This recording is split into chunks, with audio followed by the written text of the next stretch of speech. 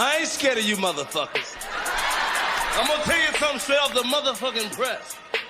I ain't coming for no foolishness.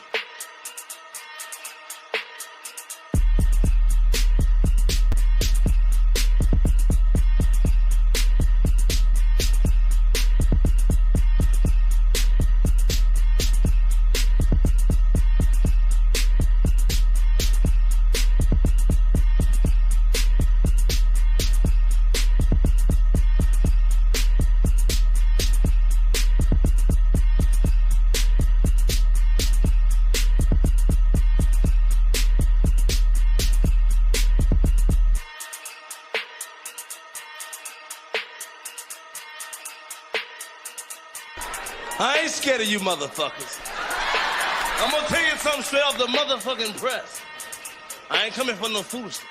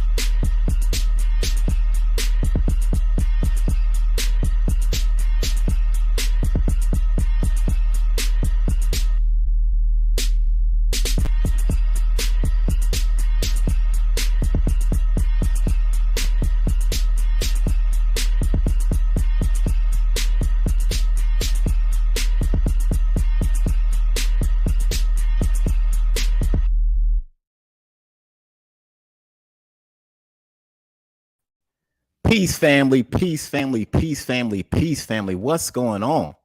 What's going on? 10 people in the chat. I want to say peace, black power, and happiness to each and every one of you guys. What's happening? We got the fellas in the black. We got the fellas in the back in the green room getting warmed up. What's up, family? We on Part 4, Volume 4, y'all. What's good? Shout out to Duchess. I see you in the chat. Peace to Lily. I see you in the chat. Peace to Sharonda. I see you in the chat. Peace to all you guys. Thank you guys for stopping in. I'm going to just go ahead and get the fellas up in here, man. There's a lot going on. We already know what's going on. If you guys are familiar with TikTok, ever since Volume 1, the streets have been crazy. You dig? The TikTok streets have been crazy. They are pushing the goal line back on you. You know what I mean? First, slavery never happened, right? That's what we was hearing, right? It never happened. Where the slave ships at, et cetera, right? After Volume 4, it could have happened. We're not saying it didn't happen. What's going on? It's the great push. So I'm gonna go ahead. I got the fellas in the green room. I'm gonna go ahead and bring them up. What's up, fellas? Come on in. Make sure your mics is off mute. Y'all can go ahead and say what's happening, man. We on Volume 4, man. The shit is crazy around here. Crazy. Can you hear me? Check 1. Mic check. Y'all in the building. Check 1, check 2. Yeah. What's up? What's up, fellas? Hold on. I gotta. But yeah, ever since Volume 4, ever since Volume 1, I haven't heard a reply, a rebuttal, or none of that shit. I see one cat try to rebuttal this shit. What's his name? Jay Bird. I got a video coming for your ass. What the hell that is? One of them cats. What's good? Peace, Vant. What's going on? We got the genomic specialist Vant in the house, y'all. What's up, man? It's crazy. We on Volume 4, man, and the streets is crazy. The language is changing. Yeah. Temperature's changing. They agree with some of our shit now. Oh, really? Yes, sir. The damage is done. The damage is done. It's a beautiful day. Damn. I'm sure y'all seen the David shit, right? Y'all seen that? Yeah. Yep. Mm-hmm. That was wild. That's wild. I'm gonna reshare that shit for the family if I can. But go ahead. Yeah, they blocked me ASAP. As soon as I said something, gone. Like, get up out of here. You are not one of us. You gotta go. You gotta go. I'm surprised they don't. I think they just like fucking with me. They a lot of them block me, then they unblock me. Weird shit like that, you know. So I don't know. Them fools call me. Look, they got nicknames for me and shit. Pork Chop City. I'm Pork Chop City, y'all. Yeah, so that's crazy. Yeah, they got. That's one thing they do. Got jokes. They got some. I heard that shit. That was funny as fuck. I was like, that is some funny shit. All right. I like pork chops, dog. Shit. Man, who knows? Right? Motherfuckers be hitting. Fried ones. Man. Oh man, Gravy. that shit funny. Oh man, let me see. They gotta come up with jokes if they can't handle the scholarship. Yeah, they can't. It's one of those things, man. They just can't do it. You have to spit. My bad. I'm trying to look for something, y'all.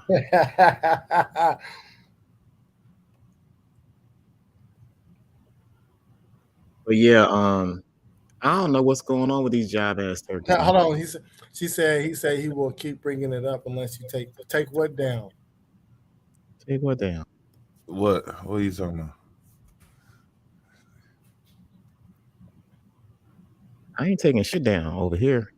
Yeah, I don't know what Taylor talking about. Taylor, who? What take what down? What? What's this you speak of?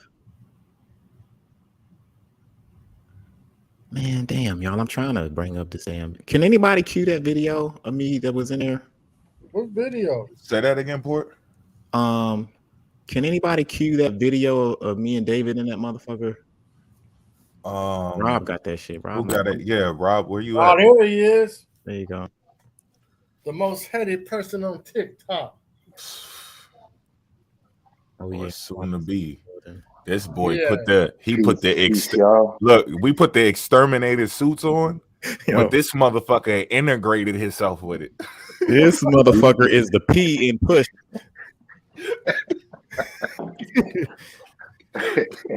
Capital P and push, yo.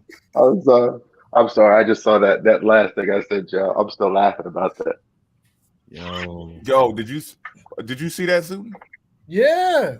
The whole fist and everything with the paint and everything.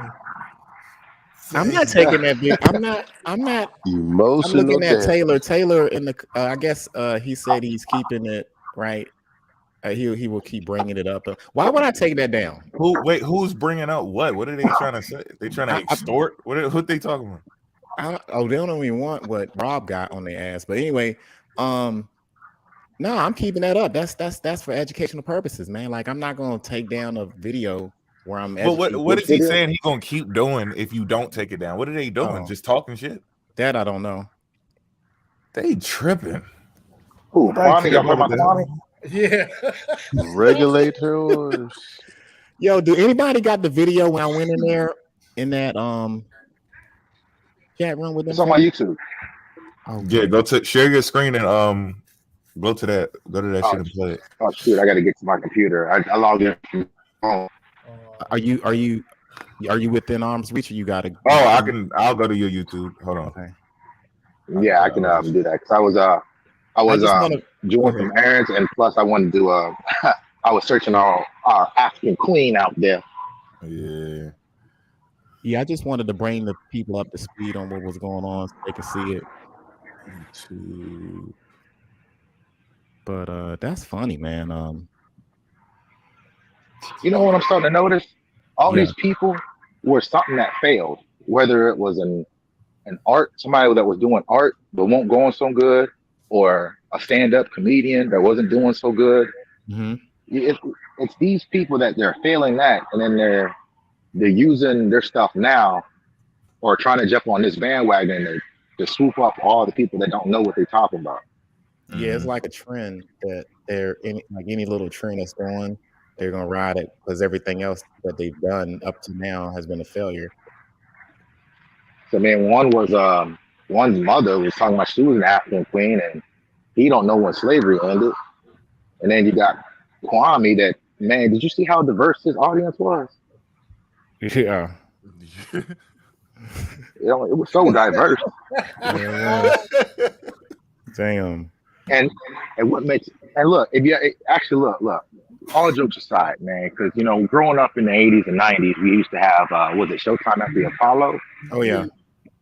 So when a comedian gets up there and they do really bad, the Sandman comes out and takes them off the stage. So what I'm thinking after watching my homeboy Kwame's videos is his jokes wasn't really that good, so he probably got booed from the black community, and now he's turning around on them. That's just my conspiracy. Yeah, that's a good way of seeing shit, man. Hurt boy. Somebody So hurt people. Yeah, because that shit was not funny. He was trying to check the mic and see if the mic was on, bro. The mic is on. That shit just trash. Oh, you should have look. I didn't add the best part. The best part actually happened 20 seconds before the part I did. I would have probably got my videos turned off because his joke was horrible. Like, I can't express how horrible that joke was. I mean, if we actually probably need to put it up here so people can actually see what he said to this audience, to this diverse audience, what he said. Where's the part where we got to support black people? So that it's okay for white people to say the N-word. Oh, that was 20 seconds before that part. Okay. So we talk about. We said no. We're gonna save that. We ain't gonna say that. We're gonna play it. We're gonna play it. We want y'all to see that shit in real time. I wanted to hit just like from us not even saying that. Yeah, because like I'm saying, that joke in that audience was not what's up. And I didn't want to put that because my video would have got taken down quick. I got you. Damn, that's how bad it was. Bad. 100%. And that joke right there would have probably got him kicked out of somewhere because they would have looked at that joke and they're like, "You serious right now?"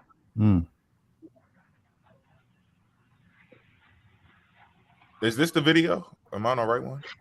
No. The video he's talking about it's the one where you see no, go ahead and look online. Let me see. It is.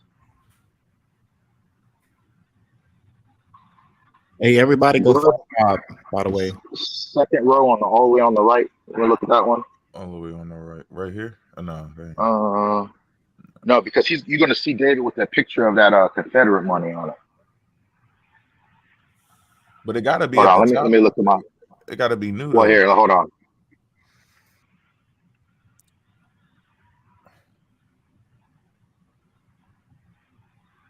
It can't be 4 days ago.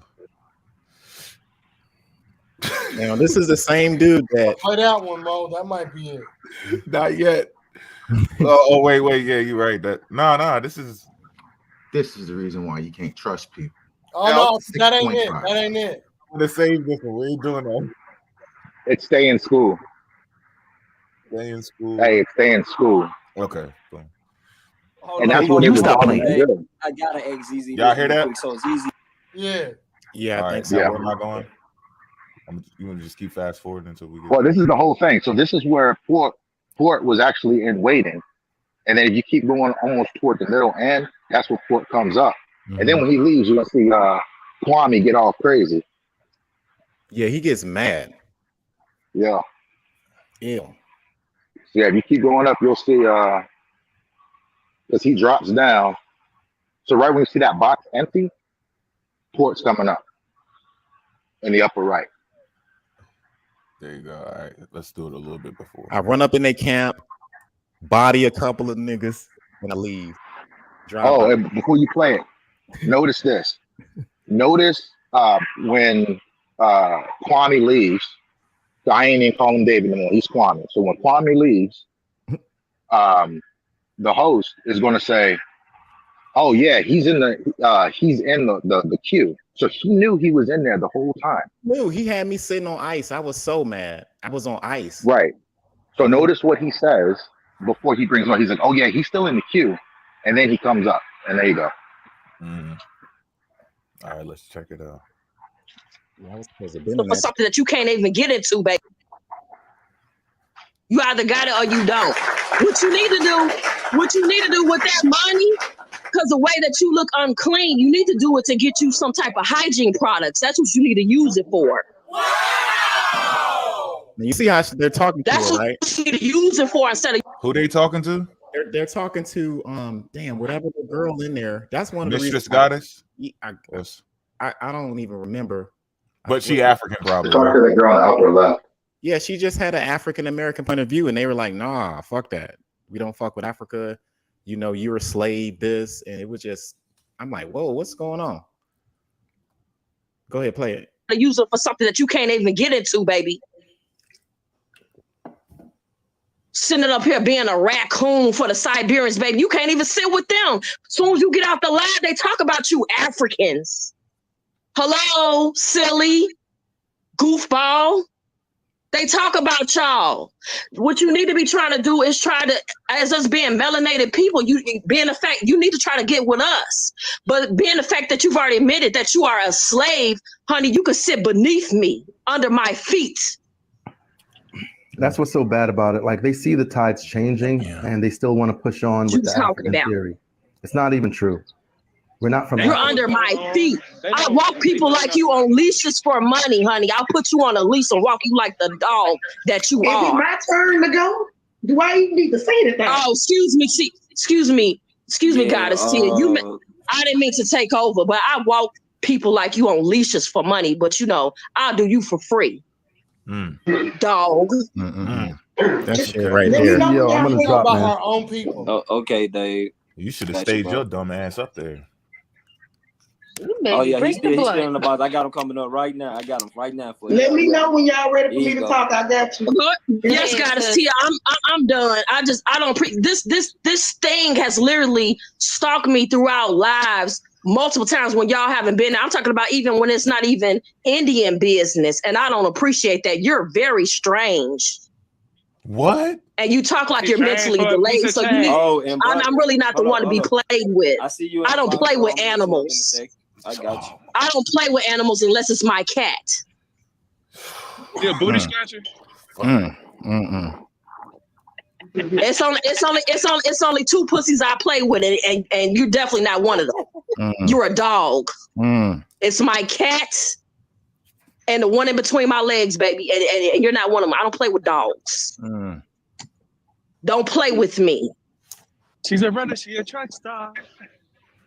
I'm done. I'm done, Tia. I just had to let her know, and that's my last warning. Please don't do not play with me, because if you want to really see some spiritual stuff, I'll be sitting in your closet somewhere. Who's that? Is it safe to step in the street now? Go ahead, girl. I'll be in your closet, and mind you, and not in the physical. I will haunt you. Hey y'all, look. Let me know when I can bag out. Just let me know. Play with me. Look, real quick. I ain't gonna stay long. Okay, I know why y'all. Go ahead. Got it. Tia's next. Port City. Tia's next. You can go after Tia. Go ahead, Goddess Tia. I'm done with this trash. Real quick, real quick, Goddess. We're gonna get you to cool out for a second. All right, we got you. I'm gonna call you when it's time. This all okay. I'm gonna say. Excuse me, CEO. You know, my bad, y'all. Go ahead, Goddess Tia. You know, I just had to get this trash together. Because I am not about to raise my blood pressure arguing with you about the same thing. Because when you argue with me about it, you are telling me that my people told me a lie, that they are liars and don't know what the hell they're talking about. So let me start at the beginning. Give me 1 second. So I don't have no misunderstanding about who told me what. I don't like my people being called a lie at all. Because these are not my elders no more. They're my ancestors. They're deceased.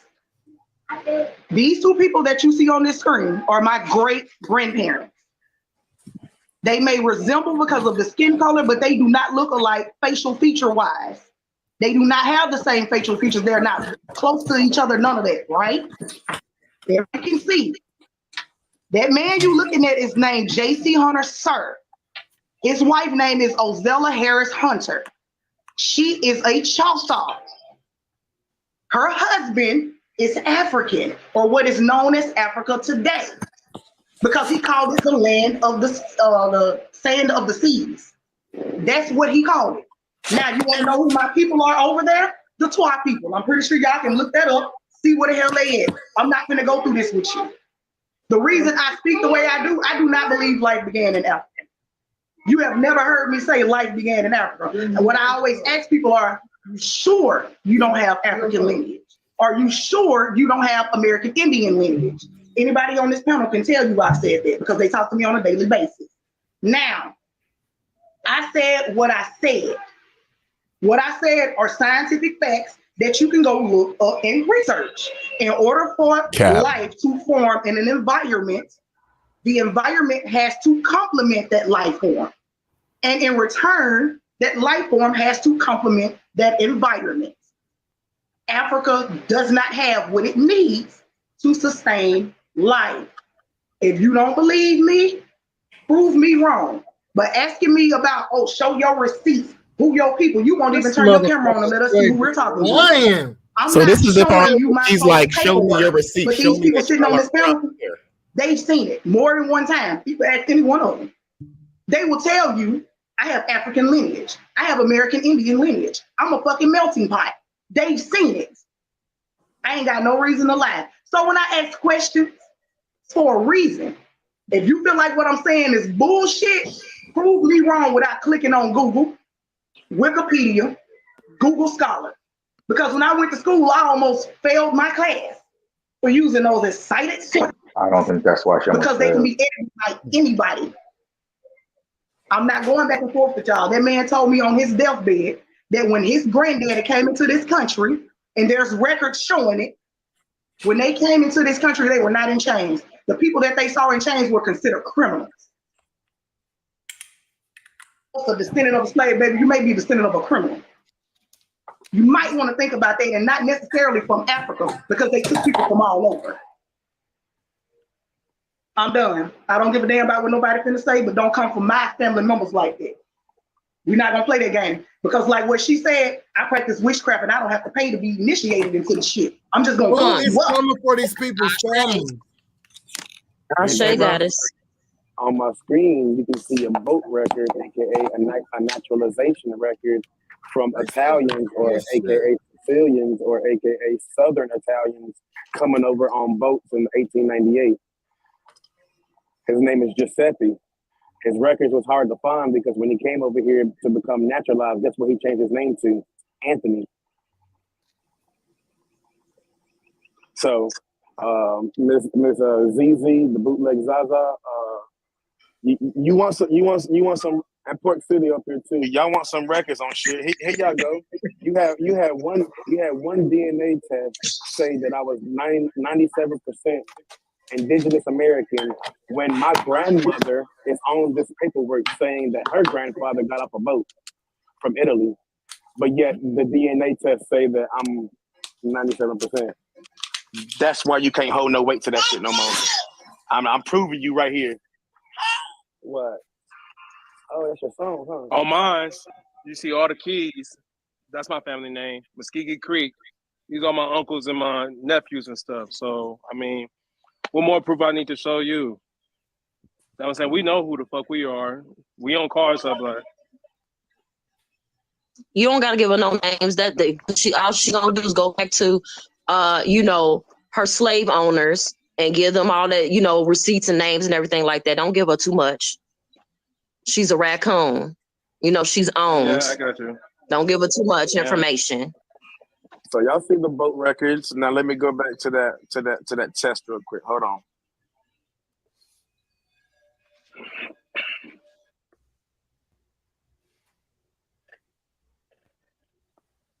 And let me slide this in there. In order for me, with my heritage like it is, in order for me to say life began in Africa, that would be me denying everything that my people on my daddy's side and my great grandmother told me. That would be me telling her she's a damn lie.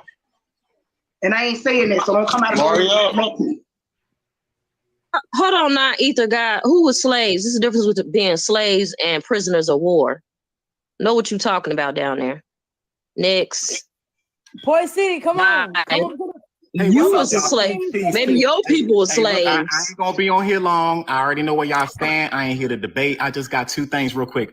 The 23andMe test where y'all saw that lizard, that they don't conduct swab tests with 23andMe, so they do saliva tests. So just in case y'all didn't know, they do saliva. But I'm not up here to argue. My second thing is the swab going. Let me finish real quick, brother. Let me finish real quick. No, you can't finish.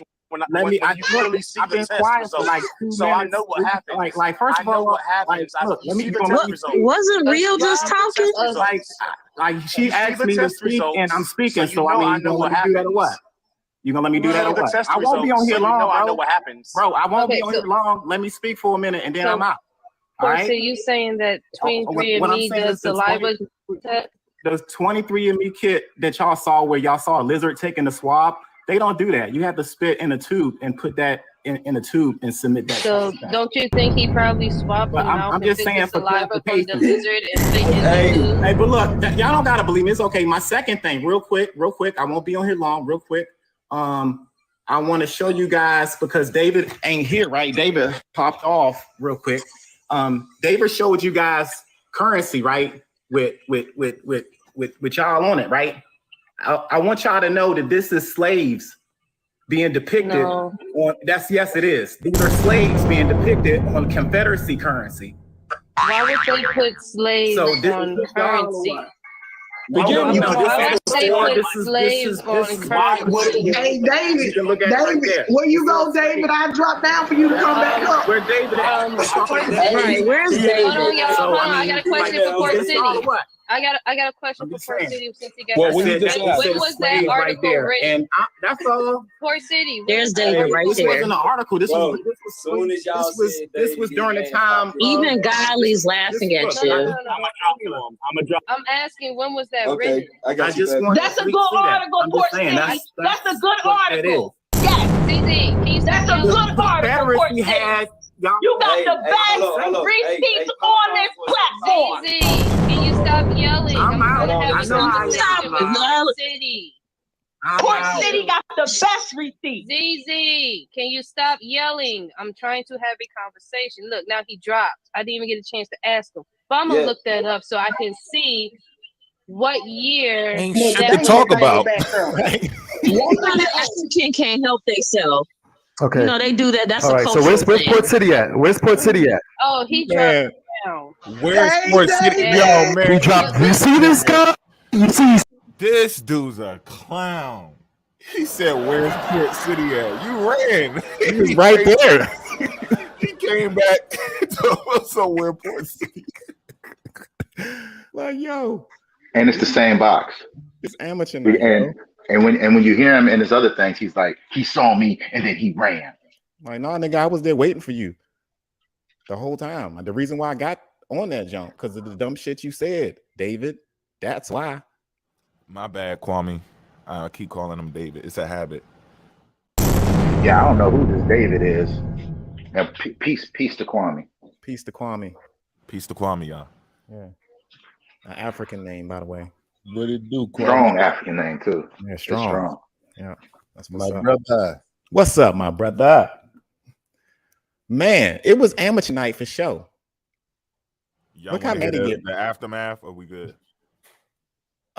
It's up to y'all if they want to hear it. But that shit was funny. But let's see what he says though. Yeah, because he said something about. He says some stupid shit and then he runs away. Let me tell you something, Chitty. Listen to me. hold on, let me say something real quick. I'm gonna let you go. For the people in the chat, when he said that they do a spit test, you got to spit in the tube. He swabbed the lizard's mouth and put the saliva from the lizard inside of the tube. That's how they get it from the lizard. Lizards can't spit, so therefore he took the saliva from the mouth and stuck it in the tube. He surely did. I saw the video. Let me tell you something, Port City. Put it in there. Oh my God! I wish I could just talk. Yes, let me just talk this out. natural. Let me tell you something. Let me tell you something, Port City. Anytime when a man is on the currency or a female is on the currency, they are considered royalty. All right, is that understood? Now, when you see a king on a dollar bill or currency, that is because that is theirs.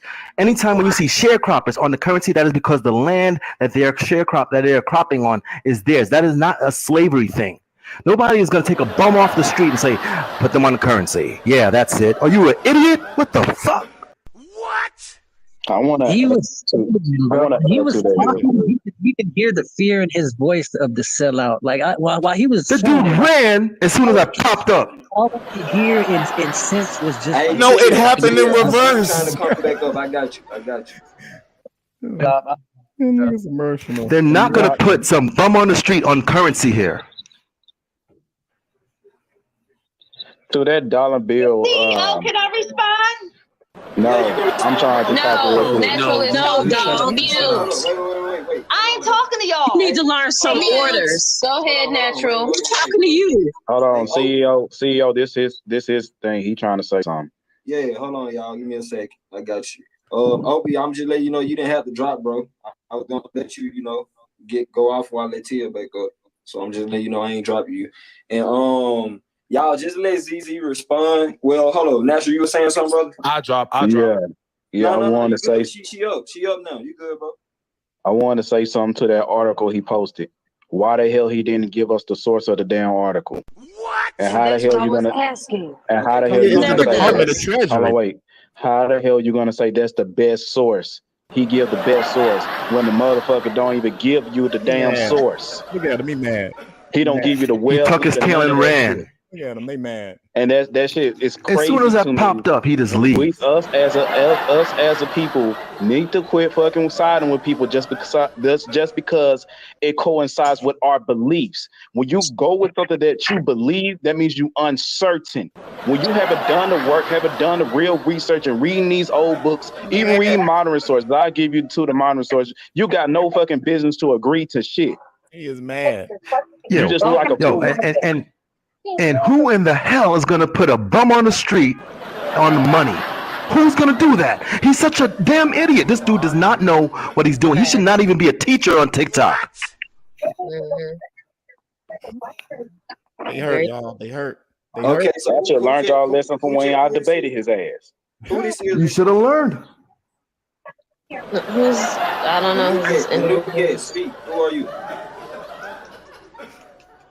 Well, ma'am. You say what? We can't hear you. Yeah, she got to drop down, reset, come back. You got to drop down and come back up, man. Sound like you in a cup. Yeah. Talk. So we're gonna drop you down real quick. You sound like you got a sock in your mouth. So just come back up here. Hey, the people up in the box. Oh my God. Yeah, I mean the dude's gone. I mean, I could drop down. I could let you, put more people up. But damn, man, Port City just be boiling me, bro. Like the dude should not even be teaching anybody. All he does is just let's go back to the Pyramid of Giza. Get the fuck out of it. And let's go back today to the Pyramid of Giza. Come on now. She did sound like she was talking in a cup and a sock in her mouth all at the same time. No, for real. He like that by nothing until then. I swear to God, that's the first time I've seen him get out of his body. Ain't nobody think about David. Don't you think about that thing you got in your mouth though while you over there bobbing your head on the motherfucker? I wish you would. I wish you would drive a ZZ because apparently her mammy didn't teach her no manners. Did you ever learn inside voice? He was the one that told y'all to let me speak. But yeah, hold on. Can you speak without yelling, please? Yeah, just go ahead and let us speak. So hold on. Thank you, CEO. So Can you ask You need them to to teach mute, please? Because they're your gonna try dog. to draw You me need to out. teach the dog commands, like speak. Excuse me, Spoken CEO. to. I'm just talking to CEO. CEO, can you ask them to mute? Because I don't that's give a kind damn of who you rude. talking to. They're gonna talk over me after you. This is your live. I'm asking you to speak. They're gonna talk over me anyway, like it's theirs. Why do you yell when you talk? Is that an African thing? Everybody yelling, please. Can you ask them to mute, please, so I can respond? So just go ahead and let her clear this up. Yeah, pistol packing. Hold on, though, guys. So we're gonna let hold on, ZZ, hold on. We're gonna let ZZ say what she got to say. Then we're gonna let Goddess respond to you, and we're gonna go from there because we gotta. Okay, so ZZ, you got it. Go ahead. My sound went out a little bit, but I know y'all can hear me. Can you put up your finger to hear me? I can hear you. Okay, all right. My sound went out. Keep calling on this end. Okay, thank you so much. you One of the screaming. things that I wanted to say, and I wanted to be clear with this, when I first came up on this platform, my first thing was I do not want to go back and forth. I have a different opinion from this platform. You know I'm outnumbered. I've been on platforms where other people was outnumbered, and I did not like when all the people on the platform was going against them, even when they thought differently from me, because it reminded me of bullies, people getting bullied in school and stuff like that. And as an adult, I will always protect the person who had a difference of opinion, even if I'm on a platform where everybody think the same as me. So when I first came up on this platform, my first thing the CEO was, listen, and in other words, I know that my opinion is not popular, not on this particular live. This is my first time on your live, but I don't want to go back and forth with anybody. I have a difference of opinion, but let's just keep it cordial. Let's just keep it simple. I'm going to say what I got to say. Y'all say what y'all got to say. We can agree to disagree, and we can just let it be that. But all the back and forth was not called for. But when it wasn't until everything was cordial, I was saying what I had to say, but it wasn't until, especially, okay, when one of the young ladies, I can even see her name, when she lied and said, first of all, I don't have another account. ZZT 109 billionaire has always been my account, my only account. I am not that new to TikTok, but I only been on TikTok for maybe about like 6 or 7 months. And I done said some stuff. I've been suspended. This TikTok is not my life. Okay. This is only my second day back on TikTok. When I was lied on like that, that was crazy. Because I'm sitting here like, dang, some people get lied on and they get unalive for lies like that. I don't have dreadlocks. When she said dreadlocks, I was like, what? Are you serious? Wait a minute, hold up. When she said dreadlocks, I couldn't believe that I was being lied on like that. I never, ever had dreadlocks in my hair.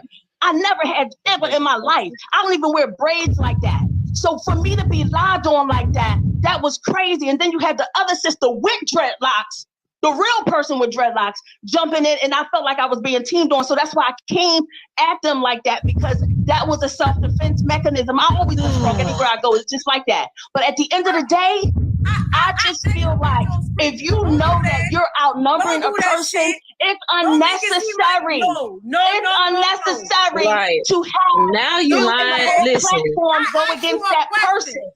Yeah, you getting that shit, man. The same thing that I'm talking about, y'all are doing. You know what? I said my piece.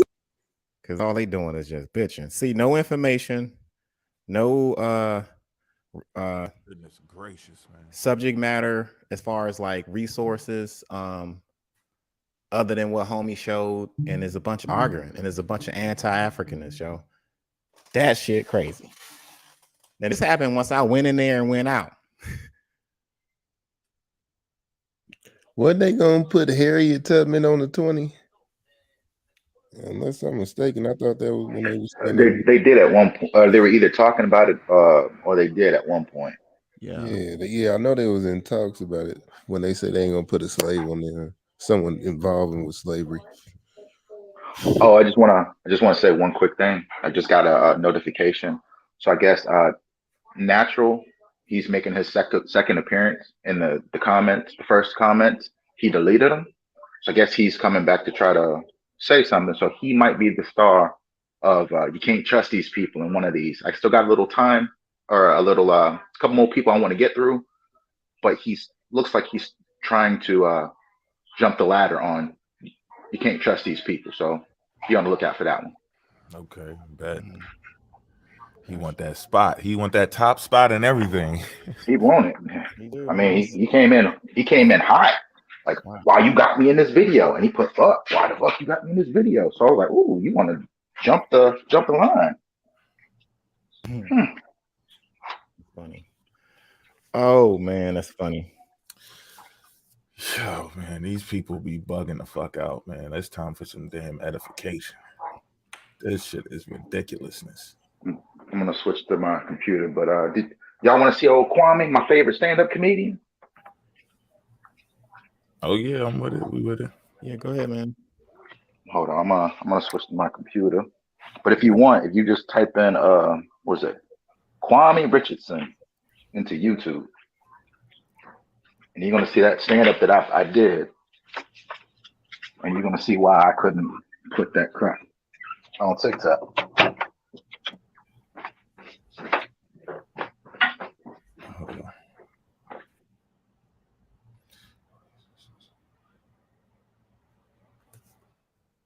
Peace, family. We got what, 14 in the building. How many likes? 9 likes, if I'm counting right. Let me make sure I refresh my shit. Get them likes up. Peace, and thank y'all for coming on in. We appreciate it. Is it Kwame Robin? What's his last name? Robertson. Okay. I was like, so, you know, first name strong African, last name colonized. That's how they did it.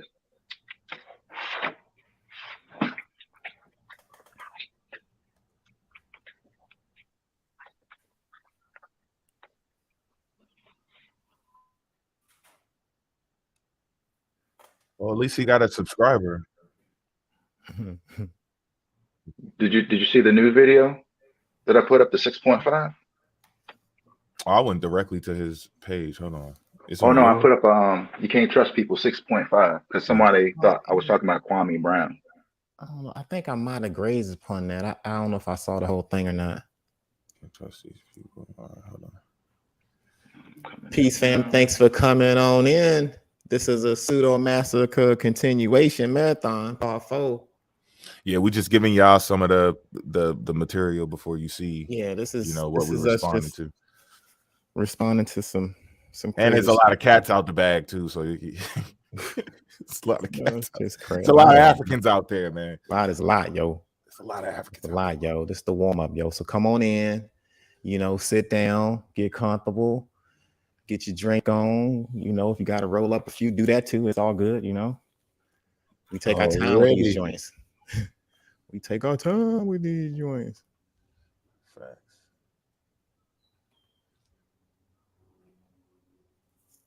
All right, sound check. This is the reason why you good. You good. We can hear you. trust people. 6.5, the Kwame edition.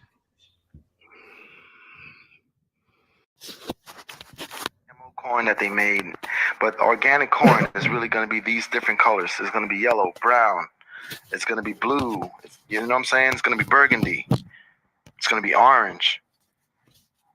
This is real organic corn, and the yellow corn is just the bullshit corn that they give to people, and it's like, it's not the real deal. Yeah, not the real deal.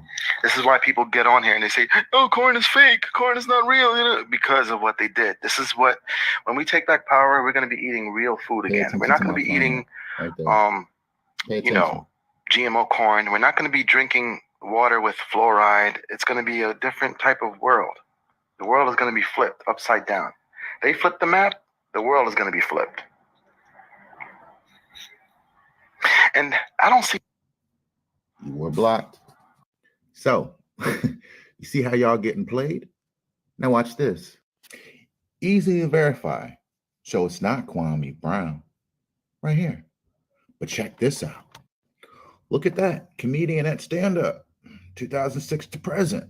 It's just like the last video I did, part 6. Interesting, huh? But this Kwame, watch this. Seems like back then he knew that we didn't win the world. The people that stole us did. It's kind of crazy. And this Kwame, woo, Wakanda. It's crazy. Forever.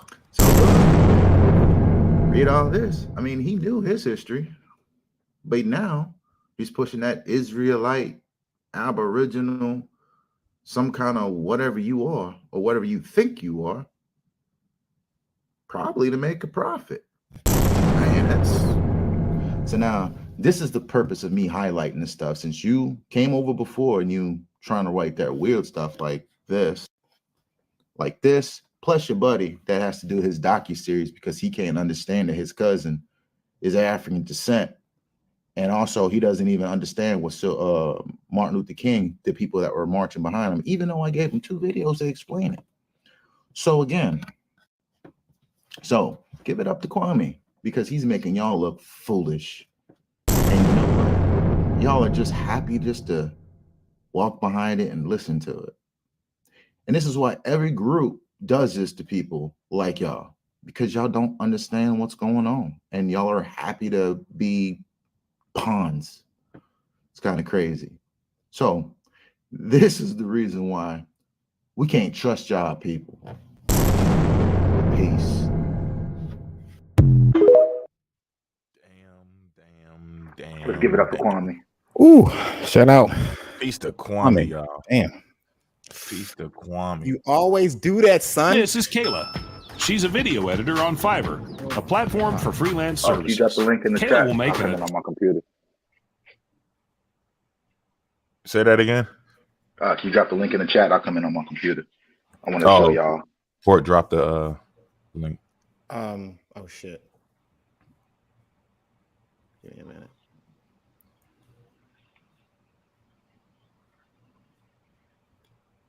Hey, is it safe to say that he lost his African mother? I think he did. No, Guyanese. Hey, but they Kandi. They came. That's what I say all the time. I think I be lying. He one of the first drop. I think he landed before me. Yeah, and you see how he I mean, that was a pretty decent question. Is that guy in corn? Yeah, and like corn ain't nutrition. Like, what's the nutritional value of fucking corn? I mean, like he saw that video where I just disintegrated that corn. It don't matter what color it is, they ruined it from what its original state. It's gone. Yeah, they found like remainders of the original corn in some cave somewhere, and they trying to replant the shit and get it, and it's way healthier, it's more nutritious. This shit we got, they selective engineered, selective breed, and GMO'd the shit out. It's like it's not good. It's not nutritious, at all. It just makes I still like corn though. Shout out to the corn. Yeah, I like corn, but you can make a fucking Happy Meal and you can fucking fill your car full of gas with the shit. You know what I mean? Like come straight out. It come out a whole brown corn cob. Fucking corn, yo. Oh shit. Like that shit can't sustain life. That bao tree me and Bam be talking about. That's what you need to be eating. All right, there we go. Let me see if I can find this video. Oh, show y'all. That's one of the oldest fruit producing trees in the world.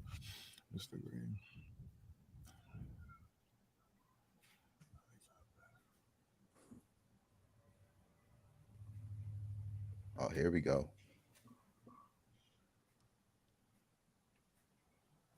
Peace, family.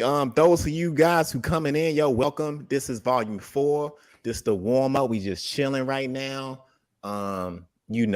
Just come on in, hit that like button. Thank y'all for getting in with the notification. If you're African and you know it, you're in the right place. All right.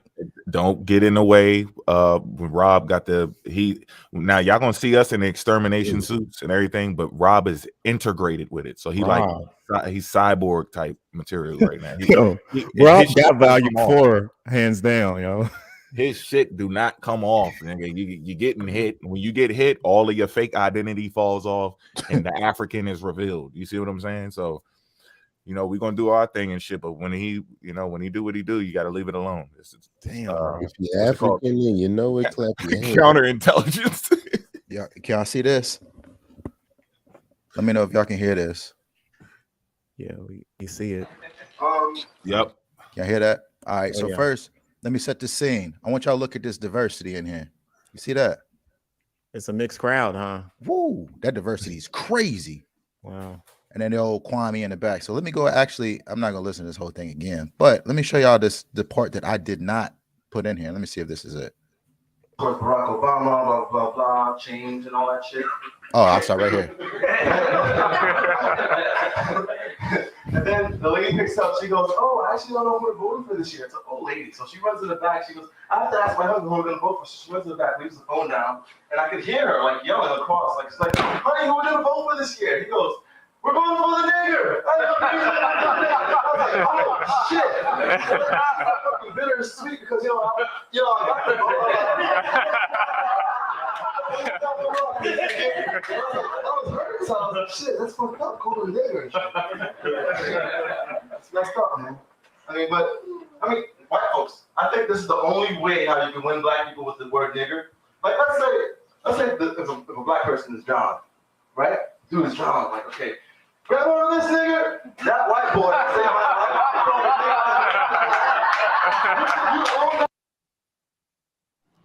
Where's the funny part? Whoa, what was that joke? Run it back, and somebody in the comments somewhere tell me where the funny part was. He said, "Grab this nigger." Whoa! And everybody started laughing. That's not cool, bro. Damn, bro. You can't be pandering like that, bro. Like, that's crazy. Nigger. Like, let's say if a black person is John.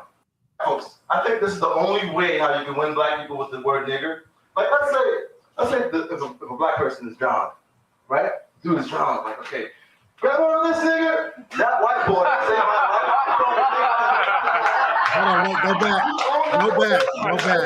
The one he first says the first N word. Person is John, right? Dude is John. Now go back a little. I was hurt, so I was like, shit, that's fucked up, call the nigger. I'm bitter and sweet because I got the Listen to how he says it. He's not saying the A. He's saying the hard ER. That hard. Well, he didn't grow up how we grew up because we don't talk like that. It's not like that's like he said. The only way I think white people can win black people with the word nigger. We don't say that shit where we from. That's not what you say, bro. Yeah, like, and that's why I was like, I can't put this part on. Even if you know white people, that's just the shit you just don't get white people to pass on. Like, it's just one of them things. Like, no, don't say that shit around me. Yeah, that's a setup. Where I'm from, that's a setup. Like, oh, he said I could say, oh, they about to get him knocked out. To be it's a knockout setup. Like, you can't really say.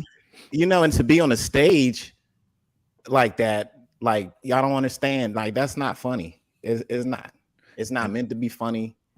And I can guarantee you, if he had a different crowd, ain't nobody going for that shit. The stand-up would have ended right there. Right, man. Come on, bro. I thought he was the last dragon. Now the last race. This nigga look like he like white girls. The fuck? Damn. Is that a perm in his head? A blowout? Yes. What is that? It's that mohawk. It's just the substance matter, man. Like, he just should be saying that shit, yo. Whatever. But yeah, man, that's crazy. But this is what we saying. You don't got to show no more. But that, like I said, that's the part that I was like, I can't put that up there, man. My video get taken down quick. Yeah, that shit crazy. Wow, for saying the ER, they videos never get taken down. Well, it depends on who put them up there, though. Yeah, but nah, this is like highly offensive. Highly offensive. I mean, like, it's not even a good joke. It's not. But this is the type of person right here. And what is this? How many years ago? 13 years ago. I can tell you his stand-up wasn't, or his career wasn't good at all. Hurt people. But that's my thing. Stand-up comedy, because this is why I didn't pursue it. Because it's a struggle. You're gonna be going from nightclub to nightclub. Right. You're gonna be going from city to city, getting paid a little bit of money, and you still have a family. So I was like, I'm not gonna drag my girl or my kids through that shit. I just get a real fucking job. But what if I never get the break? Some like stand-up comedians, they do that shit for a lifetime and they never get that one big break. Yeah, I don't have that type of risk. Right. All right, hold on. Black one in the chat. Peace. Yeah, he wants me to go ahead and play it one more time. I got you, dog, right here. Oh yeah, what? Peace. So I'm gonna go ahead and play this one more time.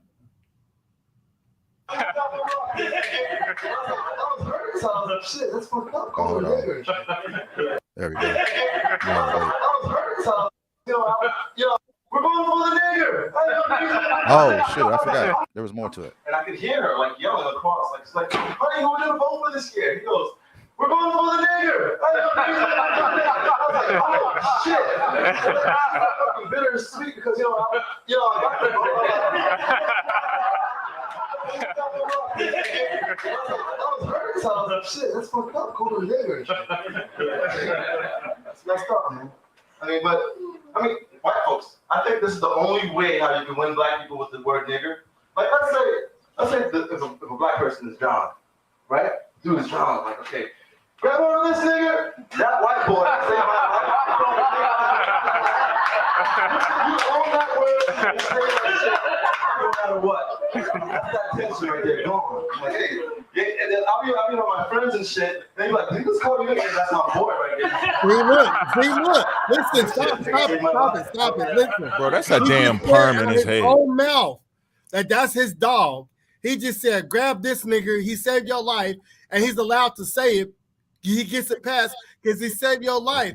And my homeboy, if I was kicking it with a white person, I'm drowning. He said, grab this nigger. After he saved my life, I'm going to beat his motherfucking ass. That's facts. That's facts. As soon as I catch my breath, I'm like, and then I'm like, knock your ass clean the fuck out. Right.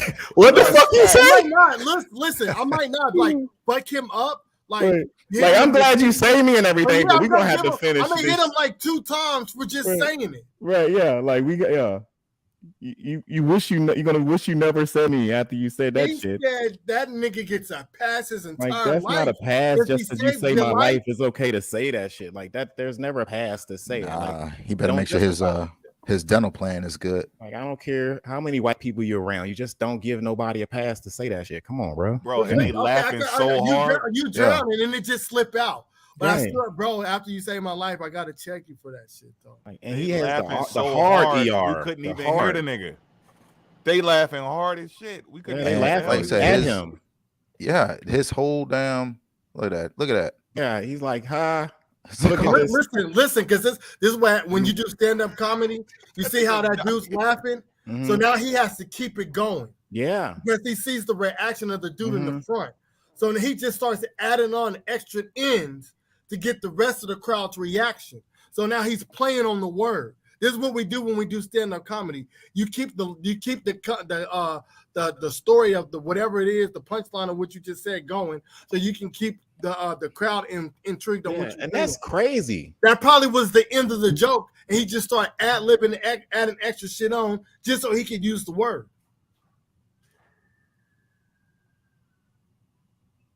That shit dangerous, yo. Yeah, yo. They're laughing at him. Mm-hmm. Yeah, he probably got beat the fuck up when he went to a black crowd. What the fuck you say? Yeah, you can't just say shit like that, bro. He probably tried to share that shit with people. And he was like, look, I do stand-up comedy. Support me. You just looked at that shit like, hey, man, what the fuck is you on? What Man, you mean? Dude, I ain't African no more. Fuck this shit. Man, all these stories you hear at different comedians, they'll make like a little, off-color joke, and people check them in the back, or they check them right there on the stage. I can guarantee you, he made this type of joke, and I guess a less diverse audience, man, is probably why he ain't a stand-up comedian like that, and he's doing what he's doing now. See, he probably just rehearsing his material from them, probably his friends. Nah, he was probably at a crowd where that shit. Bro, when you go to the beginning of the video, don't look like that many people there. That's probably just a group of shit look like that's probably just a group of his friends. Hole in the wall, redneck bar, dog. Yeah, because even look, this video right here, he ain't got nobody in here. I was just watching the news the other day. I was watching like the Discovery Channel, History Channel, some shit. So I didn't even listen to this one. I saw a little bit of this one, saw the other one. I was like, nah, I can't do no more of this. Shit was straight trash. Yeah, he's got. He got a lot of people out there, huh? Man, look at them seats. Full audience going. Give it up. Ovation. You know what I'm saying? Standing ovation. His name was And then look, and then here. Now, if you peep his videos, or his TikToks when he's on live, what does he do? He does that clap track. Whenever somebody does that and you hear the clapping, so he can't get regular people to clap. He has to get a clap. Because look at this. Look at all these people sitting in here for him. Because I peeped the video when I was doing it. I was like, man, he got to have a clap track? Really? He's creating his own environment. He's making it all up. So I could use the TikTok app, put on a show. It's the never-ending story.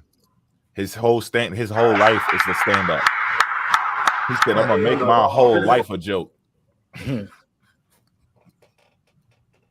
So now, like I said in the video, he didn't turn all the weak-minded people into his fucking joke.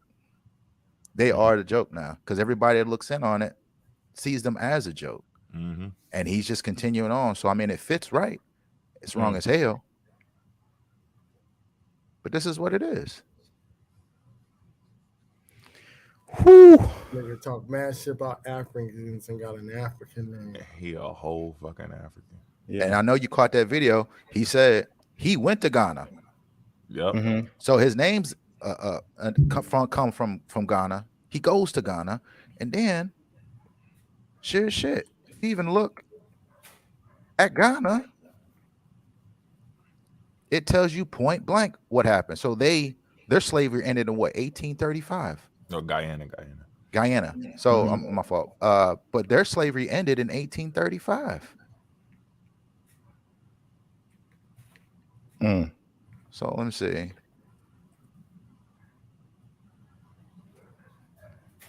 Rob is got bodies over top of bodies, dog. Damn, Rob. Shh. Man, so this goes over the whole damn thing. Skin suits and shit. Damn, Rob. Oh yeah, Lily. He sure did. And that stand-up, he even said that's where he went. Yeah, he went there. I even learned a little bit. He talked a little bit about the tribe and how they operate. I'm like, how the fuck he know this shit? Right. Okay. We know how he know that shit. He literally went. What happened? He lost his African mind. Yeah, somebody in his family was probably African, and they weren't supporting his struggling comedian career. Dude, all of his family's over there. Oh shit. All of them. Cousins are still over there. I think his mom's still over there. Listen, because I'm not trying to badmouth him, but all I ever do is see this nigga go live. Like I never hear him like, oh yeah, I gotta get up, I gotta go to work. He just goes live. Oh, what? You know why? Hold on. I got you right here. Hold on. Let me actually pull it up over here. I'm gonna show you what he be doing. Cause I'm like, yeah, I know I gotta leave at 10. I gotta go to sleep, get up at 5. Yeah, we got shit to do. that nigga, he just be, Yeah, I got a life, got my kids. Hey, that's crazy. Work. I'll be talking to y'all, the kids coming here fucking with me. I don't hear nobody fucking with him. I barely can get on this jump, you know. It's just him in the picture of the Last Supper above the fucking couch and shit. And then studying, because you gotta read these books. Hell nah. Where is it? I don't hear him like, damn, I gotta go pick my girl up from work. Y'all give me a minute. None of that shit. Let me see if I can pull it up. Now, Rob is showing y'all all of this. You know, shout out to Rob for kicking in these skeletons and shit, and stuff. So yeah, shout out to Rob. You know, now Rob is showing us this, so I can show you what was going on, because this is what he was showing, defending, I guess, the presence of melanated people being over here, and what kind of lengths that he'll go to try to prove whatever he's claiming right now. So what about receipts? Yeah. Let's see if I can find it. I don't really have to log into my thing. I hope not. So I don't even remember my password. Actually, all right. So, dang, I can't pull it up. So on his Facebook, the last post he did was in October 18, 2022, where I guess it's an apartment or something, and he's doing some pull-ups.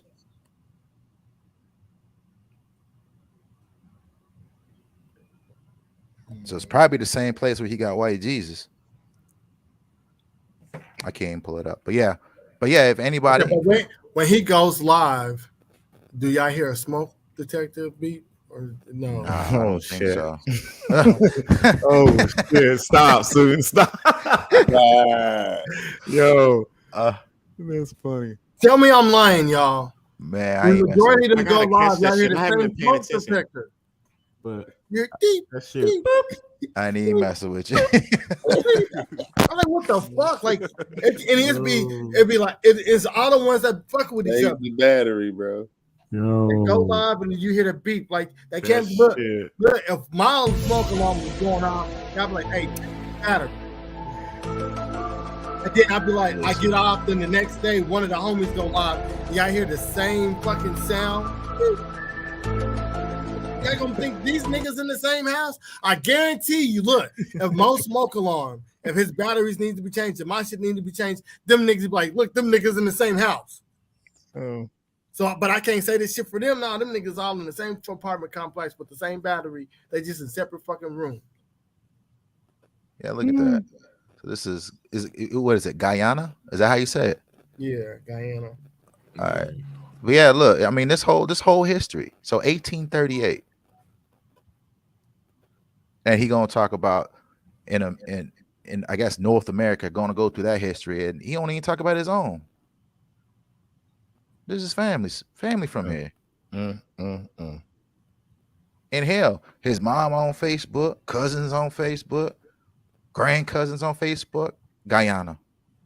Africa. Man. Hey, everybody like the video. Like the video. Yeah, everybody's from Africa. Y'all whole fucking family is, nigga. What the fuck you talking about? So you saying your family was over in Guyana? They was eating motherfucking corn? And you know what? No, I don't know, because you saw the question I asked them, and then they got rid of it. Good old C3. She got rid of my comment and he blocked me. Yeah, she a fake ass indigenous too. What her name is? By what? Oh no, I'm gonna save that. She gonna star in one of them too. She got a whole African name. She gonna star in one of them. Pseudo X family. This is the Pseudo X Files. Yo, Rob coming with the receipt. That's all right. She gonna be on one, and then I ain't gonna name the other one, but she want to push all that hate, and then I know for a fact she don't go home speaking this stuff. I know she don't. I know who you talking about. Gonna sit here and your mom and your dad. I can tell you what, they ain't indigenous. I know that for a fact. She called me. I ain't scared of you motherfuckers. I'm gonna tell you something straight off the motherfucking press. I ain't coming for no foolishness. My bad, yo. So that's all right. You know, she got some daddy issues, I see, but we're gonna talk about it. Tia told you need your ass kicked. Oh, she sure did. She told him that. I watched that video too. I was on that live. Now, if he would have said the same thing back to her, everybody be coming after him and shit. That's what I'm talking. These females, they think they can say whatever. When she found out that we all from the same area, she don't really say too much now. She's where your mama from? Oh, where you? Oh, okay. Yeah. That's it. Now she ain't talking the same way because she know how it is over there. We might all be connected. She like, oh shit, he might know some of my people. Yup. Yep. Dane Calloway too, nigga. You kind of look like my aunt, buddy. Y'all better chill out. Yeah. I just had a conversation with my man from DC today. We were talking. I was like, dog, do y'all ever remember us talking about Rockefellers or Indian and any indigenous shit back then? I'm like, no. We like, nah, I don't remember that shit. Oh, and in fact, we were more Afrocentric back then than we ever been. Check this out. Let me show y'all one of my favorite rappers. Yeah. Y'all ready? Go for it. One of my favorite rappers. Man, look at my favorite rapper right here. Is he Dame Dollars? Dame Daddy or Dame Dummy? Look at that. Check this out. Minnesota Avenue. Oh no. Make sure I don't get flagged on this joint. Oh no. Oh. Yeah. Oh, this one, sir? Here, let me turn this down. Who that is? Is that Dane? The DC, Wow. the DC Birdman. Oh shit! Ain't that some shit? Yeah, he looked like he about Young Diesel in the flesh. Everybody be on the come up, man. That's what this thing's about for them, you know. They gonna just throw everything on the wall and just, you know, you got to follow it, and then it grows. And rap career didn't go. Shout out to Southeast though, man. So if you I gotta handle that dude. If y'all want to hear some good stuff, y'all just go into this one right here. That's his interview he did. But you know, some people don't play any of that because I'm gonna get not, flagged. Yeah, I'm not. That's why I told the witch calm. But I'm just saying, if you go to that one, you can definitely hear some good stuff on that one. How you can go to you can wake up one morning, be a rapper, comedian, somebody with art, daddy issues, family don't believe what you say, and then next day you can push this nonsense. It's crazy. I'm telling you, yo, you literally lose your African mind, man. All for the bag. At the end of the day, it's for the bag, man.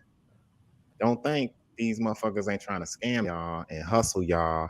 And like, it's okay to make money. Like, I ain't knocking the hustle for shit, but like, if it's at the cost of us losing our African minds or losing our Africanness because we're running with this story that we can't even prove, right? And shit, and then we're making these claims, these extraordinary claims. You know what I mean? Like, that don't make sense. So, and that's a reason why get mad at us. Can't trust these people.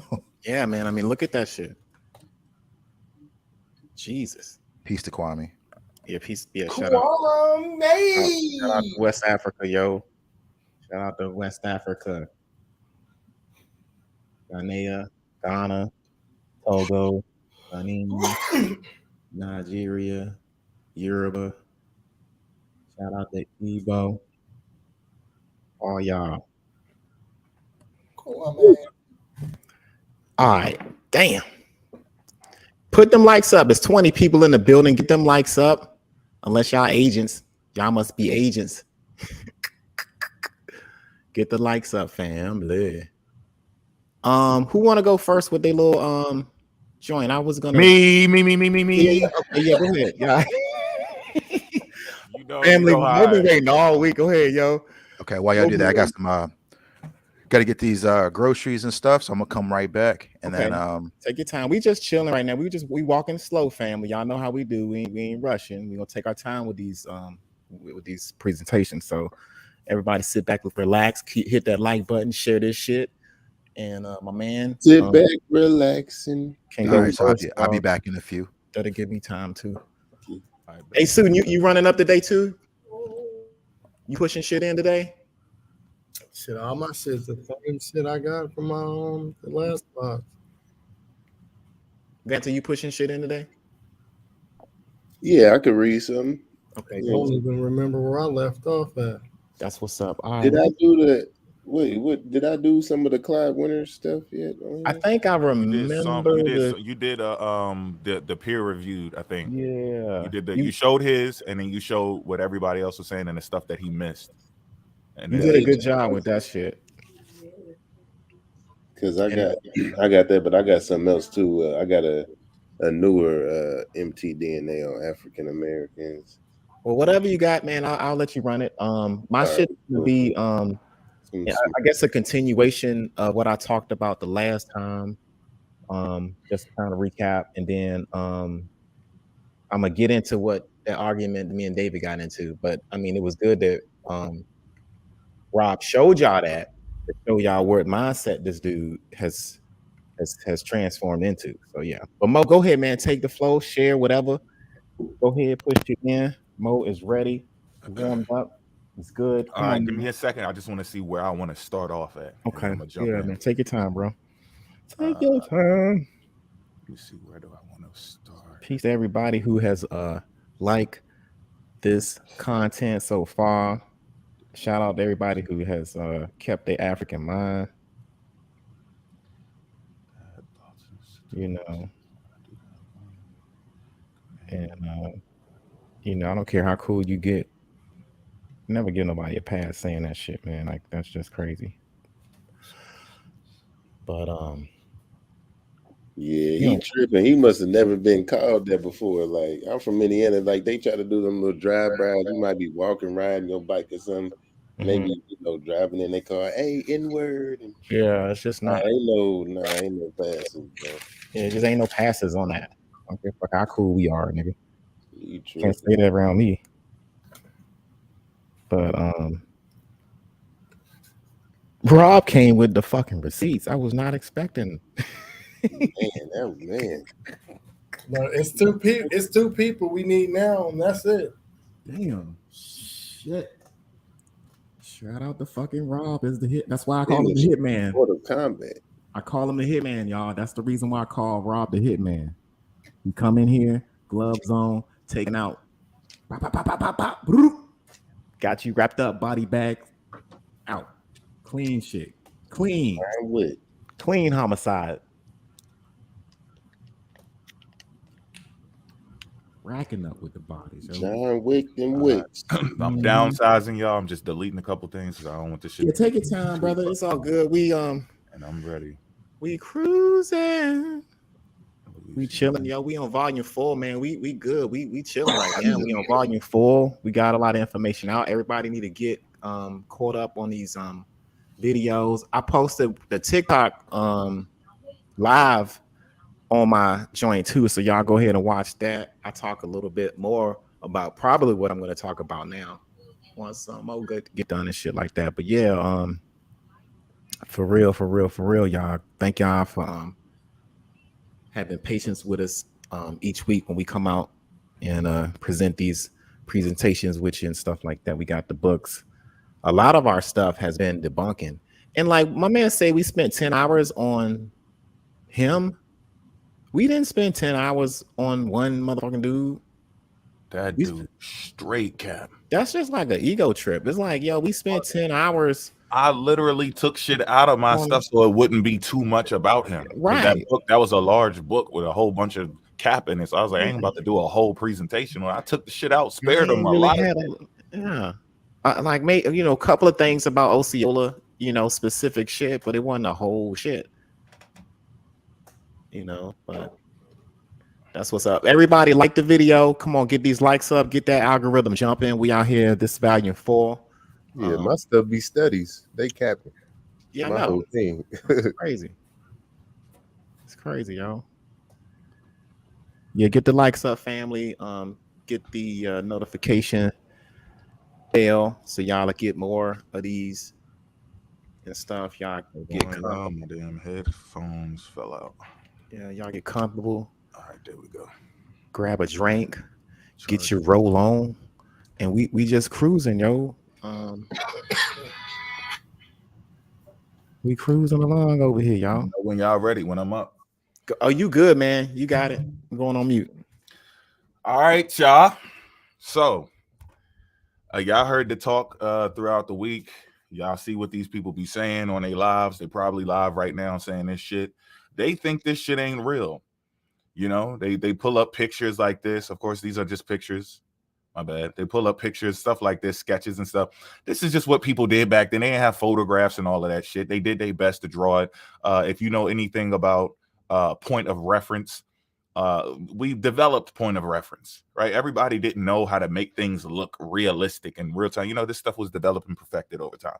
So they like lookership as well. They just like looking at pictures and shit. So, that's what they do. They look at a picture. Wait a minute. You think slaves could be down here? So the slaves were underwater and the waves were splashing them. They would have drowned and all this. They be talking and people be like, facts. Yeah. Clap, clap, clap and all this stupid ass shit. Let's deal with what's being said. Forget the drawings. Forget the sketches. These were people making money anyway back then. Everybody wasn't drawing shit just to document history. People were drawing to make money, right? Hey, I could draw you right now. I could draw here. There's while you're selling up, people are drawing sometimes, and they got a picture waiting for you when you get off. You want this? Yeah, sure, I want it. So don't worry about that shit, And then most of these pictures that they're using don't even trace back to these times anyway. These actual pictures from that time are gone. These are literally, most of these things are modern day sketches. So let's deal with the records and see what they're saying. This is the Victorian Royal Navy. And the website is Let me give y'all the exact website. Well, matter of fact, this is recorded. I keep forgetting this is not TikTok. All y'all have to do is type in the Victorian Royal Navy, right? Pause the shit, catch it, and it'll say like something VS Davis, the PD Davis or something like that. PD Davis or P Davis dot military or .org or .gov or something like that. All right. But if you just type in the Victorian Royal Navy, this will pop up. It says the officers, ships, fleets, and companions of the Royal Navy between 1840 and 1880, the slave trade on the West and East African coast, the 1841 Niger expedition, the Crimean War, Victory, Naval Review, and much more. Okay. Go there, check that out. I'm just taking a couple of screenshots from this site, specifically this part here, the 23 dhows. Go look up dhows and what they are. These are the ships, specific ships that they used to use to do slavery and shit like that. And around this time, I'm going to be showing you from a different angle. Instead of showing you, oh, this is the slave ship right here, and that's the slave ship right here, I'm showing you that this is a thing, right? You would not have these things condemned. You wouldn't have people searching for them, trying to hunt them down, trying to stop them from going into Africa, trying to stop them from picking up slaves and dropping off slaves. You wouldn't have them building water tanks, food supplies for slave food. You wouldn't have them having these decks under there at the bottom, chains attached to it. Why you got all them chains down there? These aren't slave ships, right?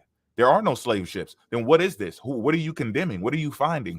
Who's running from you if they don't have anything, any slaves on their ship, and you're coming to see if they and check if they got slaves or if they got their licenses, their papers, right? Why do you have a license for slavery if there is no damn slavery? These people are making no sense. Why are people jumping off? But we're gonna get to this. There's a whole bunch. It's too much to cover up. So this is the specific area of the site that I'm going over. The East Africa slave trade. They have the West. They have all types of stuff there. Y'all need to go there, share this with your children, document it, print some of this shit off, because these people are coming to erase everything, and we don't know how deep they are connected. We don't know. Like, they could be part of some other shit. So they flip it on us and say that we try to find their information so we can delete it. But it could be the other way around. They could be trying to get this information so they could delete it. But who knows? I don't give a fuck. We're going to teach this shit anyway. So, report of the condemnation of 23 dhows captured by Her Majesty's ship Ariel in 1861 to 1862. Hold on, I keep scrolling. Let me just use my arrow. Okay, and this is a report. Her Majesty commissionered by Earl Russell, received October 30th, Cape Town, September 19, 1862. My lord, we have the honor to enclose to your lordship reports of the cases of 23 dhows adjudicated in the Vice Admiralty Court of this colony on the 18th instant and condemned as good prizes to Her Majesty's ship Ariel. We have and signed, I guess that's George Ferrer and Frederick R. Surtees. Number one, a dhow of 76 over 92, 94 tons captured off Comoro, August 28th, 1861. On the 28th of August, 1861, Sub-Lieutenant Clark was cruising in a cutter of the Ariel of Comoro when at 3 p.m. a dhow was seen at anchor off the northwest point of the island. Lieutenant Clark at once bore down and boarded her. She had a crew of 14 Arabs. Pay attention to this, y'all. 14 Arabs and the Arab colors, but no papers of any description. They're looking for paperwork. They're looking for paper. What are you looking for paperwork for? She had a slave deck. It had a slave deck.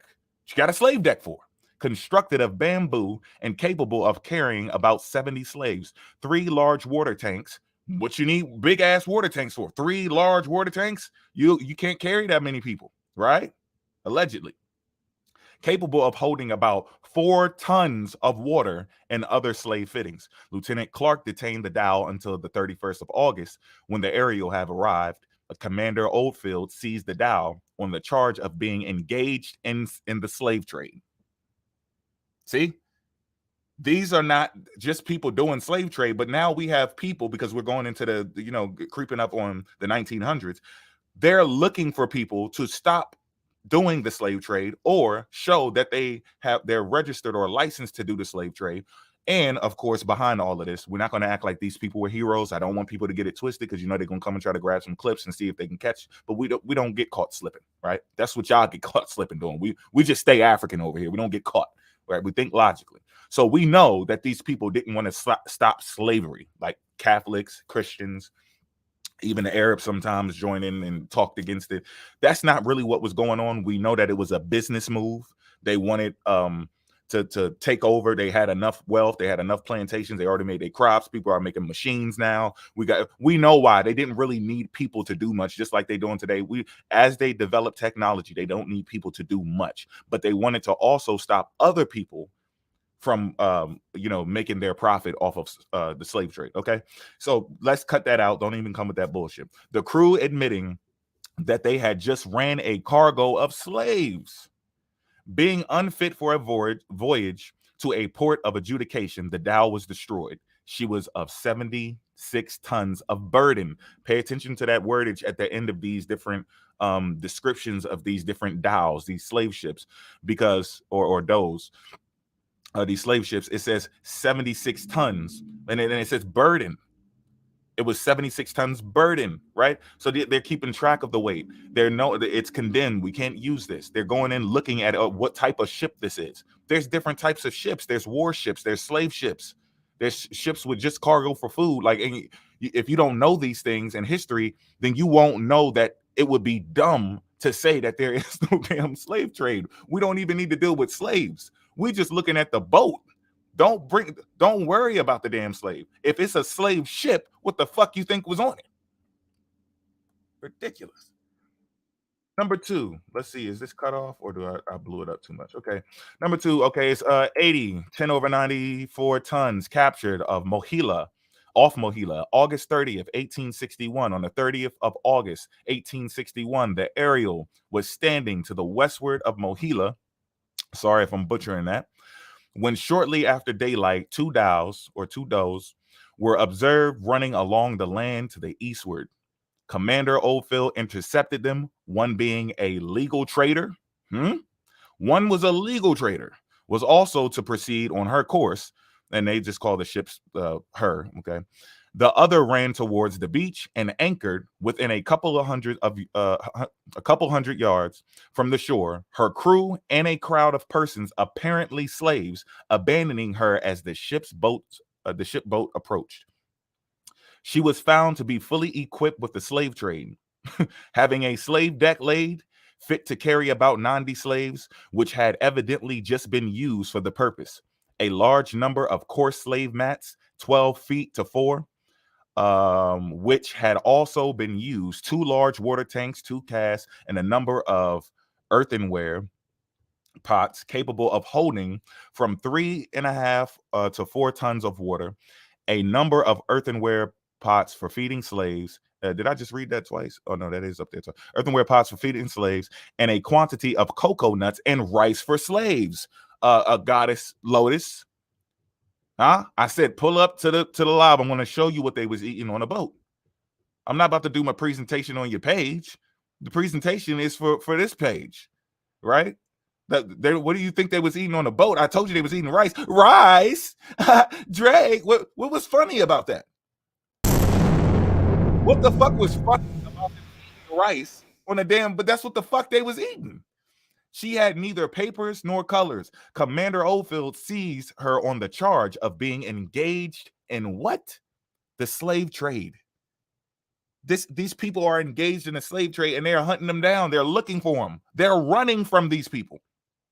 So we're not just dealing with we're going to get into what our people were doing. We're going to get into who they were targeting when this was happening. But I'm just showing you that there's multiple ways to prove that the slave trade happened. We don't just have to show you that we came from we're descendants of slaves. We don't have to show you which boat we came off of. We don't have to show you the boats here in America, the ships here in America. We don't have to show you the records that we're showing you from the the second, and the first presentation. We don't even need that. There's multiple ways we can prove this shit happened. Bro, I'm going to be in the dirt and I'm going to have to pass the ball to my son so he can keep showing you how many different ways we can show you the slave trade happened. That's how much evidence is out here. So y'all stay seated, Indian style, and don't move. accepted it being illegal that they were allowed to proceed. They ran towards the beach, anchored with a couple of 100 yards of the shore. The slave trade having a slave deck. Where was it? Okay, fit to carry 90 slaves, which had evidently just been used for that purpose. A large number of coarse slave mats, 12 by 4, which had just been used. 2 large water tanks, 2 cat. Hold on, wait, I was still past there everywhere. Commander Oldfield seized her on a charge of being engaged in the slave trade, and as she was unfit for voyage to a port of adjudication, destroyed her. Destroyed. So some of these ships you're not going to find. They're not going to wait. And here we go again. She was 55 feet in length. Y'all said y'all wanted the dimensions. I said pull up. We ain't going to pull up to it. Cool. Well, then do your own damn research, because you're clearly not looking for it. Go to Yahweh, because he said that he did some new research that brought him back to the default that this shit happened. So go ask him what the fuck he found. I'm pretty sure he found the same thing, right? She was 55 feet in length and of 80 tons burden. That's why it was destroyed, man. It's a burden. Who the fuck wants to drag ships around? That things wear and tear, especially back then. At this point, they had just started coating the wood in iron. So these were easily, like, these things, they did their job, and then that was the end of the shit. And they talking about how did it happen? Well, sometimes it didn't happen. Slowpoke. Sometimes they failed. Sometimes they sunk. Sometimes people were locked up for negligence. You didn't check. You didn't do the inspection right. Safety first. They did not always make it. You're listening to the European bragging about what the fuck he succeeded in. It's up to you to go do the other part of history. What the fuck is he going to brag about failing for? Y'all slow. But we quick over this motherfucker. Number 3. A dhow of 162 tons captured at Comoro. August 31st, 1861. On the 31st August, 1861, Commander Oldfield, then in command of the Ariel, off the northwest point of Comoro Island, had received information that a slave dhow had landed a cargo of slaves in a creek to the northwest of the island. Dispatched Sub-Lieutenant Fellows in the gig of the Ariel, in search of the dhow. At about 6 p.m., Lieutenant Fellows discovered her in a creek, hauled up on shore with a stockade. She was deserted and dismantled and without papers and colors. So listen to what I'm saying. If it wasn't for the abolitionists, the abolition of slavery movement, if it wasn't for the greed of these slave masters, these slave traders, Europeans, Arabs, if it wasn't for their greed and them trying to stop each other, we wouldn't even be able to catch this shit. We're catching these things that were undocumented. Y'all crying about what was documented. We're catching what wasn't documented because people were trying. They didn't have no damn papers. They didn't have their colors. They weren't supposed. They're running because they're doing some shit that they ain't supposed to be doing. Then we have the errors where people are allowed to do slave and they're passing them on. Okay, you good. You got your papers. You're allowed to do what you want. You know, under the table. All right, cool. Prince Henry said, don't touch the ship. All right, cool. Okay, we just got a message. The bird came in. Hey, don't touch this ship. All right, cool. Some people getting passes. Some people getting their shit taken. People running. They doing illegal shit. And everybody ain't going to a plantation. We ain't going to keep the cap up. Everybody is not going to a plantation. Y'all need to stop. Like, I don't know who these Europeans are. They got weird ways. Everybody was not going to a plantation. So quit. We're just trying to show y'all what is documented. We know what the fuck they do, and they still do the weird shit today. She had a slave deck partly removed. The crew, why are you removing that? Why are you removing the slave deck? They ran up on you. You had to get the fuck up out of there, but you were in the middle of removing the slave deck because you're trying to cover up the slave trade. Just like y'all doing. The crew having evidently been disturbed in the operation of removing it. They were in the middle of removing the slave deck to cover up the slave trade to help you lost niggas today stay lost. Two large water tanks, each capable of holding 2 tons of water, 2 large pots for cooking food, and a quantity of coarse matting. She was seized and being stranded and unfit for a voyage to a port of adjudication, burnt. She was 73 feet in length and of 162 tons burden. And what I need y'all to understand, I will repeat this again as many times as I have to. It's not always about them stopping the slave trade, finding some good people in them snakes. I'm not worried about the good people. What we're focusing on is the proof, the documentation that this happened. So I'm thankful that they were jealous of each other. I'm thankful that they were greedy. I'm thankful that they had strange fetishes. I'm actually thankful for that. I'm thankful that they were running, trying to get away. I'm thankful for all of that. I'm thankful for the people that lost their life. I'm thankful for the people that made it. And y'all going to see that this shit runs into, just like it ran into my family, it's going to run right into port shit. Port, when you see this shit, you like, damn, my people was on that motherfucker. This shit is all documented. It's making circles. Y'all are helping us connect dots that was missing in our own family. So I thank y'all for that. Straight. Number 4 and 5. I'm not going to do. I got a whole. I'm gonna do one more, but I'm showing y'all. Y'all can man, take your motherfucking time, bro. You good? This shit goes on forever, nigga. Like this shit just go. It just keeps on going. It doesn't stop. So number 4 and 5. A Dow of 32 over 94 tons. A Dow of 117, 12 over 94 tons. Captured at Angaxa, if I'm saying that right, September 7th, 1861. On the 7th of September, 1861, the boats of Ariel under the command of Captain Oldfield entered the Angaxa River. This is what this dude is doing by himself and his little squadron, his fleet. And we're going to get more into them squadrons later. This is what he's doing. Imagine this shit is going on all over the seas. This is all over these coasts. They're setting up different places to stop them, not because they care so much about the African. We got you. We know. They're stopping us because you're fucking up my money. You're messing up my money, man. You can't be out here just setting up plantations everywhere. You're going to fuck my trade up. I need people to come to me to get the product. Under the command of Captain Oldfield, entered the Angaxa River and found 4 does at anchor. The local governor informed Captain Oldfield that 2 of the dows he honestly believed to be lawful traders, but the other 2 were sorry Arab slavers. There goes that Arab again. And the Captain Oldfield had full authority to search them and judge for himself.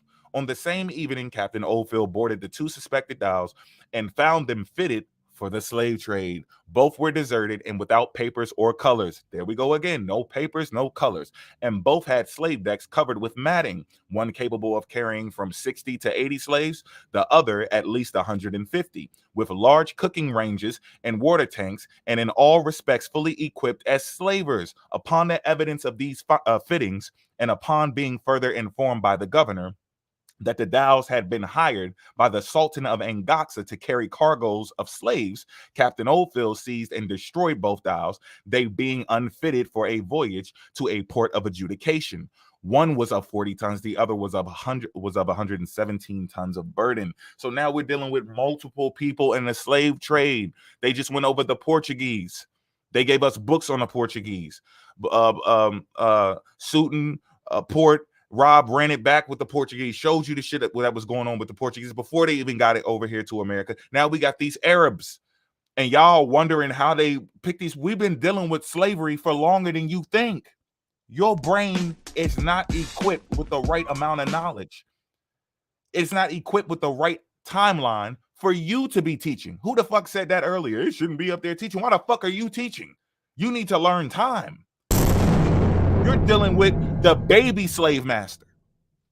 There are slave masters of slave masters. You got slave masters, as we're going to see later. Slave masters are helping stop slave masters. You got people who own. Y'all not ready for this shit. We're going to get into it.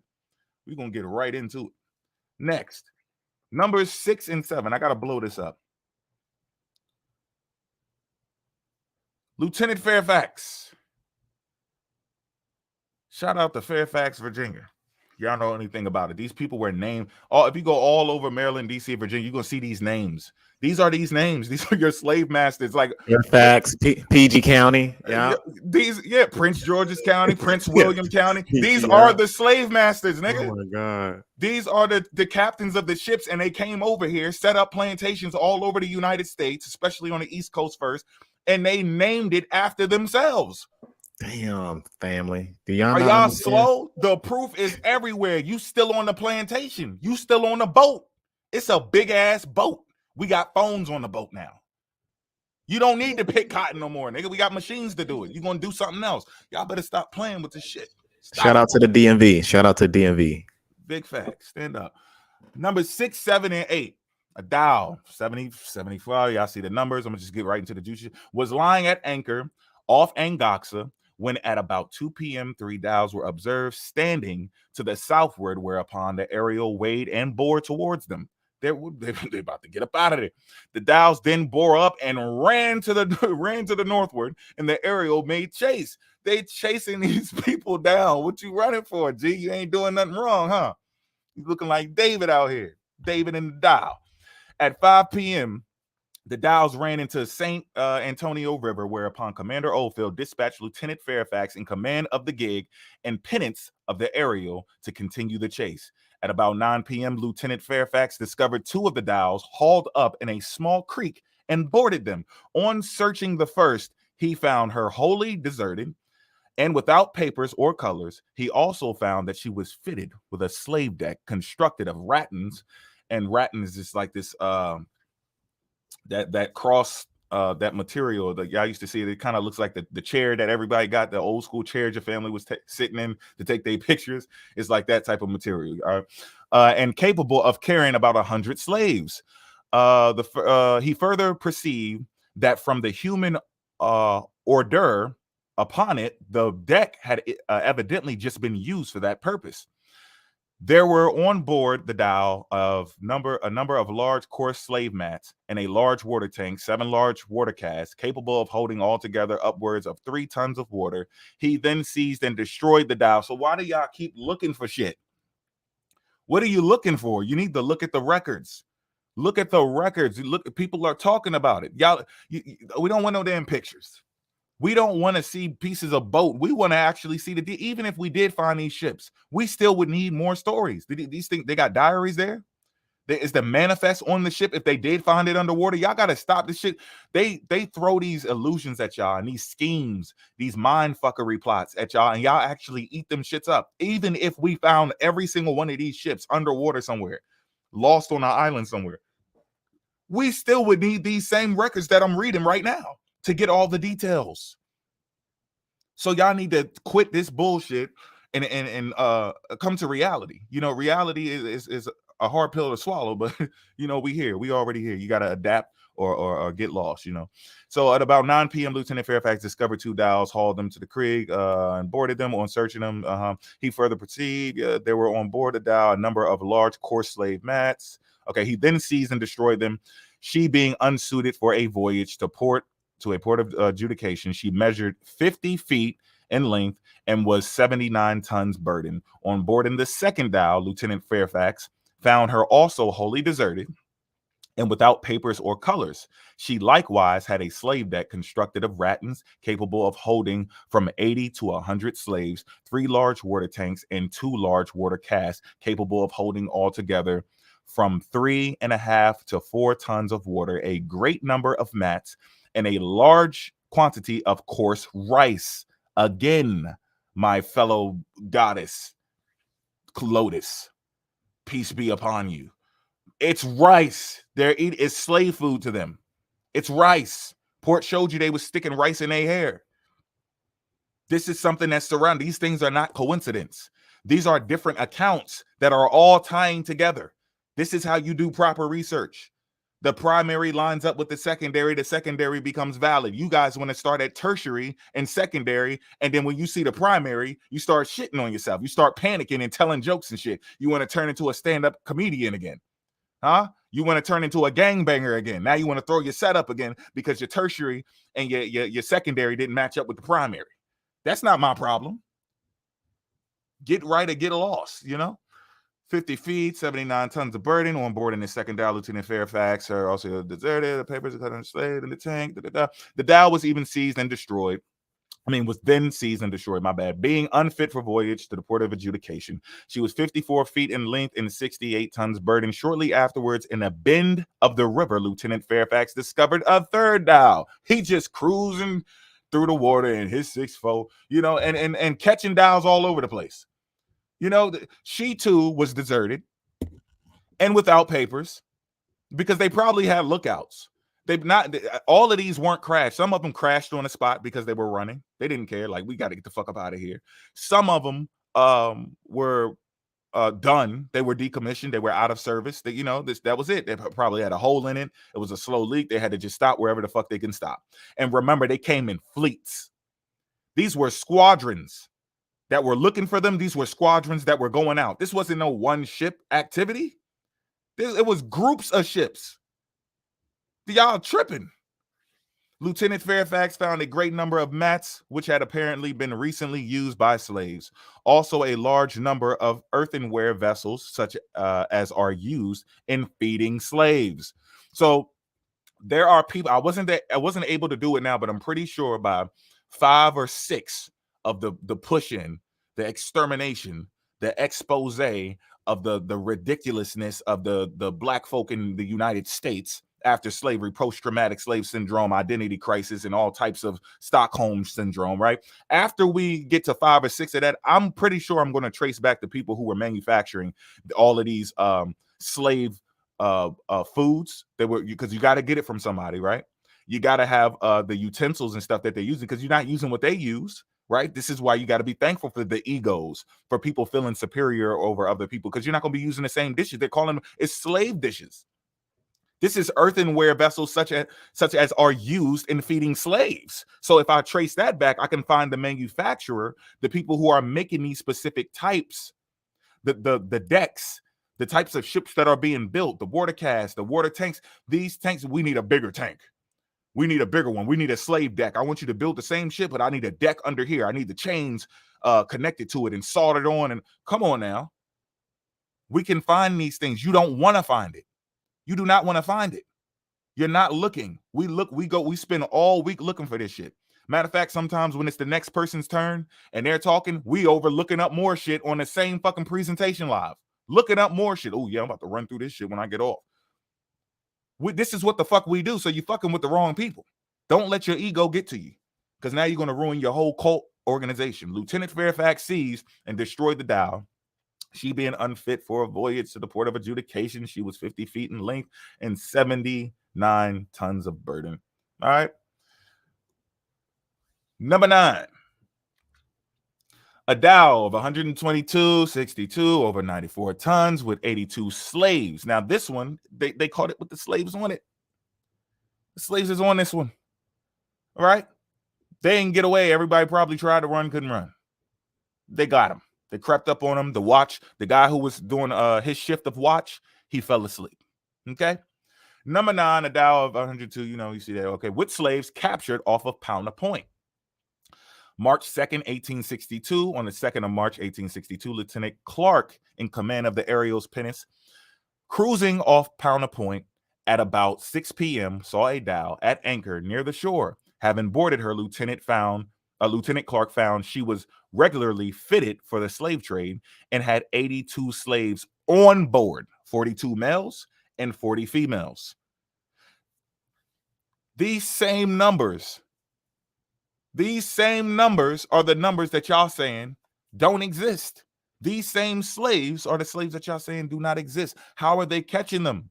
If this is not happening, they are catching them. You are denying the people who did not get caught. These are the people who may have been taken and then redirected somewhere else and sold to somebody else. We don't really know what they did when they grabbed them. We just know what the hell they're telling us, right? But at least they got stopped from something. At least they got helped. At least they got to get off when they shit crashed and run, because they weren't able to handle them like when they scatter and everybody running in fear. They weren't able to grab all their weapons, right? All of their knives. They had to just get the fuck out of Dodge because everybody's going down. The slaves is getting taken. No, we ain't got no papers. We're going to get locked up. We're going to get sanctioned. We're going to be in the court of the lords, the court of the British court, whatever the fuck. And that's it. So they had to get the fuck up out of there, right? So this when I say it's multifaceted, for everybody that was in that live, when I tell you it was multifaceted and y'all was like, we weren't producing this over here, these slave ships weren't big enough in it. It's multifaceted. There's multiple ways that we can prove this slave thing happened, because it happened in so many different ways. So the proof is all over the place. You just have to learn how to think logically and recover these files and recover this data and then present it properly. Okay. She had no papers or colors, but had a crew of 9 Northern Arabs. There these motherfuckers go again. And y'all can't deal with the English. We're dealing with slavery. We got slave masters chasing other slave masters.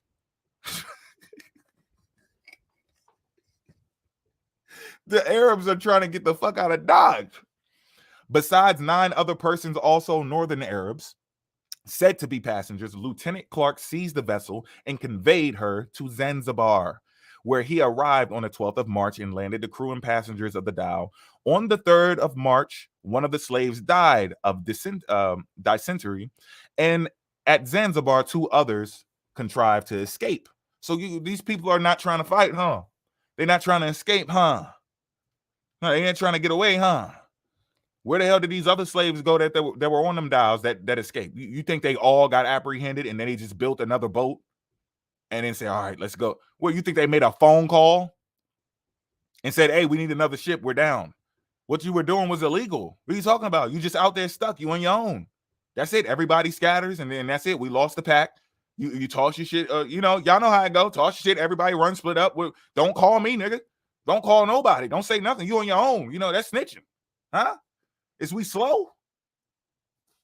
Come on now. On the 3rd of March, died at Zanzibar, contributed to escape. On the 24th of March, Ariel arrived in Zanzibar Harbor when the slaves, 79 in number, were transshipped to her, and the dhow abandoned to the British Council. She being unsuited. Damn, hold on. I still want to say. She being unsuited for voyage to the port of adjudication. Yeah, we know this already. Okay, 122 tons of burden. All right, let's get to the next. Number 10. A dhow of 130.81 over 94 tons captured in Mazinga Harbor, Madagascar, March 14th, 1862. It having been reported to Captain Oldfield that 2 of the boats of the Ariel had chased 2 dogs. They're chasing them into Mazinga Harbor, Madagascar. He stood into the harbor early on the morning of March 14th and found several dhows at anchor. Upon boarding one of the dhows, he found her deserted and without papers or colors. She had a slave deck 33 feet long. A slave deck 33 feet long. You deaf? And was capable of carrying upward of 200 slaves from the quantity of human excrement. Y'all know what that is? Do y'all know what the fuck that is? From the quantity of human excrement on the slave deck and in the hold, it was clear the vessel had just landed a large cargo of slaves. Who you think is shitting? You think the slave masters is there? I don't go down there and take a shit. Fuck out of here. Yes, these conditions was just like they said. You really think we was all piled up and we were, bro, listen, you're not dealing with bitch ass niggas, first of all. But still, the reason why this was so easy is because you have your own people betraying you. We're going to get into that too, because we don't cover up dirt. We go over all of the slave trade. The Africans included, the Arabs included, the Portuguese included, the Englishmen, the French, everybody included. We have been dealing with slavery before this baby slave master. He is a baby slave master, just like your Jesus is a baby God. He's a brand new God. These are old. We've been dealing with religious trauma for the longest time, bro. Yeah, this is not new. So some people were still fighting. They get their credit for that. They stopped these people when they pulled up. Some of them never even made it to fuck with these people. Some people pulled up and died. Port showed you that shit. They're dealing with people who were already traumatized and had babies with slaves of slaves of slaves dealing with the Arabs. We're already going through this type of shit. I don't know what like earth y'all live on or what type of, oh yeah, I forgot y'all got multiple earths and shit in different dimensions. But look, we're going to bring y'all back to reality, okay? Upon boarding one of the dhows, he found it deserted without papers again or colors. She had a slave deck 33 feet long and was capable of carrying upward of 200 slaves. From the quantity of human excrement on the slave deck and in the hold, it was clear the vessel had just landed a large cargo of slaves. She was therefore seized by the Captain Oldfield and, being unfit for voyage to a port of adjudication, was destroyed again. So you're looking for shit that's not only being covered up by the people who don't want them doing that shit anymore. They also don't want to spend the manpower, time, and money on moving this shit and rebuilding it or whatever. Of course, they took whatever the fuck they can take off the shit.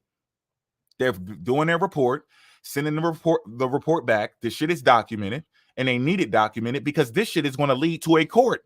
You think I'm lying? Stay tuned. This stuff all leads. This is all connected. They weren't keeping this documentation for nothing. These people are in trouble. Okay? They're in trouble. Slave masters fighting, just like y'all see the cult leaders fighting over the followers. I want his mind. I'm going to throw him under the bus. This is what they're doing. This is the same activity, and y'all following the same blueprint. Mind fucking people and then fighting each other over people's minds so that you can control them. You're a slave master your damn self. You're just in the future with it.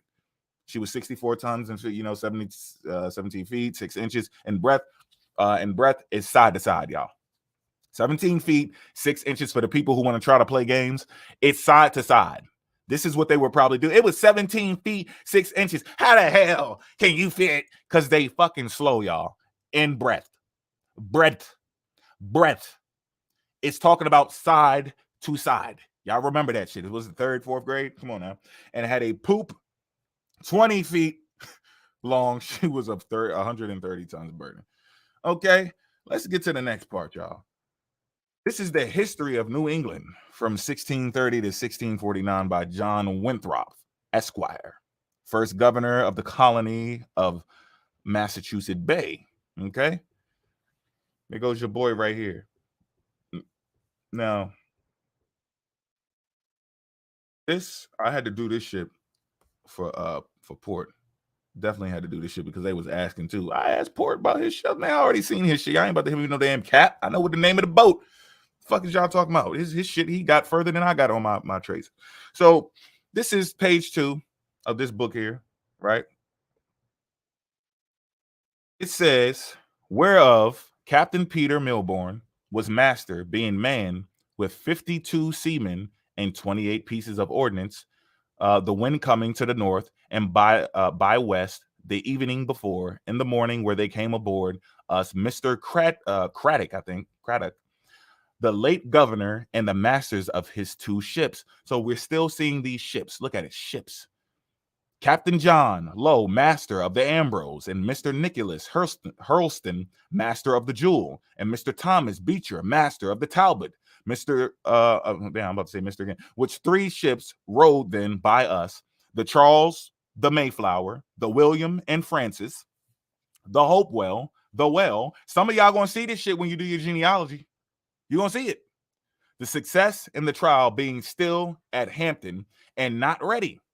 When upon conference, it was agreed that in regard to it uncertain when the rest of the fleet, and see that again, fleet. These are fleets. When they show y'all pictures of that shit on the ocean and stuff, it's just one little sail and they got blankets at the top and sheets in the front and people hanging over the side and dipping their feet in the water. Those are fake pictures. And y'all falling for that shit? These motherfuckers was riding in fleets. And we're going to go to the military website to show y'all. You know they keep real good documentation. They got archives as well. That's what y'all don't know. They have to keep good documentation because we're dealing with war. You wouldn't be able to defend yourself if you didn't know exactly what these people were using, how many people they had on it, how many slaves they were trading, how much money they were making, how many weapons they had, how many of the slaves were trained, how many were walking around free. Because when you see them walking around free, that motherfucker might be a fighter. You see, that's another threat. You don't just count the people that look like you. Okay, this is 10 white people, everybody else dark, that's a slave. No, they had to be very specific with their details. And if you know anything about being at war, being a soldier, you have to calculate for every single threat. So that's why their documentation is perfect for this type of topic. Mr. Thomas Beecher, master of the Talbot, where we at? Francis Hopewell, Success and trial being still at Hampton, not ready. But upon the conference, he agreed that in regard to the uncertain when the fleet, the fleet, these 4 ships should consort together: the Arbella to the admiral, the Talbot vice admiral, the Ambrose rear admiral, and the Jewel a captain. And accordingly, articles of consortship were drawn between the said captains and masters, whereupon Mr. Craddock took leave of us, and our captain gave him a farewell with 4 or 5 shots. Well, I'm guessing they, saluting the dude. About 10 of the clock, well, I guess that's 10 o'clock, we weighed anchor and set sail with the wind at north and came to an anchor again over against Yarmouth. And the Talbot weighed likewise and came in. So they're weighing, in case people are like, well, how do you know it was this amount of time? They're weighing these ships. They're keeping documentation. It's documented. You're dealing with their money. These are their finances. This is monetary gain. So I don't know why y'all would think that this shit ain't documented. Here we met the ship of Hampton called the Plantation. And the irony. Newly come from Virginia. Our captain, so they're making it back. They're going forward and back. You know what I'm saying? Our captain saluted her, and she was again, and the master, one Mr. Blank Gray. So the blank part is the number or the name missing or whatever. When you see these blanks, it's going to be a name that they couldn't fully make out in the documentation, or it's going to be numbers that they don't know the specific number of because it may be faded, blood on it, burnt a little bit, whatever. Because they're honest about it. If they don't have anything there, you're going to see it. Just like when you look at religious manuscripts or any ancient manuscripts that they're trying to translate or whatever, you'll see lacuna. Okay, that's what these blanks are. Is just things that they can't read, or they didn't know the specific number and they didn't want to be dishonest about the shit. They need to be specific.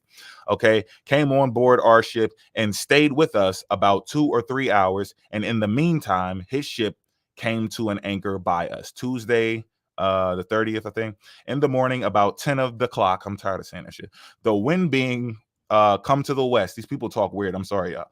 With fair weather. Dude, I'm sorry. I understand, bro. We weighed and rowed nearer Yarmouth. When we came before the town, the castle put forth a flag. Our captain saluted them and they answered him. Okay, I guess I had this part over here because it was connected to this part, so I just read that for nothing. But anyway, it's cool. It's good documentation. And remember, this is where we're coming from, in case anybody just came in, you missing it. All right. John Winthrop. Let's see. Is this one of these? I need to jump to a definition.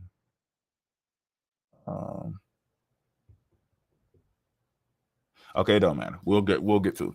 A small ship of 60 tons arrived in Nottescott, Mr. Gray's master.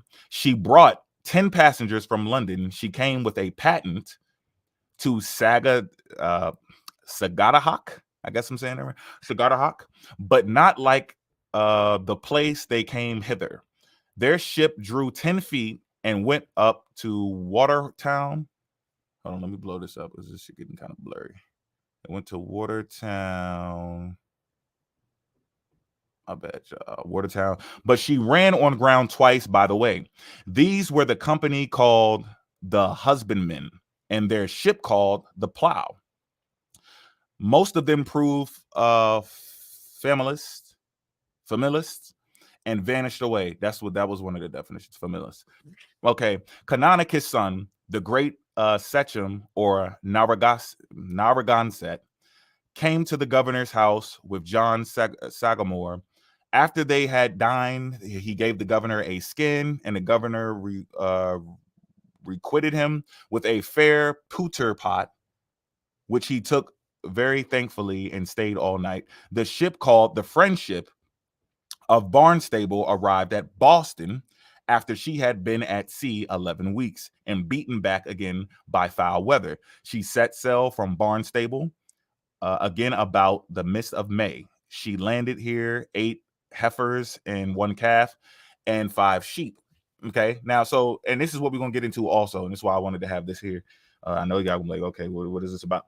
The animals. I had this in here for not only the ships, because we're showing the ships, we're showing the captains, we're showing the people hunting other people down, we're showing the people running, we're showing the paperwork, the licenses. All of this stuff is solidifying, it's drawing, it's illustrating the picture of slavery. Okay. Now we have the animals, and wait till we get into these animals. I'm gonna show you some logic. If you just think logically, you will not fall into these motherfucking traps. So remember these animals. The governor and deputy and Mr. Noel, the older of the congregation at Boston, went to Watertown. Can I move this up? Yeah, went to Watertown to confer with Mr. Phillips, the pastor, and Mr. Brown, with the elder of the congregation, there about an opinion which they had. And yeah, I think that's it, which they had. Okay. So yeah, I did that part was just for the animals. Let me make sure I didn't skip one. Okay, but yet by no reasons could be drawn to yield to these things, although they were allowed by divers of the ministers and the chief of Plymouth. There was a great scarcity of corn by reason of the spoil our hogs had made at harvest, and the great quantity they had even in the winter, there being no acorns, yet people live with fish and the fruit of their gardens. The Griffin, a ship of 300 tons arrived, having 8 No. from the Downs. Yo, hold up. Go back. Yo, what? The Griffin. Damn. You see how the dots connect? Holy shit. The motherfucking Griffin. Do y'all remember Port City talking about his people from the Griffin? Damn. It's documented. So they weren't lying. They made up these records. They just made this shit up. They wrote to his. No, they didn't. This matching shit that's coming from overseas. Where did it say that ship came from? This ship. Let me see. It says it arrived having. Damn. Ship was having John Gallup Island, Low Griffin Gap. There was a fucking ship named the Griffin that my fucking ancestor was on, family. Straight up. And the shit came. Mr. Cotton, Mr. Hooker, Mr. Stone, ministers, Mr. Pierce. I don't know exactly where this came from. But this is page 108. I think if you go to page 107 of this book, you got a time frame. This is it's right at the top, 1633. Oh my God. 1633, and it's page 108. If you go to page 107, I'm pretty sure it's going to tell you where it's coming from. This shit say it's in the 1600s because I'm opening up my work right now. It said it all started in 1675. Damn, homie. Go ahead. See that? Damn, y'all? That's crazy. That's how you connect that shit. I got the paperwork right here, y'all, and they ended up in South Carolina a couple of times. Big facts, y'all. Yep. Damn, good looking out, Mo. Shit. No hey, we got to thank them too. Yeah. If they would have never did this shit, I don't think I would have been I wouldn't have looked. I already know this shit was real. I would have never been looking at this. You see what I'm saying? So, family, my ancestor was on this ship. That ship ended up either in New England somewhere or in Charleston. Either way, the cargo on that ship, my African ancestor, ended up in Mullins on a plantation. And that's where my great grandma come from. And that's where my grandma come from. My dad, and then me. So who's actually talking about people's families, huh? Damn. Who's actually trying to erase people's families, huh? We just asking you to show us the goddamn money. We've been throwing y'all suitcases of shit for days. Y'all still counting it? We showed you the money, and we still showing you the money. I had to drop. Word. That was worthy of it, shit. And next, child's baptism being as he did, then affirm in another case. The fathers, I don't know what it is when I read these type of things. This shit is just hard as fuck too. I don't know. It's like I don't know. Dude, I go through the same shit, man. That and then when those S's and shit all crossed out, looking S's, I do. When I get back to that regular, typing and shit, the regular font, I'm flowing. This shit is ridiculous. Okay, the said 4th of September came in also the ship called the Bird, Mr. Yates Master. She brought blank passengers. See, there's go these blanks, and I wanted to show y'all this as well, right? So it's not just the ships, it's not just the people, it's not just the chasing, it's not all of this shit I'm showing y'all. In a short period of time, look, all this shit I'm showing you. I'm also trying to show you this, that these people are being honest. It's blank. It's a reason why it's blank. It's showing honesty, just like when we use certain manuscripts. The student will tell you when we see certain things and we're trying to analyze the text. Let me see the original. Even if you don't speak the language and you got to sit there and translate all day or whatever, sometimes to throw a whole fucking book away like, nah, I'm not trusting these translators because there's no gaps. We seen the stone, we see the manuscripts. The text is not full. It's incomplete. So how the hell do you have a complete verse? I'm looking for a verse 2 to say it's incomplete, lacuna, gap, blank, something. You filled it in. You see what I'm saying? So that when you see things like this, whether it's in manuscripts or religious texts, or it's the historical records like this, when you see blanks and you see people being honest and they don't know, it could have been this, and you speculate, it's because they're being honest about it. Someone who's lying is going to just make up shit, and it's going to be a complete straight cut story from beginning to end. This shit has question marks there. If they could have been doing this, they could have been doing that. Did those people get away? Did they sell them back into slavery? They just dropped them off in Zanzibar. They took them back to Guinea. We don't know. There's gaps all over the place. They could have been doing a slave trade. We don't know, but I think these people were lights. I don't know about them. You see, you're saying this is honesty because this is real life events. Okay, so context and style can help you out as well. If you see the style in which somebody's writing, you can also tell if this is really a true primary. About 10 days before this time, a bark was set forth to Connecticut in those parts to trade. John Oldham and the three with him went overland to Connecticut to trade. The sachem used them kindly and gave them some beaver. They brought of hemp, with which grows there in great abundance. They was growing mad hemp, y'all. Shout out to the hemp growers, and it's much better than the English. He accounted it to be about 160 miles. He brought some black lead,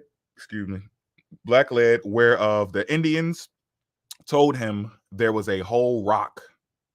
I don't know what the fuck that means. He brought some black. Okay, they had a whole rock of lead. And he probably got that beaver fur from trading in front of the Indians. Right. He lodged at Indian towns all the way. Okay, so y'all got that. I just wanted to show y'all the blanks. We still got ships. We got trade. These people are documenting things. The hemp, the beaver, the black lead. The Indians say, yo, we got more of that shit. We got more of that black lead. We want to see y'all family selling this shit too. Since y'all talking about everybody else's family, right? And trying to twist the turnaround on us. A squadron, right? These definitions are important at the top, but I want y'all to pay attention down here. It says a group of warships detached on a particular duty or under the command of a flag officer. Okay, so when y'all heard me saying squadron, and when y'all see squadron later, I want y'all to understand where this is coming from. I think I need to go through one more on here. Do the abolitionist movement in the United States. Okay, wait, what is this? What the fuck is this here for? Let me do it. What the fuck is this? Due to the abolitionist movement of the United States, a squadron. Oh, okay, yeah. Okay, this is important. Due to the abolitionist movement in the United States, a squadron of U.S. Navy warships and cutters were assigned to catch slave traders in and around Africa. In 42 years, about 100 suspected slave ships were captured. Okay, look at the date, 1819 to 1861. In 42 years, about it. Yeah, okay. That's Heritage Auctions as a source. This website itself, this is, did I not put that there? Oh, I fucked up, didn't I? Oh, right, I put it, see. Yeah, I remember that night. I was kind of slippy. Yeah, so I was like, yeah, I'll switch that shit later. Yeah, so naval history. This is what we do, man. We fall asleep doing this shit. You know what I'm saying? You wake up with your face on the goddamn paper and laptop and shit, pen all up in your hair and shit. This is what we do. I don't know what the fuck y'all be doing. Y'all just be up there freestyling shit with no beats or nothing. Just saying weird shit, right? So yeah, we went this. Y'all get that. This is the Naval History and Heritage Command, National Museum of the United States Navy. All right. Great sort of resources there. We're about to switch over to there in a second because I want to run y'all through some more ships before we get into these eyewitness accounts, diaries, journals, and slave narratives from the people themselves, firsthand accounts. All right. This is real shit. Some of this shit going to get real sad too. So I told y'all get your Kleenex, but I would rather you take it on the chin. Don't get him no tears. You know what I'm saying? It's some sad shit, and it's a history that we got to keep reliving because idiots want to keep erasing people. We shouldn't even have to talk about this shit. We know what the fuck is popping. We know what the fuck is going on. We know how the world sees us. We know that we are one already. We know this shit. We know we got problems with gang activity in our community, and we're just letting it seep over into religion and economics and academia. We know we have an issue with this shit. So, but this is what people want to keep reliving it. I'd rather you take it on the chin, but if y'all need to drop a couple tears, go ahead and drop them. But the shit is, it's gonna get bad. It's gonna get ugly. I tried to chop it up a little bit. I ain't put too much gruesome shit in it, but we got to talk about this. Anti-slave patrols. I'm not going here first, but do I want to go here first? Yes, I do want to go here first because this ties into what we were doing. Good. Boom. Okay, anti-slave patrols. This is what we were talking about earlier. Anti-slave patrols. That was what all that description about the slaves that was on a ship that was escaped. They got off and ran. Even the fucking captains of the ship dipping the fuck out. The Arabs that was getting caught. The poop decks, slave decks, the food, the water tanks, all of that shit. Them destroying them. This is what this is. It's anti-slave trade patrol. Do you know how much money that is going into that shit for these people to ride around, and they're going away from their families and they're just sitting out there? I'm not trying to say they're heroes, so I'm gonna repeat this shit again. I am not saying these people are heroes. We know why they were trying to stop it. Everybody wasn't trying to stop slavery just because it was bad. All right. We know the majority were trying to stop it for their own monetary gain, right? Or the prevention of somebody else's, or both, right? So anti-slave trade patrols, where they were posted up. This is who I was speaking about. This is who was hunting them down, chasing them. This is why they were running. Why are you running? This can't be random. You must already know about it. You already know that they coming for you because you're running. You know you don't have no papers. They're coming for your ass, and you're trying to dip the fuck out, okay? America withdrew from the transatlantic slave trade in 1808 with the Treaty of Ghent, ending the War of 1812. Both the United States and Great Britain agreed to work towards ending the slave trade. See, I like how this shit flow. You know, just regular talk. Regular talk. I love it. The U.S. Navy role in the struggle against slavery began in 1820 when warships deployed off West Africa to catch American slave ships. Enforcement of who the fuck are they're trying to catch American slave ships, man? Who is that? That's Great Britain. They agreed to it. Yeah, we'll end this shit. What you need us to do? They already made their money, remember? They already got their guapo. They got their ducats. Okay? The deployments was due to the Webster-Ashburton Treaty between the United States and Great Britain signed that August to suppress the slave trade. Despite the vigilance, and if y'all remember what we read, oh, we got to pull that book up. I got to get that book later and go through that. Remember, they was talking about how they could, what the fuck was that book? What book? Remember who said it was something about the African institution or something. They was on the other live trying to tell us read this book because it's going to tell you that the Africans was doing it, the slavery and all this shit. And when we read it, they named it the African Institution Organization. Or oh shit, but shit! It was Europeans. I forgot that book. I remember, but I forgot the damn name too. Yeah, if y'all remember, y'all was on that live. Everybody was there. Y'all remember we went through that book and they were talking about, you know, because they were trying to abolish it. And they was like, well, okay, it was bad. We didn't know. Okay, you're right. But can we maybe like work something out to where we could treat you better? You get what I'm saying? Like they was trying to say, can we treat you better? We know we treat you bad, but we could treat you a lot better. Can we agree to that? Like they were trying to keep slavery going, saying we can fix slavery. We can reform slavery. They trying to get rid of it. You see what I'm saying? So there's a lot of avenues to go down when we're dealing with this slavery, and y'all about to see. And you have already saw, you got to, you know, take these screenshots, get these clips like Susan be saying and document the shit. Okay, this deployment. Okay, we went there. Despite the vigilance of America, despite the vigilance of American, as well as British and French warships in African waters, the overseas slave trade increased in the 1850s, owing the high demand for slaves in Latin America. I'm going to read that again in case the dummies in the window don't get it. Okay, despite the vigilance of American as well as British and French warships in African waters, the overseas slave trade increased in the 1850s, owing to high demand for slaves in Latin America. So it didn't stop. Down. I ran y'all through 10 of them just from that one person's duties. There was other people. Probably people who were doing it sloppy, didn't even care to document. You know how people just do it. You know, I do my shit old school. You know, you got some people like that in the military. I do it old school. I'm going to get the job done. I don't care about documentation. We just need to stop these motherfuckers. You got some people that operate like that, and you got people who do everything by the book. All right, so imagine that. The overseas slave trade increased in the 1850s, even though they had American, British, and French warships in African waters. They still was making their way through. Y'all not ready for history. You're not. You need to stop teaching. We're not even teaching. Technically, we're just making corrections to this dumb shit that you saying. You're just saying stupid shit, and we just go and look for the sources of what the fuck you talking about. The shit don't check out, and we come up here. You ain't see us teach yet. We didn't put curriculums together yet. We don't have the courses together yet. This would be sloppy compared to how we would actually put together the slave trade on a proper timeline, which y'all gonna see soon. It's coming. We're gonna have the courses out. We want to make sure y'all get this shit to your kids, and we're supposed to do this anyway because you know that they trying to erase the whole thing. Y'all are helping the people who are erasing it, right, from the school system. You're helping them, and you ain't even getting. Well, I ain't gonna say you ain't getting paid. My bad. I can't say that no more. But most of y'all don't even know that you're helping out. I'll say that part. Some of y'all probably are getting paid, right? But that's okay, because we are responsible for our own history. Remember I said that. Never complain about your enemy telling you the truth about your history. When it's documented, it's there. You live in the future. It ain't nothing but a click of a motherfucking button. And then when you get that source, just click the button again to check the fucking source and see if the shit checks out. That's it. If it's checked out, it deletes back to a primary, the shit is solidified, you're good.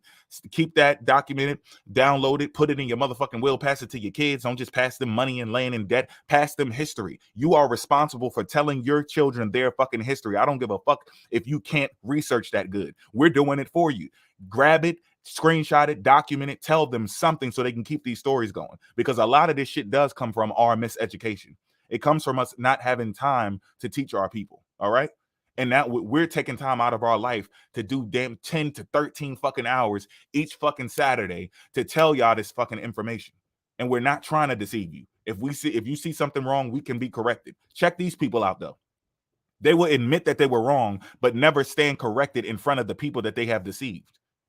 Coward, traitor, illusionist. This deployment was due to the Webster-Ashburn Treaty. Okay, I did that. Friendship, Latin America. The U.S. Navy's participation lasted until the start of the U.S. Civil War, April 1861.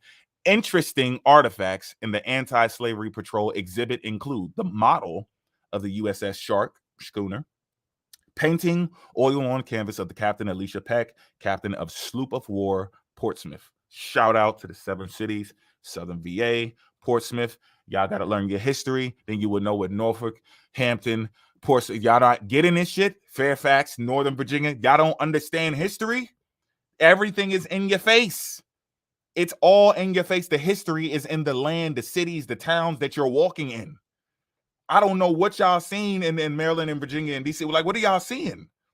What are y'all seeing in South Carolina and in Kentucky? What are y'all seeing in Georgia and Alabama? I've been to these places. I lived in these places. I'm from some of these places. You can still see the fucking slaves, the slave quarters, the house in the back where the slave stays. Plantations, like they are like no plantations are in the South still today. Like what the yeah, man. Carry on, man. You on fire, bro. They tripping. But I'm gonna lace your shoes up for you. I'm gonna lace your boots. Navy Secretary Abel P. Upshur. Pay attention, y'all. See, look, watch how this ties in. What did I tell y'all earlier? Despite, let me say his name again. Navy Secretary Abel P. Upshur. Despite being a slave owner himself, Abel P. Upshur was instrumental in the creation of the Navy's African Squadron, which was established after the Webster-Ashburn Treaty. Upshur named Captain Matthew C. Perry as the first squadron commander and gave him command of the frigate, I don't know if I'm saying that right, Macedonian, the sloops of war, Saratoga and Decatur, my bad, and the topsail schooner, Porpoise. So this dude, despite him being a slave owner, Mr. Upshur, he was also instrumental in the creation of the Navy's African Squadron. He was pulling up, helping these people, even though he was a slave master. I told you a slave master's fighting slave masters, and my ass gonna be right in between what you telling on your motherfucking self, and I'm gonna run back and tell my people, and whoever want to accept the truth can come into the light, and everybody else can stay in the motherfucking dark with the demons, and I got demons too. So you're gonna get your shit pushed in. We run both sides. We run the dark side and the light side. So you can stay in the light or in the dark. It don't matter where you're surrounded. That's how many times we're going to hit you. I'm going to hit you so many times, you're going to feel like you're surrounded, you know? Now, we need to go to the site now. So I'm going to come down. Port, if you're there, I'm going to come down. If not, I'll wait till he gets back and I can just keep going. But I don't want to go into this next. Yeah, I'm here. Go ahead, bro. You going to take that out and then come back again? Yeah, I'm gonna come back to that. But I want to run back to the website, the military site, so I can show y'all this shit is extensive.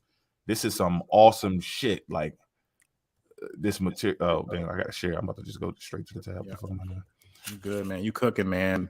You cooking. Y'all smell that food in the kitchen? Because my man is cooking right now. God damn. Everybody cooking, man. Y'all are giving me something, man. I don't know if I can come after y'all, dog. Damn it.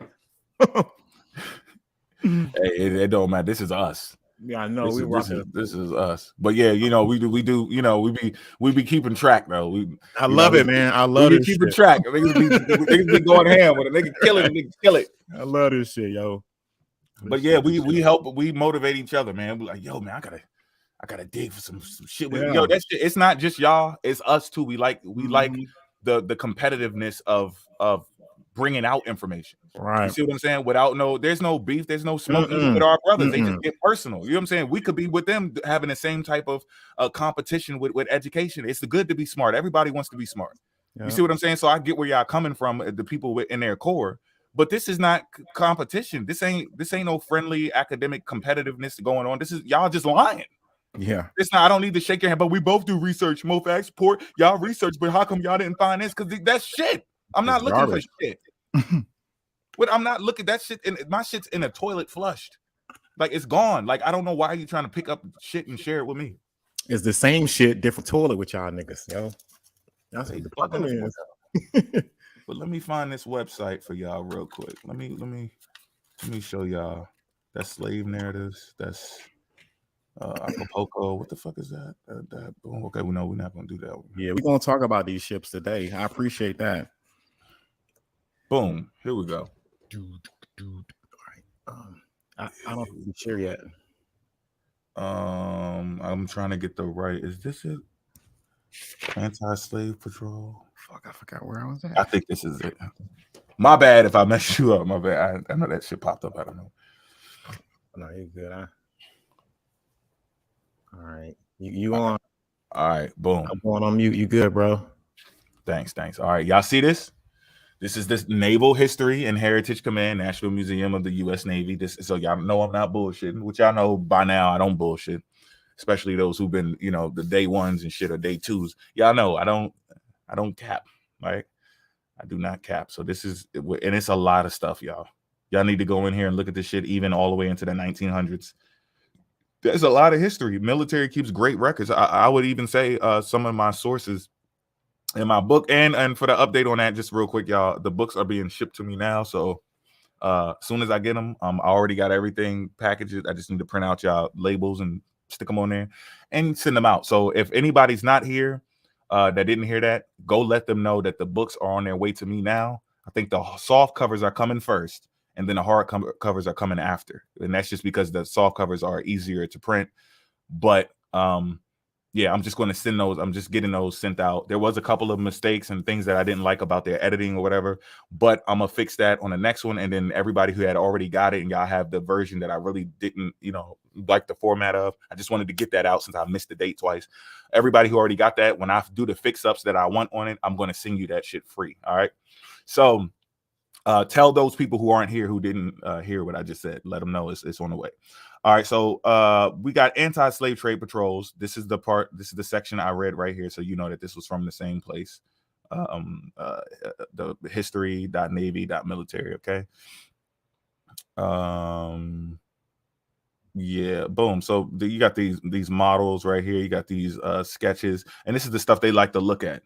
They like to look at stuff like this, like, you really think that how would they do? What do you mean the dude walked up on there, right? So let's say that this is fake. Let's say this whole thing right here is fake, right? Let's say that this wasn't happening. They weren't laying down like that. All right. Forget the picture. Okay. I told you that someone's making these motherfucking tools. We shouldn't find them. We shouldn't find these people making these specific type of tools, except for maybe in a prison somewhere. It shouldn't be made and stuck to the bottom of a motherfucking boat that has a slave deck on it. We shouldn't see anybody making purchases. When I look for it, I shouldn't find it, y'all. I shouldn't find it.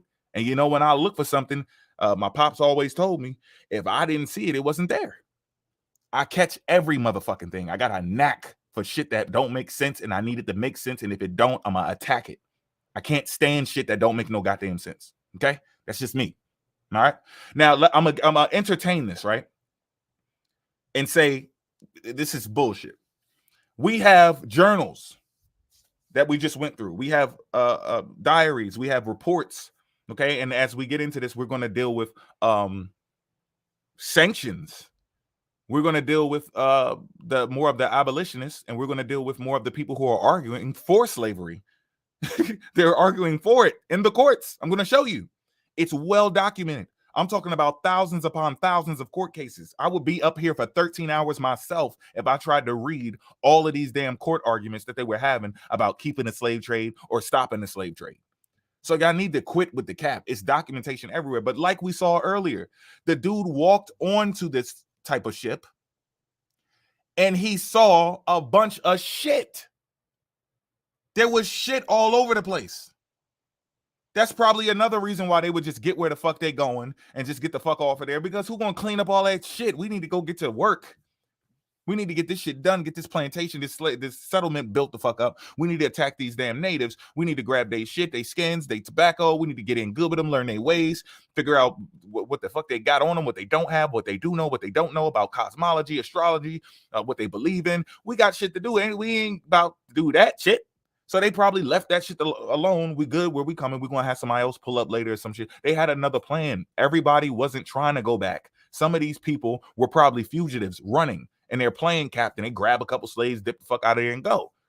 So it's multifaceted. We don't need to just believe this picture, people. Don't fall for this shit that they're selling y'all. You going to let a motherfucker live in your head rent-free? You gonna let a motherfucker put a cap on your head and you didn't even ask for it? You gonna cap with them? We don't need these pictures. We have the documentation of what they saw when they walked on these ships. So this explains why he saw what the fuck he saw. It's all connected. They just made this shit up, I'm guessing. Now, do we need to go into this? American Maritime Legislation Against Slavery, Webster. Okay, yeah, that's a treaty. This is the Chart of the World. Illustration, okay, yeah, I know what that is. Okay, United States slave trade, 1830. All right.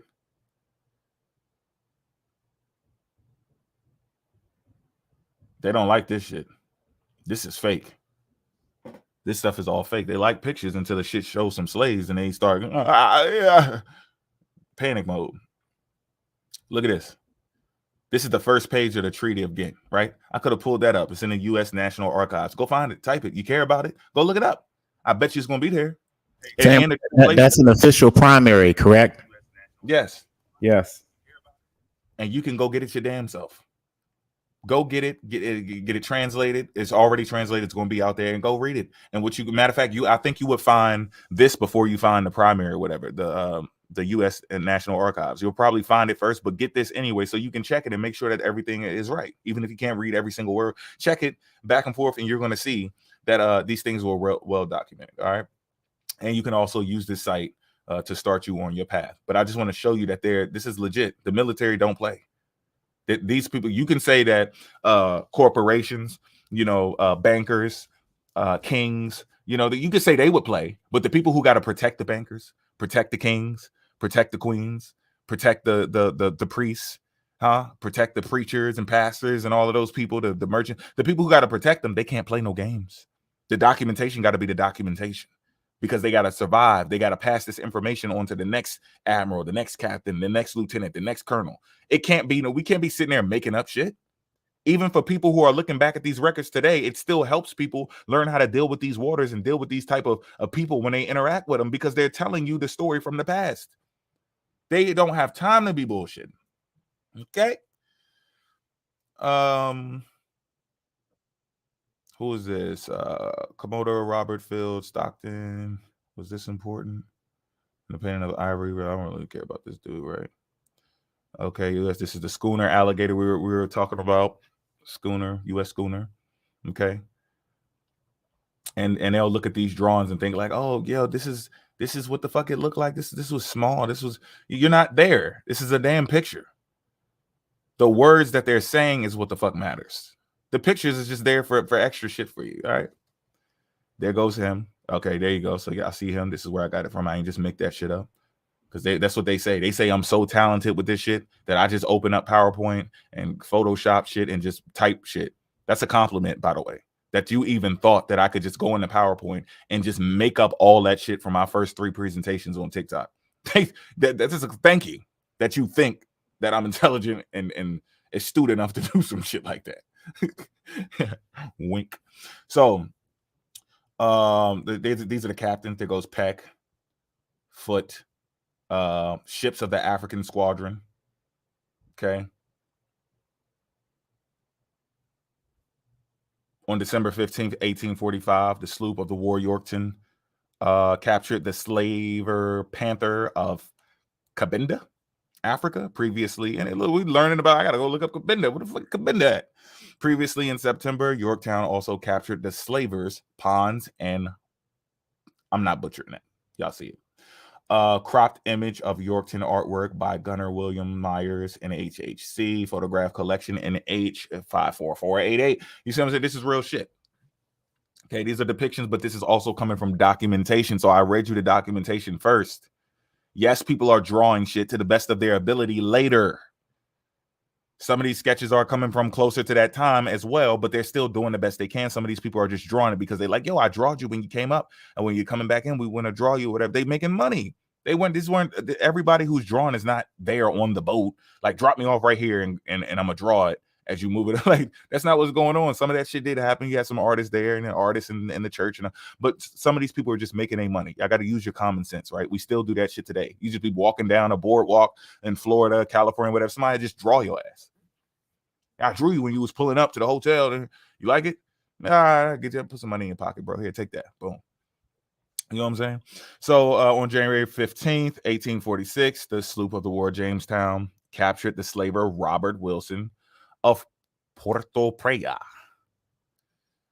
On June 6, 1850, the brig Perry, commanded by Lieutenant Andrew H. Foote, captured the American slaver Martha of Ambres, if I'm saying that right, near the city of Londa, Angola, Africa. On November 3rd, 1853, as the flagship, y'all don't notice this?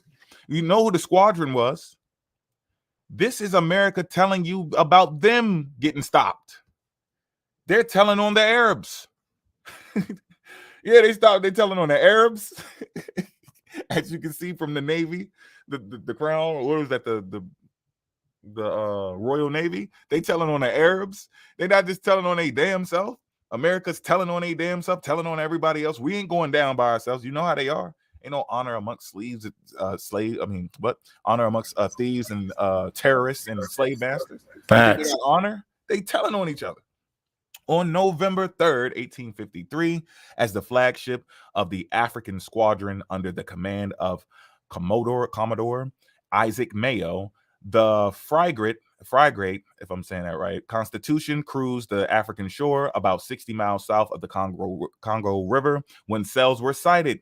The Constitution gave chase and eventually captured American slaver, the schooner H.N. Gambriel. This picture was the frigates. Hold on, y'all, because I gotta seriously, because I gotta hear this. Frigates. That's what it is. Frigates. Anybody's wondering. Okay, frigates. My bad for saying that right. Last prize. Okay. Next, on August 21st, 1858, the brig Dolphin captured the slave ship Echo with 300 Africans on board off the north coast of Cuba. She was taken to Charleston, South Carolina, and those saved from slavery were later sent back to Africa. Okay. So people was going back home. Y'all think we not going to find those records either? You think we not going to find it? We're going to find it, and we're going to bring it back to you. Maybe on part 12, 13, 14. We're going to find it. We're going to find all of this shit. We're going to do the best illustration of Black African history that you've ever seen in your motherfucking life, because ain't nobody supposed to do it as right as we do it anyway, because it's our motherfucking history. Wake your dumb ass up. On September 8th, 1858, the sloop of war Marion captured the American slave ship Brothers off the southeast coast of Africa. On September 21st, 1858, the sloop Niagara departed from Charleston, South Carolina, for Liberia, carrying 200 African liberated from slave brig Echo off Cuba by brig Dolphin 21 August to Liberia. Okay. On the 21st, 1859, the sloop of Constellation. And matter of fact, let me go back to that because they try to say that this is them. This is what they say. They say that these people, which are my people, right? Poor's people too. Dan Calloway's people, the Rob's people, Suiton's people. We all from the South Carolina should just keep on popping up. Right? We all from that. Yeah, South Carolina should keep on popping up. Ain't that a coincidence or what? Ain't that about a bitch? And wait till I go back. Wait till I go back. I want to see what y'all motherfuckers say. And I hate that it has to happen like this because I ain't even talked to them in a long time. So they probably gonna be like, oh, you just came to fucking some internet shit. But it's important. You know, it's important. I want to see what the fuck y'all say. And we probably gonna have a connection. I cannot wait, boy. If I find out we relate, I'm on your top even heavier. I'm coming full speed towards your ass. All right. So this is us. These are our people being shipped back. Some of us made it here. This is 1858. This is them in a process transitioning from stopping this stuff from happening. They're trying to stop it. People are being freed, right? People are being sent back, not just for projects, but people are being sent back just because they apprehended these things and decommissioned them. And, you know, they set out, if they could be set out for adjudication, they would, but most of them was destroyed and they'll take the people, ship them back as close as they can, or they could have did something else with them. But the point is, this stuff was prevented. So if you're preventing something, then the shit was happening. I don't care about why you're preventing it. I don't care if you actually prevented it or you stole somebody else's slaves. The point is, if you're stealing slaves, there are slaves. If you're freeing slaves, there are slaves. If people are trying to escape and jump overboard, which we'll have to get into that too, then they're slaves. They're not signing a contract to get on the boat and jump the fuck off. Is you stupid? Who the fuck signs a contract to go do a damn job and then jump the fuck off the goddamn boat or starve themselves when they just going to work for their family? No, they killing themselves because they live for their fucking family. That's the black man lives for his family. The black woman lives for her family. She don't fucking have it. So they don't want to live. What am I living for? If they were doing a damn job, they would have did it and brought back the shit that they needed to their family. Y'all need to quit with this dumb shit and y'all need to stop listening to them. I really don't give a fuck about the people telling y'all these dumbass stories because they con artists. They was going to con their whole motherfucking life. Whether they was lying in their raps, whether they was fucking lying on stage and throwing their own people under the bus, making nigga jokes and shit. What the fuck is wrong with y'all? Stop listening to these fucking clowns. There ain't nothing wrong with being entertained, but don't take this shit. Don't be talking about something. Yeah, I'm teaching my kids. I heard y'all say stupid shit like that. I'm teaching my kids what you said, Earth Speaks. The fuck is you talking about? Why is he even talking about black history? What the fuck is Opium talking about black history for? How much you're running out of black? I believe them. When Earth Speaks said what he said, I believe. You gotta look him in the house like, you know what, brother? Kind of, brother. I get where you coming from. You're not, your shit is almost diminished. But y'all other motherfucking chocolate drops that I'm jealous of, actually, for melanin rich, because my shit is kind of, you know, faded too. I wish I had that. You don't even represent Africa with that dark shit on you. You false flagging. Take that shit off. Peel your skin your damn self, motherfucker. On May 6, 1860, while serving with the West African Squadron, the sloop of war Portsmouth, again, there we go, commanded by John Calhoun, captured the slaver brig Falmouth of Porto Praya. The vessel was sent to New York. On June 29th, 1860, and this shit just keeps going on and on and on, y'all.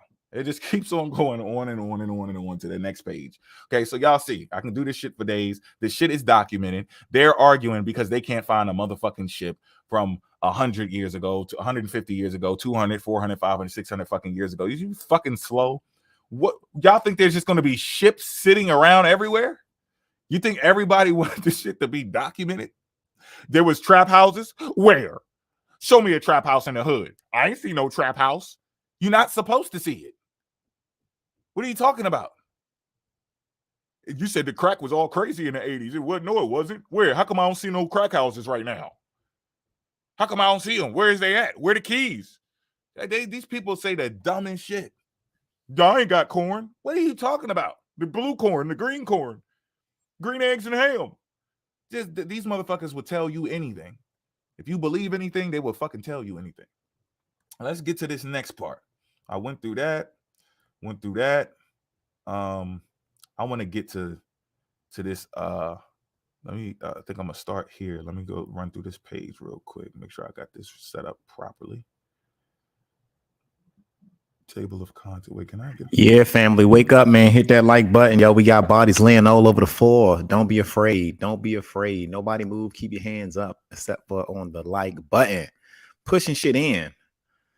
Damn, this volume 4. Can you believe it? We talking about the slave ships. We ain't done yet. Wait till I start talking about this shit. Right? Shit. It's just the beginning. This is the beginning. My man's giving us an alley-oop right now. Give me an alley-oop, so we gonna, it's real. I mean, shit. We've heard the Griffin ship. That's the ship that my African ancestor was on. Straight up. I seen that shit. I had to put the laptop down. I said, "Oh shit, the Griffin." Didn't I hear this Griffin before? Sure That's poor. That's poor people. That's it. Damn. This shit makes sense, man. Y'all think we lying about this shit or making it up, man? Like, this shit really happened. If you're lucky enough to get what do you call it, your records and stuff like I did, you can connect some of these dots, but a lot of us don't have these records. I'm about to share your screen, bro. Go ahead. A lot of us don't got it. Okay. I'm going on mute. You got this, bro. Go ahead. All right, thanks. Now let me make sure I got this right. Something in here I wanted to run through, but I'm gonna show y'all this. This is the Cambridge Companion to African American Slave Narrative. Okay. All right, edited by Audrey A. Fish. Cambridge University Press, all that good shit. All right. Now, there's something in here I wanted to see. Y'all gotta bear with me because I gotta look at it and then see if it pops back up in my head. Okay, what is it? 1510. Boom. Oh, I left myself a note. I love my damn. Clap it up for myself. I left myself a note this time because I knew I wasn't gonna remember why the fuck I highlighted this shit. Like, what the fuck did I highlight this shit for? Okay, so as you have heard us discuss before, when we started digging into these things that people were talking about, Rob has showed it, Port has showed it, Sutin has showed it way before we even started doing this shit with these people with their fucking timelines. Their fucking timelines, whether it's in religion, the Bible, the Quran, their fucking timelines. It just don't make no goddamn sense. If you don't get the timeline right, even this, I'm showing you shit from the university, how they can even make a mistake. When they're doing the best they can with the records, and time goes on, okay? Then more information is developed, more documents are being received, people are bringing shit out their attic, their wills, the different diaries and journals and stuff are being recovered, because history is not written like they say in the Bible, like somebody's walking around like, yeah, and Ezekiel was taking a shit. Oh, and on the other side of the mountain, Moses was taking a piss. How the hell are you all over the place? This writer is writing about everything, right? That shit is fake. Whenever you see somebody writing like that and they just go from the beginning to the end of the goddamn story, and this is supposed to be over the course of 6,000-7,000 fucking years, or 500-600 years, and it's just one style, one fucking y'all, it's cap. You see the different reading styles. I could barely read this shit because they talk so damn weird, because these are different sources from different people, but I put it together in a way where you can see it all connects. So they did not get each other. These are enemies, man. They're running from each other. One person got slave masters one person is a slave master chasing somebody else who's a slave master. They got records that match the other people's records. Britain got records matching the French records. French records is matching the people in Africa. Come on now. Oral traditions is backing this shit up. As y'all have heard, which the oral traditions of the Africans, which are my people as well, they said my grandmother's a liar. Y'all seen that live. I know y'all got it recorded. Play that shit back. I let all of y'all talk. All of y'all was talking about what y'all grandmothers told y'all, and I told you what the fuck my grandmother told me. And then I showed y'all that y'all people gave me documentation that helped prove what my grandmother said and put me on the correct path, because I'm looking in Jamestown and all this shit because I got people from VA. Maybe they came from over here, and I'm looking in Maryland. Oh, no. I'm supposed to be looking before 1619, and it could be the Portuguese I'm looking at.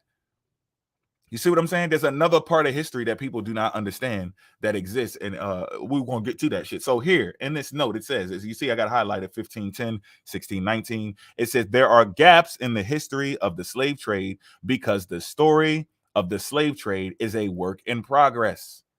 Let me see if did I have some more right there? It's a work in progress. Yeah, I got some more in there. It's a work in progress. Human beings. Let me fix that. Y'all looking at this shit live. This is real shit.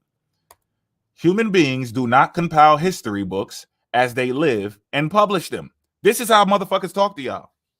They talk because they read these dumb books and they hear these people talking like, oh my God, and it's a great story.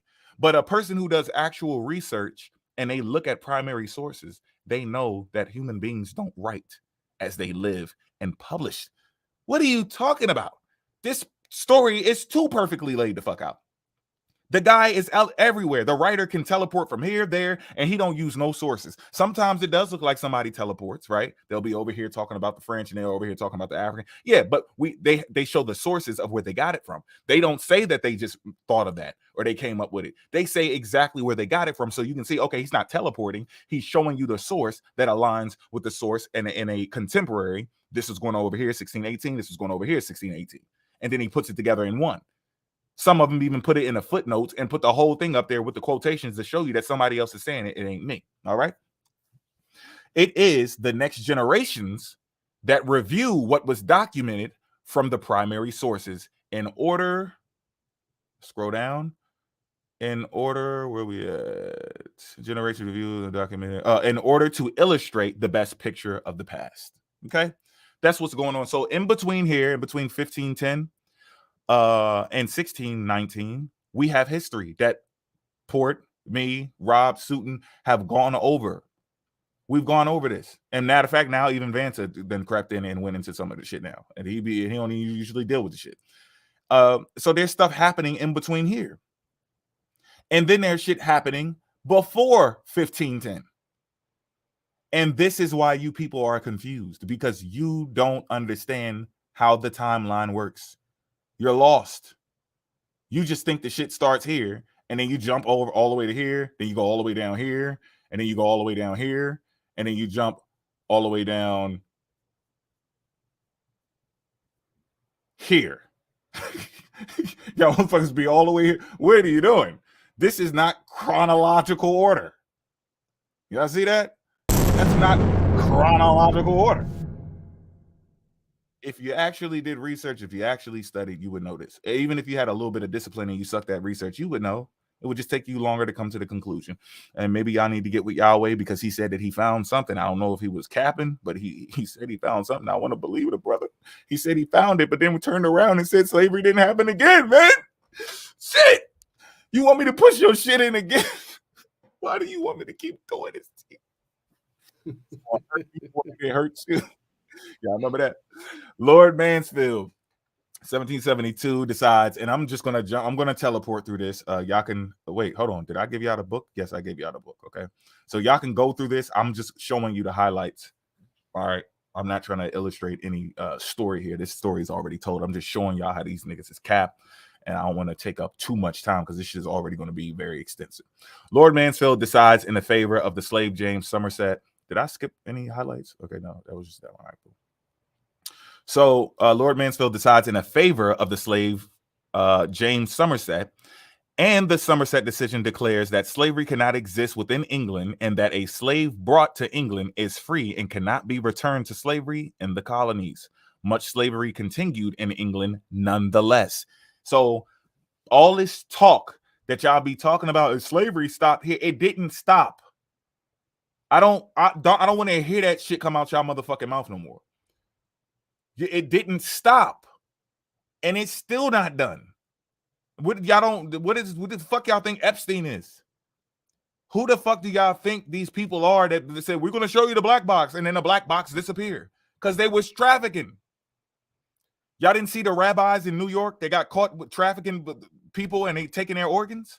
Y'all don't know about the cartel? Y'all don't know about the bodies that they found in Arabia, Saudi Arabia, of black boys from America? That when they blow them up, there's nobody going missing. You looking for your motherfucking kids over here in America, about 9 million a year now. Missing kids.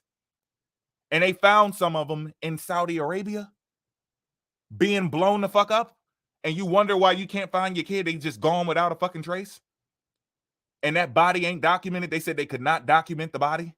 They couldn't document the body. It was nobody was reporting their child missing or nothing in that area. Nothing. Nowhere. Nobody's looking. And they knew that the people look just like them. They're dark. There's Africans in that area.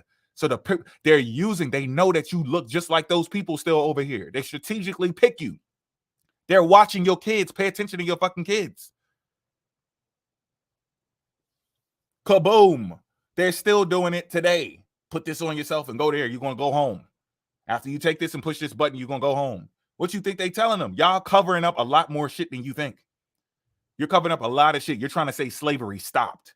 They didn't stop. They were trying to cover their fucking asses. They were trying to appease the church because the church was about to come with their fuckery. The upgrade for the slave system. We done with that. We don't need to fucking kidnap and come on, man. We got they fucking Muslims and Christians. We don't need to keep on raiding. Y'all raiding because y'all got weird fetishes. You like this shit. You know how people rich as fucking they still got sticky fingers. They just be stealing, but they're like, bro, why are you stealing? You see these actors and celebrities stealing shit. Some people just had fetishes. These people, I'm not calling them heroes. They were stopping it because they have the next plan in place. These are Christians and Muslims now. We don't need to kidnap them. We already killed most of the aggressors. Their parents are gone. Their great-grandparents are gone. We're dealing with the slaves. We're dealing with the children of the children of the children of slaves. Before you even get the Portuguese, these are the children. They're already conditioned. They're conditioned by the time they pick them up.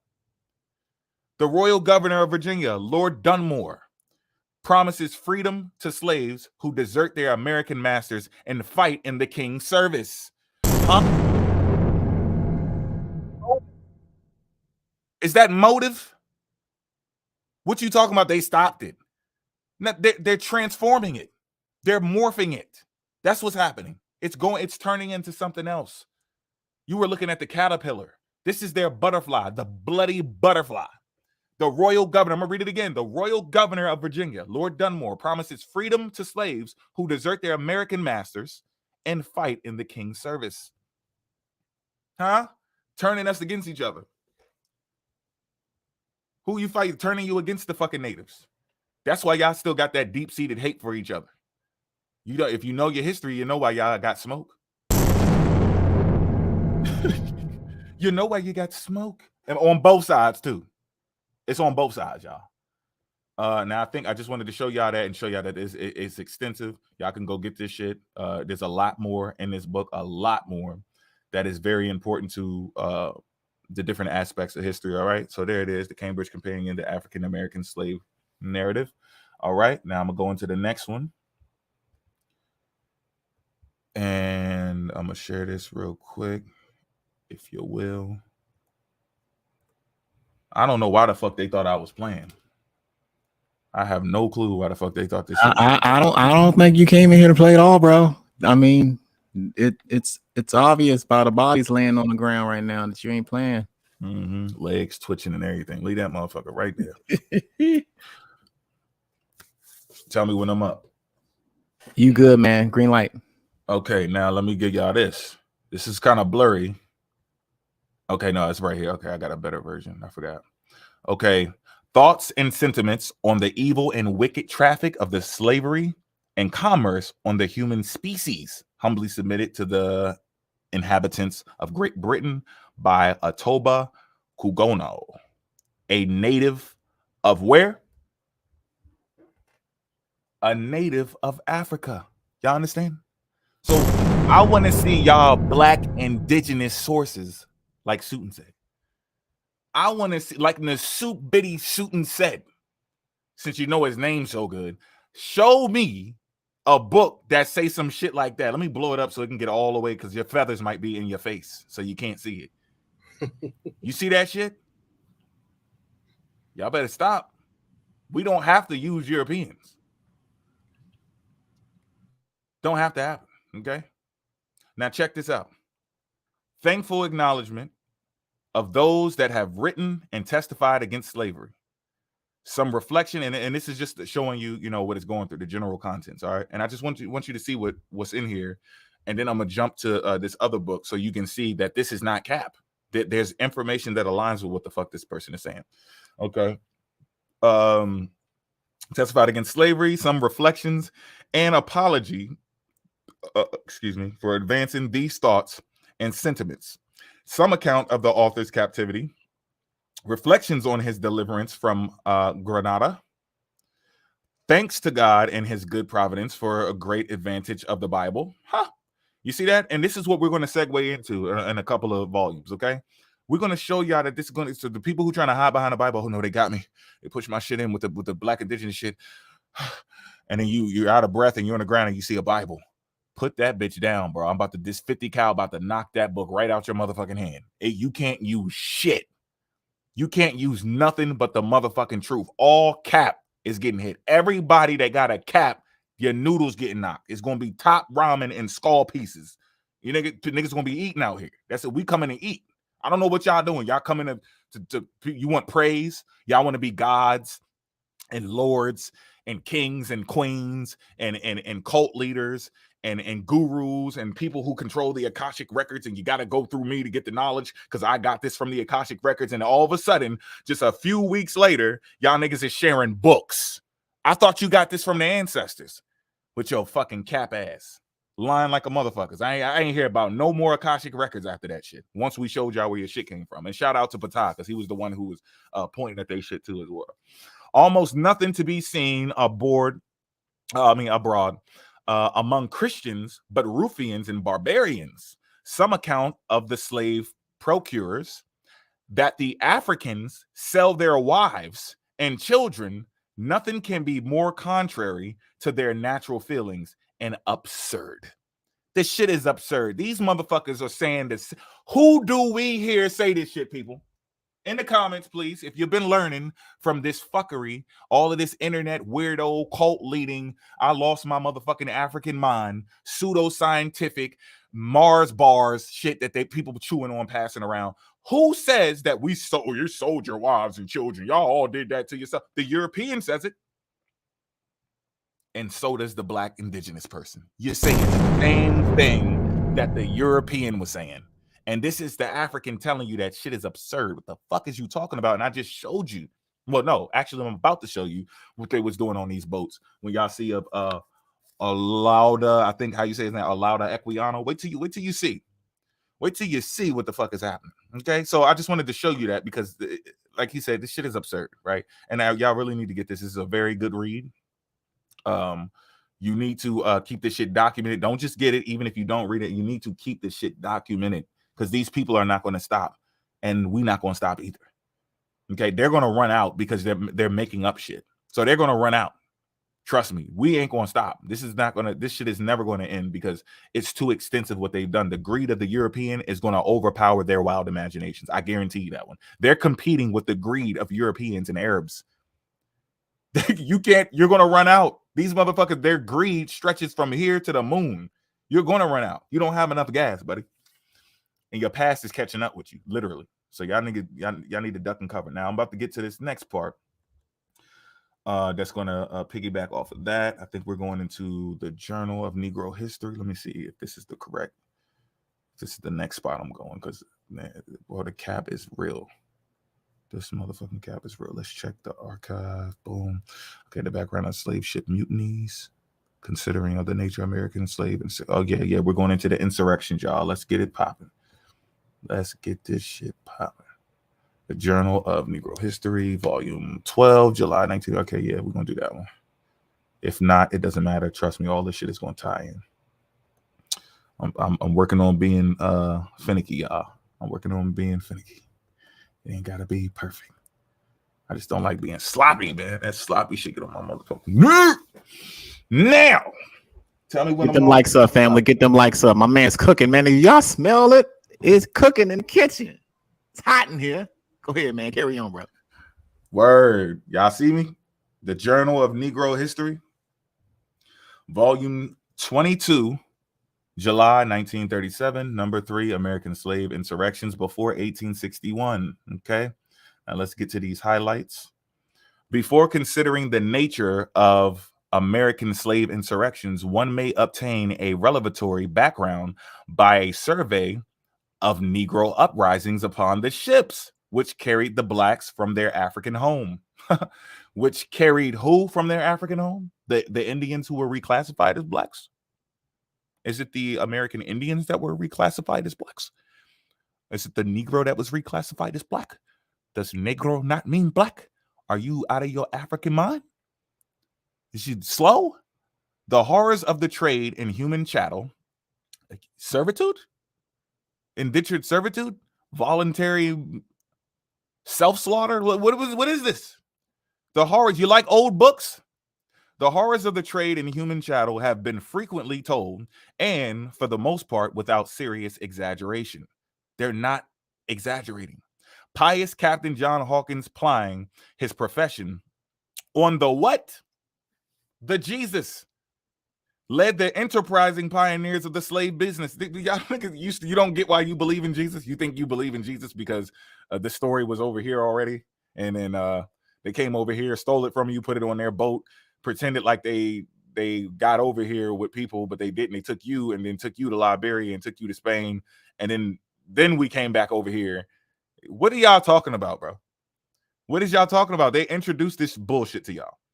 In time, the miserable traffic was rationalized on religious and humanitarian grounds. Y'all don't hear me?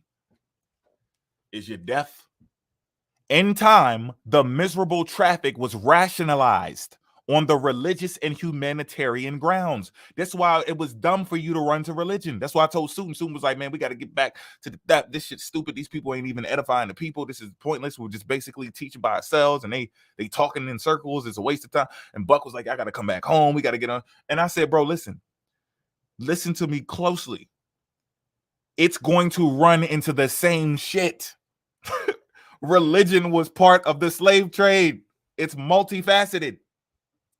We're going to get you from every fucking angle. You surrounded in your fucking cult building. We about to set this bitch off. We about to throw in the smoke bombs. When we come in, everything going to be laid out. You going to wake up chained to a motherfucking chair with everything Africa playing in your face. That's what's going to happen. You're going to have Africa moving. African dances. Some people dancing the African dances all around you while you strapped to a chair. No, I can't take it. You're going to take it. Africa. Okay. The Jesus-led enterprising pioneers of the slave business. In time, the miserable traffic was rationalized on religious and humanitarian grounds, but generally speaking, the stakes were too high for any indulgence in sentimentality. George Shelley. I'm gonna say Shelley. George. I'm just calling him George. George has written a detailed study of the enormous diplomatic factors involved, the constant rivalry for the much prized asiento, and that's where I fucked up, y'all. So we help me out, Port. Hold on, if you're still there, I gotta come down and I gotta go to these definitions. I did that wrong. That's fine. No problem. I'll go give y'all these definitions because I want y'all to understand what I'm saying while I'm reading. Okay. This is how you do things properly. All right. We got to practice doing this shit. And look, I'm not going to knock people for doing that because sometimes I do it too. I just breeze past shit and I know that it's not a common word or whatever, but that's just how it is. But we got to try when we can to, put up definitions and stuff because we're teaching. All right? That's good. Whether we like it or not, this is what this is all leading to, us being teachers. All right. So this is not just debunking people on the internet. We got to really start being professional with this shit. All right. But I'm still gonna talk my shit. I'm still a nigga. It's gonna happen. Where we at? Here, wait, was it? Hey, yeah, I did y'all. Okay, squadron, boom. Okay, then I had more definitions down here. Okay, vagabond. We're gonna run into vagabond at some point on here. Okay. I used to think the shit was vagabond. I was saying the shit wrong. Vagabond. Okay. When you actually see that shit written down, it's kind of crazy. All right. A person who wanders from place to place without a home or job. Okay. Salute to the people who already knew what that meant. All right. Don't be a smart ass out here. We are just doing shit right. All right. Slave trade treaty. Asiento. That's what that is. That's what I just read. Asiento. If I'm saying it right, a slave trade treaty between other countries and Spain, which allowed other countries to supply slaves to Spanish dependencies or colonies. Okay. And when we get to the Coromanti, these are enslaved people from the Akan ethnic group. Okay. Coromanti, Coromantins, Coromanti, Coromantine, derived from the name of the Ghanaian slave fort for Coromantine in the Ghanaian town of Cromatsi. I guess that's how you say it. Central Ghana is an English language term for enslaved people from the Akan ethnic group, taken from the Gold Coast region in modern day Ghana. Okay, that's all I wanted to show y'all. And we're gonna go right back to where I was at. I had a hunch. I was like, yeah, I'm missing something. That's what I was doing, but I was trying to battle my finickiness, but I was right at that moment. It's just weird with me, y'all. That's how I am. All right. Boom. Let's go back. Get this other book back up here so we can continue. Okie dokie. Back here. Yeah, family, get those likes up, family. He's getting in. Go ahead, talk to them real quick. I need to get some ice. Okay, go ahead, man. Yeah, family. It's a marathon out here, y'all. For real. Y'all know what time it is. Y'all know what time it is. We connect the dots, yo. We are connecting these motherfucking dots. Good work so far, man. Like, I'm over here sitting back looking at this shit. When he said the Griffin, I was like, hold up. My shit was like, I know about the Griffin. But that's what this is about, man. It's not like trying to get back at them or being overly concerned about shit that they say. This is our history. And we are going back in the time. Damn, I'm sorry if y'all can hear that. We're going back in the time trying to get it. You know? Oh, yeah. You trying to come in here, Rob? I got you, man. We always got to let Rob in here, yo. He just waved he just waved the piece at the door. You know how like they wave the gun at the door, like, yo, let me in, dog. Ding, ding, ding. I gotta let him in. Link is in the chat, brother. Link is in the chat. Man, hang on, man. I gotta get this noise calm the fuck down. Hang on, yo. Time out. Okay, they stopped that shit. Damn. You know, my studio like right out here in the environment. So we might hear some environmental noises and shit. But that's how it go. Peace, family. If you guys are just now stopping in, you guys are tuning in to volume 4 of the Pseudo Massacre. Continues right now. Mo is Rob was in here. He just dropped the biggest damn dagger I've seen all day, and then followed up by Mo got all these damn facts about the ships and stuff like that, connecting the dots. It's fucking crazy, man. And y'all see right there the good old ship Jesus, sure enough. And we just getting into it, y'all. Shout out to everybody just working it, man. Shout out for y'all supporting the channel, for following, subscribing, everybody putting in their work right now. Oh yeah, man. I got if anybody has ordered like a necklace from me, yo, and you like, oh shit, move my shit at port. Forgive me, I got you. I'm not, I got you. I'm a one-man show, so it's hard for me to get this mail turned around quick. But your shit's coming. Just don't beat me up. And in the comments, if you're waiting for something, and if you haven't gotten it, let me know, because I'll see it and we can communicate though. Just want to put that out there. Mr. Robinson, the silent killer in the house. Peace, y'all. Peace, fam, man. We waiting on Mo to get back, man. Okay. Mo just got a body count that's just crazy right now. Both of y'all, man. I was hearing it before my phone shut off, and then I got back and loaded up the computer. I'm trying to put this stuff together. That's what's up, man. Like my shit won't even be that long. I think I'm gonna just slide in and out like you did earlier, and then I'll give you leeway. Cause I'm gonna let Mo set me up for the alley-oop with the slave ships, because I'm gonna just speak more on it. Yeah, the African necklaces. I don't really talk about my shit surrounded, but yeah, I sell my African necklaces around my neck, y'all. I got a whole store and everything. And matter of fact, the store is right here, is at portcityvibes.com. Check me out. Like I said, I'm a one-man joint, so I ship these out myself, and I got like a whole job. But my online store, check it out. And if you put your order in and stuff like that, I'll get to you. But what I was saying is, if anybody who got orders out that have not gotten their shit, I'm aware of it and I'm working on it. I just want you guys to have a little patience with me, because I don't have nobody shipping out my stuff. I'm gonna try to get some merch in there with the shirts and stuff like that too. The shirts I probably can get to y'all a little quicker, because I'm gonna have a vendor help me push those out. But yeah, fam, I appreciate the support. Y'all go ahead and get y'all something nice. Check it out. Oh yeah, the Rob presentation. Check that on the replay. Rob came in. See, he's so quiet. You know, he come in here. He just slick with it. Got the gloves on, the silencers on the shit. Take a couple bodies out. Peace to Kwame. Shout out. Kwame. R.I.P. Kwame. You know what I'm saying? But yeah. That's what's up, man. Okay, y'all, I'm back. You good? You back? Hold on. Yeah, I had to stop at the bathroom. Now, B, you didn't miss his presentation. He was just showing the video real quick. Oh, Rob's okay, my bad. Rob just kind of gave us an introduction. That's right. So you good. But his shit felt like a presentation.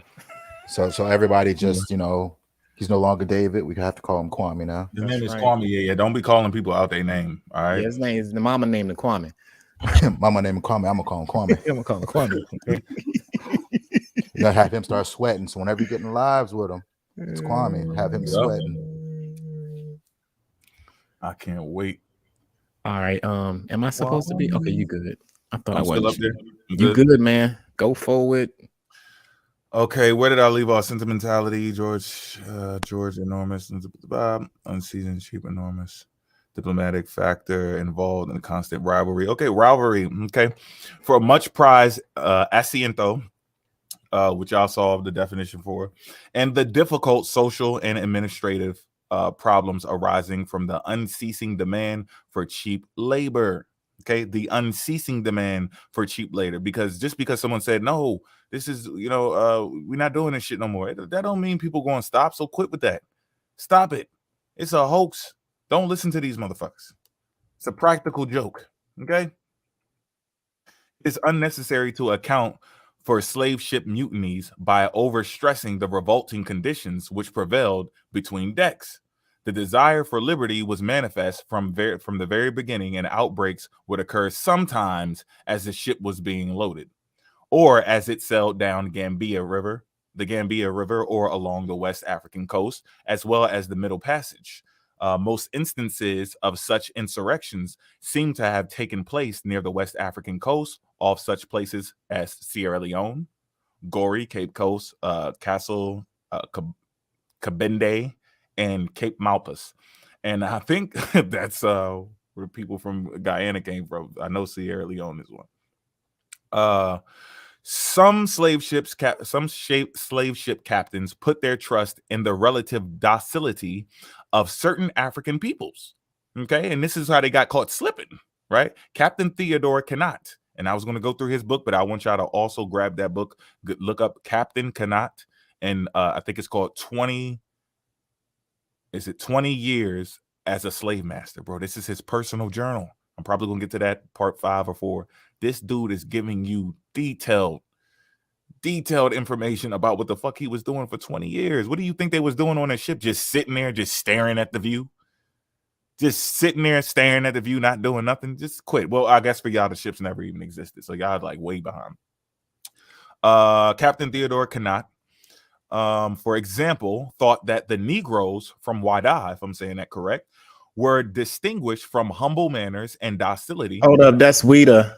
Where's that? Yeah, that's Wida. That remember I told y'all. I'm sorry, I didn't mean to slow you up, but yeah, that's Wida, and that's where a lot of Africans were shipped out of. Remember that picture I showed you guys of the King Hafan? Mm-hmm. Right. That was his kingdom. And he would run into the interior of Africa getting those captives. And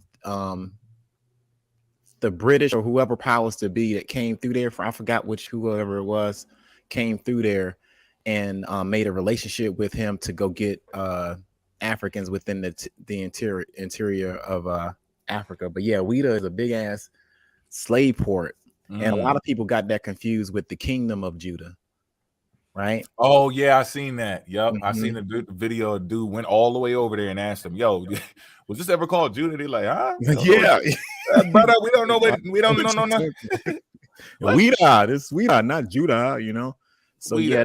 Yeah, that sticks out. There's a book called Diligent, and it talks all about those ships going over there conducting trade. But the dude was raging war campaigns with outside tribal territories, So it's like, was he selling his own people? Not necessarily. His own people was just getting all the arms. And there's a picture of a coronation. I'll bring it up. But yeah, I'm glad you this just stuck out like a sore thumb, man. At Weeda, every time I see it, I know that's one of the spots. Go ahead, bro. Good, and now good because I'm not butchering the name too. So yeah, y'all got a little background, and we know how to say it correctly. Weeda, okay. Weedem niggas, okay, were distinguished for humble manners and docility. Yet he experienced a serious outbreak from these lambs. The what? These people crazy. You see, who was animals earlier?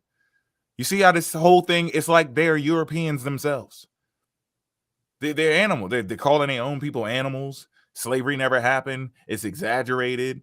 You know, the African had to tell you in his conscience, like, this is absurd. They're saying we're selling our own family. Like, what are you talking about? What do you mean? He believes that Negroes from Benin and Angola, that's Suiton, he thought he got it fucked up from Benin and Angola were not as addicted to revolt as those north of the Gold Coast. Frequent references appear in documentary accounts as to the refractory qualities of the Coromantes. Okay. Mr. Town says that inquiring of the slaves into the cause of these insurrections, he has been asked what business he had to carry them from their own country. They had wives and children whom they want to be with. They wanted to be with their family. Well, I thought they were signing contracts. Despite the most elaborate precautions, slave insurrections frequently broke out because people they signed up to work for a job. They did the application. They said, what do you do? I'm really good with my hands. You know, I know how to lift this, lift that. I know how to plant this, plant that. I know how to harvest this, harvest that. I know how to weave this, weave that. I know how to mold this, mold that. I know how to smelt that, smelt this, right? And you sign up. I'm going to be back, y'all. Just give me about 4 years. When I come back, we're going to be loaded. I'm going to get a whole bunch of land. I'm going to have my kingdom, and we're going to be here, and we're going to live, right? That's what you thought. Yeah, right. And then he gets there on the boat and they over there plotting to fuck up their whole goddamn plan to take care of their family and their country. Use your fucking common sense. Captain James Barbot, writing in 1700 tells of the meticulous daily search made into every corner of the ship for pieces of iron and wood for knives. They're trying to make shanks. Pokey poke, stab, stab. Small arms for the crew were kept in readiness and sentinels stationed at all doorways. Why? Because why? You're just picking up people who want to work for you, man. What are you worried about? Such care, he thought, was unusual among their slavers. And he remarked, if all those who carry slaves duly observed them precautions, we should not hear of so many revolts have happened. Should hear that so many revolts have happened.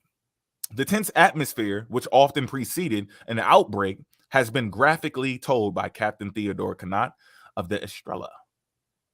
From the beginning, there was a manifest discontent among the slaves. Hold on, y'all. I just heard my daughter scream. Hold on.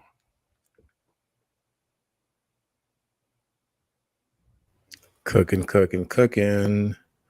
My bad, y'all. Hold on. Go ahead, man. It's all good. It's all good, man. Throw a like in the chat, family.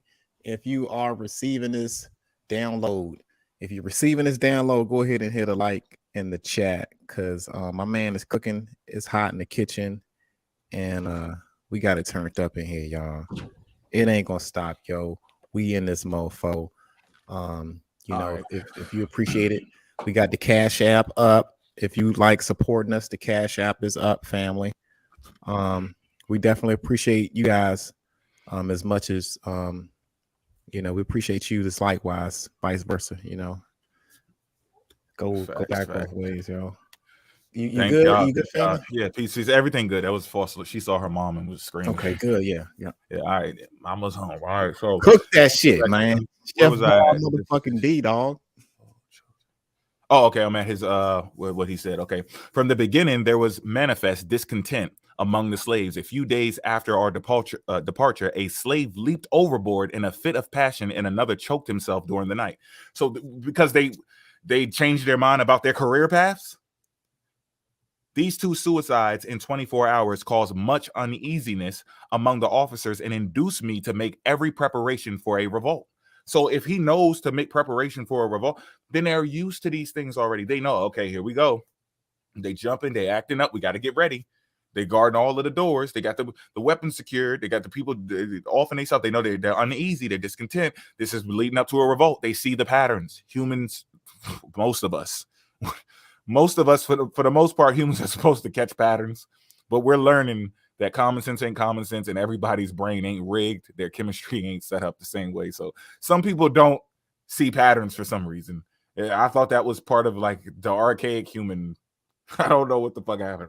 They just completely lost their goddamn mind. The insurrection itself was a desperate struggle waged with the courage of despair. Sometimes weapons would be reached. Sometimes weapons would reach the slaves through the female captives who were frequently given comparative freedom to the deck. So this is, if they're going on a job, why would the women go over there, twerk a little something, and snatch the gun and go give it back to man in them? What's going on? We're just going to work, y'all. What's the issue here? Naturally, in the greater number of cases, the revolt was doomed to failure, and the retribution was swift and terrible. Every refinement of torture was utilized by the captain, and the ringleaders, at least, were killed.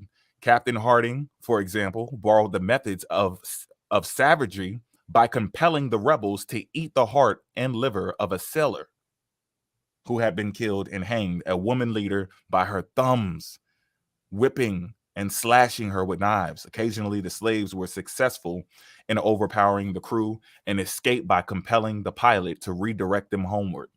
Who's a bitch? Who's a bitch? You the one that can't handle your actual history. You such a bitch that when you look at certain things that happen when you take a L, see, real motherfuckers can take a L. You can't take a L. You look, oh, we lost, but you won too. You also won. And we winning right now because we ain't supposed to be doing what the fuck we doing right now. We got W's. You got to learn how to take your fucking loss. Everybody takes losses in history. We took an L and we've been winning for a long time, really. For a long time. Like, this is a quick comeback where you think about it. When you hear what your family tell you, the history, you read this shit, this is a quick ass comeback. We up here teaching. Y'all over there capping and everything. We got some scabs that, that ain't healed and everything, but we're gonna get to it. We're gonna send the white blood cells, red blood cells, stem cells, everything, get everything right, get your vitamin C and everything. We're gonna heal up. All right. There is evidence of a special form of insurance. This is what I was trying to tell them when they thought they was jumping me on a live. I was trying to tell them that this is how we found out that my people escaped. It was passed down through them in the stories that people came back looking for these people. Because this shit is documented. It's documented. These people are insured. They're people invest in them. They owe them money, so they come in looking for them. That's why they were hiding. You don't just take over a plantation and team up with other people, take over another plantation, and then just go, yeah, we good now. We're just gonna walk around amongst the regular day people. They were in lifelong hiding situations, y'all. With the children too. They had to teach their children, listen, you can't be seen. There's people who were not seen who stayed in the dark. Then there's people who wanted to, hey, I'm back. Just go ahead and beat me. I'm tired of running through this. Some people just stuck it out. Okay.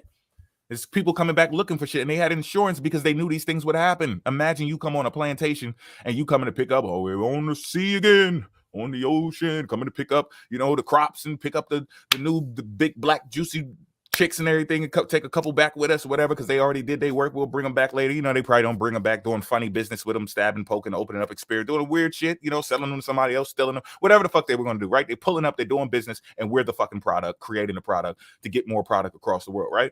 Imagine you pull up and you see me, a whole nigga, with your weapons aimed at you before you even get off the shit. Imagine that type of shit. Imagine walking on a plantation and everybody's strapped. Imagine that, right? So an insurance statement of 1776 from Rhode Island, for example, has this item: risk of mortality and insurrection of 220 slaves. valued at, I guess that's 9,000. If somebody can, if y'all know, I don't know exactly what that is. 9,000 something. I don't know if it's euros. Stag at 5%. You know, I still haven't figured that out either. Like, I'm gonna just say euro just for argument's sake. Yeah, we'll I don't know figure what it the hell that is either. That current. Anybody know? You can drop that currency symbol. Yeah, please. If y'all know, put that in the comments. Anybody on the panel, if y'all know, It's let got to us know. be of the time period. I don't know if it's guilders or some weird shit. I don't know. Okay. Yeah, and then Cap. So you see, the point was to show y'all though that this is this isn't just people just doing slavery and you know they got plantations, they shipping people back and forth, and then nothing's behind that. There's no securities, there's no investments, you know, there's no insurance. This stuff was ran like an actual business. Okay. I don't know if y'all been involved in business or if you like had a business or you know somebody with one. Like this is how this shit works. It's a business. You just were a commodity. Okay. A captain's statement of August 11, 1774 contains a request for insurrection insurance in a Negro mutiny case of a case. These are cases. So you can look up Negro mutiny cases. Like, do y'all not know how to research? These books don't just stop here. They lead you to books. They got sources. Do y'all not see the difference between our shit and their shit? Look at this shit. It's all sourced up. You get to the back of it, it's sourced up. They're quoting people. When they start quoting somebody, you see the shit change. You see this? Cannot of Estrella. When they read their books, they just keep on talking. Yeah, and then Cannot was saying that this, he's just still talking. There's just one writer, one style, just running his damn mouth. When you see this, right here, and then you see the quotations and then the end quote, and then you see citation right here. That's properly done. It's proper citation. That's how you deliver information. These people just be reading comic books and shit. This ain't, you're playing with your history. Okay. Mutiny case of May 3rd, 1785. The court awarded payment in conformance with a policy provision for insurrection insurance. Okay. Sometimes the captain of a slaver would throw sick Negroes overboard to profit by the insurance payments given in such contingencies. See that? It's multifaceted, bro. This shit goes, there's so many different angles that this shit is going. I don't know how old these people are. I don't know what type of search engines they got, archives they got access to. These motherfuckers go to sleep and wake up and just know everything. Every fucking thing. That's a red flag. That person who knows everything don't know shit. We know that already. We've learned that in our community. The people who claim they know everything don't know shit. The motherfuckers go, I don't know. Teach me, brother. You hear us say that all the time. We don't give a fuck if it's amongst us. We don't care if we're in the live with them. Whatever what we're doing. Listen, okay, tell me what that is. Oh, I didn't know that. Okay, I'll write that down. I'm gonna check it out.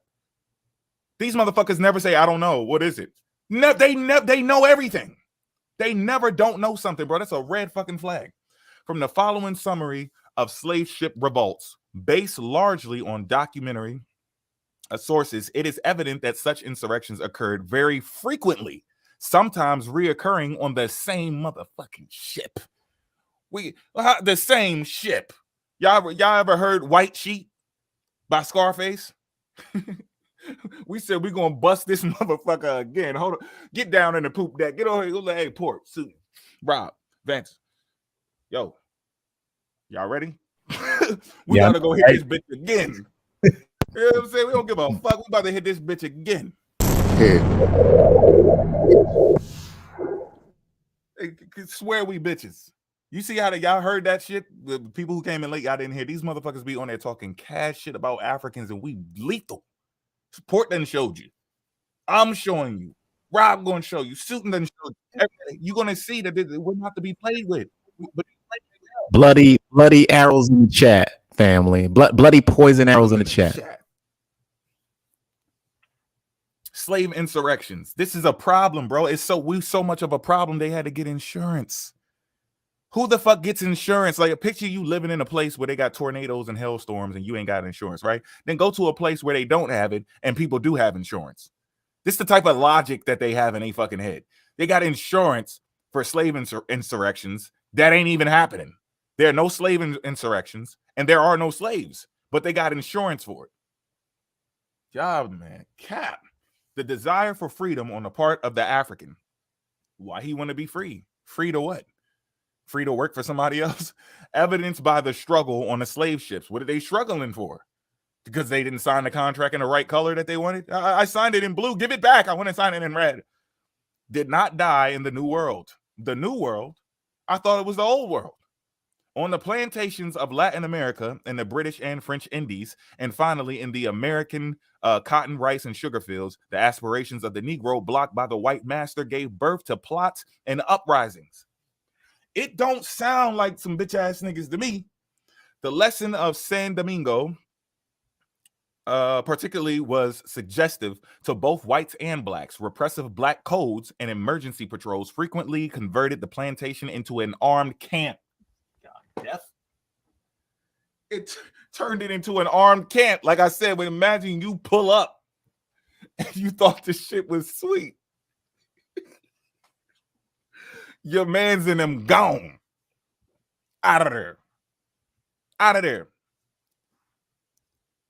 Governor Robert Y. Hayne of South Carolina declared to the assembly in 1833, 2 years after the Nat Turner insurrection, a state, here we go again, quoting, cited properly. Look at it. A state of military preparation must always be with us. A state of perfect domestic security. From what? From workers? The people who they're just working, man. They signed up for it. A period of profound peace and consequent apathy must may expose us to the danger of domestic insurrection. Okay. Professor Thomas R. Dew, militant apologist of slavery, sought in an address that year before the Virginia legislature to minimize the fears of insurrection. So again, I showed you the African guy and it was saying that this was absurd. They said we're selling our people, right? You hear the black indigenous people saying that, oh, we're selling our people. And I apologize to the black indigenous people from back in the day. I know I ain't that old, but y'all know what I mean. Back in the day, time is flying in people's minds. So it's like we OGs now. Like people are transforming. It usually would take, a whole generation and a half for people to flip to these ideologies. This was just not even 10 years ago. I know black indigenous. What this shit is brand spanking new. So now I know y'all probably gonna see this eventually, and y'all gonna be like, why he saying black indigenous? Because there's some new black indigenous. These motherfuckers are saying the same shit that these Europeans are saying. You sold your people, your husbands, your wives, and they didn't care about them. And these people here, they weren't really fighting back. You're getting all of this from this. Look, he's a Professor Thomas R. Dew, militant apologist of slavery, sought in an address that year before the Virginia legislature to minimize the fears of insurrection. He's trying to minimize it. They're telling you like, yo, this is a problem. This is the evil after all. Let us say that we will, which really operates most powerfully upon the schemers and emancipating philanthropists of those sections where slaves constitute the principal property. We cannot fail to derive the greatest consolation from the fact that although slavery has existed in our country for the last 200 years, there have been but 3 attempts. We already spoke about more than 3 attempts, so he is full of shit. And who else does he sound like? Man, slavery, like only 20 people came over here, as if he actually studied all the documentation. This guy, Professor Thomas, how is he a fucking professor? Professor Thomas R. Dew, militant apologist of slavery. He knows how things work. He's a professor. He's militant. He's an apologist for slavery, though, and he's talking as if he's read every single documentation of the slave insurrection. What are you talking about, sir?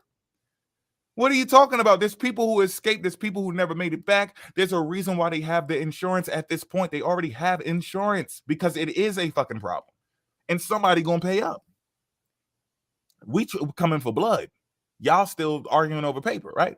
This is the evil after all. Let us say, okay, I did that part years. Okay, been 3 attempts at insurrection. 1 in Virginia, 1 in South Carolina, and we believe probably like 1 in Louisiana somewhere. That's about all. And the loss of the lives from this cause was not amounted to not even 100. Like, come on, man. It ain't nothing to worry about. They don't need insurance. Despite the serious understatement of the number of insurrections, Dew's remarks were actually revelatory of the fears aroused among the planters. A graphic illustration of the cyclic fears of Negro uprising during the 1830s is afforded by the remarks of several whites of Mississippi in 1859 to Frederick L. Olmsted. Blow this up a little bit. I'm Frederick now, y'all. I'm Frederick. Okay, I'm Frederick. Where I used to live, Alabama, I remember when I was a boy. Must have been about 20 years ago. Folks was dreadful, frightened about them niggers. You know, them niggers. I remember they built pens in the woods where they could hide. And Christmas time, they went and go into the pens. Afraid them niggas was rising. Right? Because we was getting it in like that. I don't know what the fuck y'all talking about. These motherfuckers shook. They building pens and shit. It's Christmas. They coming. Rise up. Yo, you know we always attacked on Christmas, yo. Right? It's That's Christmas like time. Signature. Yo. Merry Christmas, motherfucker. Right. This y'all fucking day. We about to, that's we know when y'all Right. motherfuckers aren't y'all weakest point. We about to disrupt your holidays. Is you crazy? And Keep now they got going. us over here today forgetting what the day is. You forgot what this day is. There's a reason why they can relax on these days, right? We ain't gonna get into all of that though. The speaker's wife added her recollection to the comment. I remember the same time where we was in South Carolina and had all of our things put up in bags so we could tote them if we heard that they was coming our way. Because them niggas is crazy. They was trying to go home. She was scared. The husband scared. What are they scared about? The community scared. They building pens and hiding in it. The niggas is coming. What did we do? What did we do? We're gonna find that shit too. We're gonna tell all parts of these stories, right? Y'all crazy, bro. Y'all tripping if y'all think. Okay, let me make sure that we done with this part. I think this is all I wanted from here. I need to get to Equiano now.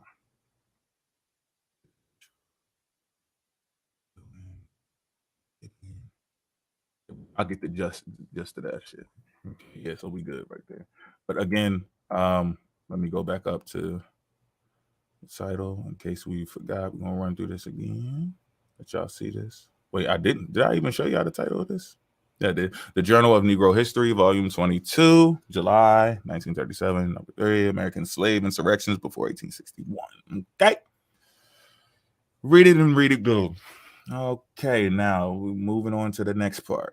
The papers and journals of John Winthrop, Ship's Desire, Pierce Master. No, we ain't doing that. The ships, they done with them ships. They need to stop talking about ships.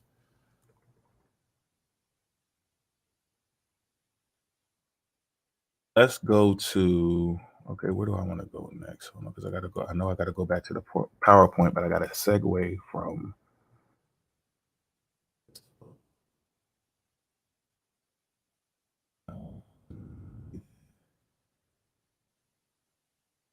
Africa Unveiled. This is the book. What's the issue?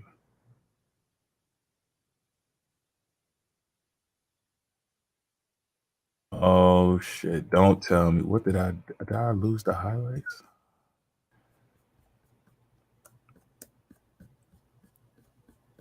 Or hold on, wait. I did have 2 of these books open. Let me see if that was the case.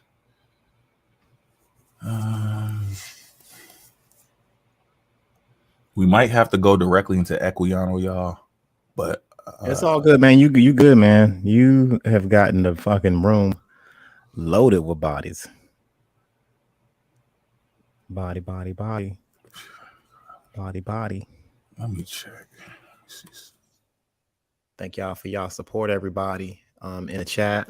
You guys are greatly appreciated. You got the greatest patience I've ever seen. You got the greatest patience, man. Y'all sit here, y'all go through this shit with us. You take the time. Y'all got these books. Yo, I seen some of them books. I saw, shout out to damn, which one of y'all I saw with the book? One of y'all, like, y'all got these books. I'm like, oh shit, they got the books, y'all. They getting these joints and reading them. Some of y'all I saw with the documents illustrative. So I mean, we all learning and growing and stuff. That's what it's about, man. Yeah. So thank you guys, man, for just supporting the team, yo. That's what it's about.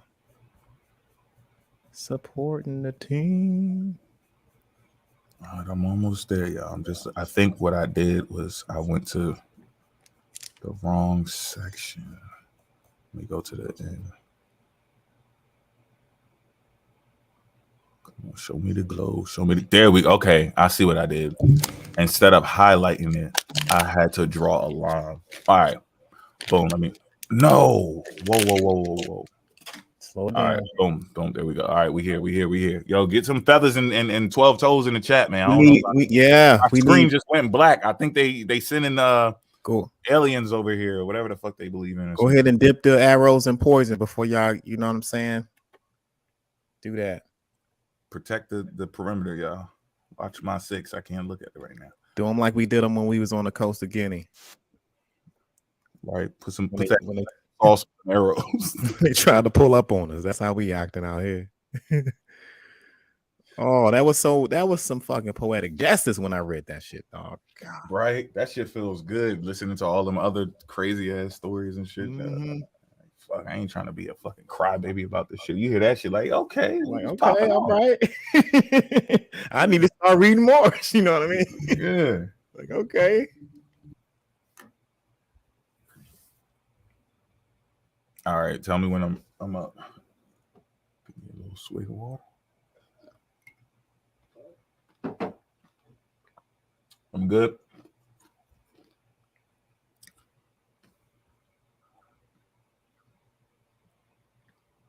Oh, I must be up there. All right. All right. So this is from, wait, what is this page? What's this page? Hold on, y'all. 193. Okay, let me go up to the top so y'all can see this. This is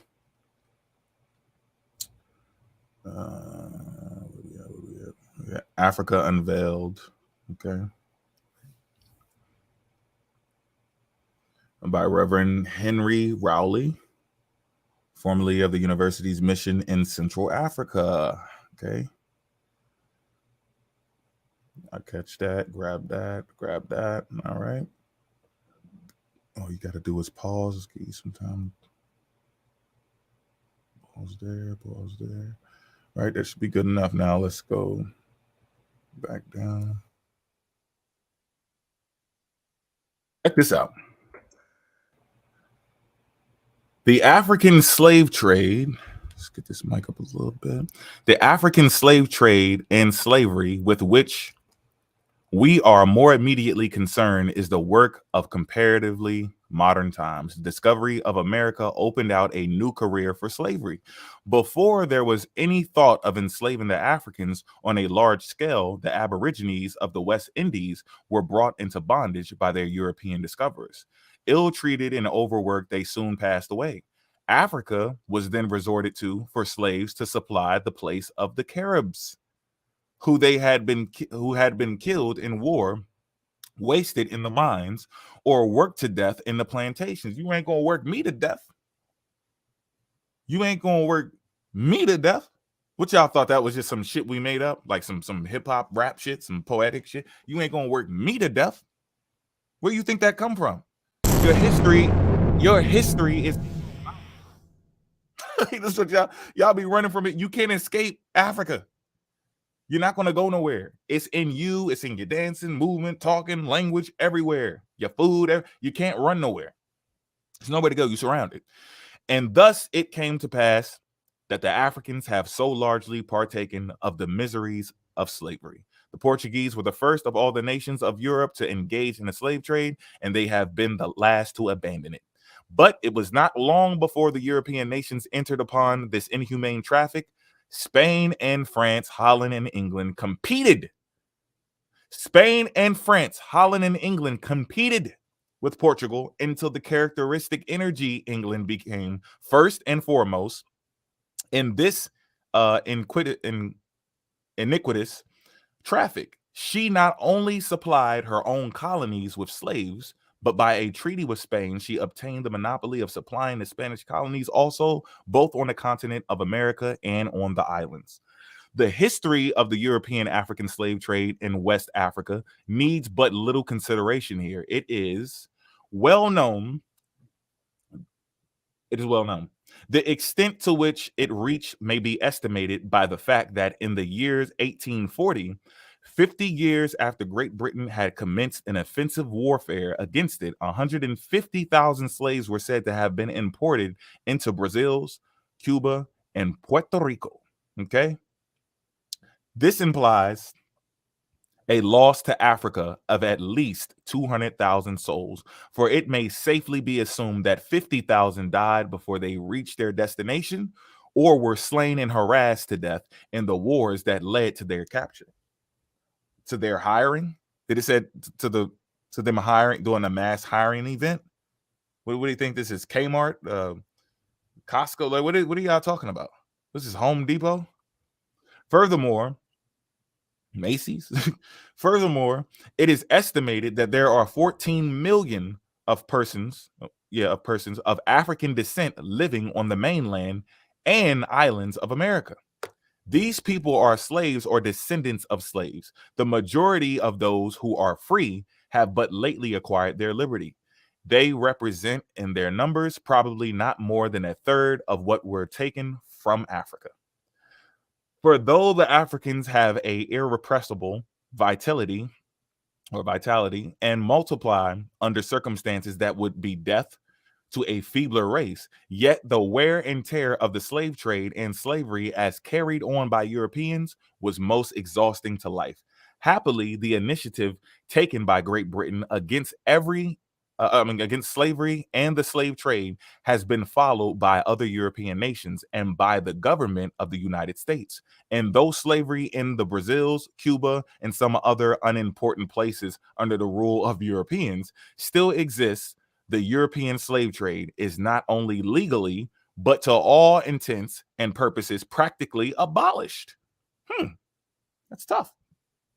But while we were stamping out the great iniquity in the West, it was growing into vast proportions in the east of Africa, and revelations have been made concerning the inland trade across the northern desert, and along the valley of the Nile, which show that there is still very much to be done before this open sore of the world, as Livingston calls it, is closed.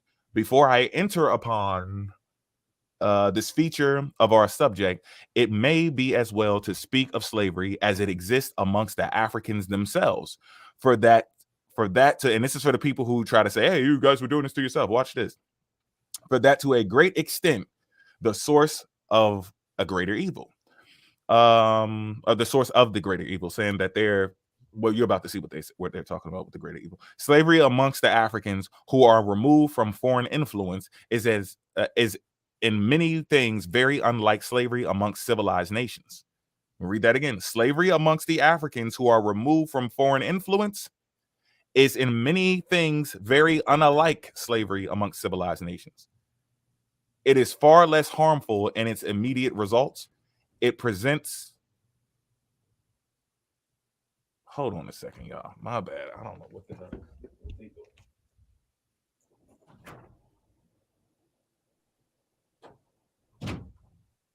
All right, we good. I thought somebody was coming through the garage, man. You know, you can't open that shit up right now. Okay, it is far less harmful. Where we at? Okay, let me just start back right here. Slavery amongst the Africans who are removed from foreign influence is in many things very unlike slavery amongst civilized nations. It is far less harmful in its immediate results. It presents various aspects according to the different characteristics of the tribes. With the agricultural tribes, it assumes a purely patriarchal aspect. Those who are in bondage are not called slaves, but children. Those whom they are in bondage, are not called masters, but fathers. Okay, now they're talking about the okay. So those who are in bondage are not called slaves, but children. Those whom they are in bondage are called not masters, but fathers. These people talk weird as shit. The slaves have rarely been acquired by conquest, but mostly by inheritance or in some less obnoxious form than war. And bad blood, therefore, is rarely found to exist between the father and his children. The chiefs and men in authority sometimes exercise an authority over their children that might be considered severely patriarchal, but generally within the boundaries of their master's territory, the slaves have as much liberty of action as the free men. They are not compelled to labor for their chief's profit, but when he goes abroad on a visit to a brother chief, they are required to accompany him, or if he goes to war, they are bound to fight for him. If inclined to stray, the chief can punish them according to his discretion. If such vagabonds get into trouble, their chiefs have to pay the penalties imposed. And if any slave dealer is near at hand, they sometimes sell such rebellious children in order to reimburse themselves for the expense which they have incurred. If no such means exist of disposing of the incorrigibly disobedient to avoid, I should have put that up there too, to avoid future trouble, they will probably put them to death. The Menganja, if I'm saying that right, Menganja, were most ingenious in devising means for their forfeiture of their own freedom. In this, however, they were not unlike some other nations. In Siam, for instance, until within the last 5 or 6 years, many of the people were slaves. They were those who had become slaves not only by war, purchase, and inheritance, but by debt and the operation of many customs whereby liberty was forfeited. Under certain conditions, a man might sell his wife, his children, and even himself.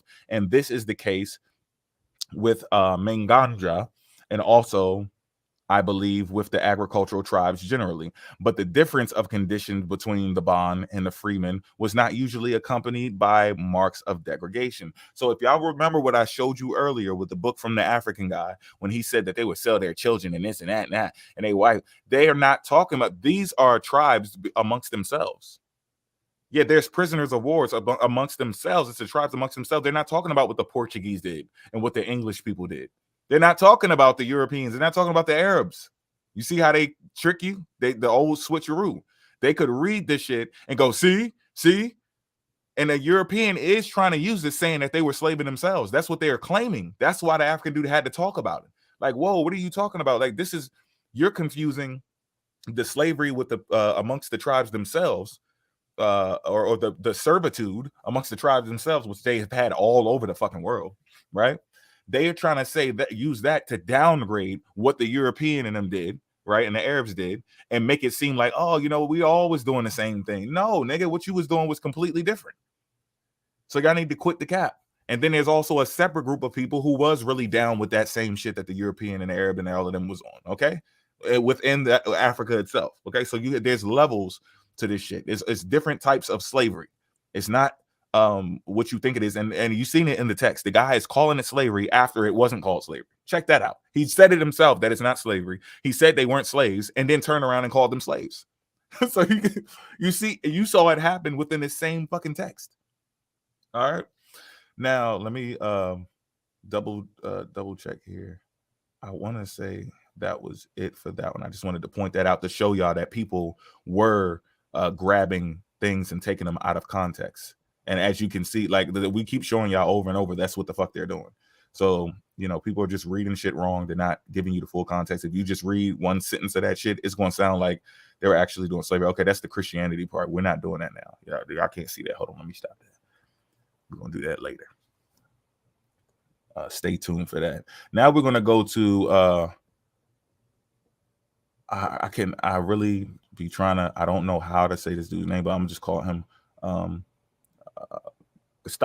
Gustavus Vasa Alauda. I think it's Alauda Equiano.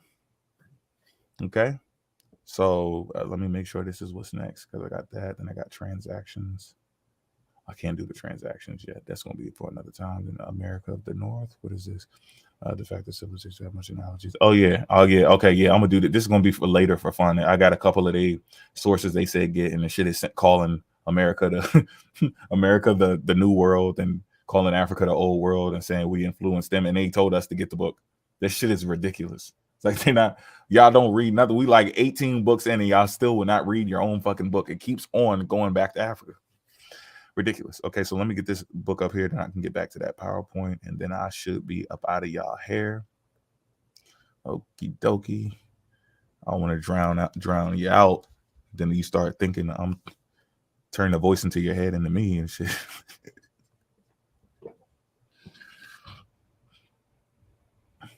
Okay, let me go to the title. I guess I'll put his picture up there too. I'm up. Let me know when I'm up. Port, you there? Yeah, my bad. My mic, green light. You good? Oh, okay, boom. Okay, boom. Okay, boom. So yeah, this is him, Gustavus Vassa, is also known by Alauda Equiano.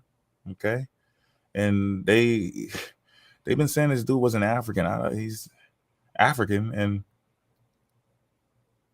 was written by himself. So I don't know what exactly is going on here, but we're gonna I guess we have to deal with this dumb shit, right? This is what we got to do in our community. Shit is ridiculous that we have to do this shit, but this is what we got to do. So look, let's go over a little highlight. Chapter 2. The author's birth and parentage. His being, and this is just like a summary of what the chapter is about, but I just want y'all to pay attention to these things I'm going through in these highlights. Just pay close attention, okay? The author's birth and parentage. His being kidnapped with his sister.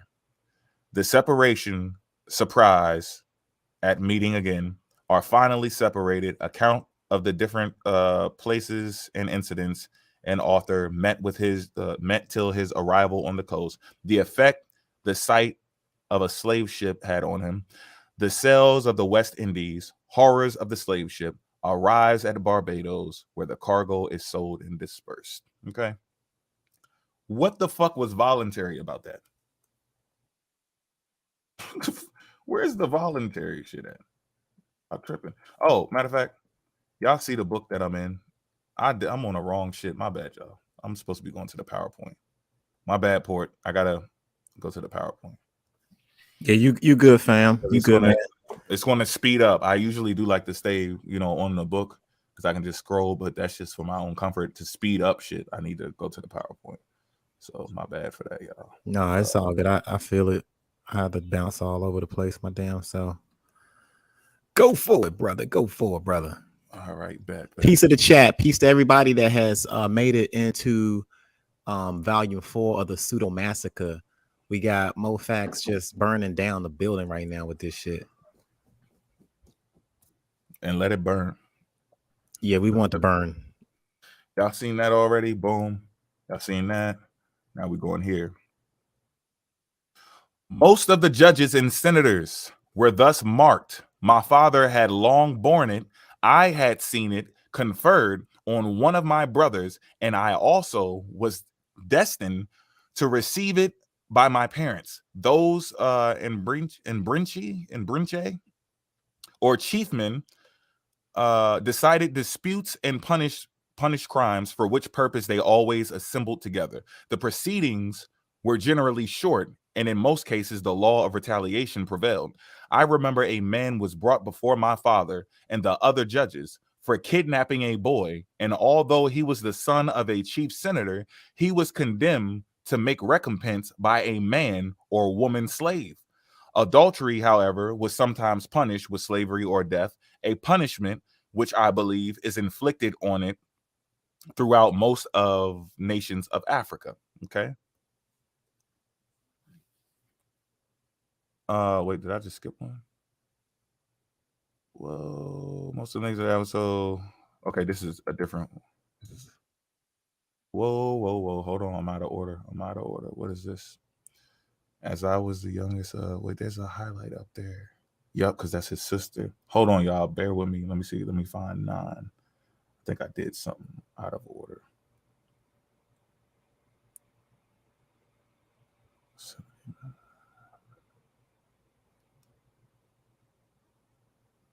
Wait, what? 10. Wait, where's the one with his sister? Oh. Maybe I just had this. Wait, no, it's this one. Okay, it was blown up. It was off screen. My bad, y'all. All right. I have already acquainted the reader with the time and place of my birth. My father, let me blow this up a little bit so y'all can. My father, besides many slaves, had a numerous family, of which 7 lived to grow up, including myself and sister, who was the only daughter. As I was the youngest of the sons, I became, of course, the greatest favorite of my mother and was always with her. And she used to take particular pains to form my mind. I was trained up from my earliest years in the art of war. Why? You're just a worker, right? They come pull up and say, anybody want to come work for me? Anybody want to come work for me? Anybody want to come work for me? Sign this paper here. That's what the fuck is supposed to be going on, right? Why is he getting trained for war? Let's see what the fuck is going on. My daily exercise was shooting and throwing javelins. And my mother adorned me with emblems after the manner of my greatest warriors, of our greatest warriors. So they got warriors before him. He's in line. In this way, I grew up till I was turned the age of 11, when an end was put to my happiness. And how old is he? He's 11. You sick fucks. Damn. Voluntary what? You sick. Y'all some sick motherfuckers, bro. And this way I grew up till I was turned the age of 11, when an end was put to my happiness in the following manner. Generally, when the grown people in the neighborhood were gone far in the fields to labor, the children assembled together in some of the neighboring premises to play, and commonly, let me see if I can scroll. Can I scroll up? Yeah. No, don't blow up. Scroll up. No, what are we doing? Hold up. Can I just go down, please? Oh, no, this is moving the slides. Okay, that's what I'm doing. Let me just move this up. Children assembled together in some of the neighboring premises to play, and commonly some of us used to get up a tree to look out for any assailant. So pay attention, people. Just like I showed y'all with the ships. If you have a slave ship, you got slaves. If you have someone chasing down slave ships, slavery is happening. Like, it's just common sense. If people are jumping off the ship, they're not going to do a job to support their family. No one does that shit. No one does that. Who the fuck does that? They're starving to death because they're trying to complete it. They don't want to fulfill their contract to take care of their family. Y'all tripping. Okay, so they would climb up top of a tree, right, to look for assailants or a kidnapper that might come upon us. So this was happening even before him. It happened to him and his sister, and it was happening before he was being trained for this type of activity. He's learning how, at the age of 11, to climb up the tree and look far in the distance, so you can watch and see if anybody's pulling up. Y'all tripping out here talking to y'all. I told y'all not to play. Y'all talking about kids. I said pull up Saturday and you're going to see what I'm talking about. Y'all talking about adults. These were kids too. Like, I don't understand what the hell y'all talking about. For sometimes those kidnappers that might come upon us, for they sometimes took those opportunities of our parents' absence to attack and carry off as many as they could seize. They're hunting the kids. And they still do it. Look it up. 8 to 9 million kids missing every motherfucking year. And this is not a new thing. They've been hunting kids. They still hunting kids. They still trafficking kids. They still doing this shit. They still pile them up in trucks, pile them up on shipping containers. Like, y'all dumb. They piled them all up on the boat and they still pile people the fuck up. Like, what is y'all talking about? Y'all talking like y'all fucking slow. We're going to pick y'all up to speed, though. I had frequently told several people in my excursions on shore the story of my being kidnapped with my sister, and of our being separated, as I have related before, and I have often expressed my anxiety for her fate and my sorrow at having never met her again. One day, when I was on shore and mentioning these circumstances to some persons, this is sad, y'all. One of them told me he knew where my sister was, and if I would accompany him, he would bring me to her. And probable as the story was, I believed it immediately and agreed to go with him. He couldn't deny, he couldn't do it. He knew, like, this don't make sense, but I gotta go. Y'all know what that is. And this is the type of shit they playing with. They're playing with people's history. I don't give a fuck if you want to be a goddamn Indian. What is you fucking with me for? Why are you fucking with other people that you ain't even connected to? Just tell your motherfucking story. Leave other people's story the fuck alone. The improbable story as it was, I believed it immediately and agreed to go with him. While my heart leaped for joy, and indeed he conducted me to a black young woman who was so like my sister that at first sight I really thought it was her. But I was quickly undeceived, and on talking to her, I found her to be another nation. Okay. This dude had multiple masters too. So when we talk about tracing shit back and y'all say, well, why you ain't done yet, Mo? Why you ain't finished tracing it to a specific tribe, Mo? Soon, how come you don't know the exact tribe and the name of the boat? Is y'all not hearing what the fuck these people going through? They're trying to cover it up, for one. Two, they're competing with people. That's why they're covering it up. They ain't allowed to do it at a certain point. That's why they're covering it up. They're not all bringing people to plantations. That's why they're covering it up. They're people running away and then making it. Some people swam. You think none of them made it? Everybody did not die that jumped in the water. They made it somewhere. They don't have a story.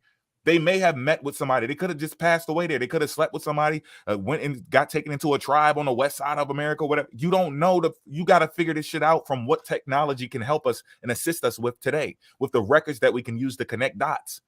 And this is why it's important for you to become a good researcher as a black person. But y'all not black or African, so I guess I'm just talking to my damn self, right? See if y'all can get past this shit. At length, after my days traveling, during which I had often changed masters. Again, at length, after many days traveling, during which I had often changed masters, I got into the hands of a chieftain in a very pleasant country. This man had 2 wives, on and on and on. I'm just showing you that the dude had multiple masters. And this is why it's going to be hard to trace shit. And it doesn't mean give up and become a motherfucking Indian. It don't mean disrespect the Indian people in your family either. But you don't give up because the other history was covered up and burnt up and people trying to hide it and cover the shit up. And your people was just running around. You thought they had notebooks?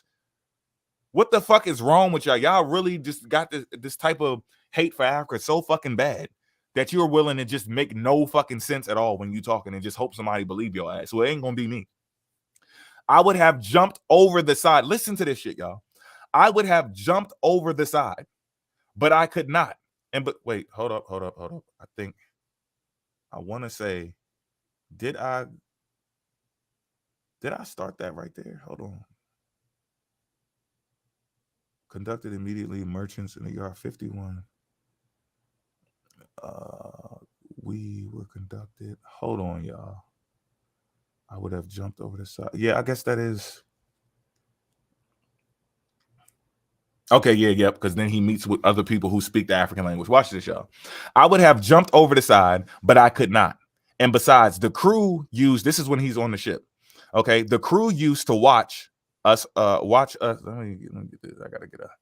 The crew used to watch us very closely, who were not chained down to the decks, lest we should leap into the water. And I have seen some of these poor African prisoners, mostly severely cut, for attempting to do so, and hourly whipped for not eating.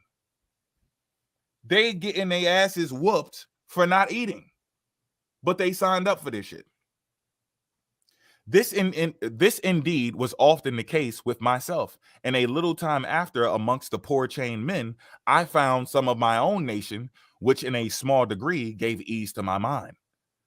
He said, I inquired of these what was to be done with us. So he's asking them like, yo, man, what the fuck is going to happen to me, man? Like, what he's feeling better because he's seeing people from his specific tribe. So look how many different people are on a boat, and y'all talking about we just going to figure this shit out. You just going to figure this shit out overnight. Yeah, you could do some Indian shit like that because they're here. You're on the land. You mixed in with them here. Yeah, you're gonna find those records quick, but you're not supposed to stop. You're supposed to be dealing with that chocolate. Okay. I then was wait, no, hold on. Yeah, what's gonna happen to us? Okay, they gave me to understand. They talk so weird. They gave me to understand we were to be carried to those white people's country to work for them. I then was a little revived and thought, if it were no worse than working, my situation was not so desperate. So he's trying to make himself feel better about the situation that's fucked up. But still, as any natural person would do, you get what I'm saying? Unless you're a fucking robot. But still, I feared I should be put to death. The white people looked and acted as I thought in so savage a manner, for I had never seen among any people such instances of brutal cruelty, and this not only shown towards us blacks, but also to some of the whites themselves. Okay? So he was at ease. He talked to his people for a little bit, then he was like, man, they going fucking off me, man. I could just see it. These dudes are crazy. They doing strange shit. Okay. At last, we came in sight of the island of Barbados, at which, and I showed y'all earlier what was happening. It hung up by the thumbs, making people eat people's hearts. Come on, y'all. At last, we came in sight of the island of Barbados. This is traumatizing shit. At which, and this is why, when we talk privately or whatever, and publicly, but mostly privately, because we got to show them that we're not fucking playing, because that's just tough love. But we know that they're suffering. This shit that we're talking about is exactly why our people are doing the shit that they're doing today. You may not be able to connect the dot because it's so far away, but when you like get all of the emotions and everything out the way, and all of the stuff that's going on in modern times, and stuff you can blame and point here, food, diet, religion, all that, you erase all of that crazy shit. This is exactly the people who go through this shit that we're going over right now, and have gone over in the past, and will go over in the future. It makes perfect sense how these people ended up with the mindsets that they have today. Not excusing you cult leaders who are purposely deceiving people, because we know you've seen this shit. We know y'all understand how method works, and y'all seen the shit that you've seen, because you would face these books. When we pull up your sources, you would jump in front of it and just tell us that we made a mistake. You can't jump in front of it because you know what was in there. You can't debunk it, okay? At last, we came into the sight of the island of Barbados, at which the whites on board gave a great shout and made many signs of joy to us. We did not know what to think of this, but a vessel drew near. We plainly saw the harbor and other ships of different kinds and sizes, and we soon anchored amongst them. You see what I'm saying? These are fleets. This is traffic. These people are moving.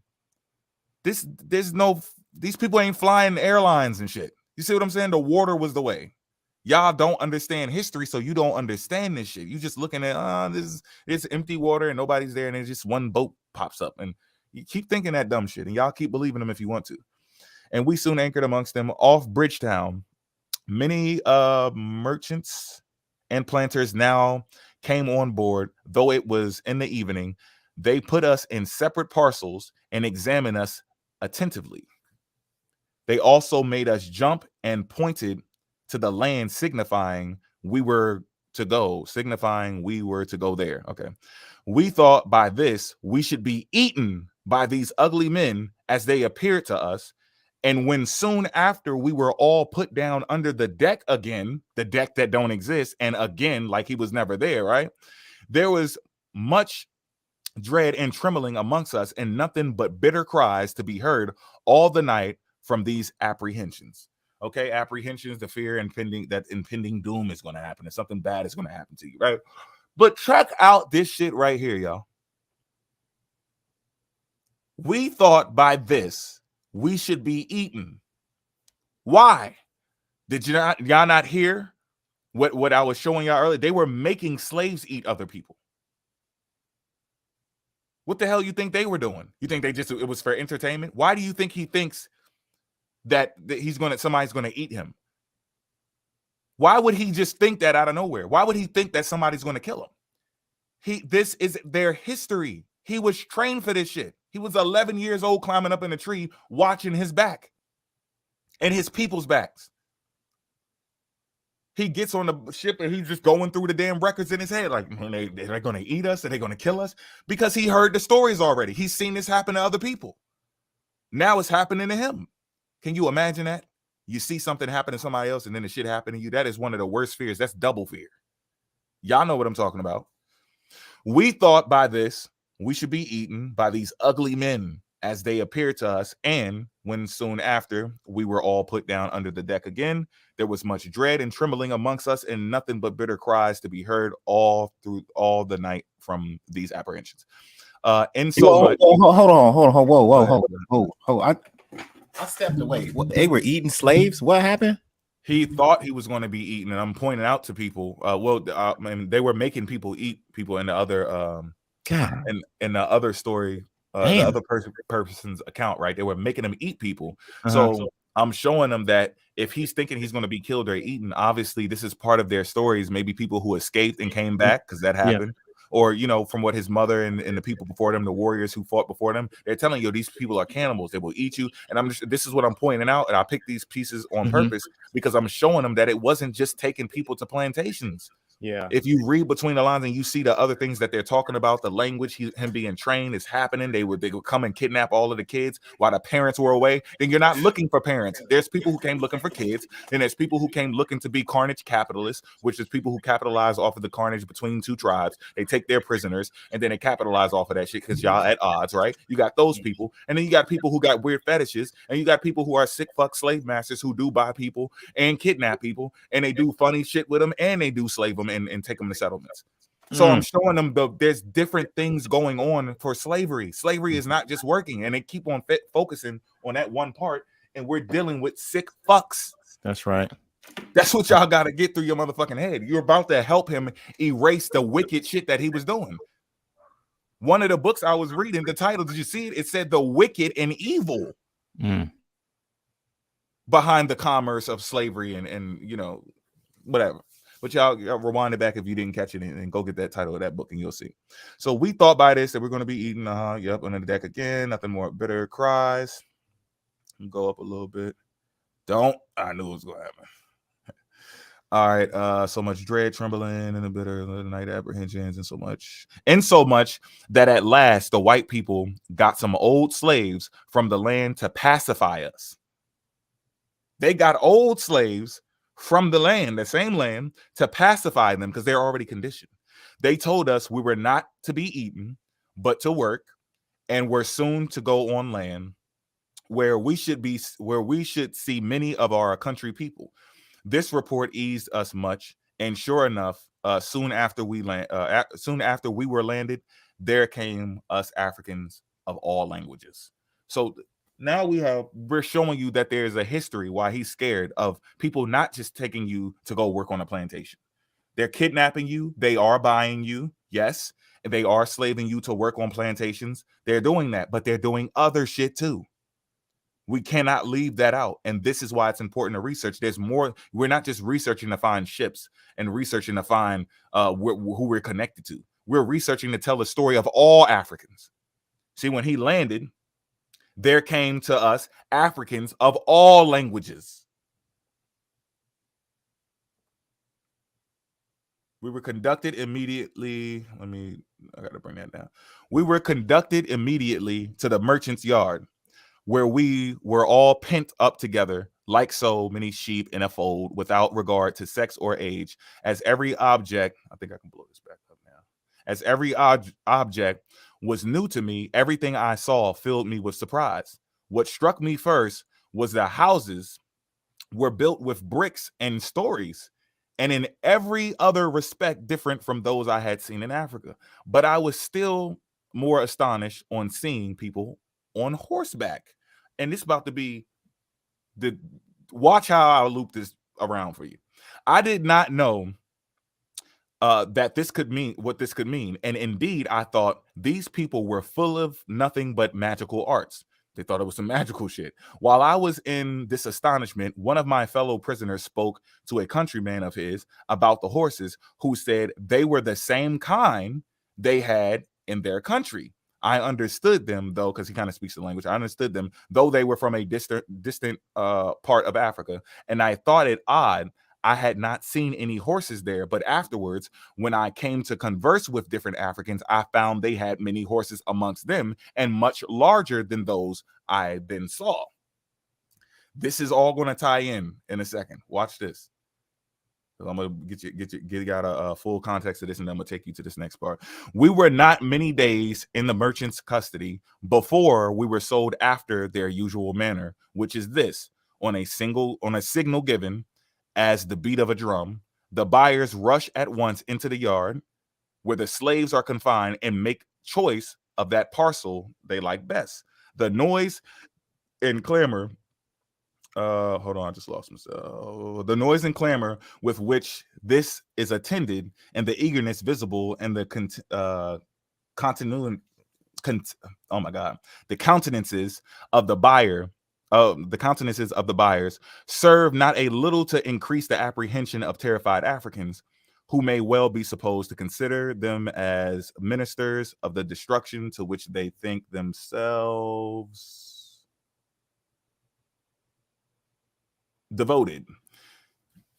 In this manner, without scruple or relations and friends separated, most of them never to see each other again. I remember in the vessel in which I was brought over, in the men's apartment, there were several brothers who in the cell were sold in different lots, and it was very moving on the occasion to see and hear their cries at parting. O ye nominal Christians, might not an African ask you, learn you from your God, who says unto you, do unto all men as you would men should do unto you. Goodness gracious. It is not enough that we are torn from our country and friends to toil for your luxury and lust of gain. Well, he's saying that's a question. He's saying, is it not that we're torn or whatever? Must every tender feeling be likewise sacrificed to your avarice? Are the dearest friends and relations now rendered more dear by their separation from their kindred? Still, let me see if I can move this like that. Still to be parted from each other and thus prevented from cheering the gloom of slavery with the small comfort of being together and mingling their sufferings and sorrows? Why are parents to lose their children, brothers, sisters, or husbands or their wives? Surely this is a new refinement in cruelty which, while it has no advantage to atone for it, thus aggravates distress and adds fresh horrors even to the wretchedness of slavery. So this is not somebody who signed up for this shit. Clearly, he didn't sign up for it. Okay, now let's deal. Really, what was important with that was the experience, but also I'm pointing you to this area. Okay, this is where they're at, that Lesser Antilles, Barbados. Okay, if I zoom in, if you go to the same place and zoom in, I just wanted y'all to see Africa, South America, and North America, and see like this shit is right there. Okay, so all y'all people who be like, you don't believe we was everywhere, like, dog, just prove it. I get it. This is right here and it's over there, but you got to prove it. I'm not concerned about that. I'm concerned about the history that is documented. If we was there, we was there. And if they were there, to check this out, and we found that shit, I would read the book, cool, but I would be right back over here talking about slavery because that's what y'all fuckboys are trying to erase. I wouldn't be worried about that. We were already over here. Cool. We volunteered to come over here. We came over here, set up shit, and it was missing from history or they covered it up. Great. But this is the shit is not going to be covered up. You're not going to cover this part up. You ain't about to distract me. You don't think we was over here? I'm not getting distracted by that. This is evil, nigga. This is wickedness. This is one of the reasons why your motherfucking head is screwed on backwards. So this is the important part. Give a fuck if we were everywhere. Shit is irrelevant to what the hell the topic is. You are suffering from some fucking mental issue, and we're going to get your ass right. And if we can't get you right, we're going to make sure your followers get right, or the people who step up before they fall into your trap get right. All right. This is where he's at, okay? This is where the horses originate. They like to say that. The horses are from North America. They all originated here. And it's, yeah, but they did make it over here to Europe and Asia, okay? If you know the history of the horse, they made it over here and they stayed over there before the land separated. They survived in Europe and Asia. That's why he didn't know that they had horses in certain parts, certain regions of Africa, far away from where the fuck he was at. The horses still made it. survived here, and it was brought down by the Asians and the Europeans. So they had the horses, and North Africa, we had the horses and chariots. We know that. Then later on, people start seeing, oh, these damn horses. But when the land separated, the horses that may have originated in this area were still there, but then you got different types of horses here. So now I just want y'all to get that, and this is the Lesser Antilles. This is where Barbados is. All right, this is where he is at. I just want y'all to get a mental picture, because now I'm gonna show y'all a different angle, how we can use other things. Remember I told y'all about them animals, right? 16 horses. The first horses to reach mainland America arrived in 1519 with Spanish conquistador Hernan Cortez, who brought 16 horses to help his search for gold. Larger shipments of horses, I repeat, larger shipments of horses. But I'm just going to use 16. I wanted to use a greater weight, but I said, you know what? I'm going to hit you at a low number. Y'all know how that is. When something is so severe, when the truth is so sharp, I don't need to use big numbers. I'm going to take the smallest number of the horses and use that. Okay? So I'm going to read this again. The first horses to reach the mainland America arrived in 1519 with the Spanish conquistador Hernan Cortez, who brought 16 horses to help him search for gold. Larger shipments of horses soon followed these initial imports, brought to North America by explorers De Soto and Coronado. This is the people talking about. This is the people that they talk about on their lives. De Soto and Coronado and Hernan Cortez. Yeah. He bought 16 horses. 16 horses and larger shipments of horses soon followed these initial imports brought to North America. Is you tripping? Check this out. How much do these motherfuckers weigh? Let's leave the humans alone now. Let's leave Africans alone on the ships, right? Let's leave that alone, right? We know how much the average person weighs, right? Right? We all know how much the average person weighs, right? How much does the average fucking horse from Asia and Europe weigh? 900 to 2,000 pounds. I'm going to go down with the lesser again. We're going to go with the lesser again. 16 times 900 pounds. That's 14,400 pounds. That for a short ton, that's the equivalent. A short ton is equivalent to 2,000 pounds. So that would equate to 7.2 tons. A fucking animal, nigga. That's not even an African. You understand what I'm saying?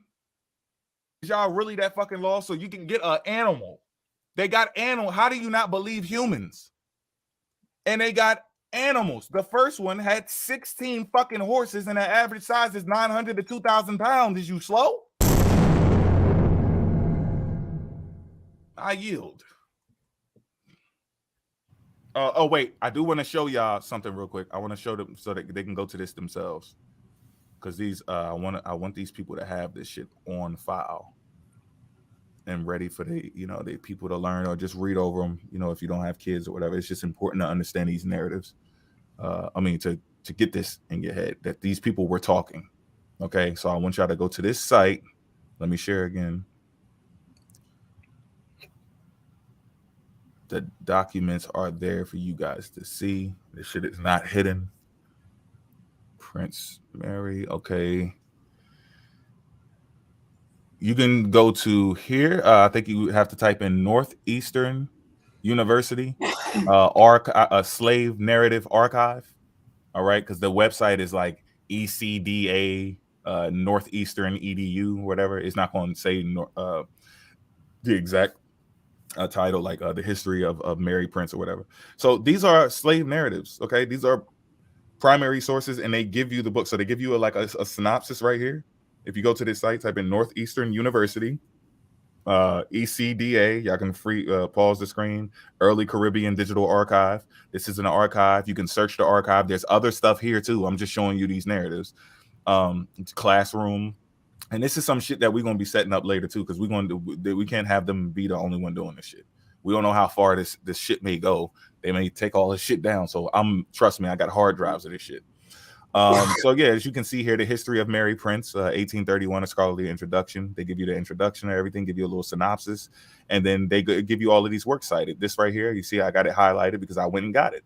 There's more here. You can highlight these things and go get these autobiographies. You can get these primary sources and read through them and see what these people are saying. It's kind of annoying because they talk different, but they're trying to keep it real. They're not trying to correct it or switch it up. Some people, you have narratives. I had to I didn't return the book, but I took it off my bookshelf because I read one of the actual primary sources for the slave narrative, and they fixed up everything the person was saying, and I didn't like that. I'm gonna be annoyed while I'm reading it because it also feels real, like I'm reading what that person actually said. I don't want it fixed up. I want to see exactly what they said. Plus, we still speak that way, kind of. Okay, we're a little bit more, drenched in vocabulary and punctuation and reading and all that stuff, right? We know we got better ways of speaking and communicating than people did back then, but we still hold some of that ebonics, some of that slang. We still have it, so we would understand it better than them. You see what I'm saying? So how are you correcting what the fuck she said? Oh, she's trying to say this. Let me see what the fuck my people said, exactly how they said it. Am I right? So, and then as you go down, when you get there, bro, listen, you just keep clicking. Next article, next, and you can just keep on going through different slave narratives. Okay, this shit is all there for you. It's documented. The sources are cited, so you can go check these if you need to. And I'm out, y'all. Thanks for showing up. I'm sitting here cooking. As you can see, I kind of like slowed the fuck down because I don't have my AC on because the background noise will be too loud. So I'm stepping out. Thanks for supporting and being patient. And y'all get ready for the next push. Stay seated. Don't move. I see them twitching, bodies on the floor. We'll handle that shit some other time. But right now, it's time for people to learn. Indian style, 12 toes down, feathers in the chat. And y'all niggas gonna get your African mind back. We here. Push. God damn. God damn. Man. Big pusher. Big pusher. Big YouTuber. These people that be on TikTok, they stay on TikTok. They're not gonna do the presentation like we doing, trying to debunk our stuff, trying to make it seem like we don't know what we talking about. Yeah. We give y'all primaries. Yeah. We give y'all the book, the primaries. We go down to the sections, and we give y'all the meat of the book, so y'all can see. And we ain't sugarcoating shit. We don't duck. We don't hide. We pull up to their lives. They don't pull up to our shit. We pull up to their shit and tell them that they wrong. They're not doing that because they want y'all to believe the shit that come out of their mouth. That's what it is. They want you to join their cult. We don't want you to join the cult. We want you to look at the evidence because it speaks for itself. There's no way in God's given hell here on earth that anybody that's saying the transatlantic slave trade was fake and people really believe it when you got overwhelming mountains of evidence. Majority of the people that was selling, going back, that dipped their hand in the cookie jar with any type of slave was documenting it. They were writing it. Some of these motherfuckers even went to hiding their journals. And people found the journals that they were trying to hide because some of them had to go to court for the shit because they owed money on it. No, you in debt. You owe me. You didn't bring what you said you was going to bring. I fronted you $200,000 and you were supposed to bring me a certain amount of slaves a year. You didn't do that. So I want my money. But like, no, that didn't happen. So they tried to hide the shit. But we got all that shit. And you mean to tell me that they trying to tell people we wrong? We don't know what we talking about when they don't show y'all. Look, in this book, it said slavery didn't happen. They just talk. Oh, look, the African people that came over here, they were prisoners. They were convicted felons. Oh, they volunteered? No, that ain't what that's not what the records are saying. Tell them motherfuckers show their primary sources. Or they all full of shit. I tried to give one of the people over there, Goddess Tia, I tried to give her the benefit of the doubt, and they done brainwashed her motherfucking head too. So I'm like, I can't trust none of y'all. Y'all fake. Y'all got a narrative to push. I'm really coming to the realization that they all are playing into the hand of Memorandum 46. There's no getting around it. There's no more doubts in my mind. I see it firsthand. Yeah, they got her real good. They got her. My wife gonna be mad because my wife like her. So when she hear this shit, right? She's gonna be like, "Fuck." You talking about Tia with the low cut hair, right? Yeah, Goddess Tia, the fucking. Yeah, like it seemed like when I first saw her, it seemed like she just turned because I was following her for a while too, and it just seemed like all of a sudden she just got directly on this. I don't know, but I mean, I guess that is what it is. I don't know. I didn't know. I didn't know how invested she was with that. You know, so.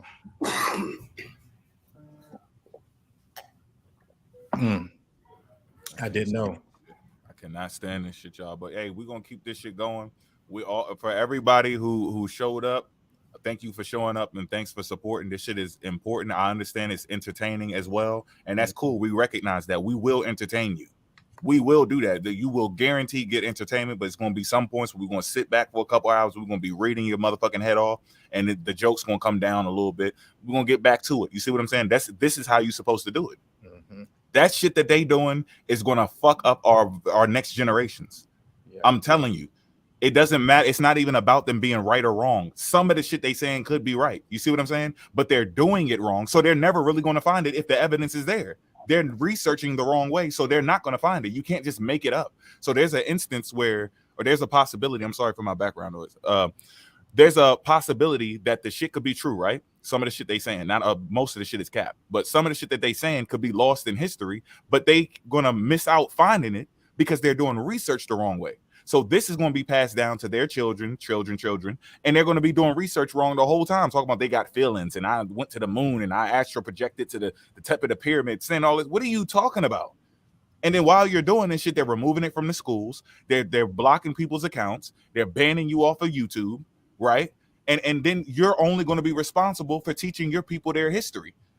So now it's going to be the next generation of our kids after them, and then their kids saying this foolishness. But as long as we have both arguments up, then let it be what it is. If you choose to deceive your children and deceive that part of the generation, then we're obligated to teach and have that opportunity out there for them to see both sides of the story, okay?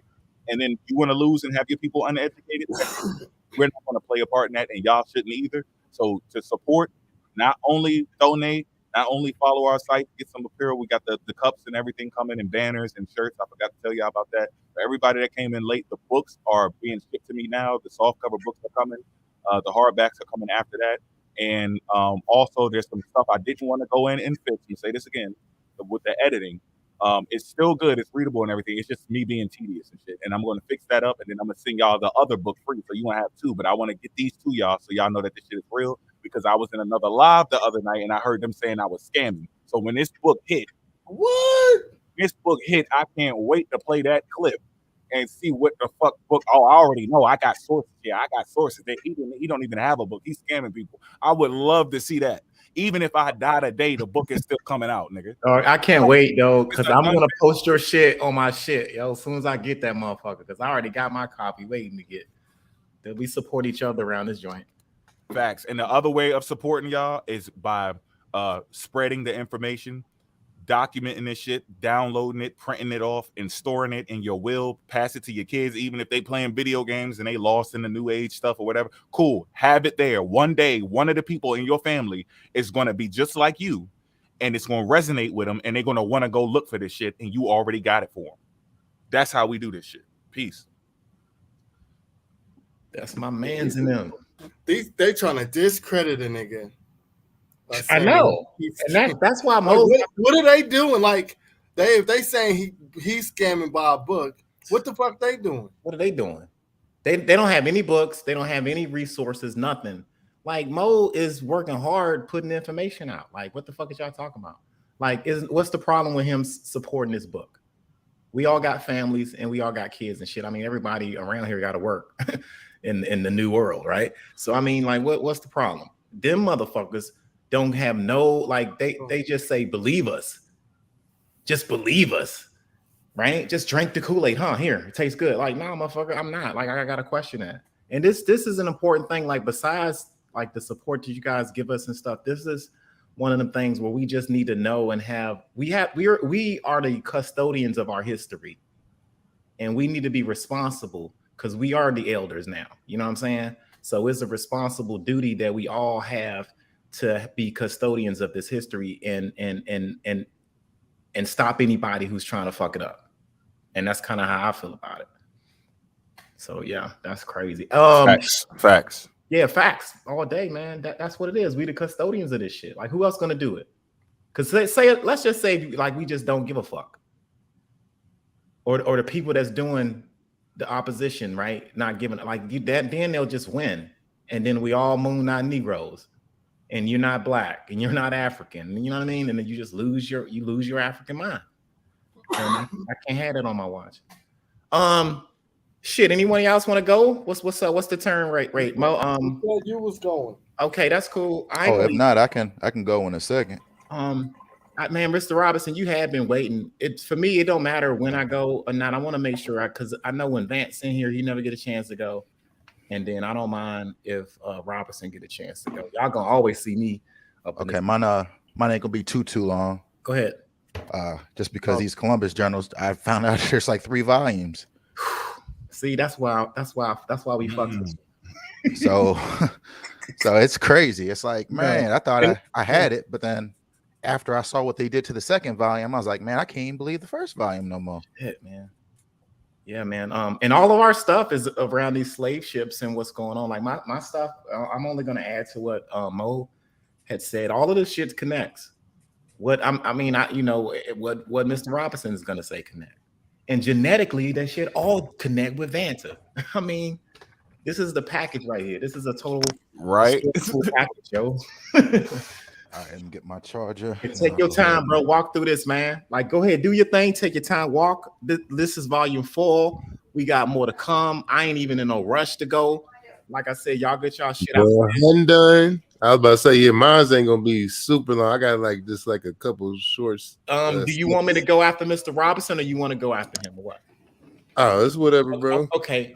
I'll go right after Mr. Robinson. That's fine. Man. I want to know. Oh, hold on. Susan, are you going at all? No, because my stuff don't tie into. Okay. The other stuff I got it was for the first presentation we did.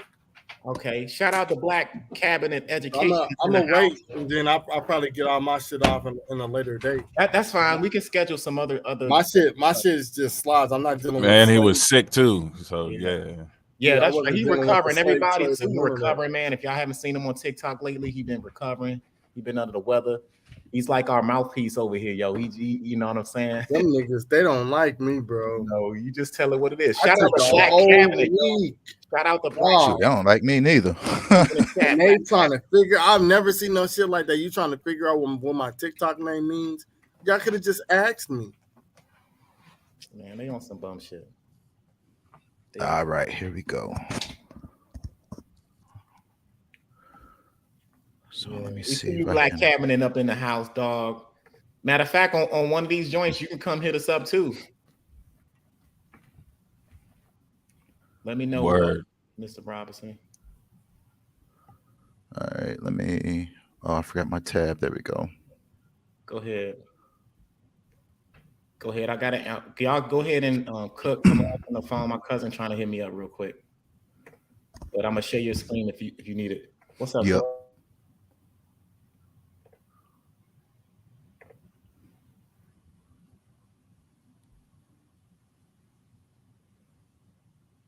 All right, let me know if you can see that. Not yet. Let's see it. I don't see shit yet.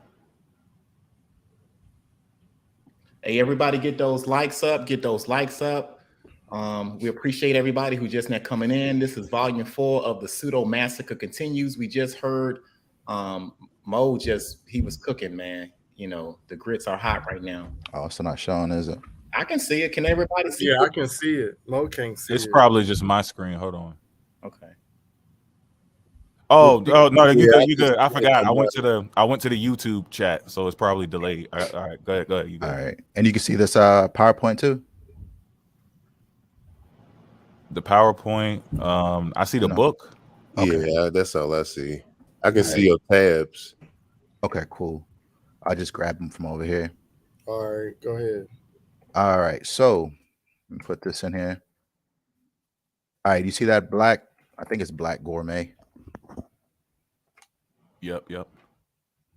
All right, so we're gonna cover Columbus a little bit because there's 3 main arguments. Actually, there's pretty much one main argument about Africans or Black people arriving to the Americas is something what Columbus said. Okay, so someone the other day hit me off with this. Actually, pieces of this article. One of the main ones is right about here. All right, so this one's talking about Christopher Columbus first arrived in the American continent in 1492. He left Europe hoping to find a direct route to Asia and instead stumbled upon the Americas. He became known as the man who discovered the new world of Americas, and Columbus Day is observed. So down here, it goes over right here.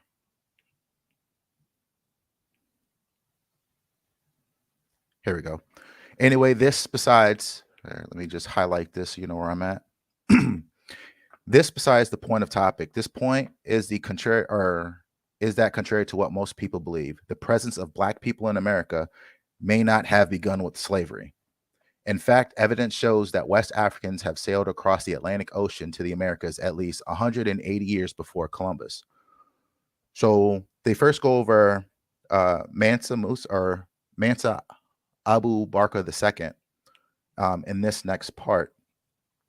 And as you will see when you read this, it's not really credible. I mean, there's no sources. It's just something from, what the author has stated.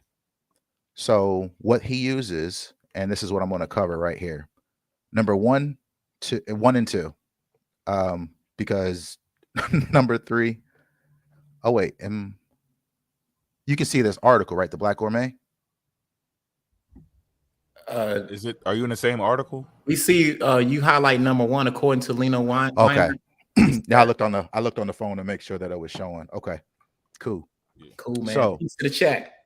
So number 1, according to Leo Reiner in his book entitled Africa and the Discovery of America, Columbus reported in his journal that the Native Americans confirmed Black-skinned people had come from the southeast in boats, trading in gold-tipped spears.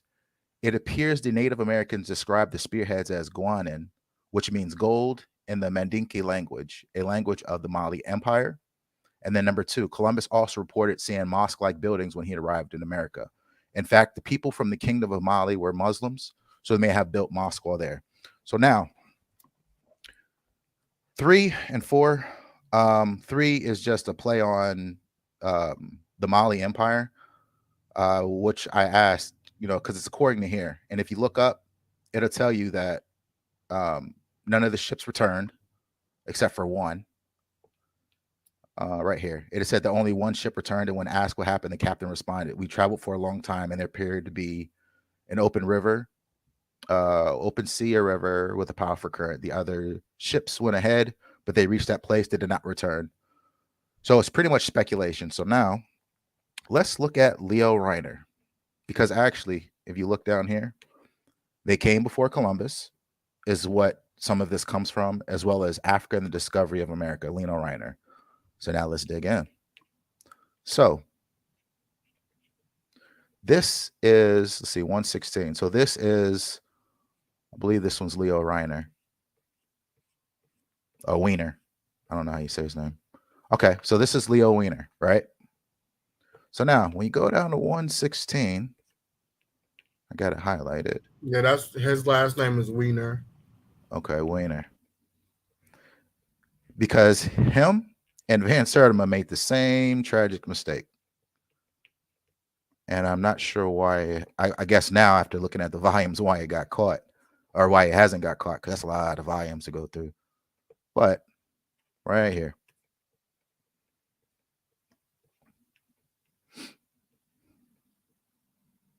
So this is the story, and I'm going to read this, but this is going to be the story of what Columbus did when he reached Hispaniola. So when Columbus started out in 1498 on his third journey, he wished to go to the south because he intended with the aid of the Holy Trinity to find the islands and lands that God may be served and their highness and Christianity may have pleasure, and that he wishes to prove or test the opinion of King Don Juan of Portugal, who said that there was continental land to the south. And because of this, he says that he had a contention with the sovereigns of Castile. And finally, the admiral says that it was concluded that the king of Portugal should have 370 leagues to the west from the islands of the Azores and Cape Verde, from the north and south from pole to pole. Now, this is important because Portugal is on the other side. That's right near Spain.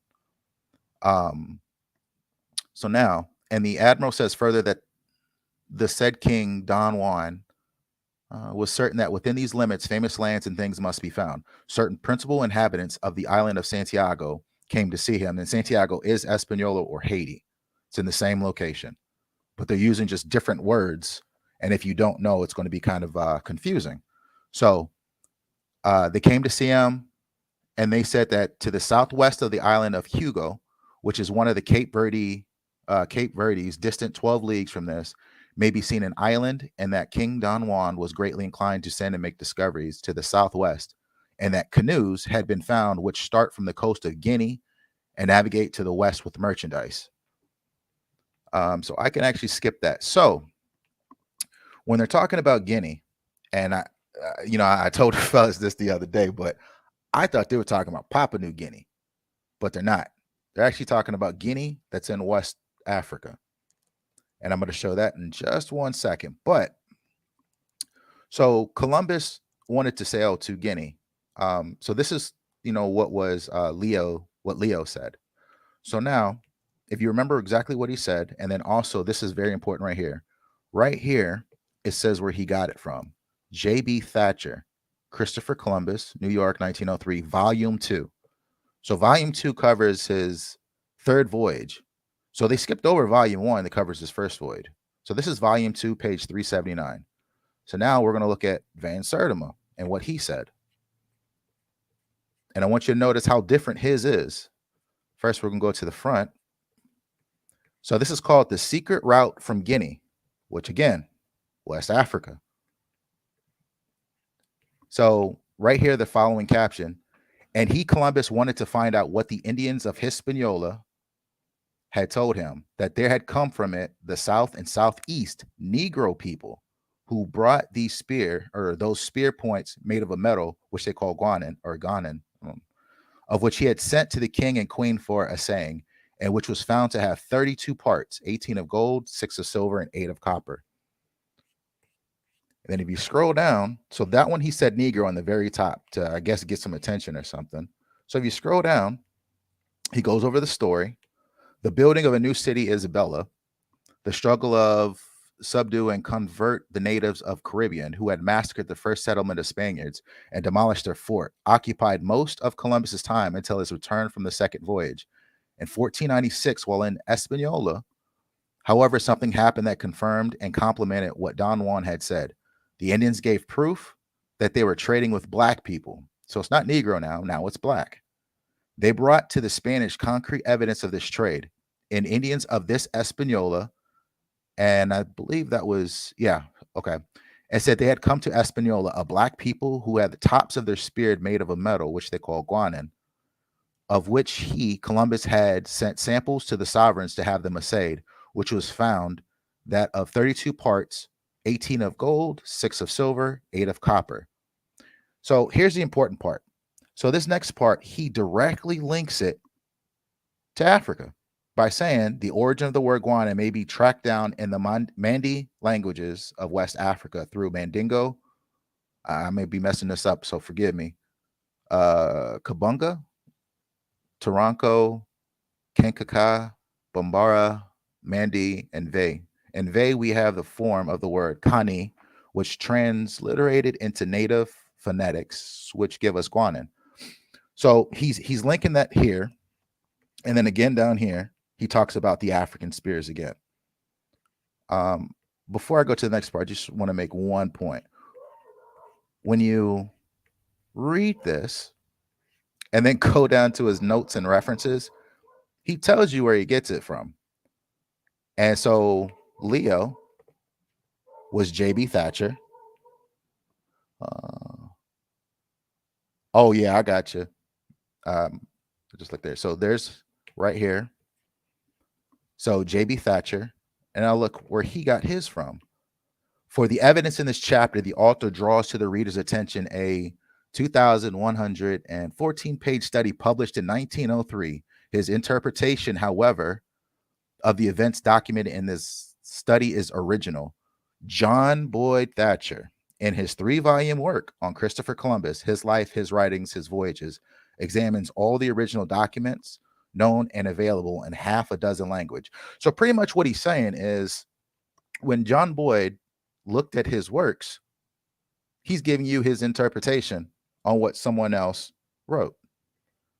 And he literally does this throughout the whole thing. And then just one quick mention, he does the same thing that everybody else did. So he jumps from there to 1513. So he went from 1490 to 1513. So now let's look at John Boyd Thatcher, Volume 2. So this is who both of these authors got their information from. So when you go down to page 379,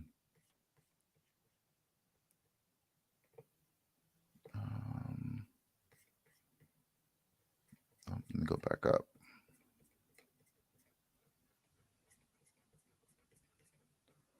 God, this computer, I need to hook up my mouse. Hold on, let me hook up my mouse real quick because this trackpad's killing me. It's all good. Take your time. Take your time with these primaries. You got to take your time, family, with these primaries. You can't be going too quick. You can't be speeding.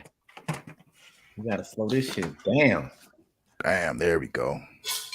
Oh, that feels much better. All right, so when you go to 380, so I'll start highlighting. Let's see. Yep, we're going to keep on going.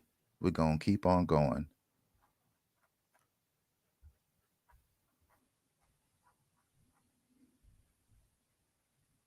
Here we go, right here. So right here is what they got that information from. And see how different it is on the original source. Because then he would be on a parallel with the islands of Sierra Leone, which down here it tells you that this is actually Sierra Leone, which is in Africa, and the Cape of Santa Ana in Guinea, again, Africa, which is below the equinautical line. I think that's equinautical line, where he says that below that line of the world are found more gold and things of value, and that after he would navigate the Lord pleasing to the west, and from there would go to this Espanola, in which route he would prove a theory of the King John as foresaid, and that he would investigate to the report of the Indians of this Espanola, which again, he's in Haiti, or at that moment, who said that there had come to Espanola from the south and southeast a black people who had the top of their spears made of metal, which they call guanin, of which he had sent samples to the sovereigns to have them assayed. When it was found that of 32 parts, 18 of gold, 6 of silver, and 8 of copper. So now, this story by itself, which he got it, would make a little sense, except for when you scroll up and look at the previous page, he tells you exactly what the story is. So King Don John of Portugal, who said that there was a continental land to the south, and because of this, he says that he had a contention with the sovereigns of Castile, and finally the admiral says that it was concluded that the king of Portugal should have 370 leagues to the west from the islands Azores and Cape Verde, from north to south, from pole to pole. And the admiral says further that that the said King Don Juan was certain that within those limits, famous lands and things must be found. Certain principal inhabitants of the island of Santiago, which is Espanola, came to see them, and they said that to the southwest of the island of Hugo, which is one of the Cape Verde's distant 12 leagues from this, may be seen an island, and that the King Don Juan is greatly inclined to send and make discoveries to the southwest, and that canoes had been found which start from the coast of Guinea and navigate to the west with merchandise. So when you pull up the map that Christopher Columbus, which is, I got the map up here. Oh wait, let me get that address. I have an interactive map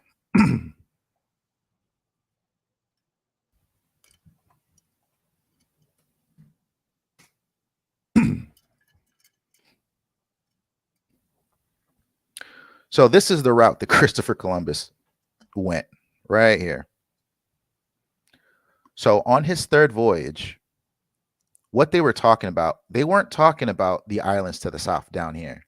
When he set off, because granted, if he was talking about that, he would go directly south and would be all here. Now, he did do this on a return journey, but if you look right here,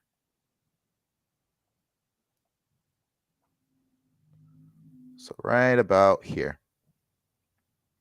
Oh, wait, that's the Canary Islands. It actually tells you the island of Hero.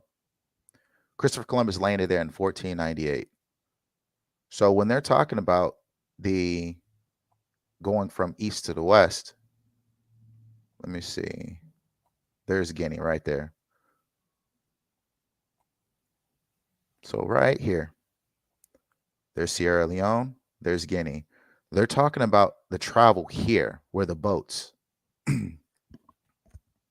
I know in a previous, what I'm going to do, or what we're talking about doing, is actually going over Portugal. I didn't want to hit that one too much, but this is what they're talking about in that whole passage.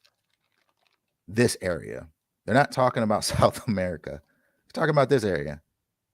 So what ended up happening was when Van Sertima wrote his, he told you exactly what he did. He put his interpretation on something that was already translated, and he mixed up the references. So now, which brings me to what they actually look like, because Christopher Columbus actually documented what they looked like. Am I on the wrong one? Okay. So no, I want to hit that one later. Okay, so is this his first voyage, or the first one? And you gotta excuse me. I totally was going into like volume 1. I thought I was in volume 2. It'd be like that sometime. You be in one volume, be like, damn it, this is the wrong fucking one. I have to hop. Did that with Prince Henry volume 1 and volume 2. Yeah, I ordered volume 1 and forgot that volume 2 was there too. Okay, so now, before I get to what they look like, I first need to tell you about the Canaries. So, I'm just gonna go with a highlighted right here. The Berbers. Is this the one? Conducting them razas. Remember the word raza. Yeah, so this whole section in volume 1 is literally about the Canary Islands and the conquest of the Canary Islands, which started in 1285. Or actually, it's probably a little earlier. But let me see, because I think I want to tell you exactly what the Canaries look like. And it's going to tie into this next part. Let's see. There was 2 parts that I got. Wait a minute. Where is it? Yeah, I think that is it. I might have missed it.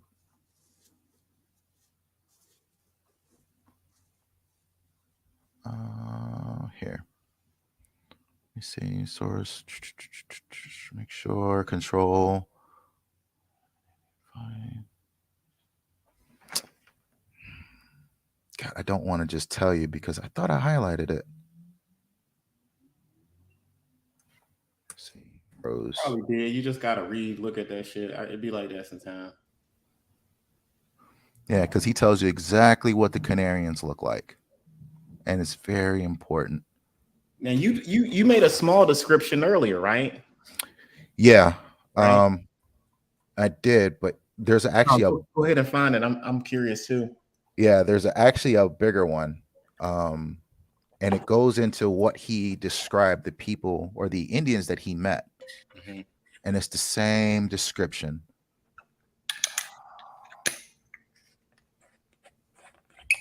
Am I in the right book? Oh, wait. Oh, here it is. I had to go up a little more. So on page 503 in volume 1. So now, in the 12th century, while Lisbon was yet under the yoke of the Arabs, 8 men of that nation, known as the, I'm not even going to butcher that one, but Almagurans. Man, they had some weird names back then, I tell you. Set sail to discover some island or islands in the Atlantic and swore they never would return until they found them. But they did return and reported that after 35 days sailing to the southwest, they came to an island in which they gave the name of Sheep Island. But they were unable, because of a bitter flavor, to eat the flesh of the animal for which the island was named. Journeying 12 days further to the southward, they found an island whose inhabitants were of good size, whose skins were red, and those hair was long but thin. Those characteristics seem to describe the natives of Guanches of the Canary Islands. So these people that he found had red skin. They had hair was long but thin. And this whole section, when you get it or when you read it, because it's going to be a lot, but it's going to talk about the native inhabitants of the Canary Islands, which, again, is right here.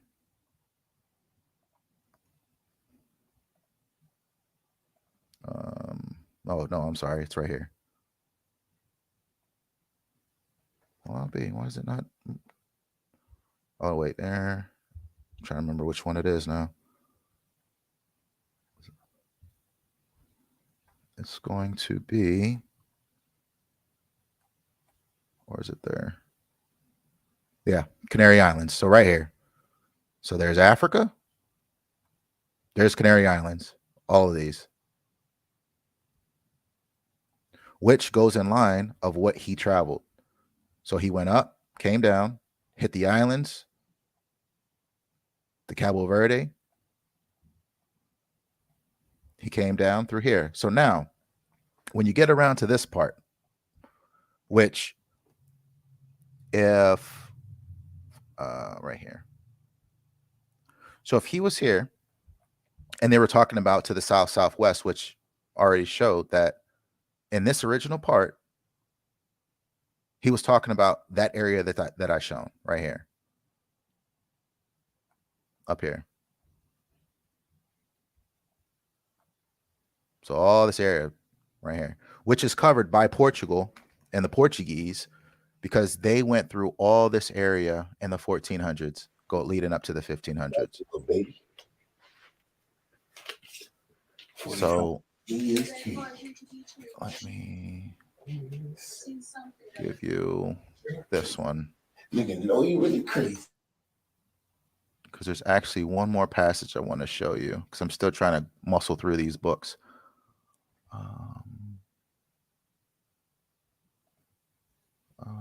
Where is it? There's the Guanches.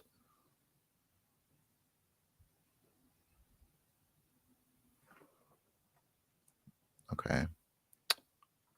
And there's one more I want to show you. This one is also talking about the appearance. So this book is called The Aboriginal History. So this is what they're using now. So this is why they always talk about the copper-colored people. And everybody's seen this one before, right? The Philosophical Antiquarian Original or Aboriginal History of America by J.H. McCullough. Okay, so what they, and it's funny because what they show you is this. So right about, I think it's the first couple of pages right here. So this is the part you normally see, because I got to, oops. Where it tells you the Haitian islanders on the west or on the coast of China, they're copper colored. The Malays, deep copper colored, and it has copper colored all through here from each person that says it. What they don't show you is, again, if you scroll just a little bit up, he tells you in this that systematic writers have also considered the native tribes of America as the 5th class of human species, under the distinct term of the copper-colored race. So everybody's the copper-colored everything. To this term, we have much to object, not only as it represents the Americans, but other nations for whom it seems to us they have been improperly separated by this theoretic distinction. So he's telling you it's improper to do this. In order to have a correct understanding of this subject, we should be told what is the copper color for that metal has several different hues. Any person inspects a large quantity of copper coin before it has been handled may perceive 8 or 10 shades of color, not only rising to an ashen yellow, but also deepening to a darkish blue. That some of these varied tints may to a certain degree resemble the general complexion of the American Indians. I am not disposed to deny altogether, but if the color of copper, as usually seen in sheets or other manufacturers, is assumed as the tint, it is at variance with all the observations we have to make. So he's telling you that the term is wrong. And he goes on to tell you the term, I believe, was first employed to describe the complexion of the American Indians, and it is permissible and it is presumable was given by superficial observers who were deceived by the faded marks of red paint, so universally used among them, and which is hardly ever so much worn off as to not leave a reddish tinge on their brown faces. But the hands and legs, etc., do not exhibit this complexion. So when people give you these and tell you that everything is copper colored, in the same thing, he's telling you it's wrong, or it's exaggerated. It's exaggerated because of or superficial observers. So when he goes over these next parts, which people give you just this blown up screen and show like down here and say, look, everything's copper colored, except for the Eskimos. He goes and says, there is undoubtedly a great similarity in the appearance of the Indians of America to each other, except the few remarkable instances to be noticed in their proper place. So again, he covers all the colors and the complexions. And then he tells you that the Eskimos as well are white skin. So it follows a very broad range. And if you remember and you look back, is when they were talking about black people, they weren't talking about South America. They were literally talking off the coast of Africa, which later I'm gonna have to, when I dig into these some more, I'm gonna go over the exact timelines, because everything here, all these islands were taken before people really knew.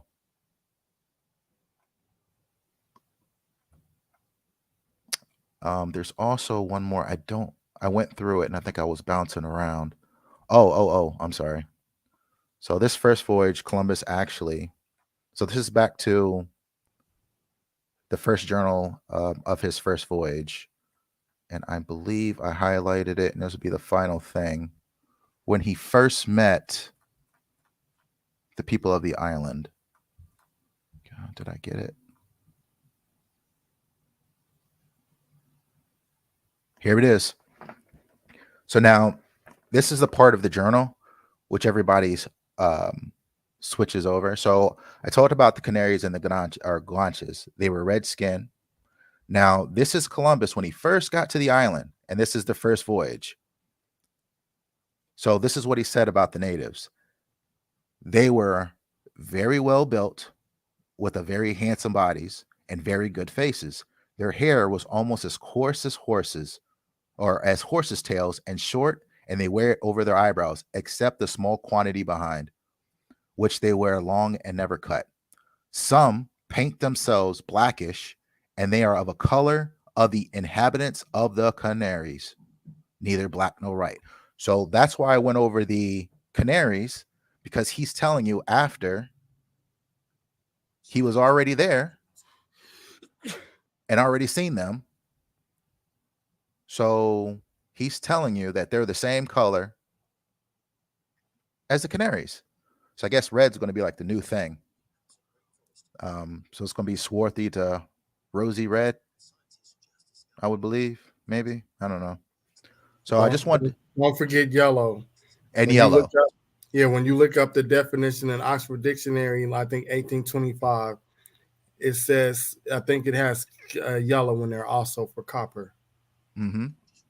So this is telling you, so what has been done is people go off of the translated versions of somebody else's translation of the Columbus journals.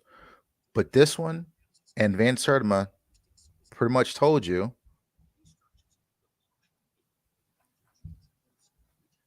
he told you right here of, let me see, he said that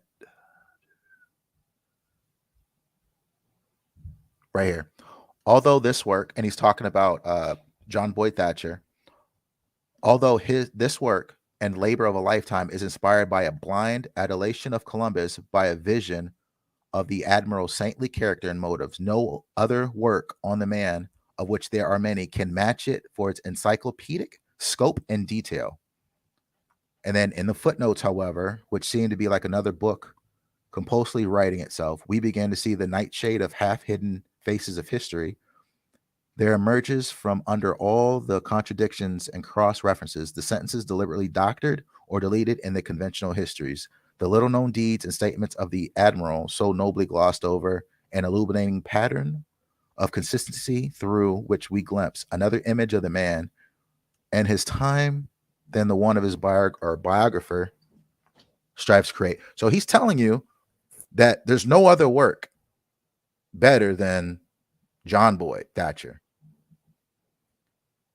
But everybody chooses either Van Sertima or Leo Weiner instead of looking at what John Boyd wrote, which is completely different than anybody else's. And that's sort of like what I want to show you, because again, we have his first voyage, which is volume 1. And you can look these up and they're on the Internet Archive. They got number 2, and they also have number 3, which, yeah, I got all 3 on a PDF. But he has 3 volumes. Each one of those covers the whole thing. And so far, and I'll say this,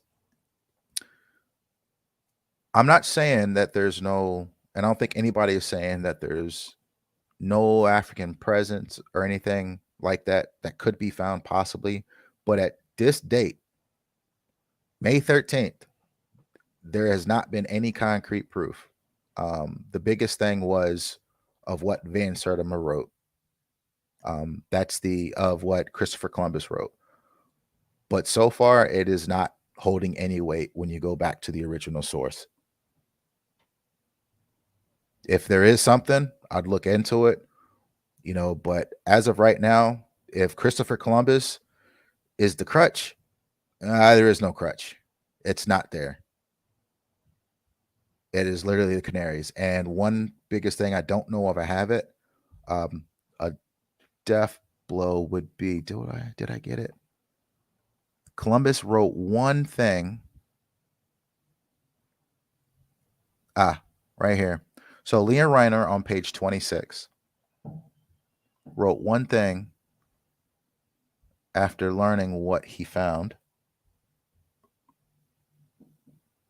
Page 26, right here.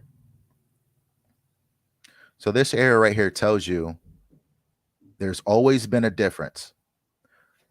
Columbus carried such bells specifically for the purpose of trading with the Indians, no doubt, because voyagers to Africa had found them acceptable to the Negroes, who used rattles and bells in their fetish ceremonies. Columbus showed the Indians that such bells could be worn in the ear. So now if you scroll up, he's actually talking about when he met when Columbus met the Indians. So he's telling you there's a difference. Columbus knew the difference between Africans, which are Negroes, and Indians. And I still don't understand how they took Negro and turned it into something else. But Negro has always meant, and hold on, actually, let me put this up while I say this because I'm so sick and tired of people doing this. So we're going to look at the etymology. This one goes out to my new friend. Oops.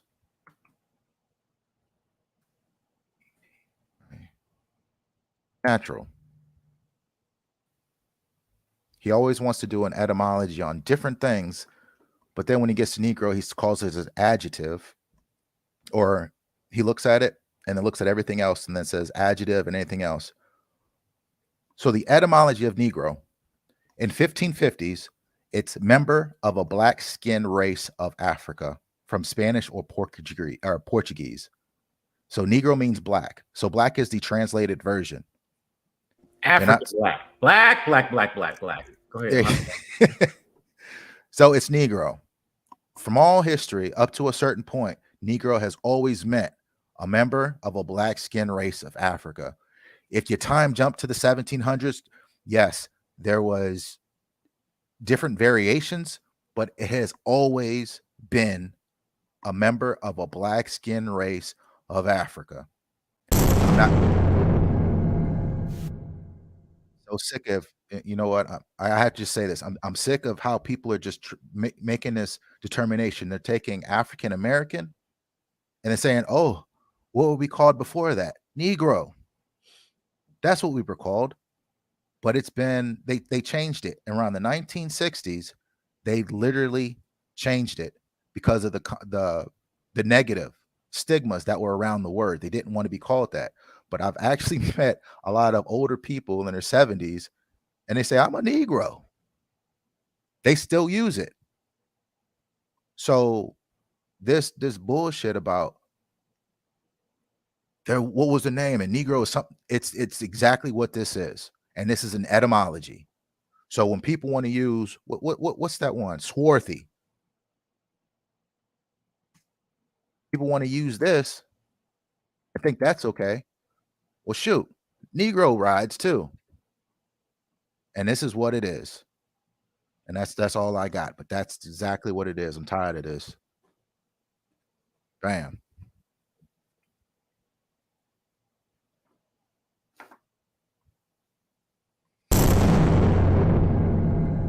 Yo, every time you come in the building, you be tearing shit up.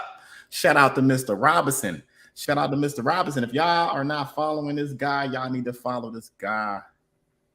That's some good shit. Oh, Peace Perry. That's my Perry's my guy, man.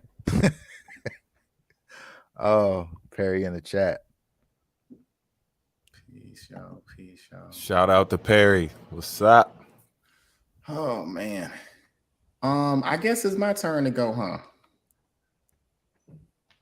I mean, y'all fucked it up where I don't really got a lot to say right now. Well, can we throw one down for Kwame? Yeah, we got yeah. Shout out to Kwame, y'all. Shout out to Kwame, yo. Shout out to Kwame. Shout out to Kwame. Shout out to Kwame, yo. Shout out to Black Cabinet and Art Historic Foundation. I see you in the building. Peace to all y'all. Give me a minute. Let me y'all talk amongst yourselves while I set my shit up. If you don't mind. If you don't mind. Where we at? Where am I? Check to see what I got. Let me see if I don't even think he responded. Again, he hit me with a drive-by. He did. I guess I gotta turn that down. So yeah, so I'm still working on that. You can't trust these people. I think I'm at what, 7? So I got a couple applicants that I need to work on. Yeah. Starting to get a line going. You know, they're bugging me to be on the latest episode. I was first. You careful, dog. It's like a swarm of them motherfuckers, yo.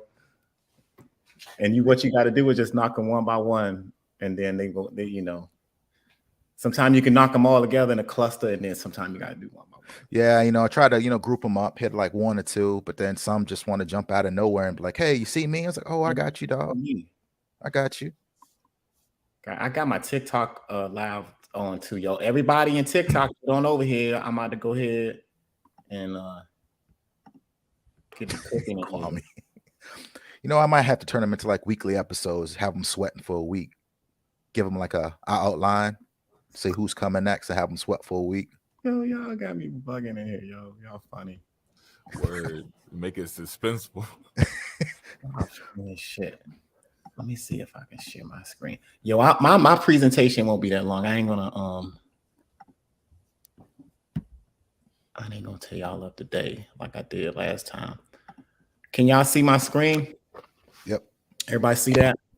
All right, where we at? Good. All right. This right here is from the Dominican Studies Institute. Okay. This is pertaining to the Santo Domingo slave revolt in 1521 and the slave laws that followed in 1522. It's the Black slavery and Black resistance in the early colonial of Americas. So we've talked about last week about the 1400s and when Spain and Portugal were in the land of the Blacks. It says land of the Blacks, just for anybody who might have forgotten that. It said the land of the Negroes. Shout out to Mr. Robinson for telling us the etymology of Negro. But anyway, 100 years following the conquest of Guinea via Prince Henry the Navigator, he sent the orders of Christ out here. We find ourselves in Santo Domingo, right? And this is a revolt situation that took place when you had enslaved Africans upon that island. So let's see. I'm just going to go over this a little bit here.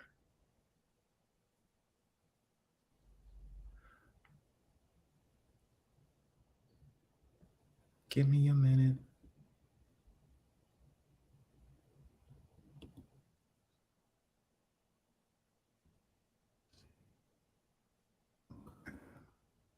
Gonna go to the introduction and then we're gonna go down.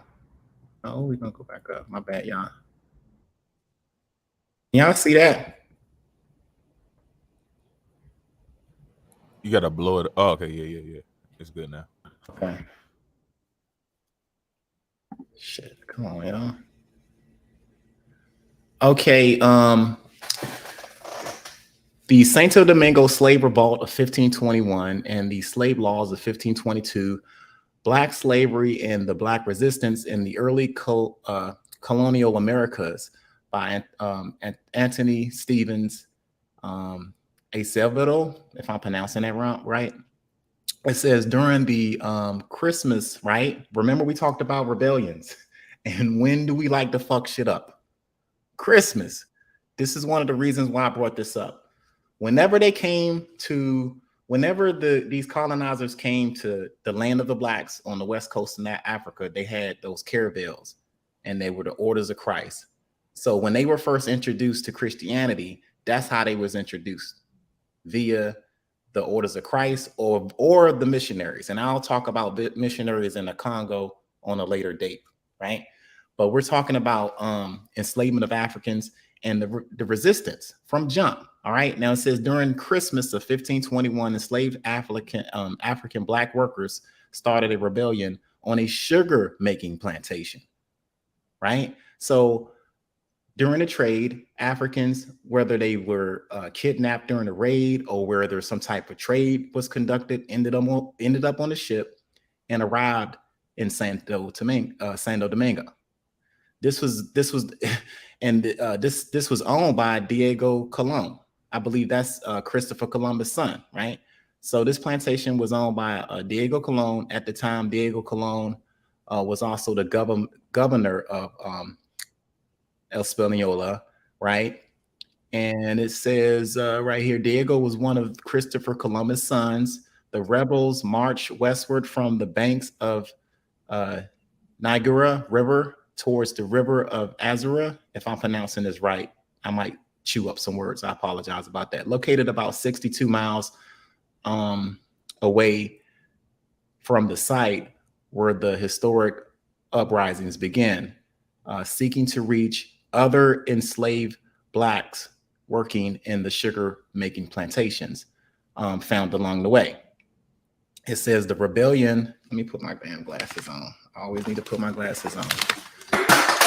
My bad. Okay, so the rebellion, which some colonialists saw as an attempt to take over, right? This was their attempt to take over and control the colony of La Española, provoked an immediate mobilization on the part of the Spaniards. A military cavalry which superior weapons went after black rebels. Okay, so these were enslaved Africans, let's bring it back, that ended up in Santo Domingo, and they had a rebellion about 1521. Now, 100 years ago, you had the Spaniards and the Portugal on the coast of Africa. So eventually those enslaved captives ended up over here to work those plantations and stuff like that. It says the military men had to stop the rebels at all costs. It says their lives and their existence of La Española and the rest of the Spanish colonization project were at stake, right? It says the life and death confrontation between the Spanish cavalry and the black rebels did not last long. Equipped with superior weapons, the Spaniards crushed the black rebels who had managed to arm themselves with that they had converted into impromptu weapons. So they would, they were under, they were rebellion. They figured any damn thing they can do to attack, they converted that shit into a weapon, right?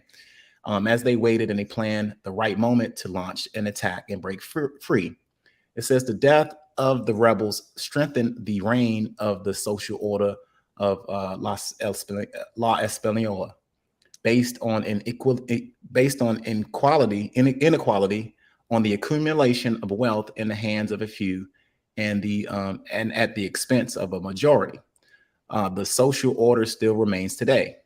Imagine that, right? Nevertheless, the uprising established a president in the minds of everyone to keep the system in place. Spanish colonial authorities acted quickly, and about 10 days later, in 1522, they sanctioned a tough set of laws, specifically devoted to limiting the rights of black people in La Española. Whatever it says, whether enslaved or not, these were punitive laws whose goals were to control and to prevent similar insurrections from ever happening again. Okay, so just to let you guys know, from day one, we were considered criminals in the Americas. It further reads, in 1522, the laws and the oldest survival set of Spanish legislation issued to regulate the punished black peoples who violate the social norms of La Española. The laws also impose punishment to those who helped enslaved blacks to escape. Wow, so if you get caught helping out somebody black, your ass was in trouble too, right? Whether white or otherwise. The ideological component of the slavery society was put into place in Española to control, to a varying degree, everyone, everywhere, equally, right? Significant in the fact that the 1522 laws proceeded for a long time all subsequent black codes. So this is where we get these black codes from. This is where it initiated from, because they were scared of a large population of black people rebelling on Christmas. Let's not forget, all you black Christians out there, that's when we attacked on Christmas, right? Designated to subjecting the generations of millions of black men and women that will be held in bondage throughout the history in the entire continent, including the United States. In 1521, the Niagara Rebellion, if I'm pronouncing that right, was a concerted planned collective endeavor by people who were shipped by force from Africa to La Española. So what the fuck are y'all talking about? This is the story about a rebellion after you get a large amount of Africans. We've been resisting from jump. Last week I told you we had arrows in our hands, right? Whenever the orders of Christ first went through Africa and Guinea, we had arrows. We resisted then, and here we are in a whole new world. This is the warrior of the African right here. Fuck your religion. We're tired of it. We're gonna rebel. And they had to make special black codes just specifically. You understand? Why would we, if we're Christians, if we're Christians and we're Hebrews and shit, why the fuck are we rebelling on Christmas? Don't y'all supposed to be celebrating some shit on Christmas, the Hebrews and the Christians, right? It says the enslaved black planned the rebellion during Christmas, family. What the fuck is y'all talking about? Fuck Christmas, fuck Santa Claus, we getting out of here. You understand? It says they planned it during the Christmas festivities, precisely at the moment when the Spaniards were wrapped in the celebration of the birth of the Christian gods. Strategy. Right? Them the type of Africans we talking about right here. We ain't talking about no Africans that are pussy, because I've heard y'all call Africans pussy, right? Submissive. Oh, they just let y'all, you just let them put you in chain. No, motherfucker. We will fuck your shit up on Christmas, right? It says we plan to do that shit. Festivities precisely at the moment when the Spaniards was wrapped in the celebration of the birth of the Christian gods, son, and also in the pledging to God, the Father, for forgiveness for all their sins they had committed up until the sacred moment. That's how we get down. That's how we get down. When we first got to the Americas, this how the shit went down. Fuck what y'all talking about. They tried to look for, y'all aren't looking at these videos. We told y'all in volume 3 that they came with the orders of Christ on the caravel with the cross. So our payback was to fuck them up on Christmas Day when we got over here. Think about that shit. Think about it, man. It says the uprising was a remarkable daring action and the vindication for freedom and human dignity by those forced into bondage by others who fill their coffers thanks to the unpaid labor of those trapped into slavery. Yet into now, the pioneering rebellion against the European colonial system, slavery system, as so many others, and so many other pivotal moments of the struggle of self-determination in the Dominican people's past has gone relatively unnoticed. We forgot who the fuck we were. So when I say we lost our African mind, this is the shit I'm talking about, you black Christians, you black Hebrews. We forgot that these were Christians that preyed upon us when we were in the land of the blacks.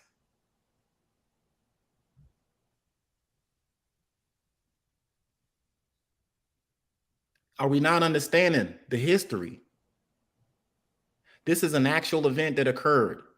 They had to make, this is where you get your black laws from, family. This is where you get that shit from.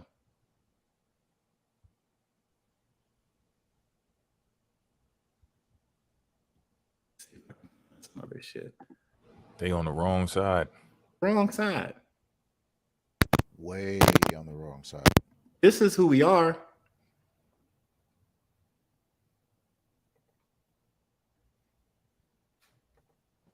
This is who we are. Read it again. Many African slaves have been resisting their enslavement and else. Let me read this at the beginning. I'm right here, y'all.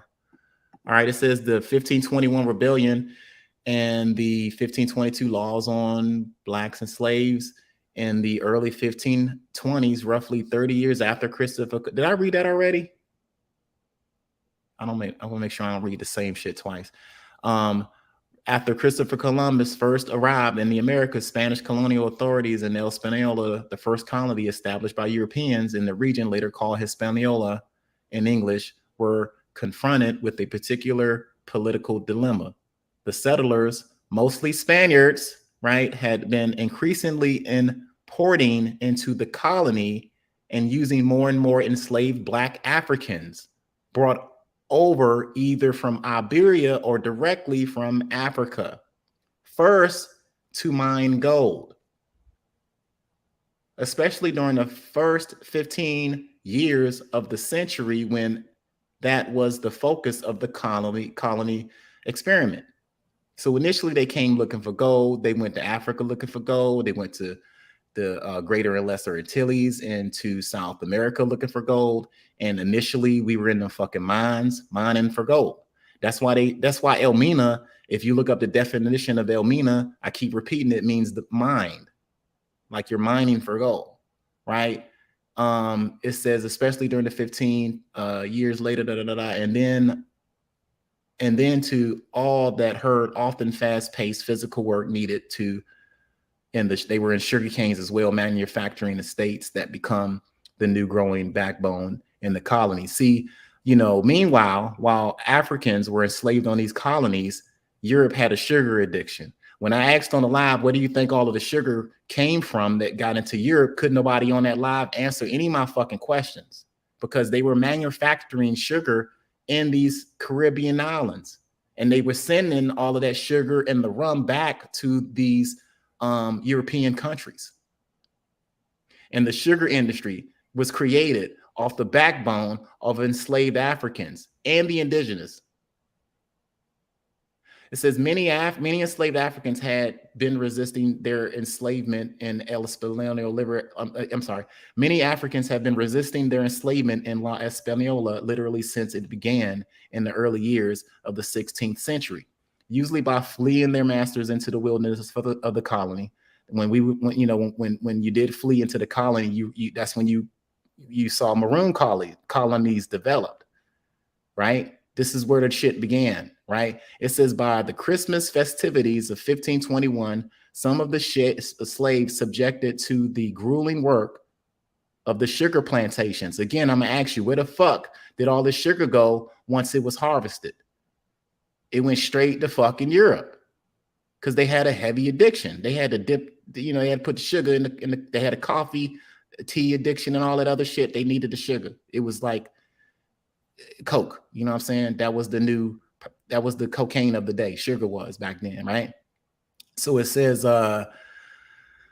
make sure I ain't lose my place. Grueling work on the sugar plantations were readily to launch a major challenge to the local colony's status quo. More concertedly, a number of them who worked precisely at the sugar plantations, if no other than the colony's governor, Diego Colon. That's the son of Christopher Columbus. Remember, his ass went there, and then his son inherited this fucking sugar plantation. Were infuriated by their enslavement to the point that they were discussing with each other how to rise up and take arms against their Iberian masters and forcefully free themselves from the oppression by the European colonists. Right? On the second day of Christmas, they finally launched a violent. I love reading this shit right here. They finally launched a violent rebellion with the aspiration, according to the Spanish colonists, of wiping out the Christians of the land and becoming the new rulers of the colony. What? The who? The new rulers of the colony. And wiping out who? Wanted to wipe out the Christians. Why would the Africans want to wipe out the Christians? What did these Christians do? We created Christianity, right? Right. I thought we created it.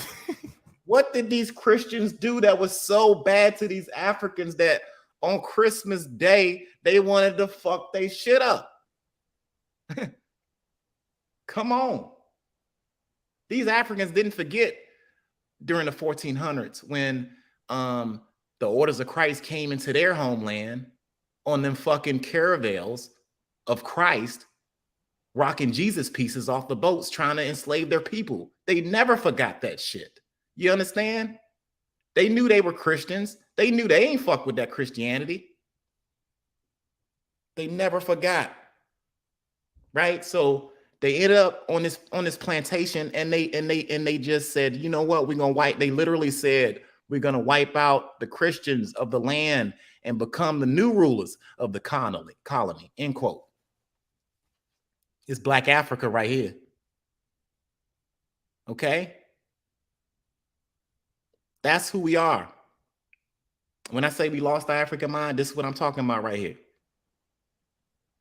It says the colonial authorities of Hispaniola, led by the governor Diego Colon himself, responded immediately to the uprising with the military force sufficient to quell it, reportedly by applying harsh punishment that included the execution of a number of rebels. The uprising was so serious enough to prompt the governor to issue on January 6th of 1522, the day of the Three Kings, set a very repressive laws specifically targeting at blacks and slaves. The new ordinances were aimed at preventing any further occurrence of an uprising by prescribing a combination of great restrictions of physical mobility, minimal access to weapons, and harsh punishment in the form of physical torture and execution on the hand, and increasingly availability of black women whom male slaves could engage in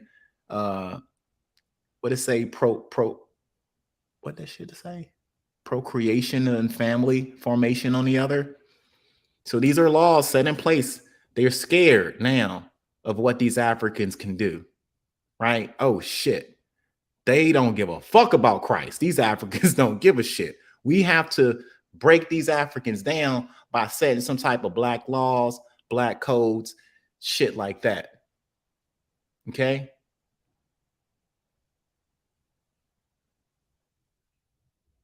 Now it says not all slaves were black in Hispaniola. Let's read that because I know y'all see it. I'll read it just for clarity. There are frequent references in the laws of 1522. Blacks and slaves are two different categories of runaways. On one hand, they seem to allude to the fact that, as shown different sections of the code, there were an intermediate number of white or non-black slaves in La Española at the time, brought over from Spain or elsewhere, including Indians. Okay, so there's a difference. There was black Africans, there were Indians, there were some white slaves too. Okay, right? From other locations in the Caribbean region, known to have been captured and enslaved as enemy warriors under the concept of just war by some of the colonizers brought over to El Española. I'm gonna stop right here real quick.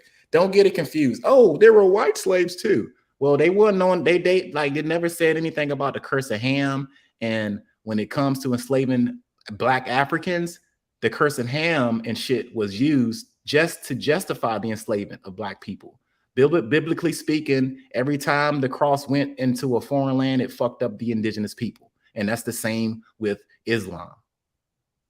So yes, everybody had slavery, but specifically blacks were targeted because of this bullshit ass curse. And it says that in the documents illustrated when they came across them fucking Moors 100 years ago prior to this, and they was like, damn, why these black Moors enslaving these other black Moors? Well, they don't believe in Allah, you know, so they're gonna get the short end of this enslavement stick. They were white slaves too, but did they say anything about their smelly skin? Like in the literature, there's like Islamic literature or right that says black people have smelly skin, shit like that. Gave them a reason to hate black folks. All right. So let me read this a little bit more. Indians from other locations in the Caribbean regions known to have been captured and enslaved as enemy warriors under the concept of just war. The colonizers, in the case, the law seemed to imply the individuals from both groups were runaways, that the term may also have survived from earlier ordinances. But there seemed to be no reason to include this item in the ordinances if it was not part of the historical reality or perceived to be a realistic possible development at the time. One wonders whether there may have been any collaboration between enslaved blacks and enslaved whites or natives. Okay, in these earlier escapes, but the text of the law is unclear. So let's get this straight. So this is how fucked up the laws were on black people. Yeah, they were white slaves there. Yeah, they were enslaved natives. But what did these black codes affected the most till to this day? The black codes affected black people. Why y'all trying to not identify as being black, right? That's what that was for. They didn't give a shit about the white. Why wasn't there no white code laws? Right? Why wasn't there no damn native code laws? These are black code laws, especially for black folks. I'm gonna read down. Let's see what this joint. I'm gonna be done with this here in a minute. I'm right here. According to the introductory paragraphs of January 1522 laws, during the Christmas 1522, a certain number of slaves agreed to rebel and rebel with the intention, I'm gonna read this again, the purpose to kill all the Christians they could and free themselves and take over the land, end quote. Y'all see that shit? This was the main intentions.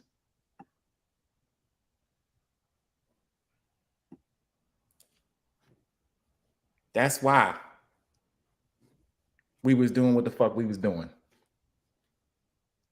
The way Christianity came into Africa, you can't blame the African for wanting to unalive a Christian. I'm saying unalive because I'm on TikTok live and shit, y'all in the back. But yeah, you can't blame that. So I want y'all to get a good understanding, because we talked about the enslavement and the rage that was going on in the 1400s, and we looked at all of that shit. So now we're gonna bring it back. I hope everybody doing all right in the chat. I can't see what's going on at all. Y'all are right back there. Feathers in the chat. Feathers in the chat. We good. We good. All right. Smooth. Peace, family. Peace, family. All right. So we talked about slave ships all day long, and we're going to talk a little bit more about how average voyage would have been for an African during these fucked up ass times. Where the slave ships in? Right. I'm like, yo, shut up. It didn't give us some slave ships. Y'all slow, yo. I'm trying to get this book to go up. So I guess it'd be safe to say, with all the uprisings and all the black codes, that over a certain period of time they learn, and then they pick certain tribes that actually come over to America. They would request certain types of tribes to come over here, right? Yeah, certain ones that was less resistant or that were rebel less. If in their eyes, they wanted the most docile, like they did try to find the least resistant African they could. Like they wanted to do that because they kept coming up with these rebellions and stuff. And a lot of West Africans were, some of the most rebellious of them all. Where we at? All right, this book right here is Liverpool Privateers. And real quick, let's go and see what the word privateer definition is. What is a privateer? Let's go to the wiki. I know y'all don't like wiki, but we're gonna go right there. All right. Here we go again. We heard of privates, but have you heard of a privateer? Right? A privateer is a private person or vessel that engages in maritime warfare under a commission of war.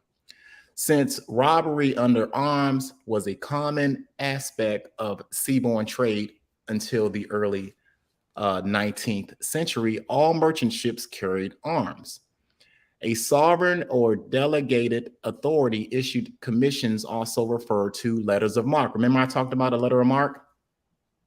A letter of marque is a permission slip, a government license to do this shit. You might get this from the queen or the king or whatever. It's like this your permission slip to do whatever the fuck you want to do on the open waters, especially during wartime. The commission empowered the holder to carry on all forms of hostile, permissible at sea by the usage of war. I said it included attacking foreign vessels and taking them as prizes, and taking prize crews as prisoners. So whoever was on these ships got it, right? It said captured ships were subjected to condemnation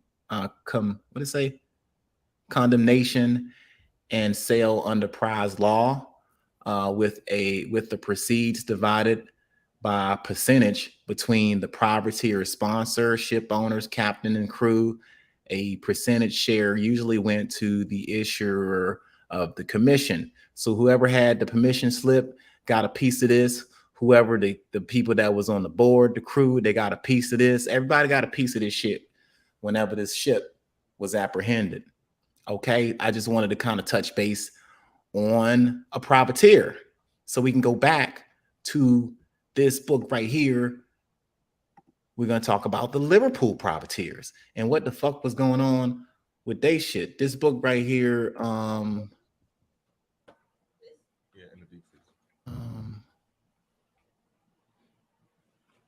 right, let me get the book out.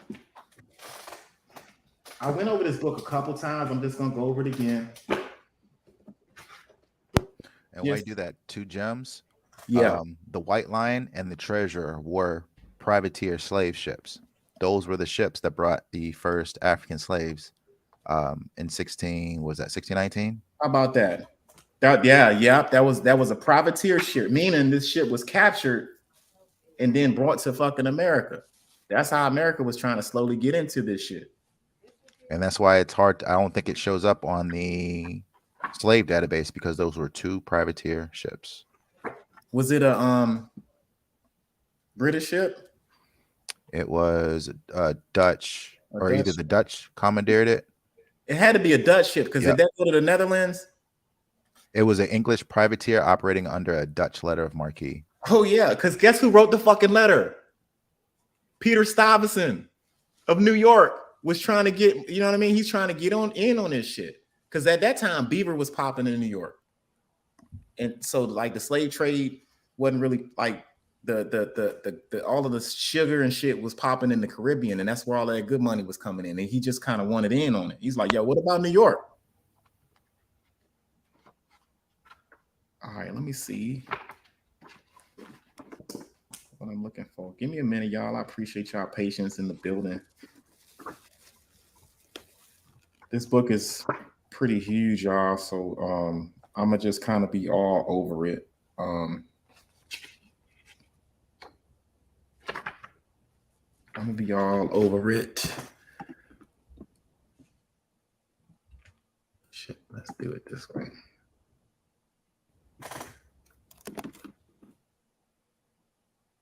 Pages here. That's you.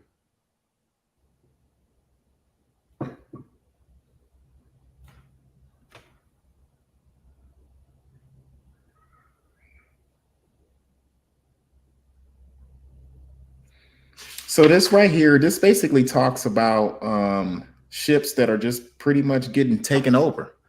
I'm gonna read this passage real quick. It says the Mermaid, Captain Reynolds, on her passenger from the Antigua took a brig laden with lumber, etc.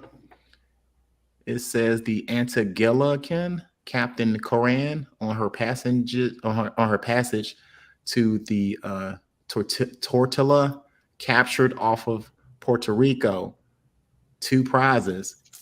On one, American brig loaded with salt.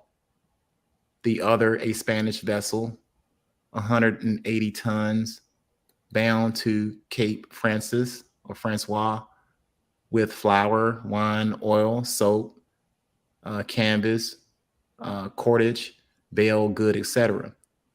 Okay, and then here we go right here. It says the rover captain, Latham, from Africa for the West Indies, this one has 290 slaves, was captured by an American privateer. So this is when that shit, this is what Rob was talking about, how some of these enslaved Africans on another ship going in one direction got captured and then got sailed to another fucking direction. Right here. It tells you the name of the captain. It tells you the name of the ship. Right? This is the rover. We're talking about Catherine Lytham. This was from Africa, from the West Indies, right? It had 209 slaves aboard, and this ship was captured by an American privateer and carried into what it says, Martinigo. And this one right here says the Bella, Captain Burgess, was taken by her crew. Okay, oh, here we go. Oh, taken by the crew. Here we go. Taken by her crew a day or two after sailed from Jamaica. So we got Africans took over this ship, right, from Jamaica for Liverpool. The mutineers killed the chief mate, right, and landed the captain. It says, and landed the captain and 2 of his men upon a rocky island called the Jordans. So this is what I mean about how Africans were enslaved. They were put on these ships. They could have been free for what we know, what we know, but they were privateering going on, where you can have a ship with black folks, enslaved Africans on that motherfucker, and it's just taken over. And then you are shipped over to one of those colonies. It says the vessel was retaken by the Harlequin, if I'm pronouncing that right, bound from Jamaica for Liverpool. They was captured, recaptured. Ain't that a bitch?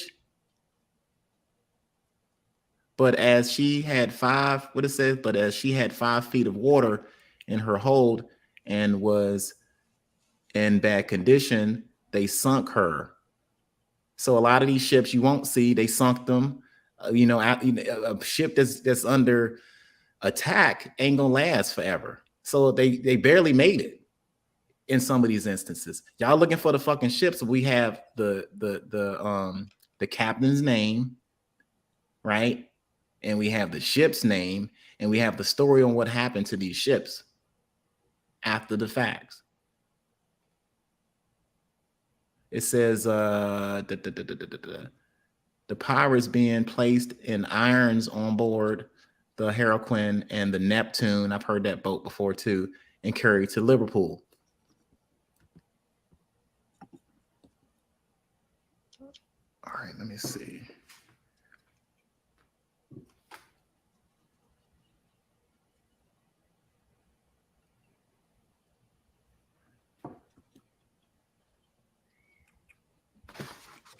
My bad, because this stuff is spread out.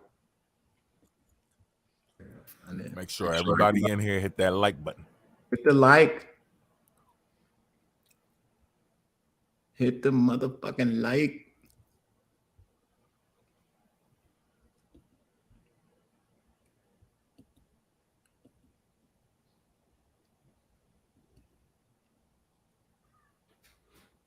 All right, I'm looking. Give me a minute, family, because this shit is a lot. Okay, I'm just reading different accounts where you find enslaved Africans on these ships. I'm right here. Hold on, let me. Yeah, okay. All right. We cooking. I'm right here if y'all can see that. I'm on the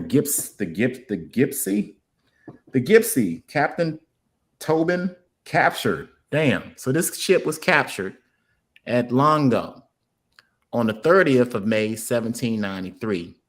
A French ship, Le Hirondelle, I'm chewing these names up, forgive me, having on board 120 slaves and 8 guns with prize, was sent to Mayomba, where she captured a French schooner, Le Pourvoyeur, or Surveyor. I can't pronounce that shit.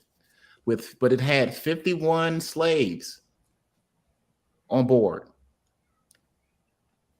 500 pounds of ivory, and a cargo of 70 more slaves. Right? These prizes given up to the prisoners after taken out of the cargo. On the 3rd of June, the company with the Isabella of Bristol. Oh, wow. Bristol. Imagine that name coming up. We talked about Bristol. We talked about Liverpool. Right? So these ships and stuff pretty much went to war over these slaves capturing ships. It says the Gypsy captured at Melimba, a French ship, El Emily, with 241 slaves, and sent her to Grenada. So goddamn, it was not safe in these international waters at that time for African people. It says the La Hirondelle was retaken, goddamn, by the French and carried to St. Lucia. Now, I've been to St. Lucia, and that's a mixture of African people that's there. I know it. They talk to me. I got a fucking St. Lucia's book. I got from an author there. And St. Lucia, this brings me back to, you had the British and French fighting over that territory, right, of St. Lucia. They would fight. It was like they fought like 14 times in St. Lucia. It was owned 7 years by the French and 7 years by the fucking British. In between all of that, these enslaved Africans was in the middle of it, carried to St. Lucia. I met people in there, fam. Shout out to the family that I met out in St. Lucia when I went. They recognized me when I got there. I was like, oh shit. They was like, yo, what's up, Port City? I was like, damn, I was in St. Lucia. Shout out to the beautiful people in the diaspora, St. Lucia. And when they say Africans have been sent all around the world, this is the shit they talking about right here. You know? This is the shit. Let's see what this fine print say down here. It says a French officer, M. Tabler, was coming home a prisoner in the La Fédérative when she was captured. He was a lieutenant colonel of the 4th Regiment of the province and had been made colonel in Santo Domingo and governor of the 4th part of the island, being an intimate friend of M. Blanchland, the governor. He was suspected of supplying the rebellious Negroes with arms, etc. Okay, well, there you go. Broken clock is right every, twice at a time. You see, you have some people trying to help out. But this is another instance on page 307. For anybody who want to know what this book says, this is the history of the Liverpool privateers and letters of marque. This is the letters of marque with an account of the Liverpool slave trade. All right. So we're going to move forward because this book don't got nothing but fucking good information in it. We're going to keep it moving. I'm going to go real slow and walk through this primary real slow for y'all because we need to be reading. All right, page 313. I'm gonna read a little bit about this here. We're talking about privateering, kidnapping ships in the 1700s, and who the hell is on these ships that's being kidnapped, right? Okay, so I'm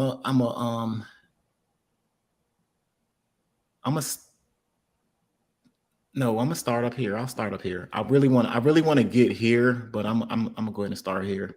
Captain Ralph of the Polly arrived at Jamaica from Liverpool, reported that about 50 leagues to the westward of Madeira, because remember we talked about Madeira and all of that, the wine and Prince Henry. But anyway, just to kind of get you guys familiar. That's 150 miles, y'all.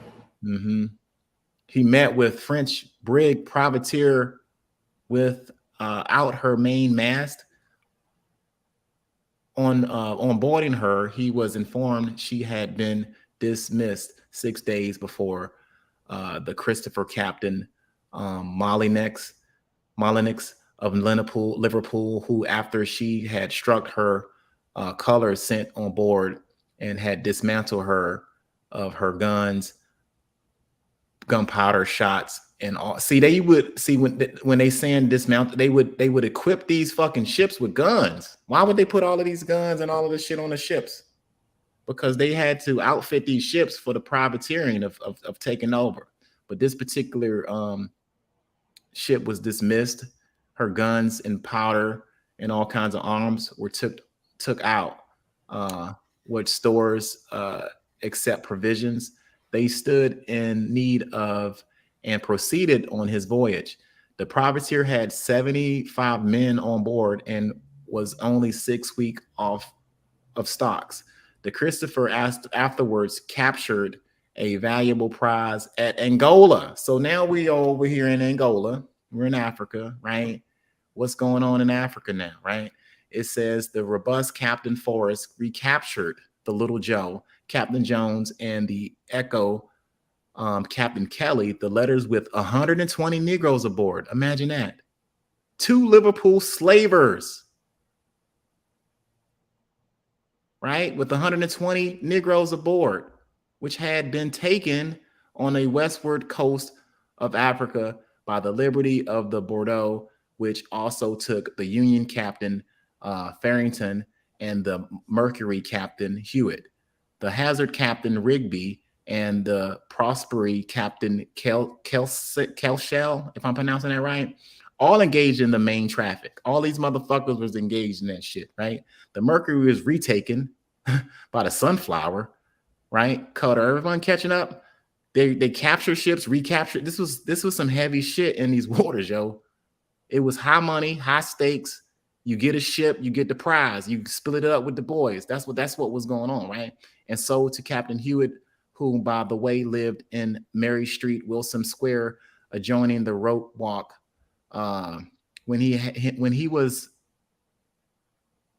what does it say? When he was not persecuting his humane mission in Africa, the Prosperity was also retaken by the Andronomy. I can't pronounce that. I think it's Andromeda. I can't see the screen, but I think it's Andromeda. Right. So they kept getting taken, recaptured, and carried to Barbados. So we've learned today that privateering ships. We learned that a privateer is a ship that has been given permission to take on another ship. We learned that it looks like Andromache. Andromache. Okay. Andromache. My man. So we learned all of these things. We learned that slavery was going on. You had different European nations battling over this shit. You can have a ship in the water carrying slaves going to one direction. It gets fucking intercepted by another ship and is sent into another direction. And y'all asking about where the motherfucking slave ship's at, but we can tell y'all the name of the captain and the name of the ship and the time frame that this shit went down. And these are the fucking documents that is illustrated on all of that bullshit that went down. It says the freight carried into the Barbados, the Robust had a good fortune to capture a French ship, which had about 200 slaves. Wow, they hit the jackpot on that one, didn't they? At the Cape Mount and in November the 1793. We read that she took on the coast a large French ship, which called the La Patriot, Soledad, with 260 slaves and a cargo of goods and carrying the prize to the Dominica. So when they say, yo, we just come from off the different boats, we all from Africa. We just landed in different areas. This is what the fuck they saying. You can be headed in one direction and ended up in another, whether you was a free black person or enslaved. It says the slave ship Minerva, late Captain Moore, arrived at Jamaica from Africa with a cargo of prime Negroes without burying each other, black or white, by the masters, except with a, what does it say? With a feat by no means of common occurrence.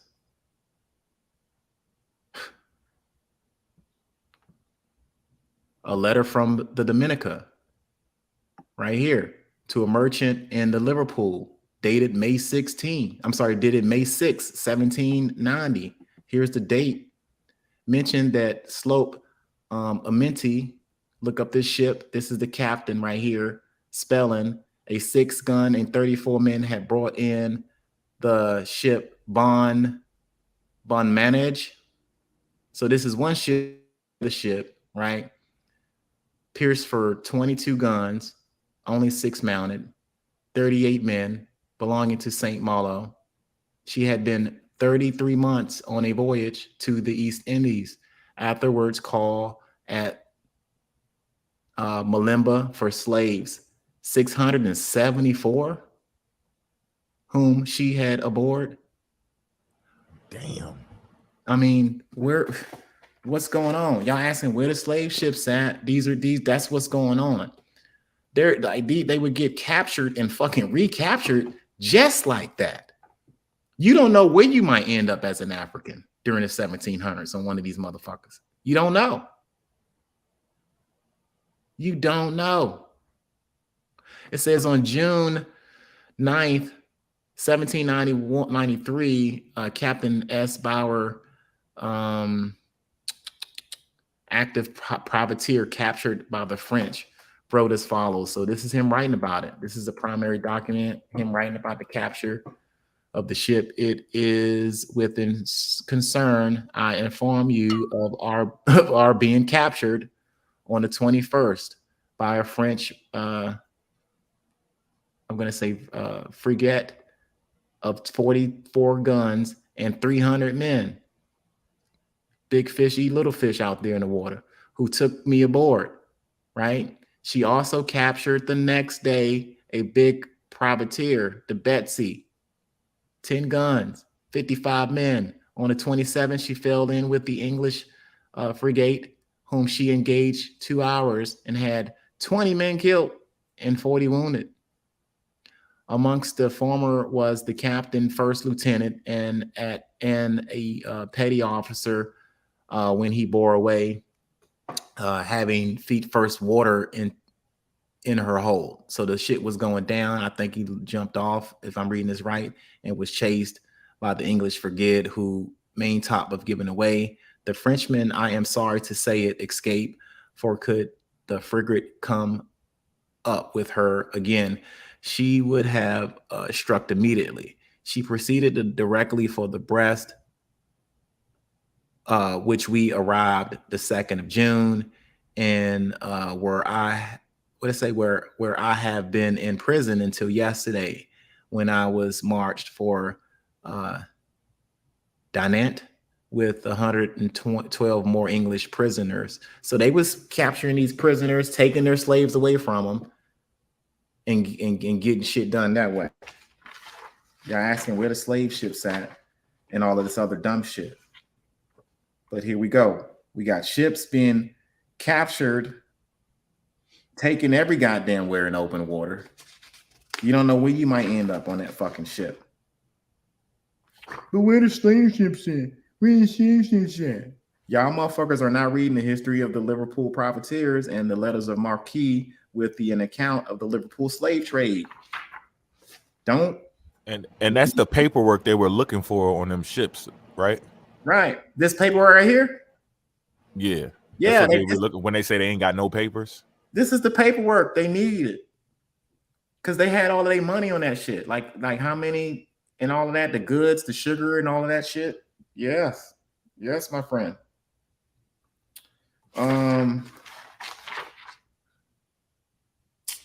Give me a minute. I'm looking through the actual book. There's something, yo. Where the fuck is it?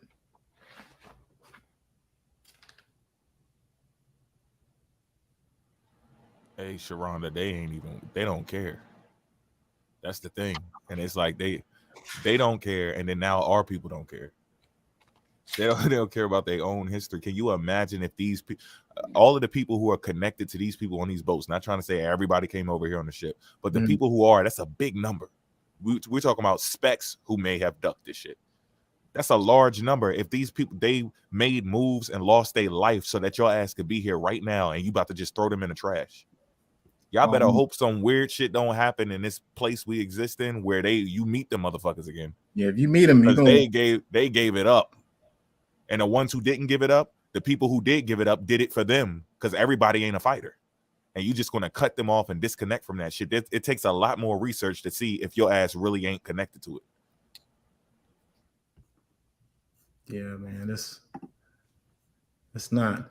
Okay, so real quick, okay, how could everyone be on there, and how could they barely ate food? Shut the fuck up, okay? Because they were feeding slaves on the damn boat. And I'm just gonna talk about provisions right here. Let me go back. Let me see. Hang on. What's this shit say before there? It looked like some interesting shit before that. This is the horrors of the Middle Passage right here. Okay.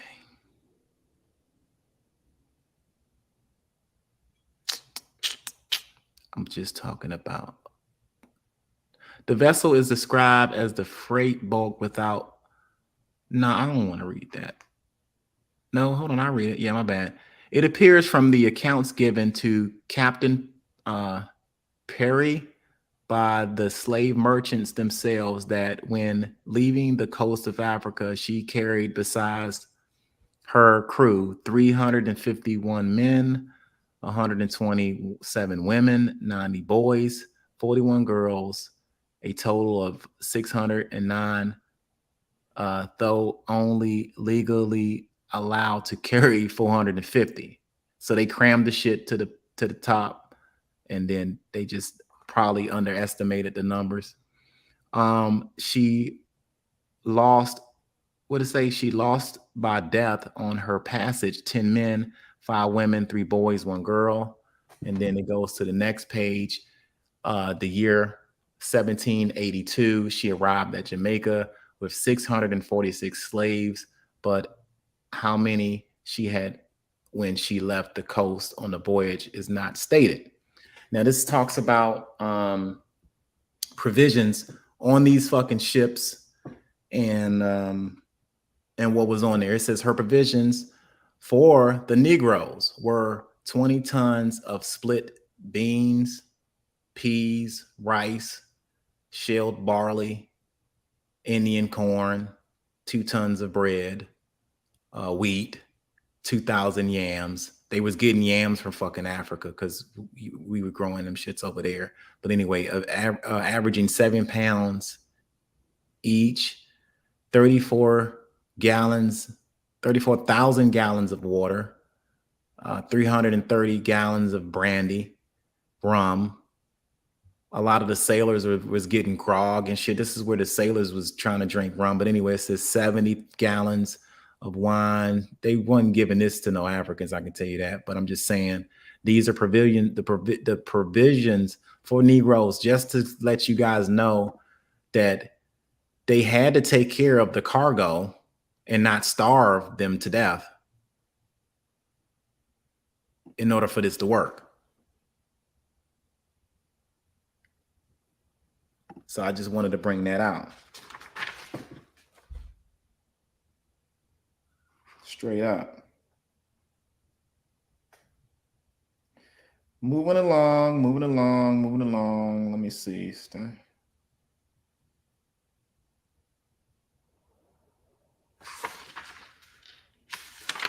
I'm gonna go over this one mutiny and then I'll switch the dial a little bit. Let me see where we at. I like to talk. I probably read this before, but I'm gonna read it one more motherfucking time. Because I like reading shit like this all the time. Let's talk about the terrible mutiny of slaves in the Middle Passage occurring in the year of 1797. Since y'all think we pussy, right? We pussy. They just let it happen. How did you just get on the ship and just let that happen? You Africans are so weak, right? Okay, it says the terrible mutiny of slaves on the Middle Passage occurred in the year 1797. The ship Thomas of Liverpool, belonging to Mr. Thomas Clark and commanded by a very brave, respectable, and intelligent man, Captain Peter M''Q, took aboard 370 picked slaves at Longo, and sailed for Barbados. On the morning of the 2nd September 1797, while the crew were at breakfast, 2 or 3 of the women slaves discovered that the armory had incautiously left the armor chest open. So these Africans seized an opportunity. They got into the after hatchway and passed the arms through the buckheads to the male slaves, about 200 of whom immediately ran up the what they say, foreskels, and put to death all of the crew that came into their way. And yeah, we supposed to be pussy. We supposed to be weak. These black women, which I see a lot of y'all bitch ass niggas on TikTok disrespect, are passing guns to these African men. Yep. So stop talking about black women like this, African women. You know who I'm talking about. I don't even gotta call your bitch ass name out. Stop doing that dumb shit, bro. Because the African woman is a strong woman. She passed these arms to the African. Let me see where I'm at. It says, let me make sure I'm going down. You really think that they just came over there and took you and you just took it? No, that's what the fuck you think. Right. You think that shit and you trying to pass it off on us, right? They be in their lives teaching people, talking about, they think that they just got taken into slavery and they people ain't do nothing. That's not us. That don't sound like us. No, that's what you think. You sitting there pointing a finger at me and I don't even think that shit. You do. You the bitch nigga, not me. The fuck? Because our people ain't like that. It said, it says the women got into the arms room and passed them arms through the buckheads to the men slaves. About 200, whom immediately ran up, put to death all of the crew that came in their way. It said the captain and a few of his men fought desperately, because you know what happens when they come across these Africans with arms remaining in the cabin, but they were eventually overpowered. The slaves gaining complete possession of the ship. Fuck what you're talking about. We fucking your ass up on the coast of Africa with them arrows. We fucking you up on these fucking ships.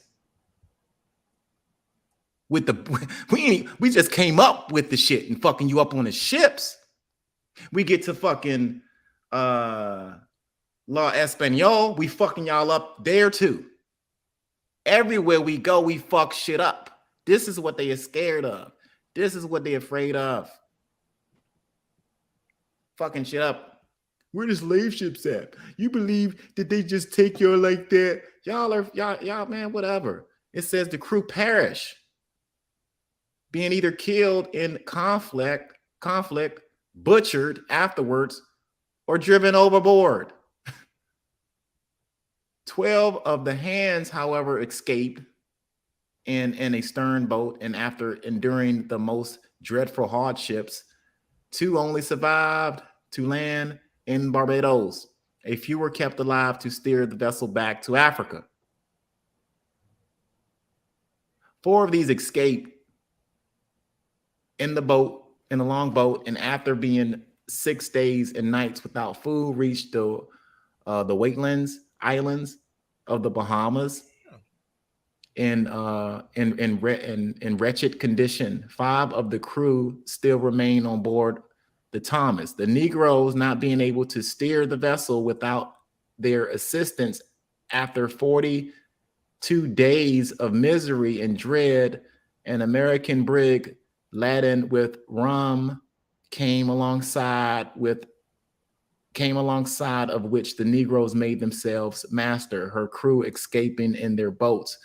Rum casks were open, and scenes of drunkenness and confusion ensued during the several of the blacks drowned. Remaining crew of the Thomas took immediately advantage of this occurrence and the recapturing of the brig. It says the captain's cutlass, having first killed the ringleader of the Negro, set sail for the nearest land. So taking shit over, fucking shit up. Everywhere we went, everywhere, like when like if you look at history, when they came into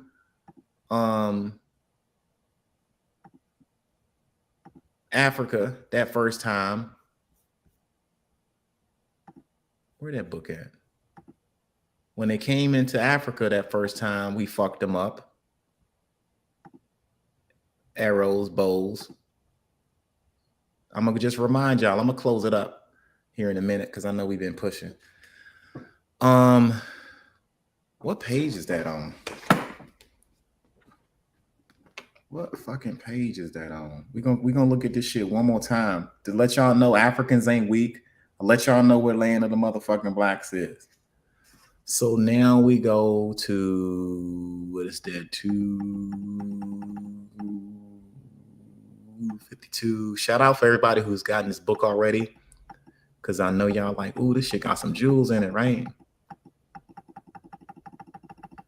My bad. I'm never organized. All right, let me see. So now we're back in Africa. This is before the rebellion on La Española, right? This is before the mass transportation on them fucking ships. And we're going to go right back to the land of Guinea, where Nino Tristo got his ass murked at by black folks, by Africans, by the Negroes. All right. So I'm going to finish this off with this joint. It says, oh, how Nino Tristo was slain in the land of Guinea and those who died with him. I'm going to skip all of this mushy part because they feeling sorry for his bum ass. But I'm going to come right back to the juicy poetic justice part. Right. That is not our part. Yeah, I don't give a fuck about that. Oh, he was in my household and he was a good lad. Fuck that. I want to bring on the killing. Fuck that shit. Shit, where is the fucking part, the main part of this shit? I want to read. Let's see. Okay, so now this is him. It says, now this noble knight was perfectly informed of the great desire and purpose of our virtuous prince, being one whom from such an early youth had been brought up in. Oh yeah, that's that bullshit. Oh, he's brought up in his house. This is Prince Henry crying. Oh my God, he was a young child. I'd known him ever since his life. He grew up in my household. I sent him to the land of the blacks, and he fucked around, and he found out. Damn, he got his shit pushed in. I can't take it. I can't believe it. That's what they writing here, yo. Right? So it says Prince being seeing that Prince was toiling to send his ships to the land of the Negroes. Where are we going? We're going to the land of the Negroes. Oh, they coming to North America? Right. Not North America, not Central America, not South America, not the Yucatan. I don't give a fuck what part of the map that you see over here. We wasn't over here like that. Our land was in Africa. And I did one of you bitch ass niggas to come in my live after I'm done. But anyway, I'm gonna move on. The land of the Negroes and much further, it might accomplish it. and hearing that some caravels, we already learned what a caravel is, some caravels had already passed the river of the Nile. And the things that were reported from there, it seemed to him that if he were not to make himself one of that elect company and to render service to the infant, his Lord, and that the land and any good thing that might be done or encountered there, he could not obtain the name of a good man or true. So he was just trying to get in good favor with the infant, trying to be good. He was a good little old Order of Christ member. These are the orders of Christ. Now, let's not forget who these fuckers are and why these Negroes rebelled in La Española, right, on Christmas. This is why, right here, right? It says, wherefore he straightaway made him ready caravels, having it armed, and began his voyage, and stayed not, it says, and stayed not in any part, but pursued his course toward the land of the Negroes. Here we go again. Where are you going, y'all? He's going to the land full of Negroes in hot pursuit, and passing Cape Verde, he went 60 leagues further. He determined. He trying to get there. He went 60 leagues further on the come unto the river, in which it seemed to him that he ought to be some inhabitants there. Wherefore he caused to be launched 2 small boats. Remember, he got there with the caravels. He had 2 boats. He put them in the water. He had 20 men, 10 men in each boat, right? And they began to take their way through the river. The tide was rising, with which they entered, and they made for some inhabitants that they expired on the right hand. And it came to pass that before they went on the shore, they appeared that from the other side, there were 12 boats. Oh, shit.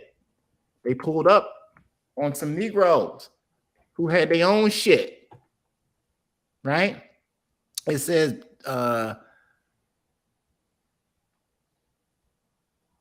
yeah, I'm sorry, my bad. It began to take away with the river, the tide, entering the inhabitants. It says appeared from the other side 12 boats, in which they would be as many as 70 or 80 Ghanaians, all Negroes with bows in their hands.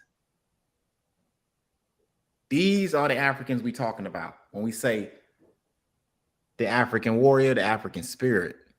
This not the Indians. These are the Negroes with bows in their hand.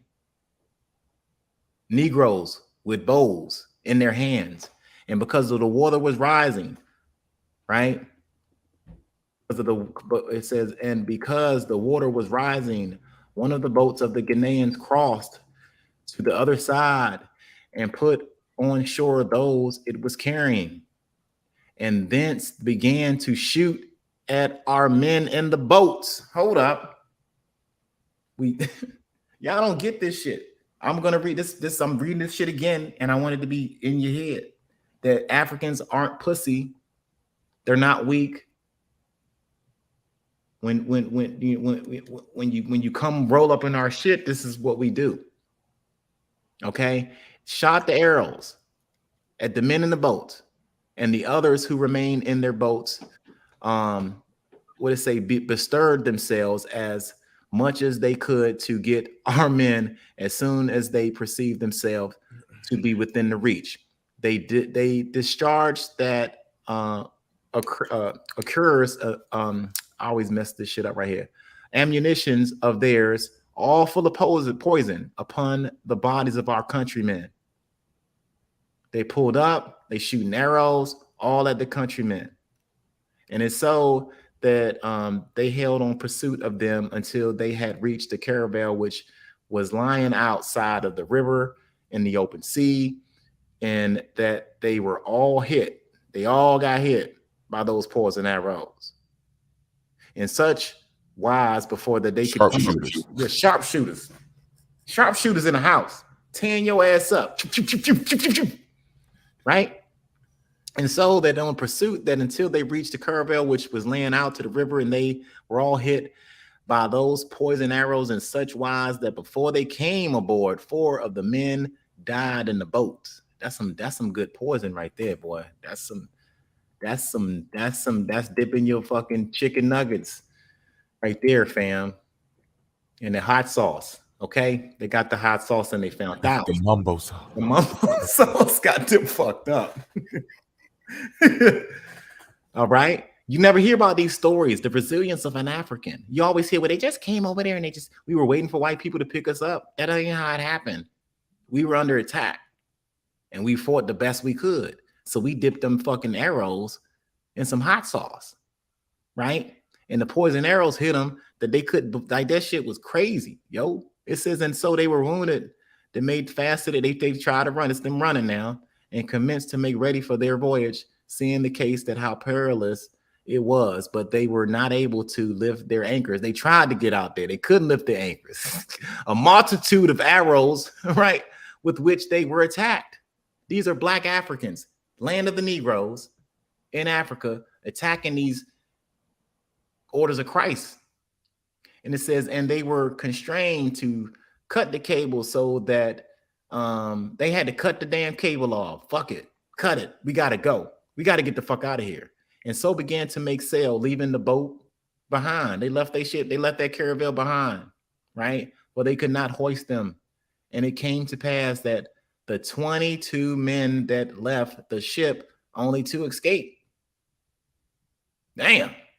To wit, one and Andre Diaz and another Alvaro da Costa, both esquires of the infant and natives to the city of Ebra.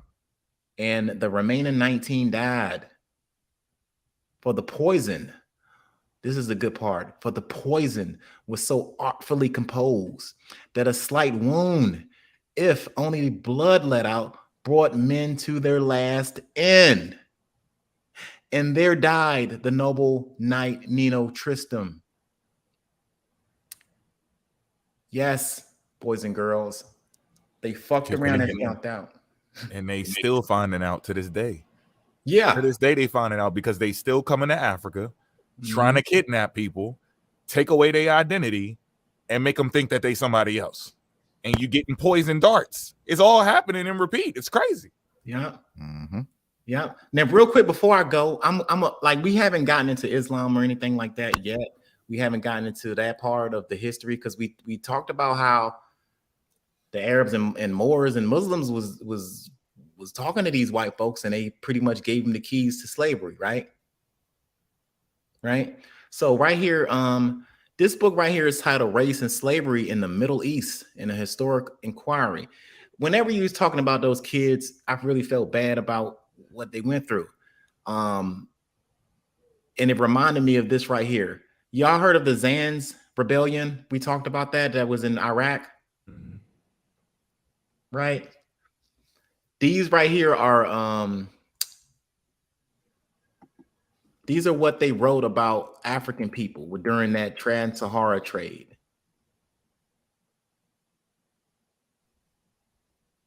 It says from the 19th century onward, Arab and other Muslim writers provide information about the movement of slaves from Black land towards the north and east across the Red Sea, Indian Ocean, Arabia, Iraq, Iran, down to the Nile and to the Egypt. See, there's 2 sides to this shit. And I want y'all to know, before the slave ships, we were over here. The Sahara slave trade. It said across the Sahara to the slave markets of North and Northwest Africa. We already read what a raza is. A raza is a slave raid that was conducted by the Moors, right? It says they export Black slaves. Now, this is one dude speaking about slaves or basically Black folks, kids. It says, you're talking about the Zans. These are a Bantu people. Shout out to the Bantus. Shout out to the Bantus, right? It says the Zans are in great fear and awe of the Arabs, So much so that when they see an Arab traveler or travelers, they bow down and treat them with respect, right? And say in their language, greetings, O people from the land of the dates. The dates, right? Those who travel to this country instill the children of the Zans with dates. They lure them with dates and lead them to place until they seize them, take them out their country, transport them to their own lands. The Zans people have great numbers, but little gear. The ruler of the island of Kish in the Sea of Yuman raids the Zans country with his ships and takes many captives. So when I tell y'all they learned this shit from somebody, how to kidnap little kids and shit like that, this is where they got that shit from. Because these particular Africans, before, like 1,000 years before this fucking transatlantic slave shit was going on over here, you had a trans-Saharan institution of slavery, where they were sending slaves through these trade routes. The trade brought in slaves in and out, and religion. Religion was coming in, slaves was getting brought out of Africa. Okay? I just wanted to bring it back because we're going to touch on all of this shit, and it all comes from somewhere.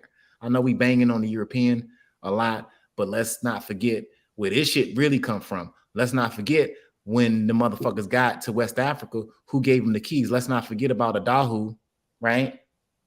And all of that other bullshit that came along with it. I ain't gonna go no further into this. I'm gonna close out because I feel like I've been talking y'all to death. Y'all all right? Everybody okay? Everybody all right over there? You straight? We straight? We 6 hours in. Big pushing, big. Yup, we good. Yeah. Shit, who next?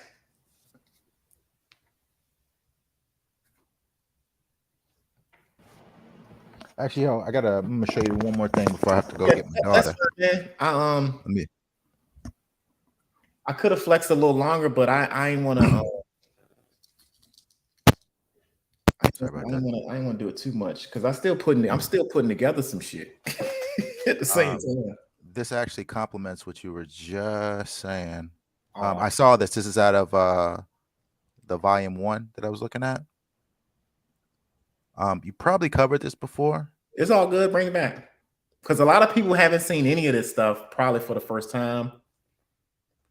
I got my TikTok. So if y'all on TikTok, come follow me. I'm about to close this joint out right now. Peace to the TikTok. I had to say unalive on TikTok. That's weird, yo. Like, I don't even get, So I wanted to show y'all this before I left. Do you see my screen? Mm-hmm. Okay, so in this volume 1, which I think I understand why they skipped volume 1. So when I looked up Negro, right? Hold on, am I in the right one? Yeah, I am in the right one.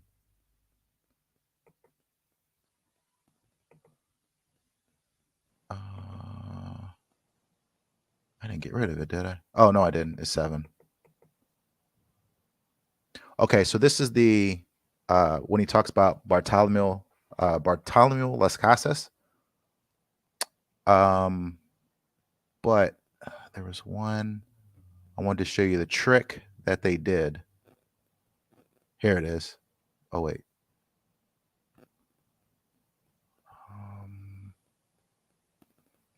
They're talking about the Indians, and then they also brought in the slaves. All right, you know what? I'll just go to this one. Okay, so what happened right here? This is a letter that's in volume 1. And if you read volume 1, it puts together all this information. So about right here and straight down, it's going to say the colonists had told him that they were not wedded. So they're talking about the Indians now. They're not wedded to the employment of Indians as slaves, and that if they could have a few Negro slaves from Africa, it would suit their necessities as well or better, since they were hardier and had more efficiency. It was then that Las Casas caused to be inserted in the colonial agreement, a clause giving each Spaniard going to Hispaniola a license to import and to hold 12 Negro slaves. If we had the power and the skill to fashion a soul, we doubtless would make it pure and round and complete. Man, as he is by nature, is inconsistent, angular, knotty, and incomplete. This departure from the ideal in the composition of Las Casas grieves us, but we know he belongs to the human race and errs as we all err sooner or later in this piece or in this place or in that. He probably consoled with himself over the fallacious doctrine of the lesser evil. The Indians were feeble and could not work in the mines and fields as strong men should. Therefore, they were beaten with many stripes to make them work. The Negro was a stronger, hardier type. If he was stolen from the south of Africa and deported to Hispaniola, he would go into the mine and the Indian would come out. The Negro would have less of the lash, the Indian more mercy. The Negro was then, was then in Africa roaming the forest. The Indian was in Hispaniola, suffering with his every breath. If there must be servitude, why not let the darker sun from another land take his spell at the wheel and wear for a time the heavy yoke? So it says that Las Casas has I told been y'all. appointed protector of humanity. He was not the protector of the slave. He would not magnify his office. He was simply protector of the Indians. I told y'all that shit. I told y'all he was a sympathizer. Nothing against that with them, but he just left us out to dry. Yo. Left us out to dry. Hey. All out there. And then he also goes into, is this the one I was just looking I think he later tried to apologize, but it was too late back then. Yeah, so it also told you can't what come this back. what the Spaniards used to do to the Indians as a trick to keep them enslaved. And it sounds a little awfully familiar. I believe it was right about. Would it be sharecropping? A little bit. And it also has a heavy emphasis on corn, believe it or not. Here we go. There you go, David. Look, the David. method of enslaving founded as it was upon a code, or right here. Actually, let me just do it like this. So the method of enslaving founded as it was upon a code of unwritten laws among the Spaniards is interesting. If an Indian was found by a Spaniard having some corn, which he had stolen, the latter had authority to enslave him. As a result of this, the Spaniards scattered ears of corn about the country with great prodigality. So they were like, you know what? If we can't force them, let's just throw some corn on the ground. Gotta And get them. as soon as somebody grabs one, you know David's gonna pick that corn up. Oh, yeah.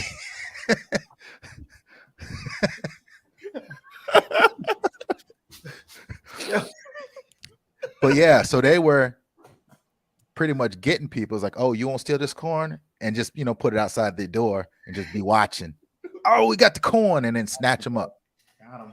And it says, as accessory to the imagined fact of theft, the relatives of the Indian might also be seized as slaves. Any Indian having a relationship with a female slave became himself a slave. Damn. And these women slaves were instructed to entice men to a new kind of ruin. If a slave took food from his master's larder to give his relatives, they by this act became slaves to said master. If food or goods were loaned an Indian and he did not return them, or their equivalent, the man, his family, and his relatives became the lender's slaves. The system afforded a cheaper and easier means of acquiring slaves than any kidnapping excursion. So this was, if you look at what they did after slavery, debt peonage, where after slavery there was no money, or some people, they didn't have any money when they went to go travel, so they would institute black codes, which saying that or vagrancy laws. So they catch you in between without a job, they can actually arrest you for being a vagrant. What they would do at this time is take you to the clerk and then say, hey, you owe $5, which doesn't seem like a lot now, but it was a lot of money back then. When they didn't have that, someone would say, hey, I'll pay that off for you. You could come back and then work it off, which started what was known as debt peonage, because they would never be able to pay that off, because everything that they get at that point would be, once they lend tools, that has a price. Clothes, that has a price. The grain has a price. Now, this is the same thing. If food or bills were loaned, you're talking about sharecropping shit. and that's what put them in a system of debt, which they couldn't legally put you on slave, or couldn't legally make you a slave, but everything that they instituted made you a slave. And it's the same thing that they did here with Spain. You know, getting women slaves to entice men. And the rule was, you know, right there, these women slaves were instructed to entice men to a new kind of ruin. But they also have in a law that if you have a relationship with a slave, you become a slave. So they were setting people up from the get-go. Yeah. It's a mind game, y'all. It's Yeah, chess. it's crazy. Because y'all, that's straight facts, yo. So it looks like this is the reason why they skipped this whole thing. Like this whole, what is this called? It's his works, which he did. So this is volume 1. And yeah, this volume 1 wouldn't have been Van Sertima wouldn't have had a pretty good shot at putting this one in. So he skipped right to volume 2. So yeah, this is volume 1. So if you ever get a chance, you can actually Google it, and then it'll come up as this, and you can download it. And you can get all 3 volumes. So this is volume 2. And there it is. So I just wanted to show you that because I thought it was crazy when you were Jewel, bro. You always come in with some nice ones, man. I appreciate that, yo. Yeah, I was looking as soon as you saw you were going over like the black or the laws, the black laws. Yeah. And I saw that, I was like, oh, that's crazy. Yeah. So this is when that peonage is initiated, and these laws and the sharecropping industry started, and that was their way out. Well, what are we gonna do? We don't have an enslaved African. Well, we got to make up something, and that's how they was doing it. And this is 1517. Ain't that about a bitch? Now look at this shit now. And look, right even here, they were permitted to take with them Negro slaves to the number of 150. So this is when Las Casas went back to Spain. So if you look, let me see if it has the date. The date is 1514, where he left and went back to Spain. So it tells you that when he campaigned for the Indians, because he was a protector of the Indians, when he campaigned, if you go back down and read through it right here, it tells you they are permitted to take with them Negro slaves to the number of 150 or 3 each. And if it seemed good to Las Casas, this number might be increased to give each man 7 slaves. So all of that is when, you know, and it goes over the whole thing before his journey. So all these works. So nowhere in here there is they're the same people. It's separate. It's always been separate until we get to America, and then stuff starts blending in, but there was always a separation. And that's what I'm covering next. This Alonso de Oida. That boy is working. And that's the one that went to South America, and then pirates in the area. Here we go again. Pirates, y'all. Pirates of the fucking Caribbean. That's what they really talking about. I thought of that too when I read it. I was like, oh, Pirates of the Caribbean. Wake up, man. That's exactly what I just thought. Wake up now. That's what they really talking about. I started thinking I was them. I was like, now I'm thinking about movies. Oh no. Yeah. Season the booty and shit, you know. Telling you, dog. Pause on that, dog. Right. I just realized what you was actually saying. Pause, yo. Man, so they were sprinkling corn. So is that why is that why Kwame likes the corn? Yeah. He's on that shit, ain't he? He's a corny. Oh, wait. Oh, you know That's what? a corny ass dude. Oh, conspiracy theory time. That's why we're on this shit right here. So hold on. So the Spanish, I'm about to sound like them in a minute. So the Spanish was using corn to enslave the people. Kwame uses corn to enslave these people's mind because he talks about corn. Facts. Man. And oh shoot. And the Spaniard, was actually going through Guyana first. Yup. Hmm. That's why he got the heavy dose of that shit. Mm. Do these people look like they're having their best life? He said they only put royalty on money. Yeah, I forgot to get to this shit real quick. Oh my man! Look at what system we're in right now. They think that that's royalty. That's tough. Now, come on, man. We making it look good, you know, but that doesn't match any royalty of us anywhere in the world. Show us someone standing in their splendor, dressed like that. Yeah, that's royalty. That's what you think. Oh yeah, Val. That's Kwame. Straight foolishness. You know, and my bad. I ain't mean to blow that shit up like that. But just look at that shit, man. Now, that's a flak shirt. That is a fucking flak shirt.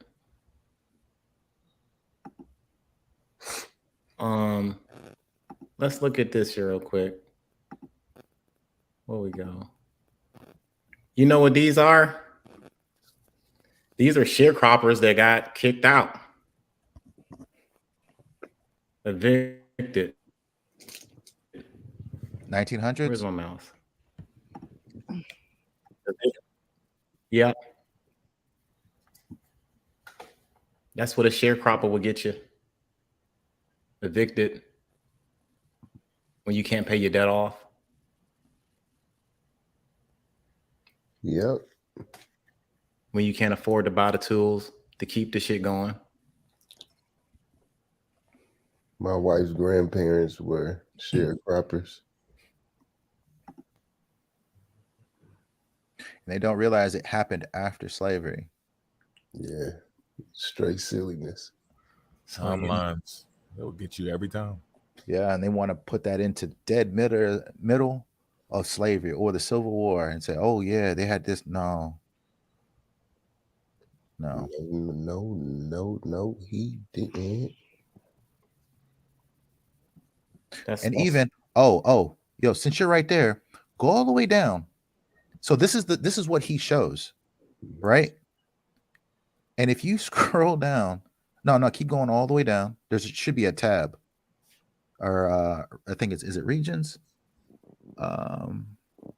It might be regions, but it tells you, because he only shows the top portion, but it tells you it came right after slavery. Oh no, go back up. I think it's regions. Mm-hmm. Where was that at? Up two more. Yeah. Two more. Okay, regions. Historically. Right there. Second row. Yeah. It was widely used in the southern United States during Reconstruction era that followed the American Civil War. And this is what he shows, but he only shows the top. You don't read. Them niggas they don't look at that shit. And he's like, look at how they're dressed. They're dressed. Look at how they're dressed. Dressed to impress, right? Right. Where is that shit at? Yeah, I think last night he had it up there behind him, sharecropping. And I'm like, man, why don't you scroll down a little bit? Read it all the way through. But they always manage to, when they're reading it, and right before you get to the good part, they stop and it's like, you just need to research. It's like, no, keep going. Keep going. I'm starting to think slavery never happened. Just stop in the middle of the sentence and just start spewing out weird shit. The next sentence is like their brain says, oh, no, stop. Right? How can you consistently keep stopping at the part that's going to debunk you? That's when I got to say you're doing it on purpose. Nobody can accidentally do that over and over. Look at this shit. Now, this is Booker T. Washington's autobiography. I've read this, man, and when I read this shit, I was like, damn. Now, Booker T. Washington noted that the most trying ordeal I was forced to endure as a slave boy was wearing a shirt. right? In Virginia, the most trying ordeal I was forced to endure. Let me make sure I'm reading that right. My bad. I put my glove. In Virginia, where I lived, it was common to use flax shirts as a part of clothing for slaves. The part of flax form which our clothing was made was the cheapest, the roughest part. I can scarcely imagine any torture except perhaps the pulling of tooth that is equal to that caused by putting on a new flax shirt for the first time. So what you saying is this isn't even something comfortable to put on. Right. Just to break this shit down, you dig? Of how, oh, look at them. Look at what they got on. They got clothes. Look at them. They're rarely dressed. Like, no.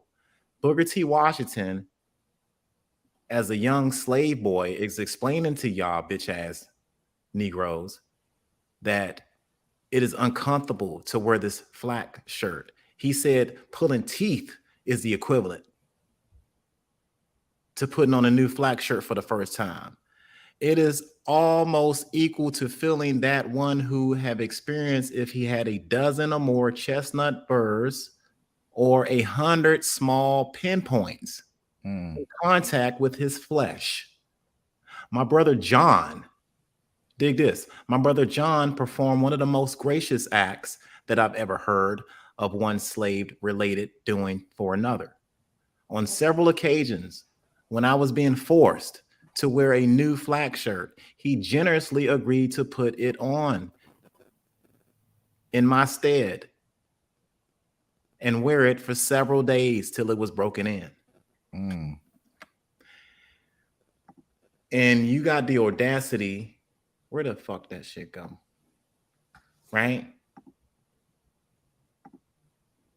To say, look at this. Look at this. Look at them. They're not slaves. Slavery never happened. They're wearing flax shirts, David. That's a flax shirt. That is a customary uniform attire of an enslaved African during the 1800s or in the antebellum era leading up to the Civil War. You lucky to see him in shoes. I don't understand what's so happy about the Confederate States of America.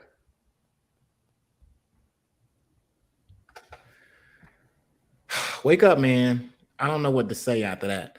That really was like, yo, that's why I was like, what?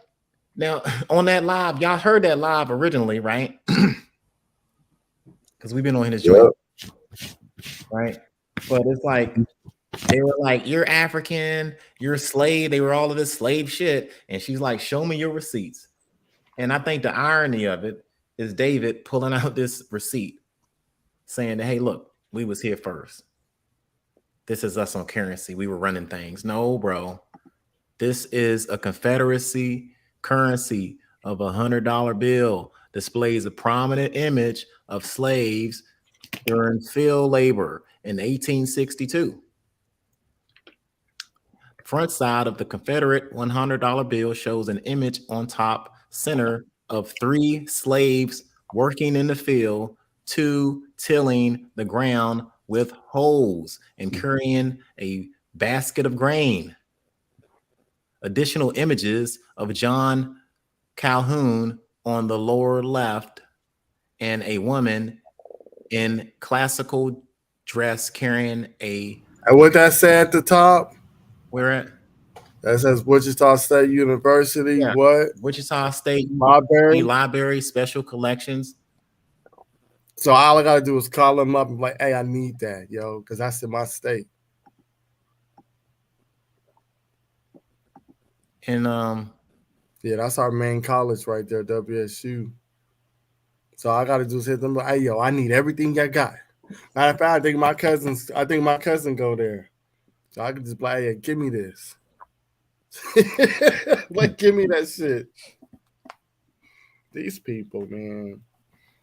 They just twist and alter information. And look at this now. Now let's look up who the fuck is on this thing. Now he's busy looking at. Oh shoot, John C. Calhoun. Right, he's busy looking at the black folks. Ooh, look at us. Well, let's look at everybody that's on this shit.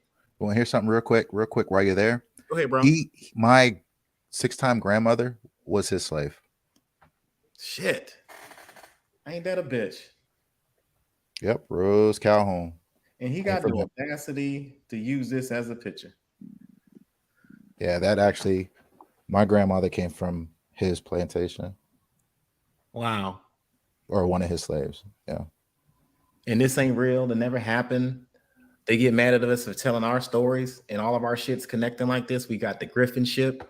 We got fucking John C. Calhoun. We talk about South Carolina. What the fuck is going on? Somebody full of shit, and it ain't us, fellas.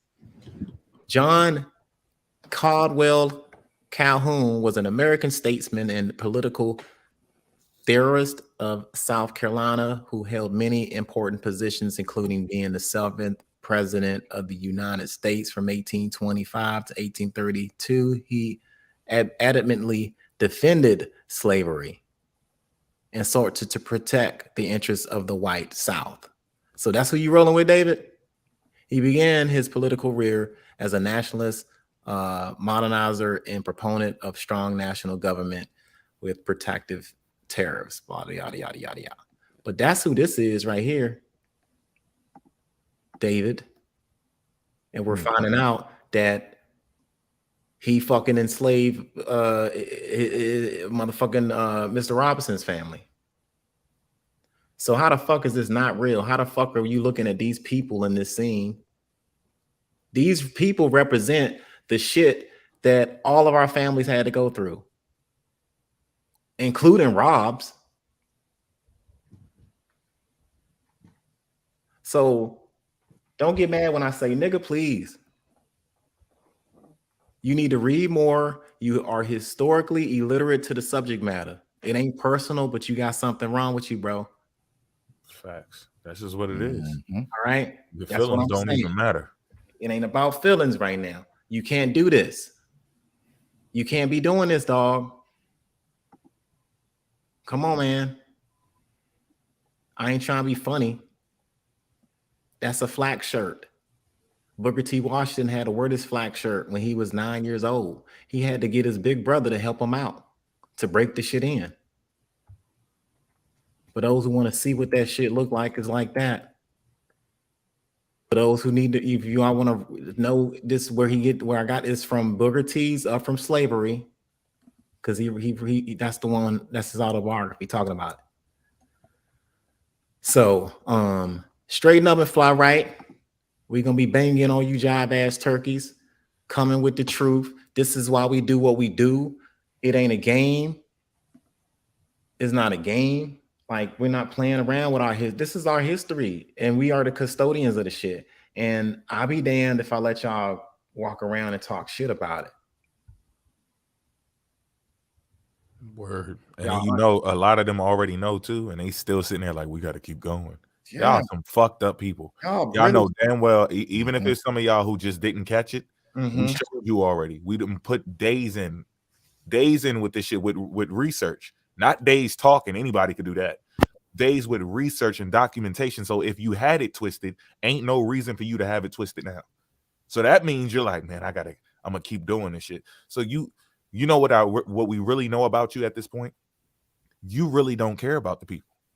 Yeah. You could care less, because we know you know, and you're still going to keep on doing this shit.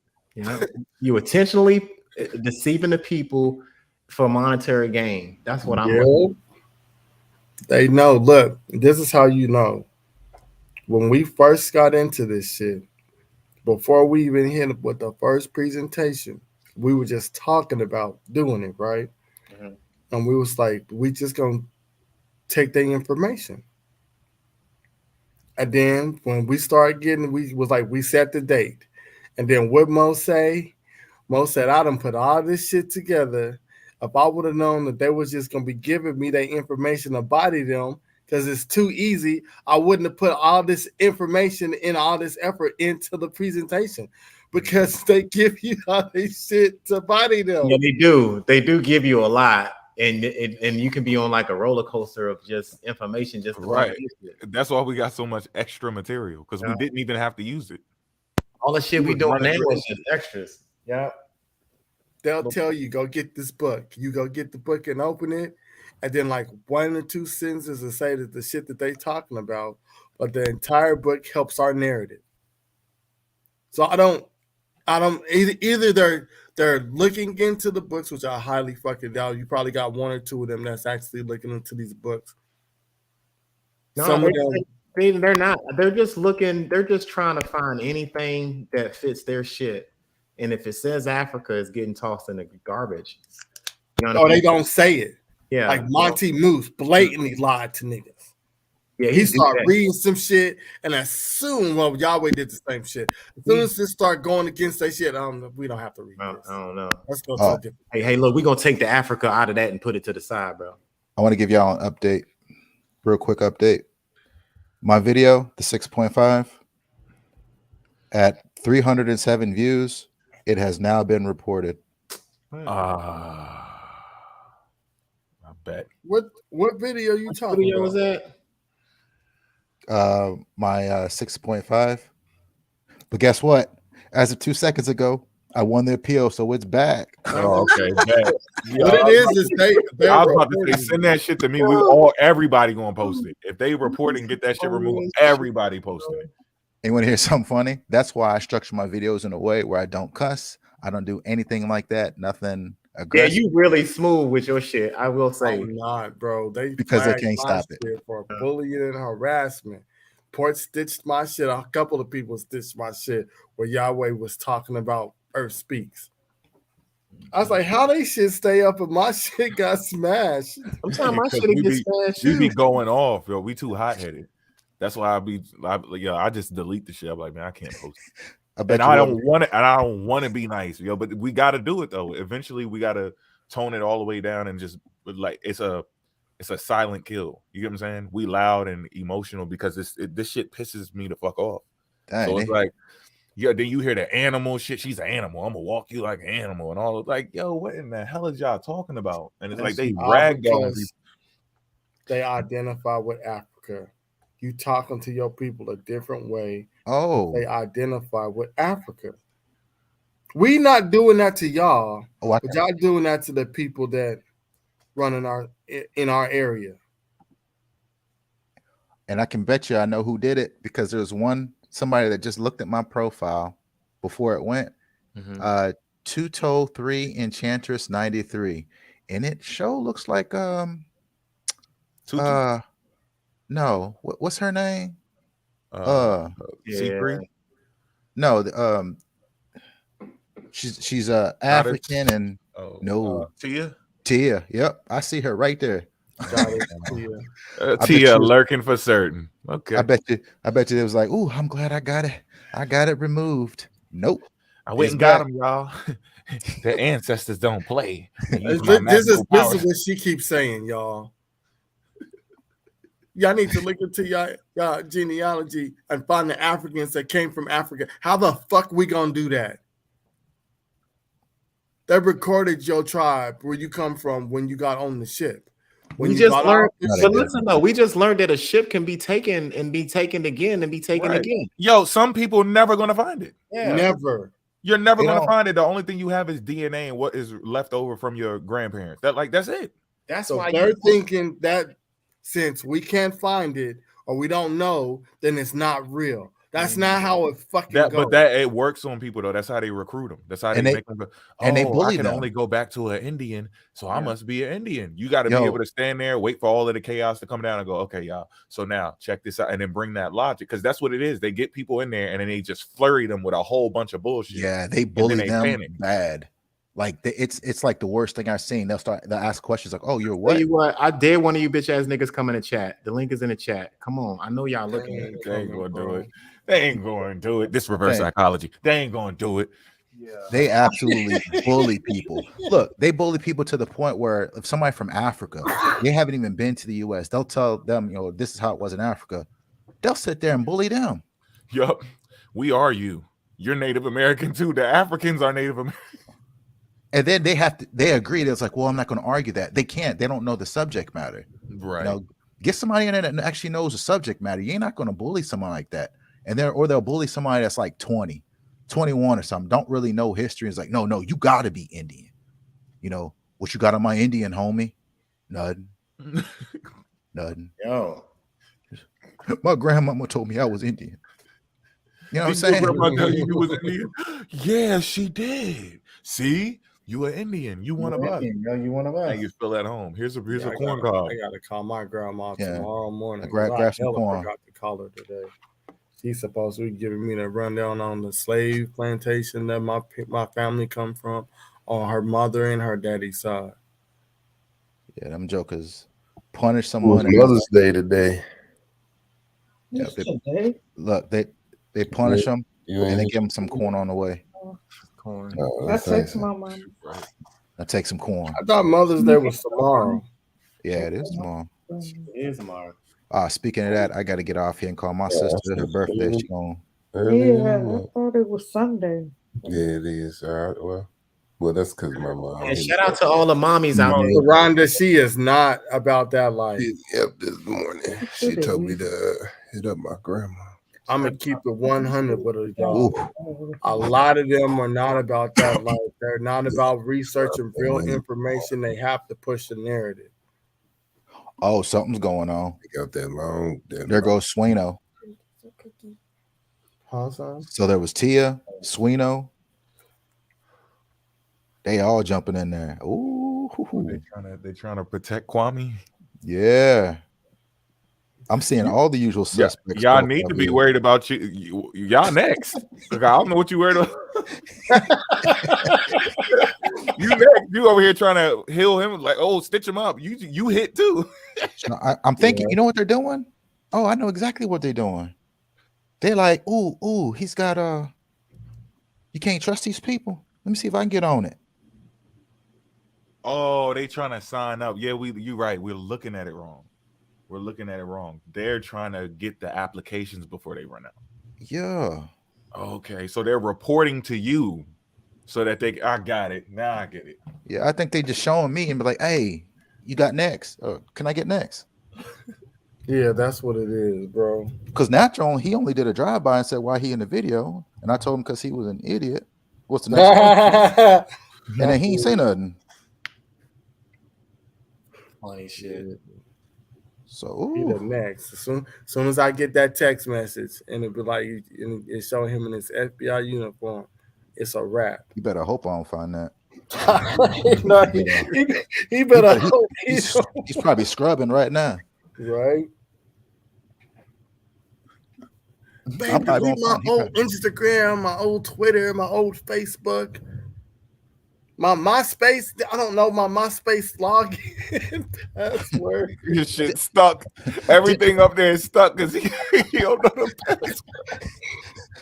Didn't I have another profile? I think I did. Where is it? He got a different number. It's sending him the damn confirmation code. Right. To another number. Number he had on a Nokia phone 13 years ago. Damn, I gotta figure out my MySpace. He gonna see all my African shit.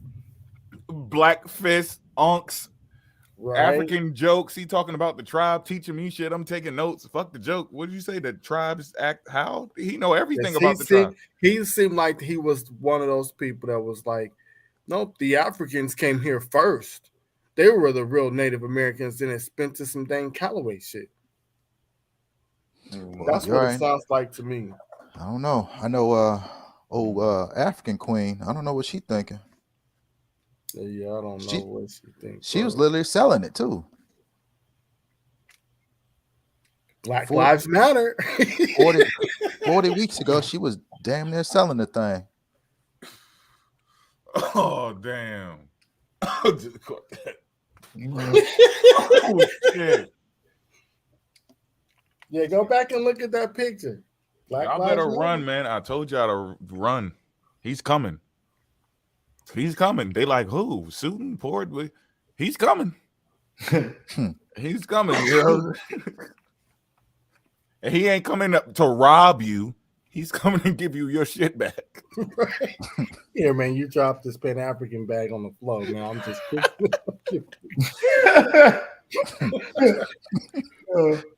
take some corn on the way. Can I still eat the corn? Yeah, man, keep the corn, man. Keep the corn. Act like I can't see this. He said he admitted to being Nigerian. Shit. When? I wish I would have heard that shit. When he first met him. When he first met him. Yeah, Perry been around for a long time. Perry was I think I met Perry before everybody. I think Perry was right before was Sutton, Kenya, Perry, Child of the Sun. Yeah, Perry was around for a hot ass minute. He was in there, he was down in the deep, but he still knew like something was up. I remember he was like, nah, like he would just get quiet when the Hebrew Israelites doing their thing. He understand how he teach the same shit, boom, but he backed off like that ham shit. Something is off with that. You get what I'm saying? He's still down with the principles and all that shit, but then that's where we clicked at. But then he was like, yo, this other shit ain't adding up right. He probably got bullied. One point right there. Probably got bullied. You talking about Kwame, right? No, Perry. Perry. Oh, I think you're talking about Kwame. So I know Kwame got bullied. I think he lived in Houston too, bro.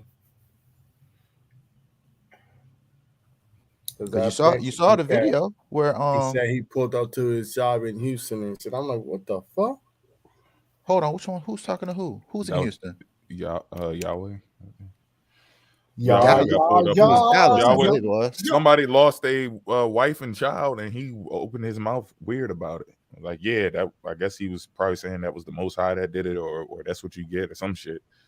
Whatever he commented on, and the dude had his history caught up with him or some shit from Mexico with the cartel or something like that, and that's how he ended up losing his family. And he was making fun of it on the internet, and then he tried to disappear. He said, "You ain't gonna ever find me." Like, wait, if you didn't do anything wrong, why are you trying to hide? What do you mean he ain't gonna find you? You running, you hiding, and he, you know, of course, that hurt him. Like he already hurt from losing his people, and then you giving him something to fight for. Like, of course he gonna find you. He made it his life goal to find you. Like, what are you crazy? FBI. You know something funny? He went to your house. So here's the thing. So if you're gonna do anything, because you know, when I was in the military, I had to have a secret clearance, right? And they do an extensive background check on you, like extensive. When you deal with any kind of like government agency or whatever, they do an extensive background. This dude ain't never getting to any kind of government agency whatsoever. Because I know he was trying to do the FBI thing. It ain't gonna happen.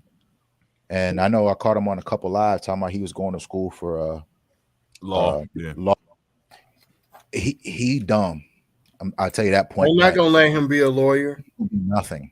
He's wasting his money, point blank. Because they're going to look at everything that he's doing. He's on there with them Hitler stuff. He all on what is that? Telegram, doing stuff over there, which is like a nationalist type thing. I saw his profile on there. I went security clearance thing. They ain't fucking with him. Yeah. So he doing all this stuff. You got too much shit doing all of this. He ain't never going nowhere. Now he can take the test. He can pass the bar. But when he becomes an intern or any of that shit, and he actually has to represent a case, the other lawyer is gonna look into this nigga's background and they're gonna pull it up, and then they're gonna be like, "Yep, I'm sorry, bro. We gotta just let you go. You know, you can no longer be a lawyer." There's gonna be a conflict of interest with everything, every case he's working on, because he's weird. He's talking about too much shit. He's saying shit that don't make sense. His logic is flawed. So you're always a conflict of interest. You can't work nobody's case. You're compromised by your own misunderstandings. Hey, there's all types of what do you call it? Useful idiots and idiots about and all of that. Yeah, he's following to this trend, but this trend just probably he gonna be wasting his time for the most part. And that's all that stuff I know for a fact. Yeah, and see, this is what the people that you look up to didn't tell you. Oh, and Vanta, if you back or whatever, you gotta cut us off and let us know. Oh yeah, I've been back at the crib. Oh shit, man! Whatever, man. Don't let us open. My bad. Yeah, I was just saying, when the people that they look up to, because they're following other failed and successful cult leaders. If y'all don't see that by now, they're following the same blueprint. They're remixing everything that everyone's already following because it's easy to grab them from that belief. It's already halfway done, right? But they're not paying attention to them, and they're not studying under them, and then they're not telling them like, hey, once you sign up for this cult-like mentality, you're stuck. Yeah, you can't go, oh man, my cult didn't work. I'm gonna go. You can't move. You can't go do nothing. You're stuck. That's why they continue to do this all the way to the death, to the Kool-Aid, to the spaceship never come. They'll go out with a bang, because after you fuck your reputation up with this shit, you can't fix it. Right. There's nothing you can do. That's why this shit is very dangerous to fuck with. And the people who following them, you don't know why you can still get out. They have to go all the way because they stuck their head up so far and their egos are so inflated, they can't stop. And they're going to be stuck. They can't do anything else in a career path. After, you can't come back from this shit. So y'all be careful out there, man. It's dangerous.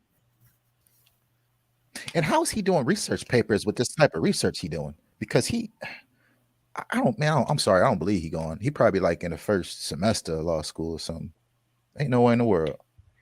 He's not researching the information that he be telling us about. No, but what I'm saying is when you do like a college and stuff like that, and you have to do papers, I mean, you really got to research something. You can't get away with some of the stuff he's getting away with. In law, you got to cover other. Your ass fucked up. Just the citing, improper citation to fuck you up. Yeah. Yeah, you got to study all types of cases and shit. What he's doing? Because my grandma and both my aunties are doctors, right?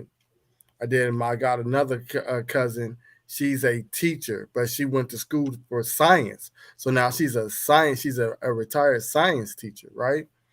And so they was on the live telling me all this shit. Like they got to look into like peer-reviewed information.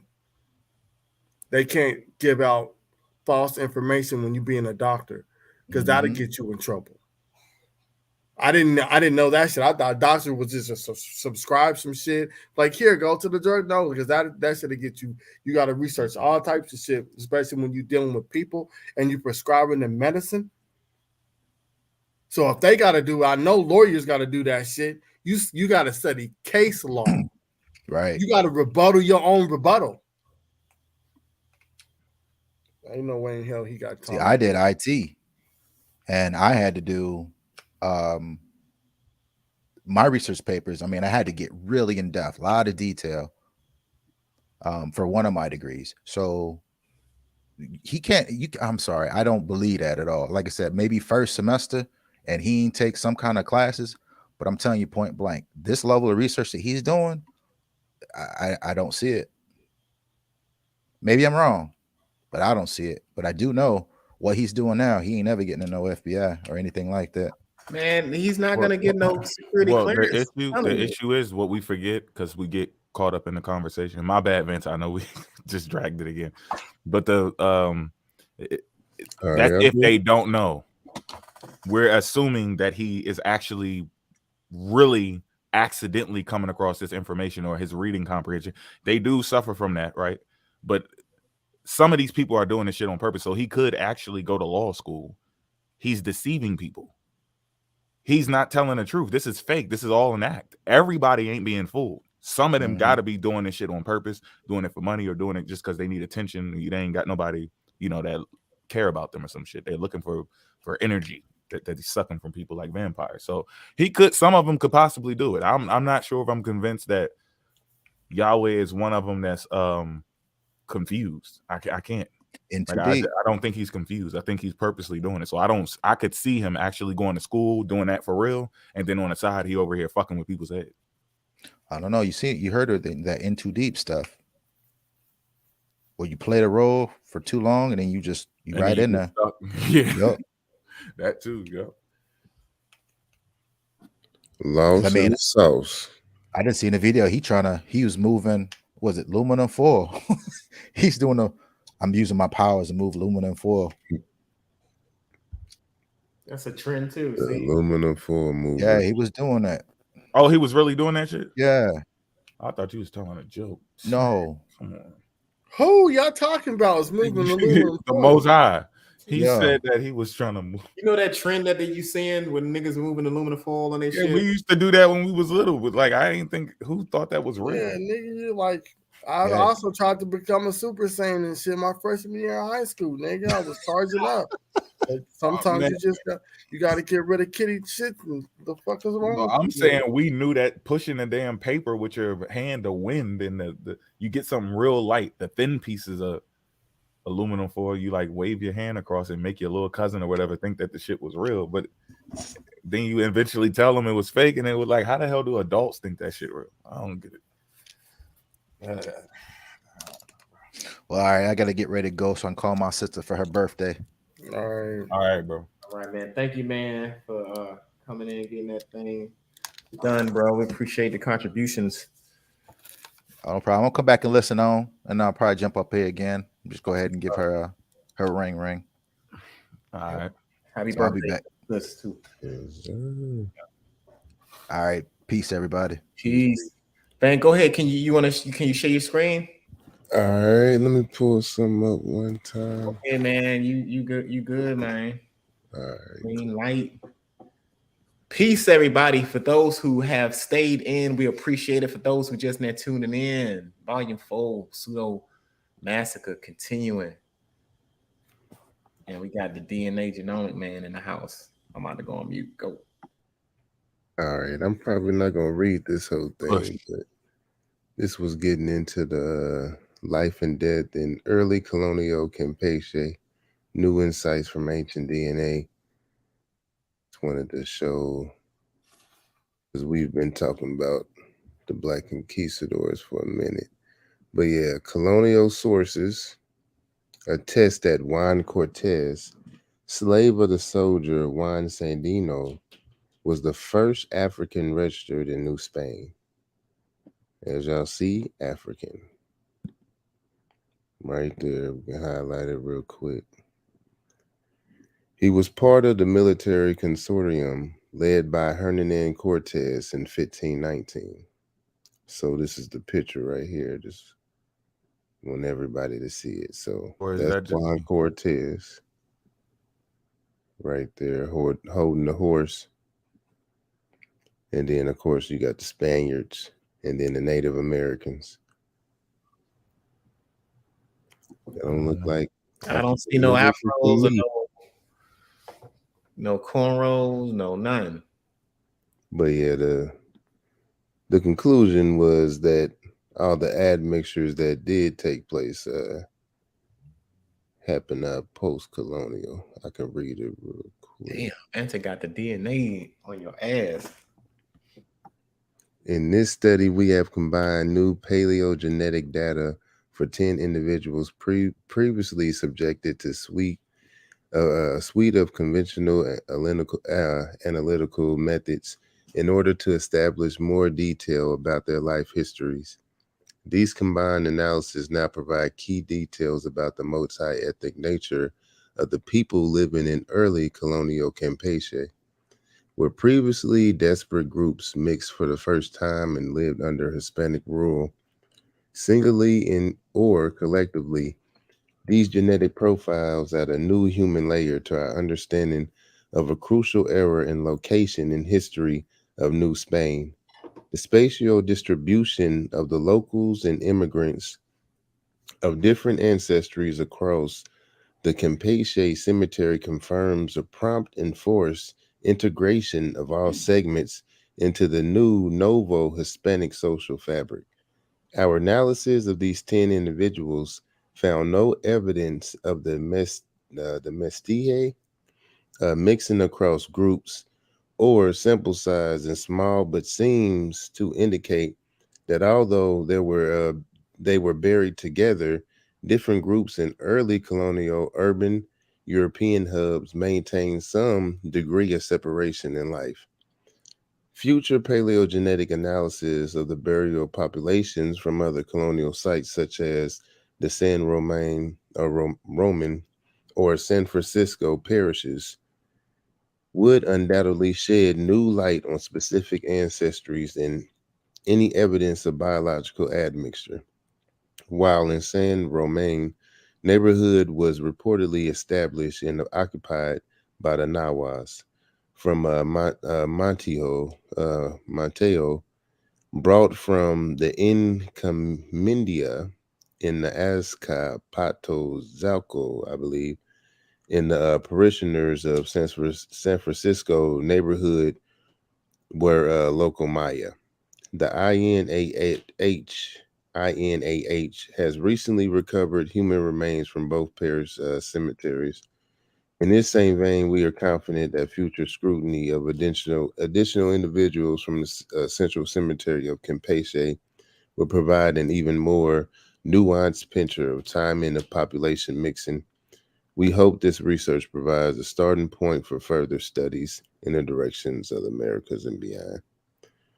But yeah, it was just saying that most of the admixture happened during colonial times. But as they say, they will do more research. Is just a little simple map to show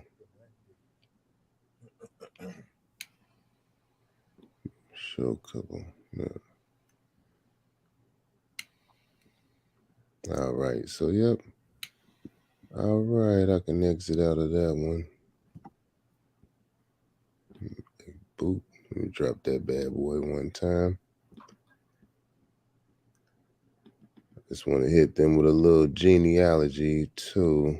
Ancestry/genealogy. Solidify this one time. So this is getting into Daryl Dusty Crawford.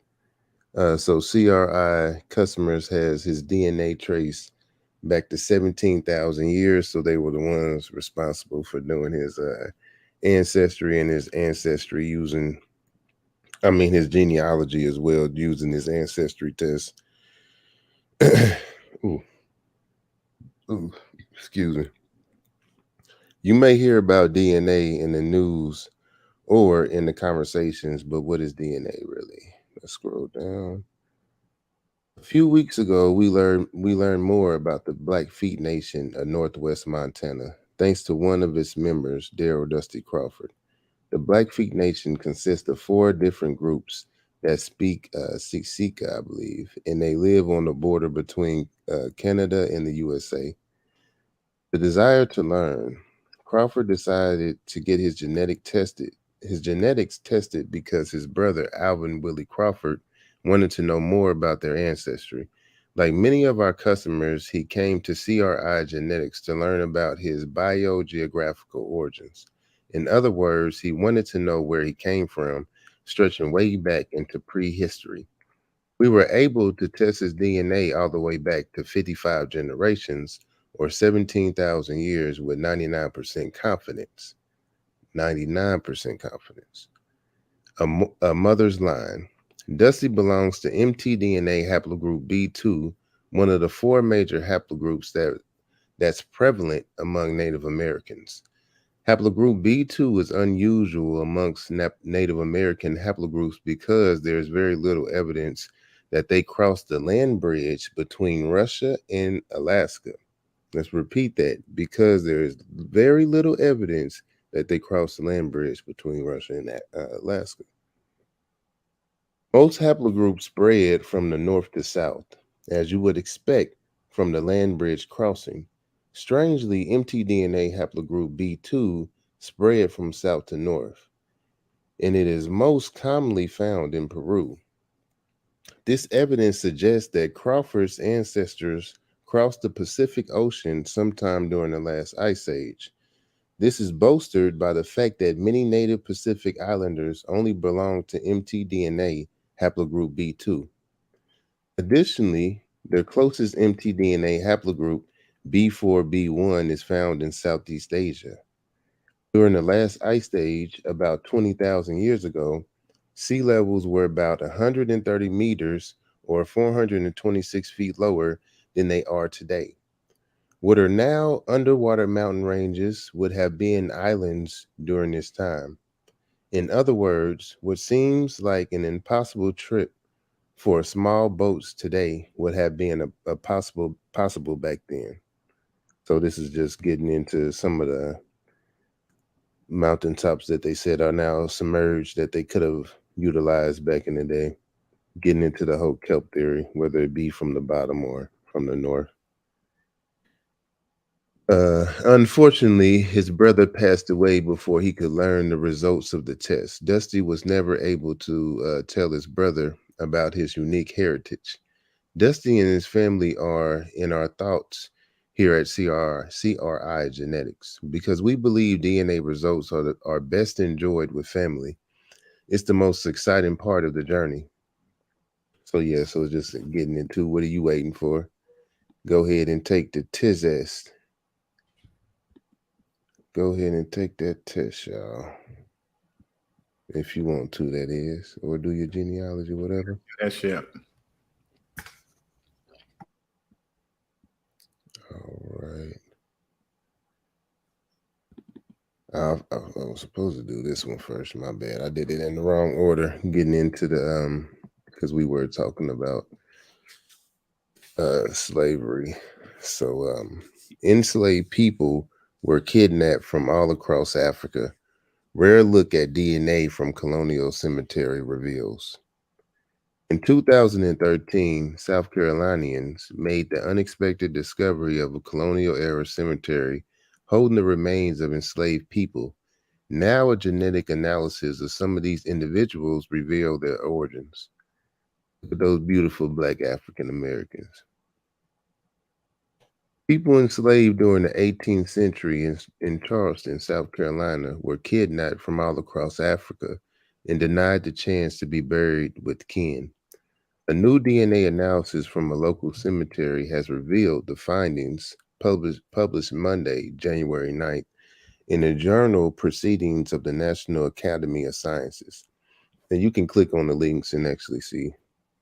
By University of Connecticut, anthropological geneticist Raquel Flask, I think that's Flasquez, Flasquez, and colleagues give critical new information about the history of African-descended people in colonial America.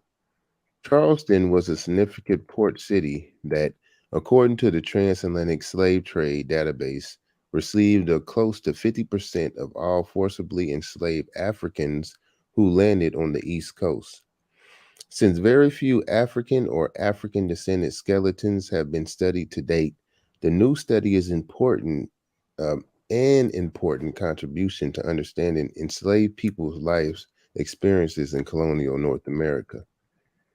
In 2013, graves were found in previously unknown burial ground during renovations of the Gillard Performing Arts Center, located in Charleston historic Ansonboro neighborhood. The small 18th century cemetery contained the remains of enslaved Africans. Prior to reburial, the Gullah Society, a non-for-profit group that sought to document Black cemeteries, and the African American community of Charleston decided to pursue scientific analysis of the Anson Street ancestors. They reached out to the archaeologists and soon after created the Anson Street African Burial Ground, the ASABG, project to learn more about the individuals entered there in their ancestral origins. Of the 36 skeletons discovered, only 18 provided DNA samples sufficient for tracing their origins. So when everybody be like, how do they get their DNA from that little, how do they learn? It has to be a sufficient amount or they just cannot use it. And all but one of them had predominantly African ancestry. By comparing these people's genomes with reference samples, the researchers discovered that 12 likely had ancestors from West and West Central Africa. 5 had ancestry from Sub-Saharan Africa, and 1 had ancestry from both West Africa and the Americas. Further, high levels of the element strontium in their teeth, which came from water that they drank as youngsters, told the researchers that 13 people were not from Charleston, but were likely born and raised in West Africa, getting into the isotopes. The distribution of African ancestries among the first generation African individuals indicates that they were being transported from the desperate areas of the African continent during the last half of the 18th century. Flasquez and colleagues wrote in their paper, the community also wondered whether the Anson Street ancestors were related to one another. Surprisingly, the results revealed no autosomal kinship among the individuals analyzed. The researchers wrote, meaning they were not close biological kin. This finding, however, is consistent with other ancient DNA findings from enslaved African individuals reflecting the nature of structural violence experienced in enslavement. Slavery meant that biological families could be ripped apart, with children, parents, husbands, and wives sold and sent far away from their loved ones. In the shadow of such violence, people may not have had the opportunity to bury their family members. The Anson Street ancestors were buried in coffins along with objects such as coins, tobacco pipes, and beads, according to Flasquez and colleagues' previous article in the American Journal of Biological Anthropology. Kinship extends beyond the biological or genetical realm and is expressed in the types of care that we see in the grave goods. Flasquez told Life Science in an email, this shared community comes about during shared life experiences, lived histories and relationships, family, friendship, spiritual or otherwise. Mitochondrial DNA, one intriguing individual who has been named Kosal, suggests the maternal lineage that included an indigenous North American ancestor. According to the researchers, Kosal's unique background attests to the multi-generational presence of African-descended individuals in the region who interacted with indigenous North American individuals in the early colonial South. Another adult named Genda was born in Africa and only lived a short amount of time in the Americas. Born in Africa, lived only a short amount of time in the Americas, and they can tell that by the isotopes they found. Hailing originally from West Africa, likely in the area of Ghana, Ivory Coast, or Sierra Leone, Gendas or Gandas upper incessor teeth, I believe, were fouled. We hypothesize that these teeth were likely fouled while living in Africa. Flasquez said, as this practice is more commonly enacted in coming of age ceremonies there. And that's where it says African burial ground, 1750, 1800, right on the stone. Other ancestors revealed evidence of daily activities in their teeth. Round indentations were found in the teeth of 3 men and 1 woman, all locally born individuals who wore their teeth down over time by clenching a pipe in their mouth. The combination of ancient DNA, strontium, and skeletal analysis have given Flasquez and her colleagues unprecedented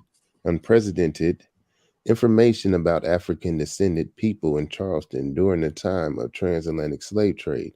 More importantly, however, the researchers have developed a close working relationship with community members to create a truly collaborative project that focuses on the descendants' questions about the ancestors.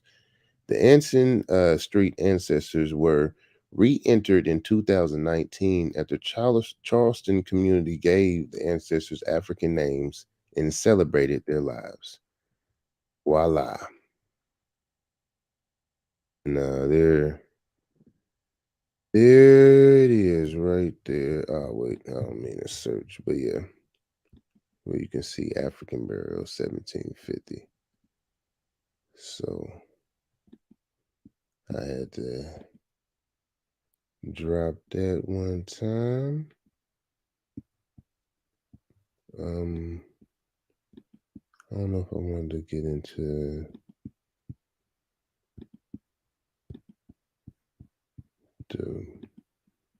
a lot of these are really not that long. Since everybody well, I can get into this one first real quick. Oh, they're trying to show a little ad.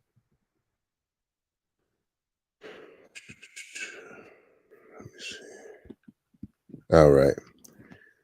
Discovery in Mexican cave may drastically change the known timeline of humans' arrival to the Americas.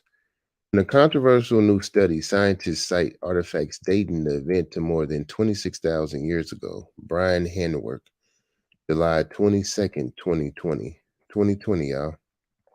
Here it is right there. That's one of them. Stone Point from, I think that's Chakewete. Chakewete. I had to look it up. But yeah, I think I'm saying Chakewete, I believe. Surprisingly old stone points found in Mexican cave are the latest intriguing discovery among many to raise questions about when humans really arrived in the Americas. For most of the 20th century, archaeologists generally agreed that humans had crossed the Beringia land bridge from Siberia to North America, only ventured further into the continent only when retreating ice sheets opened a migration corridor about 13,000 years ago. But a few decades ago, researchers began discovering sites across the Americas that were older, pushing back the first Americans' arrival by a few thousand years. Now authors of a new study at Mexico's Chakewete cave suggest that human history in the Americas may be twice that long. Put forth by the Cyprian, I think that's the Ardelian, and the archaeologists at the Autonomous University at Zacatecas, Mexico, and his colleagues, the new paper suggests people were living in Central America at least 26,500 years ago. Ardelian's work was published in Nature and paired with another study that presented a broader look at 42 known early human sites across North America from the Bering Strait to Virginia. Data from those sites were used to model a much earlier peopling of the Americas and help scientists to reimagine not only when but how the first people reached and populated the New World. The model features a number of archaeological sites, including the Chakewete cave, which are intriguing but controversial enough as experts disagree whether the sites actually evidence human occupation. So Chakewete cave is perched high in the Astelero, I believe, mountains, 9,000 feet above sea level and 3,280 feet higher than the valley below. Excavations there were launched in 2012, and the test pit unearthed a few stone artifacts that suggested a human presence dating back to the last glacial maximum between 18,000 and 26,000 years ago. More extensive excavations detailed in this new study were carried out in 2016 and 2017, unearthing some 1,900 stone points or possible stone tools used for cutting, chopping, scraping, or as weapons. The artifacts were dated back 46 different radiocarbon samples of adjacent animal bones, charcoal, and sediment samples. To the team, they represent previously unknown technological tradition of advanced flaking skills. More than 90% of the artifacts were of greenish or blackish stone, though those colors are less common locally, suggesting to the authors that they were signaled out as desirable. The bulk of the material is from the deposits dating between 13,000 and 16,600 years ago, leading the scientists to hypothesize that humans may have used the cave for more than 10,000 years. Ardelian knows the Chakwetes. Very old dates will raise most archaeologists' eyebrows. As soon as you cross the limit into the last glacial maximum, that is, it gets tricky, he says. We have a sort of mental blockage just thinking about getting into a new continent in the middle of the glaciation. But I thought they said the white people is helping Native Americans out. Why do they, like, who cares about their opinion? Yet he suggests that if people were visiting this cave during the last glacial maximum, they likely entered America even earlier, more than 30,000 years ago, before glaciers blocked the way from Beringia. Once again, more than 30,000 years ago, before glaciers blocked the way from Beringia. So it wasn't always blocked. It takes centuries or millennia for people to cross Beringia and arrive in the middle of Mexico, Ardeline says. Even coastal arrivals wouldn't have been landing on the Mexican coast. It's just way too far. You need many of years of previous presence to make them arrive there if they came by sea or by land. So there it is.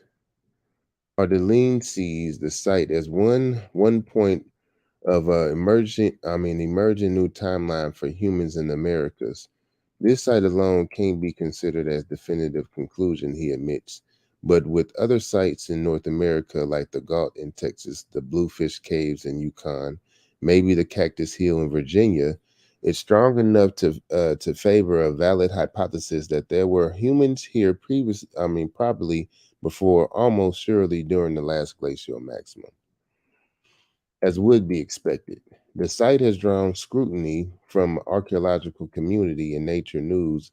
In View's article accompanying the studies, Ruth Gruen, professor emerita, I believe, in the University of Alberta, said that since the idea of American entry date more than 30,000 years ago is double the currently popular date of about 16,000 years ago, it will be very hard for most archaeologists specializing in early America to accept. Southern Methodist University archaeologist David Meltzer questions why the stone tool traditions described at the site haven't been seen anywhere else in the region, and why their technology remained unchanged for many thousands of years. Lauren Davis. An Oregon State University archaeologist says most of the artifacts appear to have been produced by a single blow or fracture. Might they actually be broken rocks created by natural actions like rockfall from the ceiling? Humans don't have monopoly on narrow band of physics required to break rocks, Davis says. I'm open to being convinced. If I'm wrong about what I'm seeing in their reporting, I might change my mind. Davis also laments a lack of evidence for domestic life in the cave. We usually see things like butchering animals and making food, he says. They did find lots of animal bones, but they say there's no evidence of butchering, and that's what's really strange. There's also an absence of things like fire pits or pits in the ground of storing things, or unusual distribution of objects. Ardeline believes some of those features might lie tantalizingly close by, yet be difficult or impossible to uncover. The current excavation is taking place far inside the large cave. Most activities like cooking and eating happen right at the entrance, he says. And that entrance isn't accessible, that entrance isn't accessible. So he complained about the pit, fire and all that, but he know the entrance isn't accessible, and that's where it usually occurs. It's buried under tons of debris that has fallen from the top of the mountain. At Cave's mountainous location, thousands of feet above the valley floor, has David Meltzer asking another question.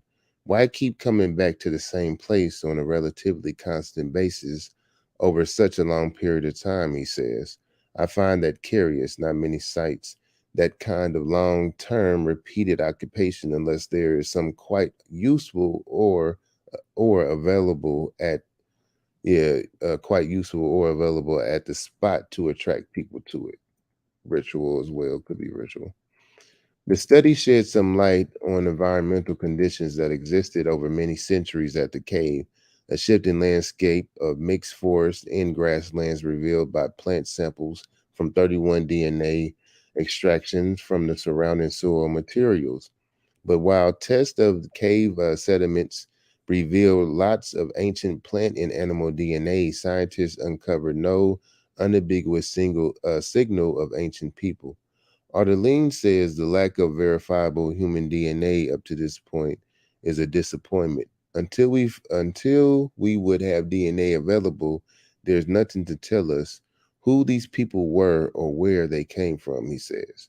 In recent years, archaeologists working on various New World sites have stacked up evidence to refute the once ubiquitous theory that the Clovis people, with their distinctive points, were America's oldest culture. Scientists estimated they passed through the corridor between Canada's Great Ice Sheet some 13,000 years ago. At Paisley Caves in Oregon, people made an entirely different type of projectile point and left behind fossilized poop at least 14,000 years ago. Butchered Macedon bones and stone tools in the sinkhole suggest humans had reached Florida by at least 14,500 years ago. Evidence suggests humans made tools and butchered animals at Copper's Ferry in Idaho as 16,000 years ago, and made it all the way to the tip of South America in Monte Verde, Chile by 14,500 years ago. Many of those sites are represented in a second study, co-authored by Lorena Baquera Baldivia, an archaeological scientist at the University of Oxford and the University of New South Wales, and Thomas Hyam, an archaeological scientist at the University of Oxford. They compiled a radiocarbon and luminescence dating data from 42 archaeological sites across America, creating a model that maps scenarios of human distribution across the continent in time and space, from Bering Strait to Virginia. My bad. When the oldest pre-Clovis sites are plugged in, the model suggests that humans populate the Americas before and during the last glacial maximum, some 19,000 to 26,500 years ago. That would mean that humans not only arrived in Americas earlier than is commonly believed, but that somehow circumvented the era's massive ice sheets. A theory that these peoples migrated by traveling down the Pacific coastline 14,000 to 15,000, or even as long as 20,000 years ago, has been steadily gaining support as excavations turn over more evidence. Though uncovering their tracks is complicated due to past changes in sea levels, another possibility is simply that people entered the Americas by land before the glaciers blocked the route into the continent's interior. The model also suggests that a second, more widespread peopling of the Americas unfolded during a period of sudden and dramatic warming about 12,900 to 14,700 years ago. Baquera Baldivia says that this is evidenced by a spike of archaeological sites and the emergence of stone tool traditions like Clovis. Genetic search, she adds, also points to marked population growth between around 15 to 16,000 years ago. If the Americas began to look more heavily populated by distinct groups of people after these dates, Ardeline believes in earlier pre-Clovis sites, each which distinct types of technologies or artifacts tell a different tale. I think that the human presence during the last glacial maximum was extremely diverse, and there were multiple arrivals from multiple directions, he says. I believe humans were culturally diverse and potentially genetically diverse. There was no such thing as a single arrival. Dun, dun, dun. Noise. All right. I might just get into one more because everybody keep bringing up the mummies.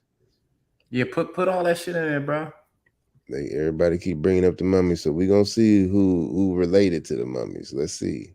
Let's see this, y'all. Let's peer into it. This is the Pseudo Massacre marathon, family. Straight headshot. Snipers on the rooftop. Yeah. Dipped in poison. DNA of the world's oldest natural mummy unlocks Secrets of Ice Age Tribes in the Americas. All right, a wide-ranging international study that genetically analyzed the DNA of a series of famous and controversial ancient remains across North and South America has discovered that the Spirit Cave remains, the world's oldest natural mummy, was a Native American. I thought people said they didn't get the DNA, they ain't test them. They lost the thing, or they just made them win just to make them win. They capping. They were also able to dismiss a long-standing theory that the group called the Paleo-Americans existed in North America before Native Americans. So yeah, that was another thing that I ran into, I think because of the craniomorphology. I think they're going to explain that a little bit more. A legal battle over a 10,600-year-old ancient skeleton called the Spirit Cave Mummy has ended after the advanced DNA sequencing found it was related to Native American tribe. The revelation has been published in Science Today, as part of a wide-ranging international study that genetically analyzed the DNA of series of a famous and controversial ancient remains across North and South America, including Spirit Cave. The Lovelock skeletons, the Lego Santa remains, an Inca mummy, and the oldest remains in Chilean Patagonia. The study also looked at the second oldest human remains from Trail Creek Cave in Alaska, a 9,000-year-old milk tooth from a young girl. Scientists sequenced 15 ancient genomes spanning from Alaska to Patagonia, and were able to track the movements of the first humans as they spread across the Americas at astonishing speed during the Ice Age, and also how they interacted with each other in the following millennia. The team of academics not only discovered that the Spirit Cave remains the world's oldest natural mummy, was a Native American, but they were able to dismiss a long-standing theory that a group called the Paleo-Americans existed in North America before Native Americans. The groundbreaking research also discovered clues of a puzzling Australasian genetic signal in the 10,400-year-old Lego Santa remains from Brazil, revealing a previously unknown group of early South Americans. But the Australasian link left no genetic trace in North America.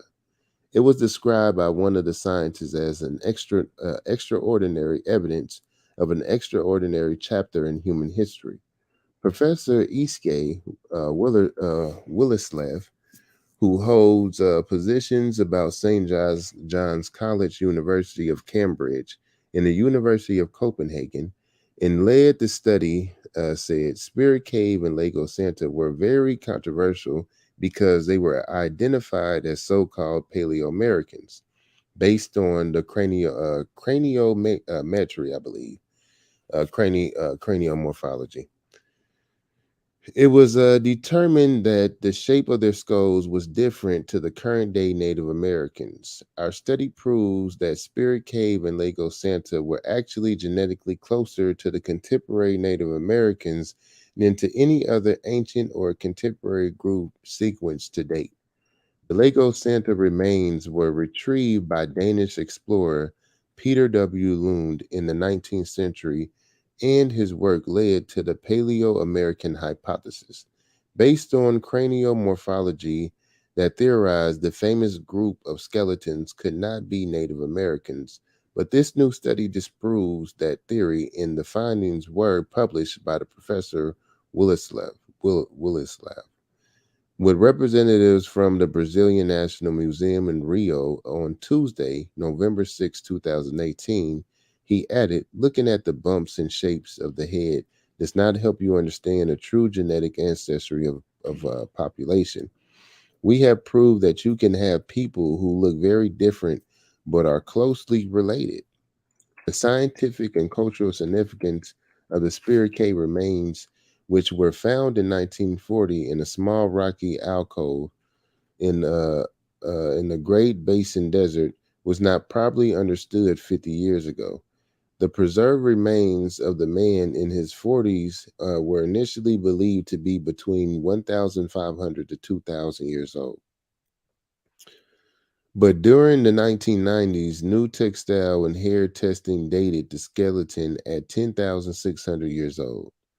The Fallon Paiute Shoshone, I think the Paiute, I believe, my bad, the Falun Paiute Shoshone tribe, a group of Native Americans based in Nevada near Spirit Cave, claimed cultural affiliation with the skeleton and requested immediate repatriation, I believe, of the remains under the Native American Graves Protection and Repatriation Act.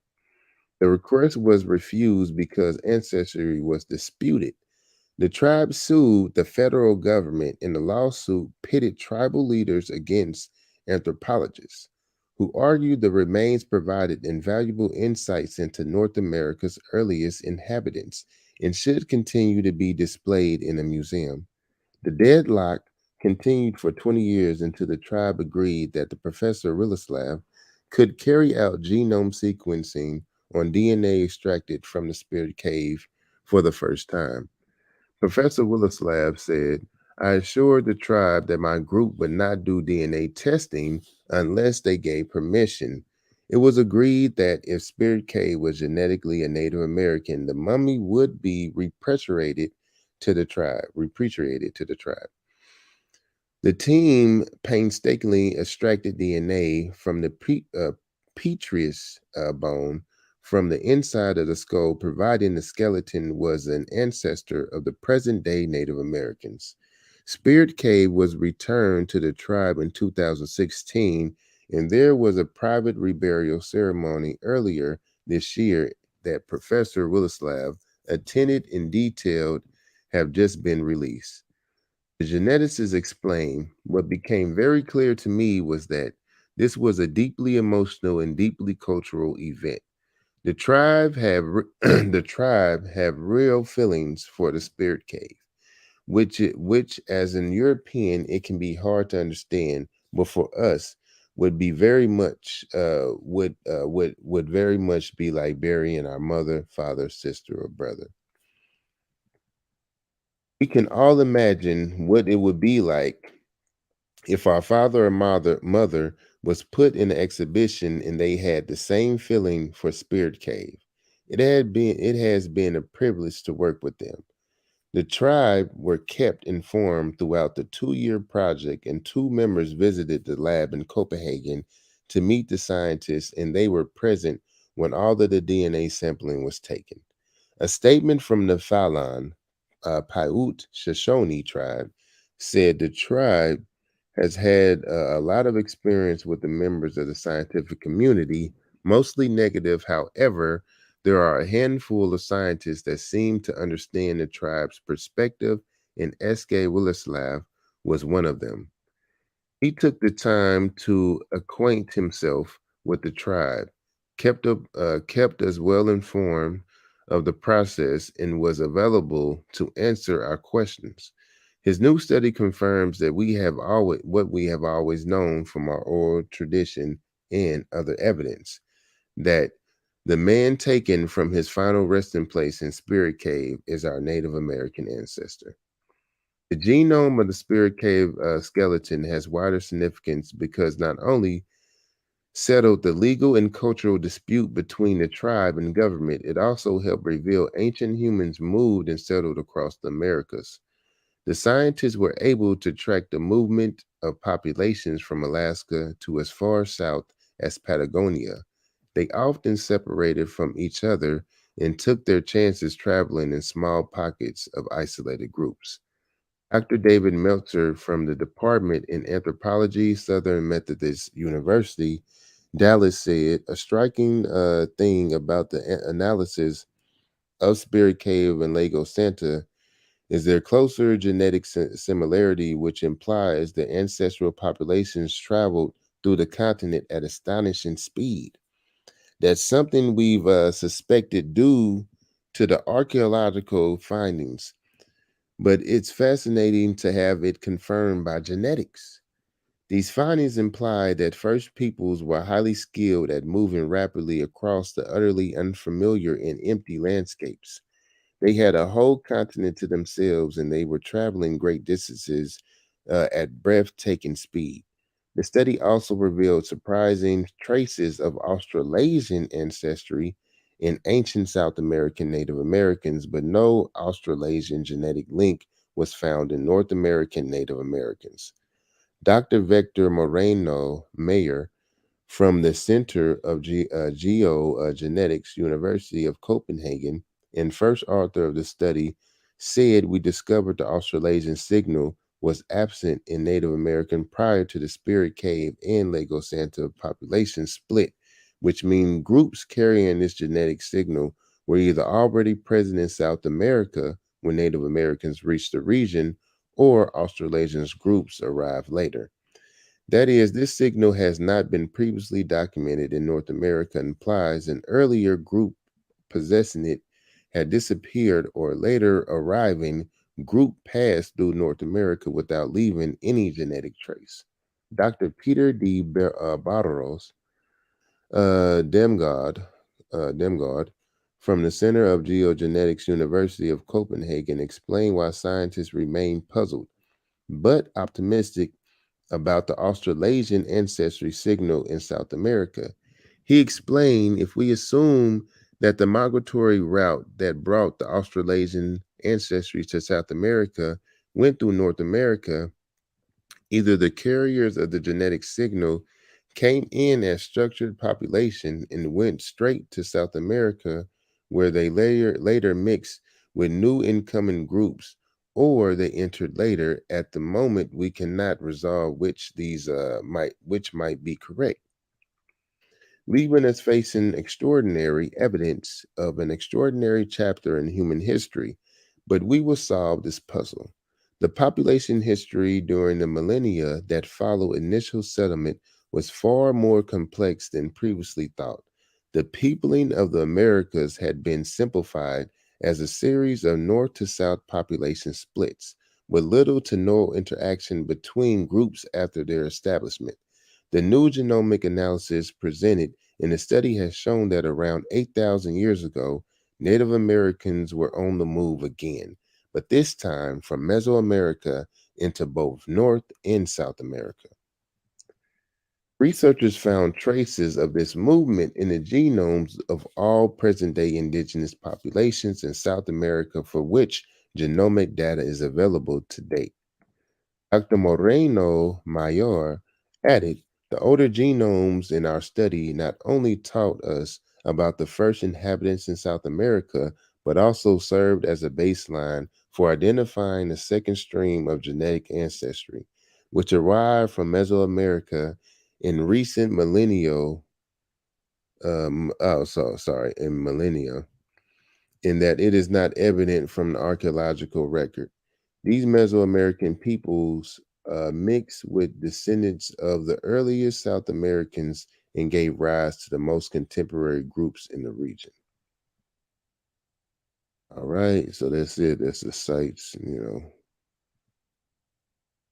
something that they don't know nothing about. What's up, man? You doing all right, man? Look, I'm on TikTok, yo, and motherfuckers in the comment section. No way. Bananas. Oh, they mad? Yeah, I put the link in the chat. Come to motherfucking YouTube. Put the link in the chat. Get your motherfucking the natural mommy from Spirit Cave. Bring your shit. Americans. Bring your sources. Come on. We will put you on a Summer Jam screen. I ain't playing. Like, I haven't even been on TikTok, guys. I just put the TikTok on, right? And these bum ass motherfuckers talking about BS this. They don't even know what you talking about. I just put this shit on. We've been on here 8+ hours. Volume 4. Oh man. The link is in the YouTube chat. If you jive ass turkeys want to get your fucking feathers plucked, come the fuck on in there. I'm calling all y'all bitch ass motherfuckers out on my YouTube. What? Get smoke. Get this smoke. I'm gonna hate this then. Get the we ain't on TikTok, motherfucker. We on YouTube big time. So I'm gonna talk my shit.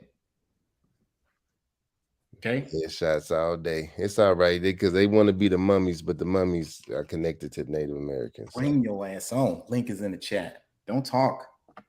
Show and prove. We got all the mummies, and it ain't you. A long, complicated battle over 9,000-year-old bones is finally over. Here's another case that they always bring up. So we had the Spirit Cave mummy, and then we have the Kennewick man. Both of them were disputed, and they always bring this up.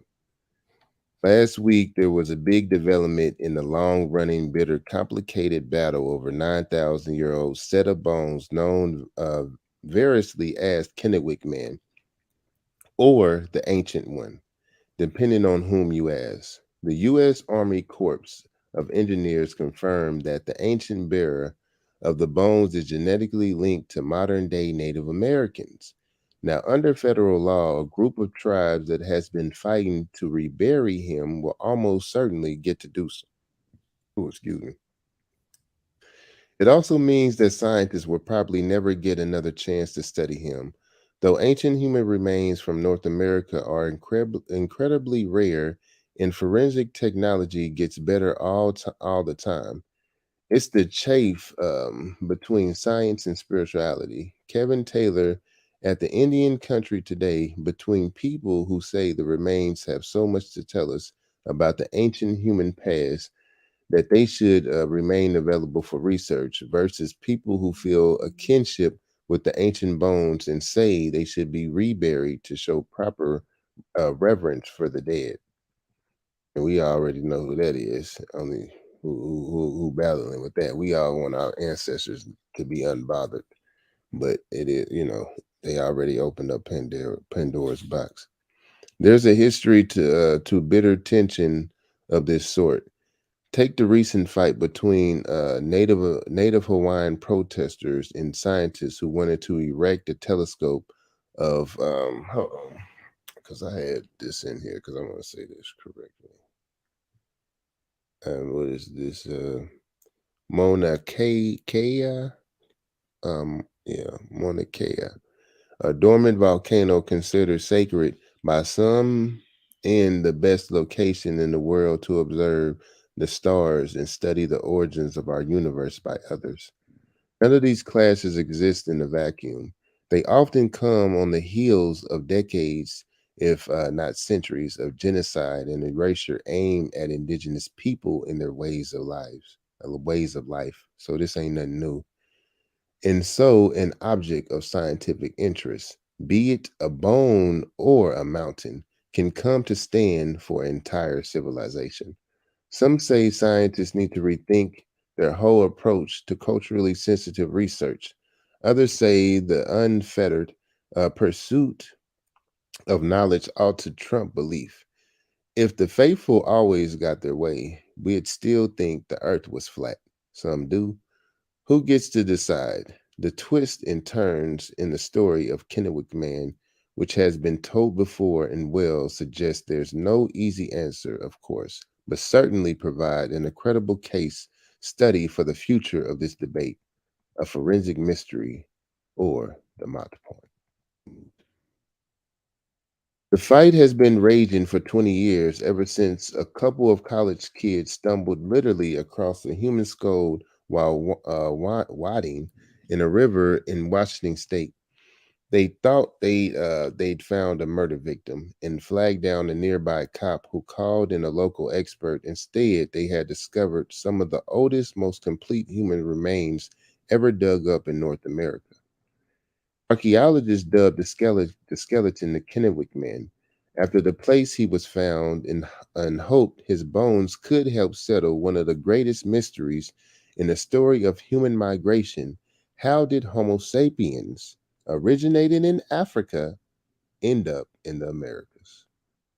The dominant theory, I say this all the time. Let's say that. Let me repeat this again.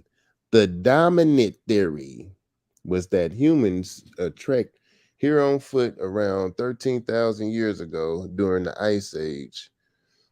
Oh, they're getting into the other theory. When seas were lower and land bridge temporarily connected Siberia and Alaska, Beringia, but other evidence suggests humans were already living on this continent well before the particular pathway was possible. So which was it? Did humans walk here, or somehow incredible to imagine paddle? Was there one wave of migration or more? A study of Kennewick man's bones could reveal what he ate, what he drank, how he hunted, and of course his DNA. All clues that could ultimately tell the story of where he and his forebears came from and how they got here. But a group of Native American tribes considered the Ancient One, as they call him, a direct tribal ancestor, and they did not need science to explain how people ended up here. From oral histories, we know that our people have been part of this land since the beginning of time. A leader of the Umatilla tribe wrote in a statement at the time, "We do not believe that our people migrated here from another continent as the scientists do." Working together, 5 tribes demanded that the Ancient One's remains not be poked or prodded in the name of science, and instead be promptly reburied in accordance with tribal custom. And under the Native American Graves Protection and Repatriation Act, the federal law passed in 1990 requires certain Native American artifacts and remains to be handed over to culturally affiliated tribes or provable descendants, which makes a lot of sense. The tribes had good reason to be sensitive, writes Smithsonian Magazine's Douglas Preston. Smithsonian, I always say, all this capping they be doing, why they ain't going after the Smithsonian and the Vatican and all these other libraries that got our stuff, but it is what it is. Douglas Preston, the early history of museum collecting of Native American remains is replete with horror stories. In the 19th century, anthropologists and collectors looted fresh Native American graves and burial platforms, dug up corpses, and even decapitated dead Indians lying on the field of battle and shipped the heads to Washington for study. Until the NGPRA, museums were filled with American Indian remains acquired without regard for the feelings and religious belief of Native people. Y'all got the story of that? Before these bones to fall under the protection of the NAGPRA, there had to be proof of a connection between the remains and the people fighting to reclaim them today. The scientists said no such connection existed. The tribal leaders insisted it did. They could feel it in their bones. That question ended up spawning an unprecedented legal and ethical battle in which prominent archaeologists and anthropologists would sue the U.S. government for the chance to study the bones. Femur bones would go missing under unexplained circumstances. Bitter arguments would be pitched over the migration patterns and feeding habits of sea lions, and the coverture and racial implications of cheekbones, the validity of oral tradition as courtroom evidence. Eventually, the scientists did get legally approved, though very brief and highly constricted, look at Kennewick Man, and what they learned is truly amazing. Based on the shape of his skull and other features, they theorized that he or his forebears may have been Asian coastal seafarers. They may have journeyed by boat along the South Alaskan shoreline and ultimately all the way down the Americas, hugging the coast and living off kelp, fish, sea lions, and the like. That's why it's called the kelp theory. This is the coastal migration theory. Oh yeah, that as well. Of the peopling of the Americas, which suggests that a wave or waves of people traveled and lived along the Pacific coast long before other travelers chased herds of tasty mastodons and mammoths across the land bridge into Alaska. They also learned a tremendous amount about what Kennewick's man's life may have been like. Here more from Preston. Kennewick man spent a lot of time holding something in front of him while forcibly raising and lowering it. The researchers theorized he was hurling a spear downward into the water, as seal hunters do. His leg bones suggest he often waded in shallow rapids, and he had bone growths consistent with sulfur ear, caused by frequent immersion in cold water. His knee joints suggest he often squatted on his heels. Many years before Kennewick's death, a heavy blow to his chest broke 6 ribs. Because he used his right hand to throw spears, 5 broken ribs on his right side never knitted together. This man was one tough dude. Conflict or collaboration. As of last week, it is likely that this tough dude is headed back to Earth. University of Chicago scientists confirmed another study from last year, showing that Kennewick man DNA has genetic similarities to those of modern-day Colville tribal members. Now members of the Colville tribe and 4 others say they'll work together to complete the repatriation or reburial process. And the government has shown zero interest in standing in their way. But while scientists may never get another chance to study these remains, even as a biomolecular science is advancing so rapidly that within 5 to 10 years, it may be possible to know what diseases Kennewick man suffered from and what caused his death, writes Preston. The story of Kennewick man raises all sorts of questions as to how researchers might avoid antagonizing local cultures to begin with, or whether they should have to try. One of the scientists involved in revealing a genetic connection between Kennewick man and living Native Americans, not African Americans, invited members of the 5 tribes into the lab, where they put hold on, real quick. Are you saying that the Europeans first was saying that this stuff is not enough evidence that links to them? They were denying that? At first, they didn't even allow them to do the test.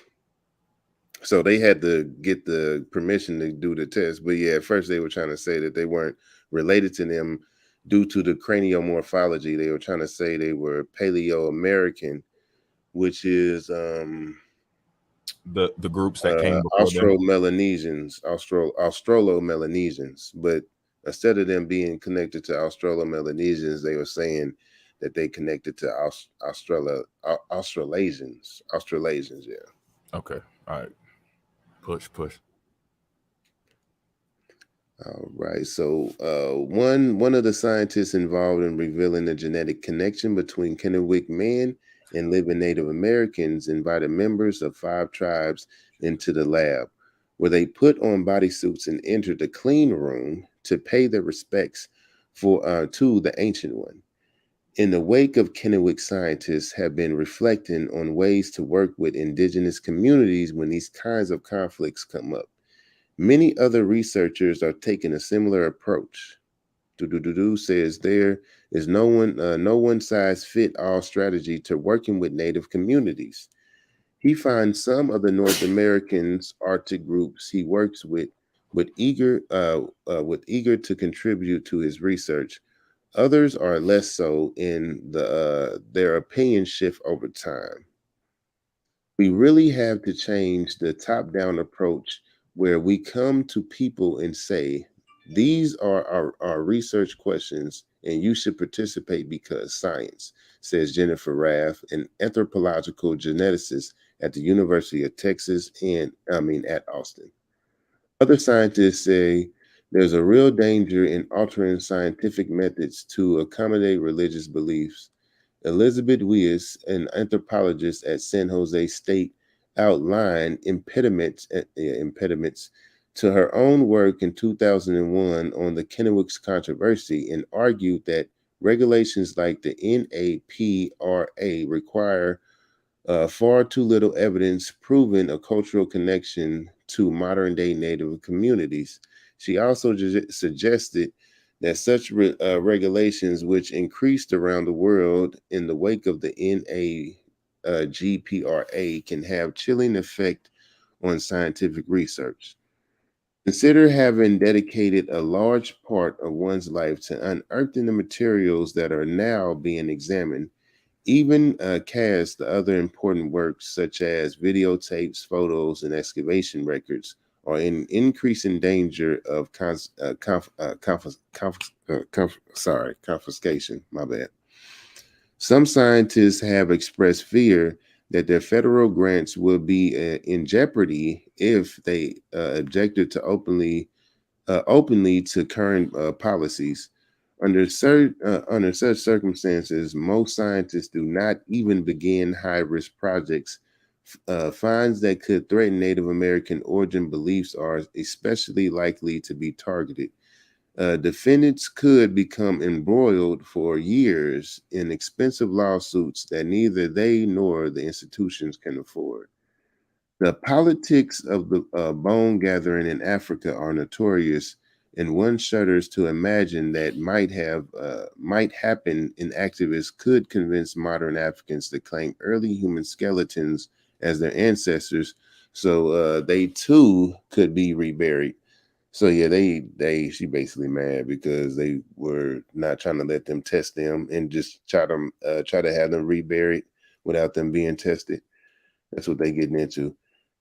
As the saga draws, so the white people mad about that. As the saga draws to a close, perhaps only one thing is certain: wherever science, ethics, and history collide, easy answers don't exist. The distinction between pioneering researcher and grave robber can depend entirely on whom you ask.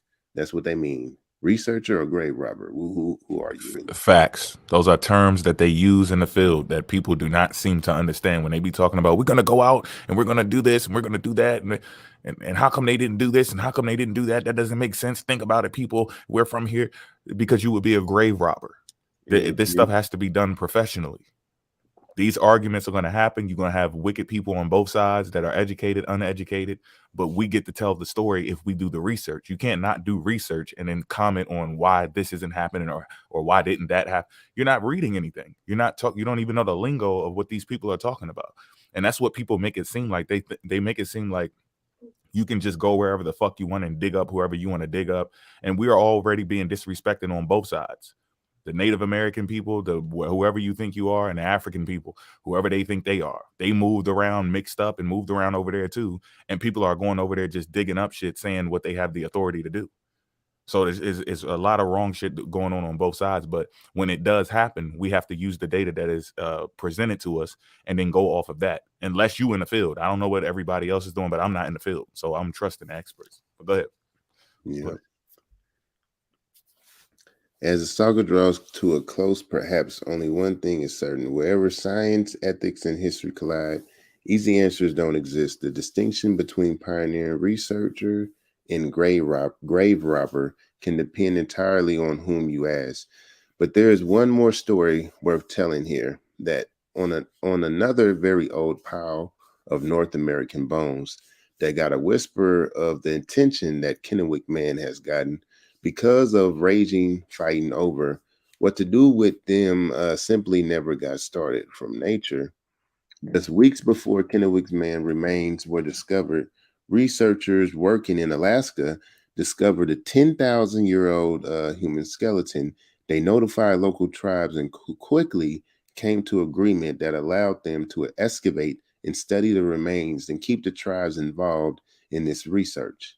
You don't really hear so much about the good cases, says Raph. So, yep. So, yeah, that's the whole thing. So, them trying to figure out how to work with people, because we all know that a lot of us aren't okay with them doing that anyway, digging up our ancestors, because at first they was eating them. Correct. They was munching on our ancestors. So yeah, they don't like, people ain't really cool with all that. There's negatives and positives. So it's like sometimes you sit back and you think, you're like, man, they touching my people's shit and all this and that. And then you think about it, like if they didn't do some of the wicked shit they did, like every wicked thing brings good with it. There's never one-sided. There's always something, just like the slave trade and shit. And we talking about escaping, you talking about the experts in the field, and they're doing stuff that people may not think is actually proper to be doing. And then they do it anyway, and then some other good comes out of it. You see what I'm saying? So sometimes that's just how life works. You know, we feel how we feel, but then since things have already occurred, we have to deal with things as they are. That's what it's called, accepting reality. It's called being a realist. Like, that's what it is. This is the reality. Okay, we here. Well, let's go ahead and study it then. Let's not let the information go to waste. They already disrespected people's graves. They disrespected people's ancestors. So let's go ahead and use this data. The data is there. It's not like we don't even live in that time where I heard what you were saying earlier about the because I read up on that too. Shit, they used to even have them in a museum on a wall, still bloody and everything. The whole head with the skin on it and all that shit. Like, they was some gory shit. They had to shut down that whole museum. These people were just doing weird shit. They had fetishes. It wasn't, they were saying it was educational, but they were just like some sick, creepy people. They still be doing that to this day. And like still Lady Gaga and all. Right? Skin face. Doing it. Balenciaga. They just got caught out recently. Well, because they be promoting all that, messing with the kids and all that stuff, man, on the low. That's facts. Yeah, I just wanted to show this the Green Sahara, and then I'll be pretty much done. Go ahead, man. Keep going, bro. Yeah, go. Yeah. Rock out. Get out, bro. While you can. I think this is the earliest we got you in here, boy. You gotta, you mash gas. Hey, just let me know. Volume 4, man. Shit. Go ahead, bro. Get that in there. Cause they annoying. I'm tired of these. I already let them know. Like, even when you talking about these plants, these animals, it's the same science. It's called archaeogenetics.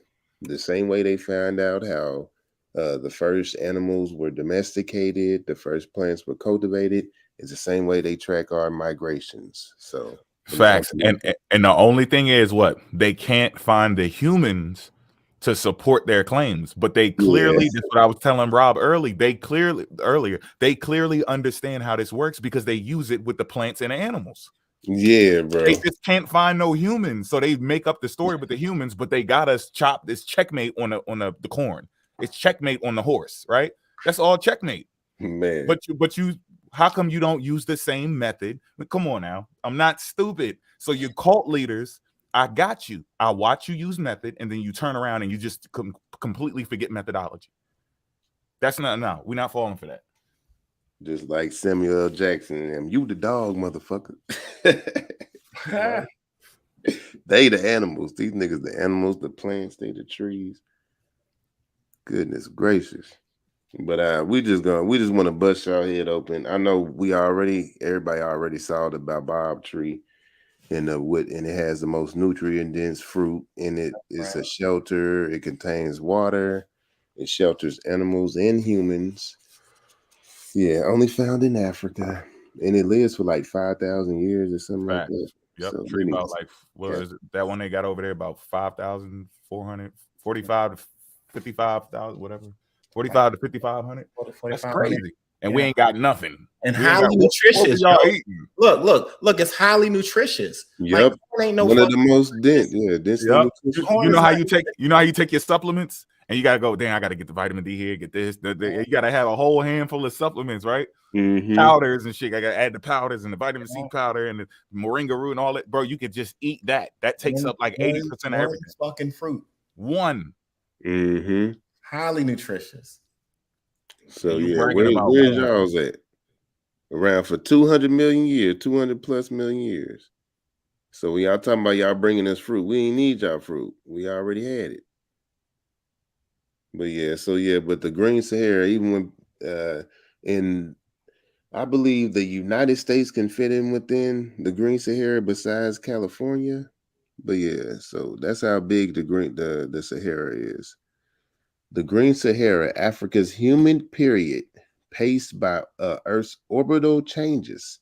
Paleoclimate and archaeological evidence tells us that 11,000 to 5,000 years ago, the Earth's low orbital wobble transformed today's Sahara Desert to a land covered with vegetation and lakes, Where's the fruit? Where's the vegetables? There it is. Where's the water? Where's the fresh water? There it was. Hey, pause real quick. And that's the wobble they're talking about is the precession. Mm-hmm. You dig? The Earth has 3 rotations. It has like the day and night rotation, right? And it has the yearly rotation, right? And it has the precession where the Earth wobbles in a circular motion, and it causes the ages that we hear of: the age of Aries, the age of Pisces, and the age of Aquarius.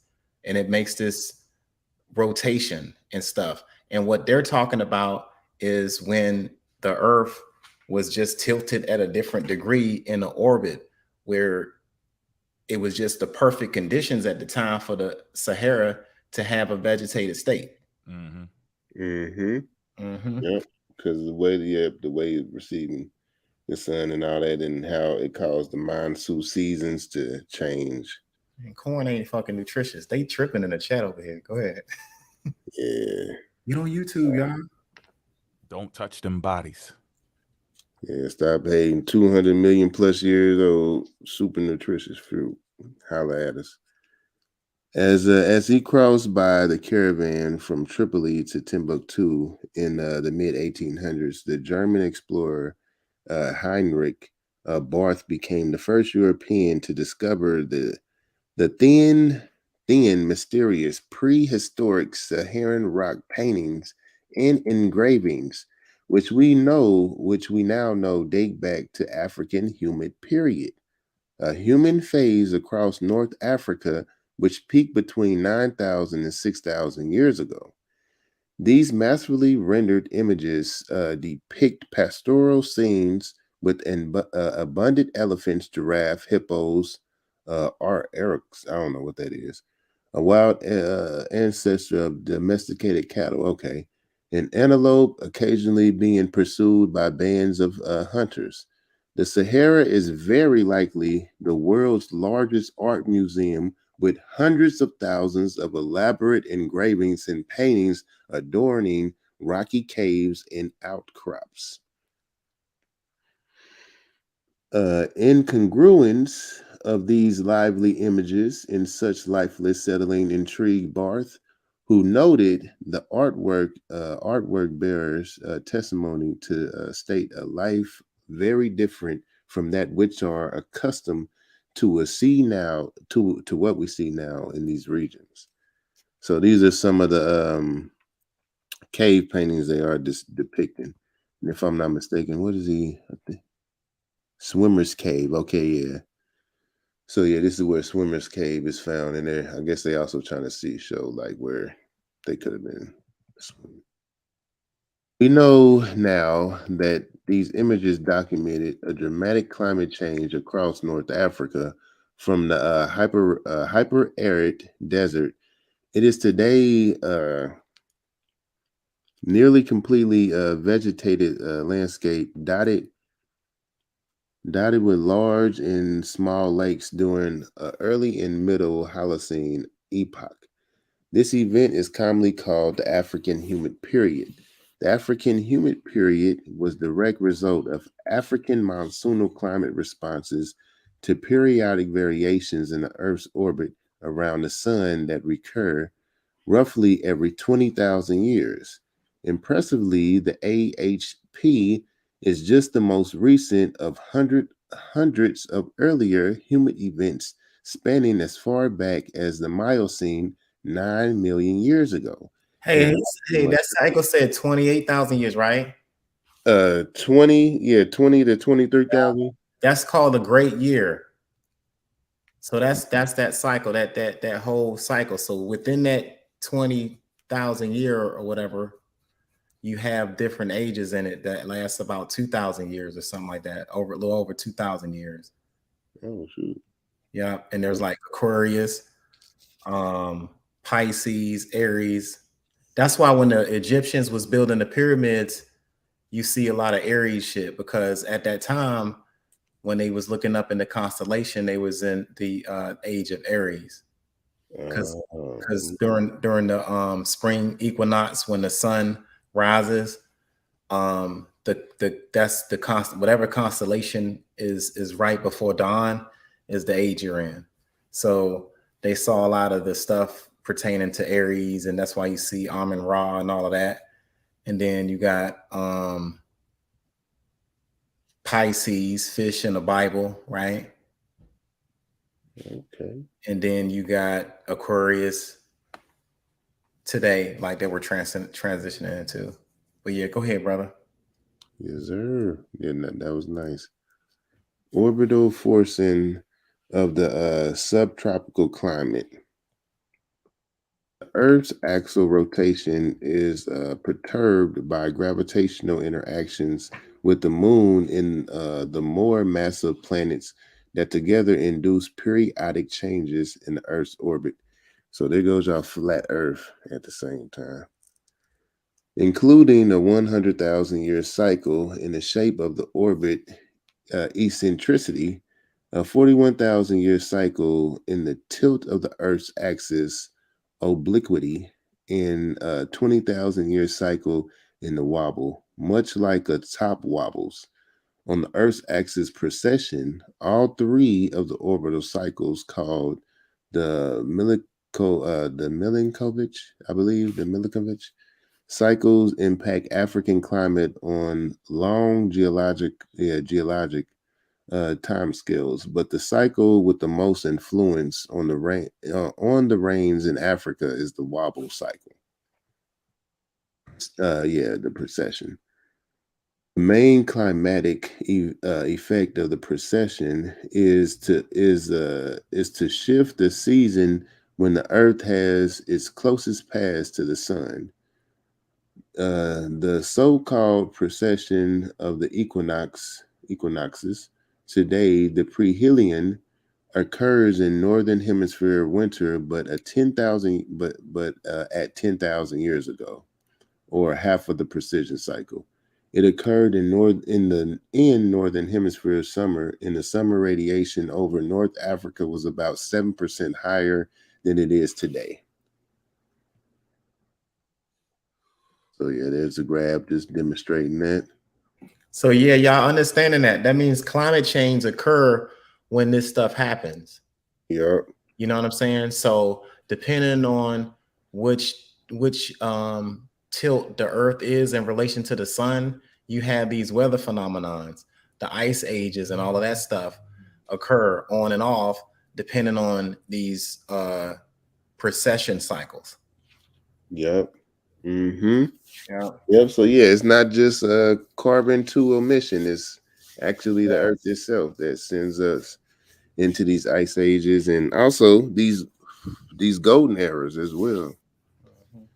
Orbital precision greatly influences North African climate because it controls the strength and northward penetration of the monsoonal rains.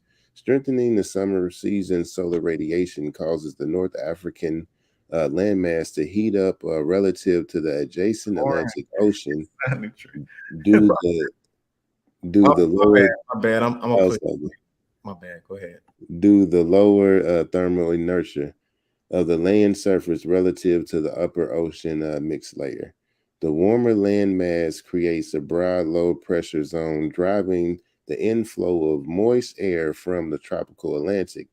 The resulting summer monsoonal rains nourish the landscape. During winter, the land cools relative to the ocean, and the winds reverse. One definition of a monsoon. Returning dry condition across North Africa since precession controls summer ice insulation. It effectively controls the amount of northward penetration of the monsoonal rains into North Africa. Simple atmosphere only climate models have shown that a 7% increase in summer radiation, similar to what occurred during the African humid period, results in at least a 17% increase in African monsoonal rainfall, and up to 50% in ocean feedbacks are included. Evidence for African humid period. The early Holocene African humid period is one of the most thoroughly documented and well-dated climate change events in the record, and the number of diversity of the paleoclimate records is remarkable. Through these terrestrial and marine records, we can document both the timing and extent of the humid interval. Geological evidence for past lake basins in the Sahara are commonly found near in interdune depressions and other low-lying regions, where ancient lake bed sediment outcrops and shoreline deposits are exposed. Most of the early Holocene paleo lakes were small, but numerous and widespread. Some lake basins in North Africa were exceptionally large as the Caspian Sea today. These so-called megalakes occurred in the north. Megalake, so south Megalake Chad, west Megalake Algeria, and east Megalake in Kenya. Based on their stratigraphic records, these must have been permanent, open basin lakes, indicating an annual moisture supply exceeded evaporation for many millennia during the African humid period, even in the driest regions of the modern-day Sahara. A continent-wide compilation of past lake level reconstructions. Updated with lake level reconstructions published in the last 20 years, chronicles the changes in the lake levels that occurred across Africa as a result of the African humid period. This database classifies lakes as low, intermediate, or high within the 70 to 100% of its potential volume overflow. Every 1,000 years during the late glacial period in the Holocene, the difference in lake levels at 9,000 years, the height of the African humid period, relative to the conditions today, shows that the extent of the AHP across the continent was vast, extending from the far northern Sahara to as far south as 10s in East Africa. So here it is, and as you see, you've got the different color dots. And y'all can see here Lake Mega Chad with the Meg, and then just more even over here and close to Egypt, East Africa. Just a lot more water. The Nile River drainage basin is the largest of North Africa, draining runoff from the eastern Sahara, Ethiopian highlands, and equatorial East Africa into the eastern Mediterranean. Today, the largest contributor is the Blue Nile tributary, which drains summer monsoonal runoff from the Ethiopian highlands.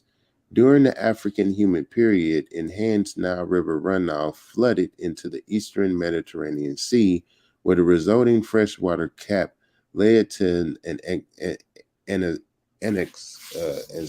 I believe, enzonic conditions in the disposition of organic rich sapropel deposits of the seafloor. Radiocarbon dates of these sapropel, I believe, deposits constrain peak Nile River runoff to between 11,000 and 6,000 years ago.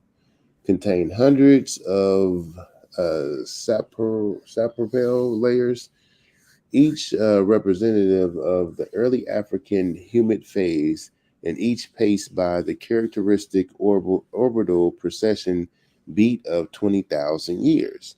These sapropel layers are packaged into groups of 4 to 5, reflecting the influence of slight changes in the shape of the Earth's orbit around the sun on the modulating the strength of the precession beat.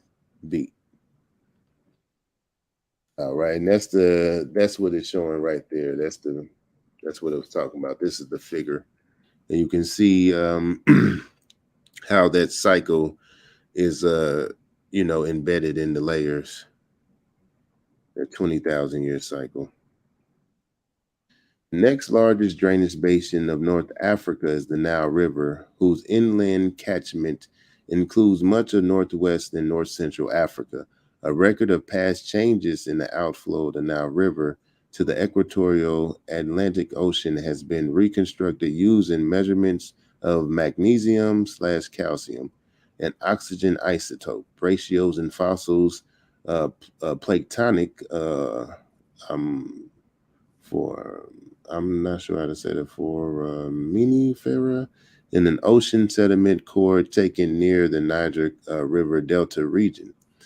Microscopic blank shells are preserved in ocean sediments, and geochemical analysis of these shells can be used to estimate the tropical Atlantic, a reliable proxy for the ocean's salinity, where the fresh Niger River runoff mixes with the salty water of the open ocean.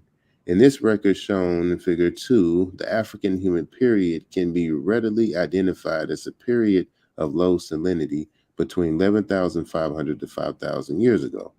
Another independent proxy of North African rainfall is the abundance of wind-blow dust preserved in deep-sea sediments of the northwest African coast.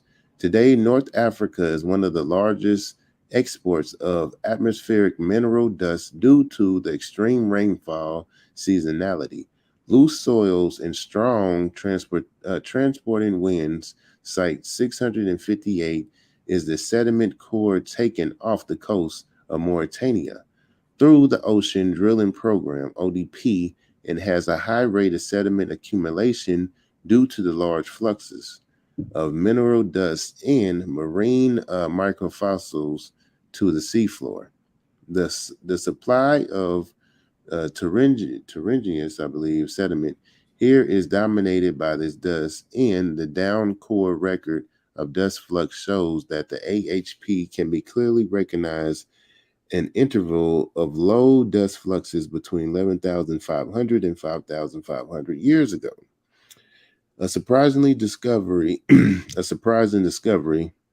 from this high resolution record was that the onset and termination of the African human period appeared very abrupt, occurring within 1 to 2 centuries. The record also resolved the sharp increase in dust and aridity during the Younger Dryas cool period. Also apparent in the Niger-Congo outflow record is the interval of reduced flow. As the distribution of the past lake level data indicate, the most East Africa experienced humid conditions at the same time as North Africa. A hydroclimatic record from Lake, Tanganyika, the second deepest lake in the world, based on the hydrogen isotopic composition of fossil leaf waxes, highlights the major features of the African humid period in East Africa. Leaf waxes were ablated from vegetation surrounding the lake and transported by wind and water to the sediments, where they are well preserved. The DD value of the leaf waxes is a proxy for relative aridity. Plants record lower DD wax values when the climate is humid, and higher DD wax values when it is dry. As the records of the Niger River outflow and the Sahara dust flux, the African humid period is easily identified in the DD wax record for the Lake Tanganyika as the very low DD wax values that occur between 11,500 to 5,000. I think I said that. Like the Sahara dust flux record, the initiation and termination of the humid period at the lake appears to have been abrupt, occurring within a few centuries. All right, looks like we're almost there. On the timing and abruptness of the African humid period transitions. Although the African paleoclimate records show in Figure 2 and 3 documented a continental-wide pervasiveness of the African humid period, the transitions into and out of the AHP may not have been synced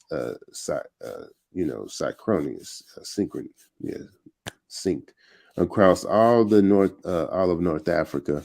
nor were they likely uniformly abrupt everywhere. For example, a pollen record of paleo-vegetation change in eastern Sahara extracted from the sediment core from Lake Yo in northern Chad documents a gradual end of the humid conditions between 5 to 3,000 before presence, 5 to 3,000 years ago. Also transacts a hydrological and ecological data from the Eastern Sahara indicate that the transition out of the humid period was time transgressive, with dry conditions established early in the Eastern Sahara indicate the transition out of the humid period. Early in North Egypt and later in South Sudan, East Africa. One abrupt event that appears to be synchronous across much of North and East Africa is the occurrence of the dry conditions during the Younger Dryas period, which is 11,700 to 11,500 years ago, when cool conditions prevailed over much of the northern hemisphere and particularly over North Atlantic Ocean. Climate models have confirmed that reduced North Atlantic temperature weakened African monsoonal circulation and reduced regional rainfall.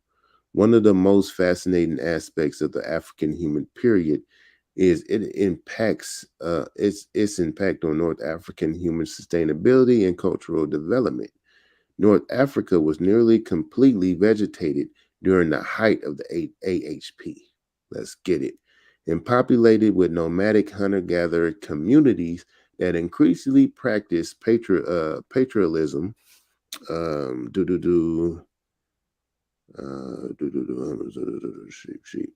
The rock art images in Figure 1 depict impressions of this life towards the end of the African humid period between 7,000 and 5,000 years ago. The progressive desiccation of the region led to a widespread depopulation and abandonment of North African sites. Man, these populations did not disappear. However, the large-scale exodus was coincident with the rise of sedentary life and pharaonic culture along the Nile River. And the spread of pastoralism, my bad. We don't like that, throughout the continent. So the summary, the African humid period exemplifies the dramatic climate transitions that our planet experiences as a result of subtle changes in the Earth's orbit. The greening of the Sahara not only represents a remarkable transformation of the hydrologic cycle, but evidence that gradual climate forcing can result in rapid climate responses. The wealth of North African paleoclimate and archaeological data highlights the fundamental importance of water availability and sustainability in human populations and the central role of climate in shaping major events and cultural development, leading to the rise of complex urban cultures. And that's why I always bring this up. Y'all saw how they try to slide that in there. Slide there in there. It led to a pharaonic culture in the Nile River.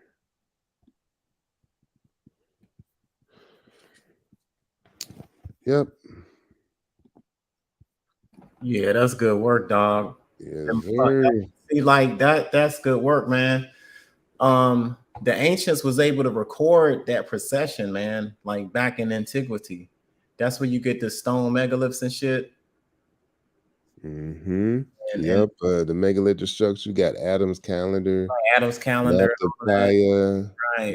Nzalu Yilanga. The one in Morocco, I forget the name of that one. And then the one in Senegambia. Yeah. Senegambia Stonehenge too. But yeah, that's pretty deep, man. So I mean, I think we've been through 3 ages already, is what they call them now. Because it's like I think it's like close to like 2,000 years or so per age, or something like that. I could be off by 500. Yeah, the exact numbers. and they happen, and it just depends on where you at in orbit in relation to the sun. And right now we're going, like, we had a freezing moment, meaning that the tilt was more away from the sun, so it's just colder on Earth when the hemisphere is not close to the sun. So once upon a time, that shit was different. It was cold, you dig? That's because, you know, we just got less sun exposure in relation to the orbit where we're at. Now it's like this warming trend, but that shit just goes back around. Remember they said it's like a spinning top? So that Earth just kind of moves around like a little spinning top. But yeah, that's it in a nutshell, man. Yep. Yo, they was tripping in the say nothing about no vegetation and lakes and on that corn, dog. They tripping about that. Talking about corn. Man, get the corn out of here, bro. The corn 200 million plus years old. That corn, yo, that corn was holding them down over here in the Americas, y'all. We had that corn, son. I love corn. Cornflakes, yo. Y'all corny. Oh man. Oh man. Yeah, climate change still exists, yeah, for sure. Oh yeah, it's a natural thing. It's a natural thing, and then whatever we do to it too. Yeah. You know, we ain't helping. We ain't helping it, but it goes through this cycle. Yeah. Every damn time it just goes through this.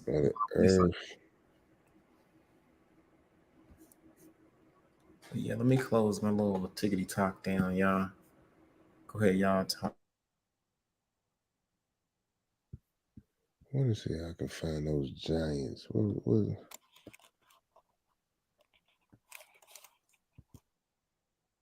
Not really giants.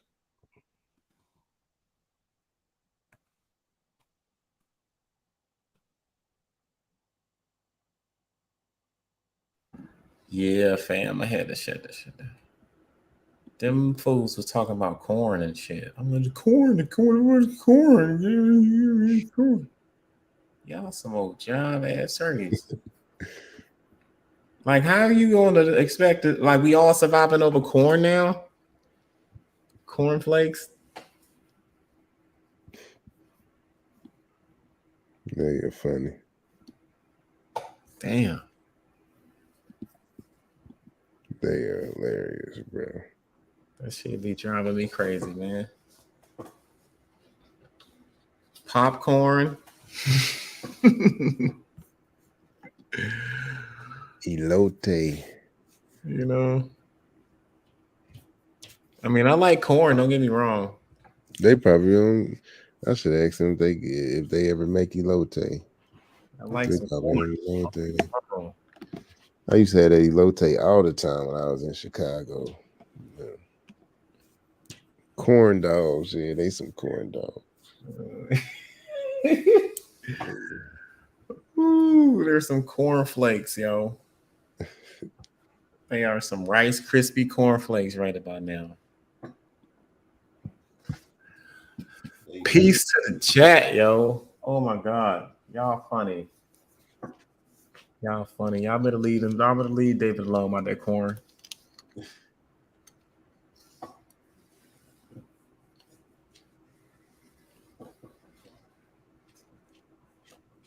Corn in the fucking salsa is good. Right?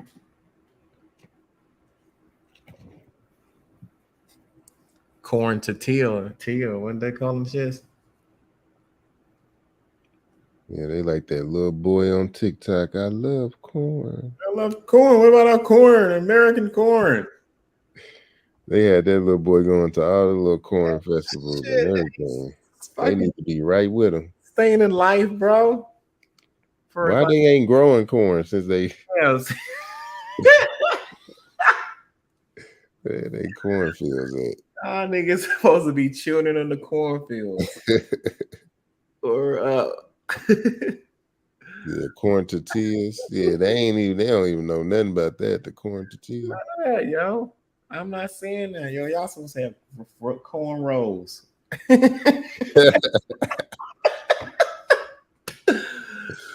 Oh man, my ribs hurt. Woo.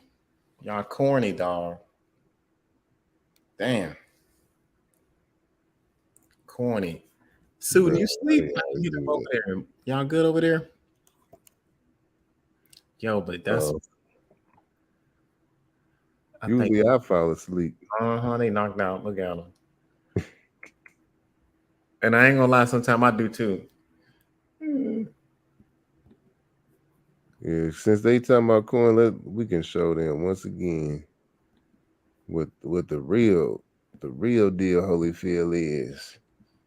Yeah, that's right. That's right. The baobab tree. That's right. Africa's tree of life. I can keep y'all little fucking corn on the cob ass. Dab turkey ass stuff. Corny ass. Look at that, the baobab tree. 200 million years old, native to African savanna. Y'all niggas eating corn. Shit coming out whole. Your body don't even know what to do. Man. Right. You don't even know what to do. Listen, that even speaks volumes to us as a human people, right? As humans. Let's take it to humans real quick and put the whole thing as one. Your body is like, what the fuck is that? It don't know the proper things to send out to it to break it down and utilize it.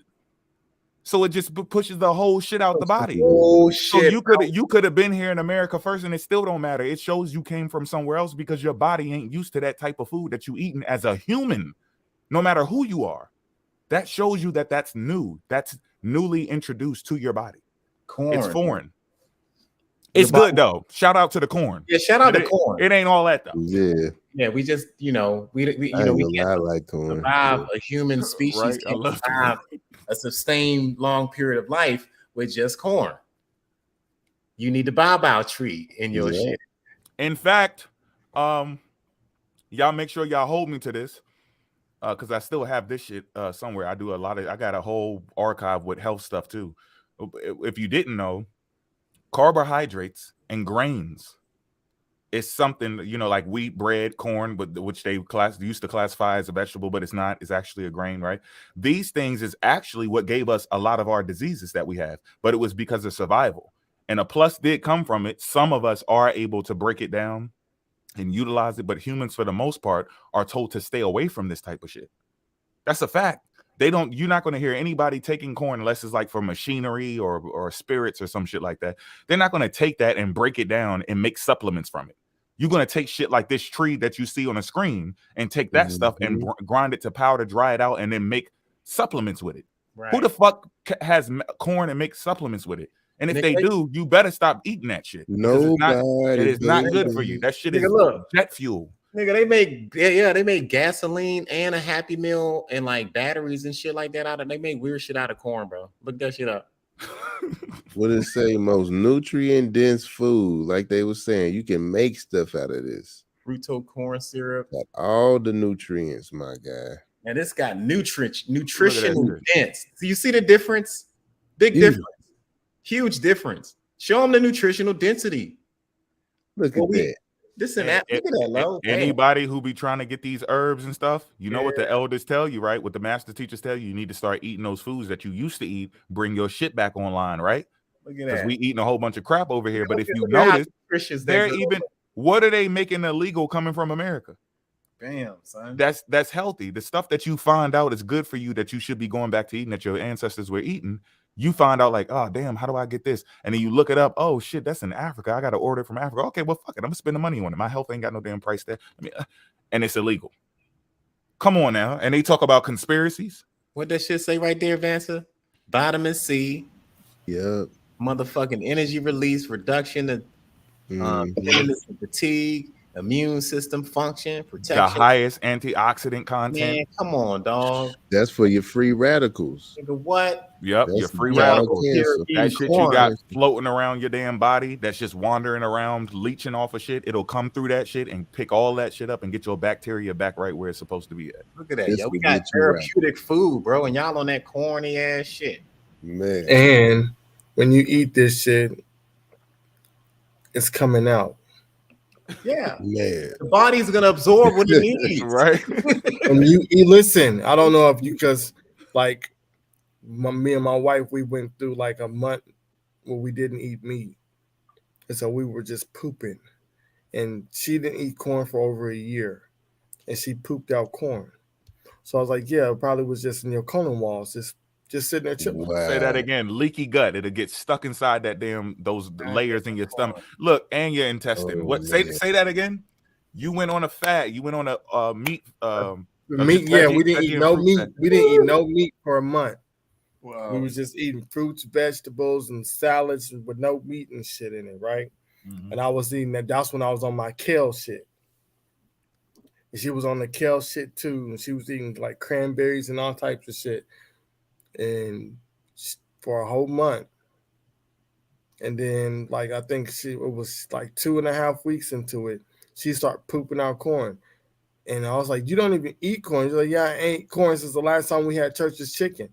And the last time we had Church's chicken, they moved it out of Wichita, so it took them like 3 or 4 years before they even brought it back. Shit, my bad. So it might have even been more than a year. I think it was gone for like 2 years and came back.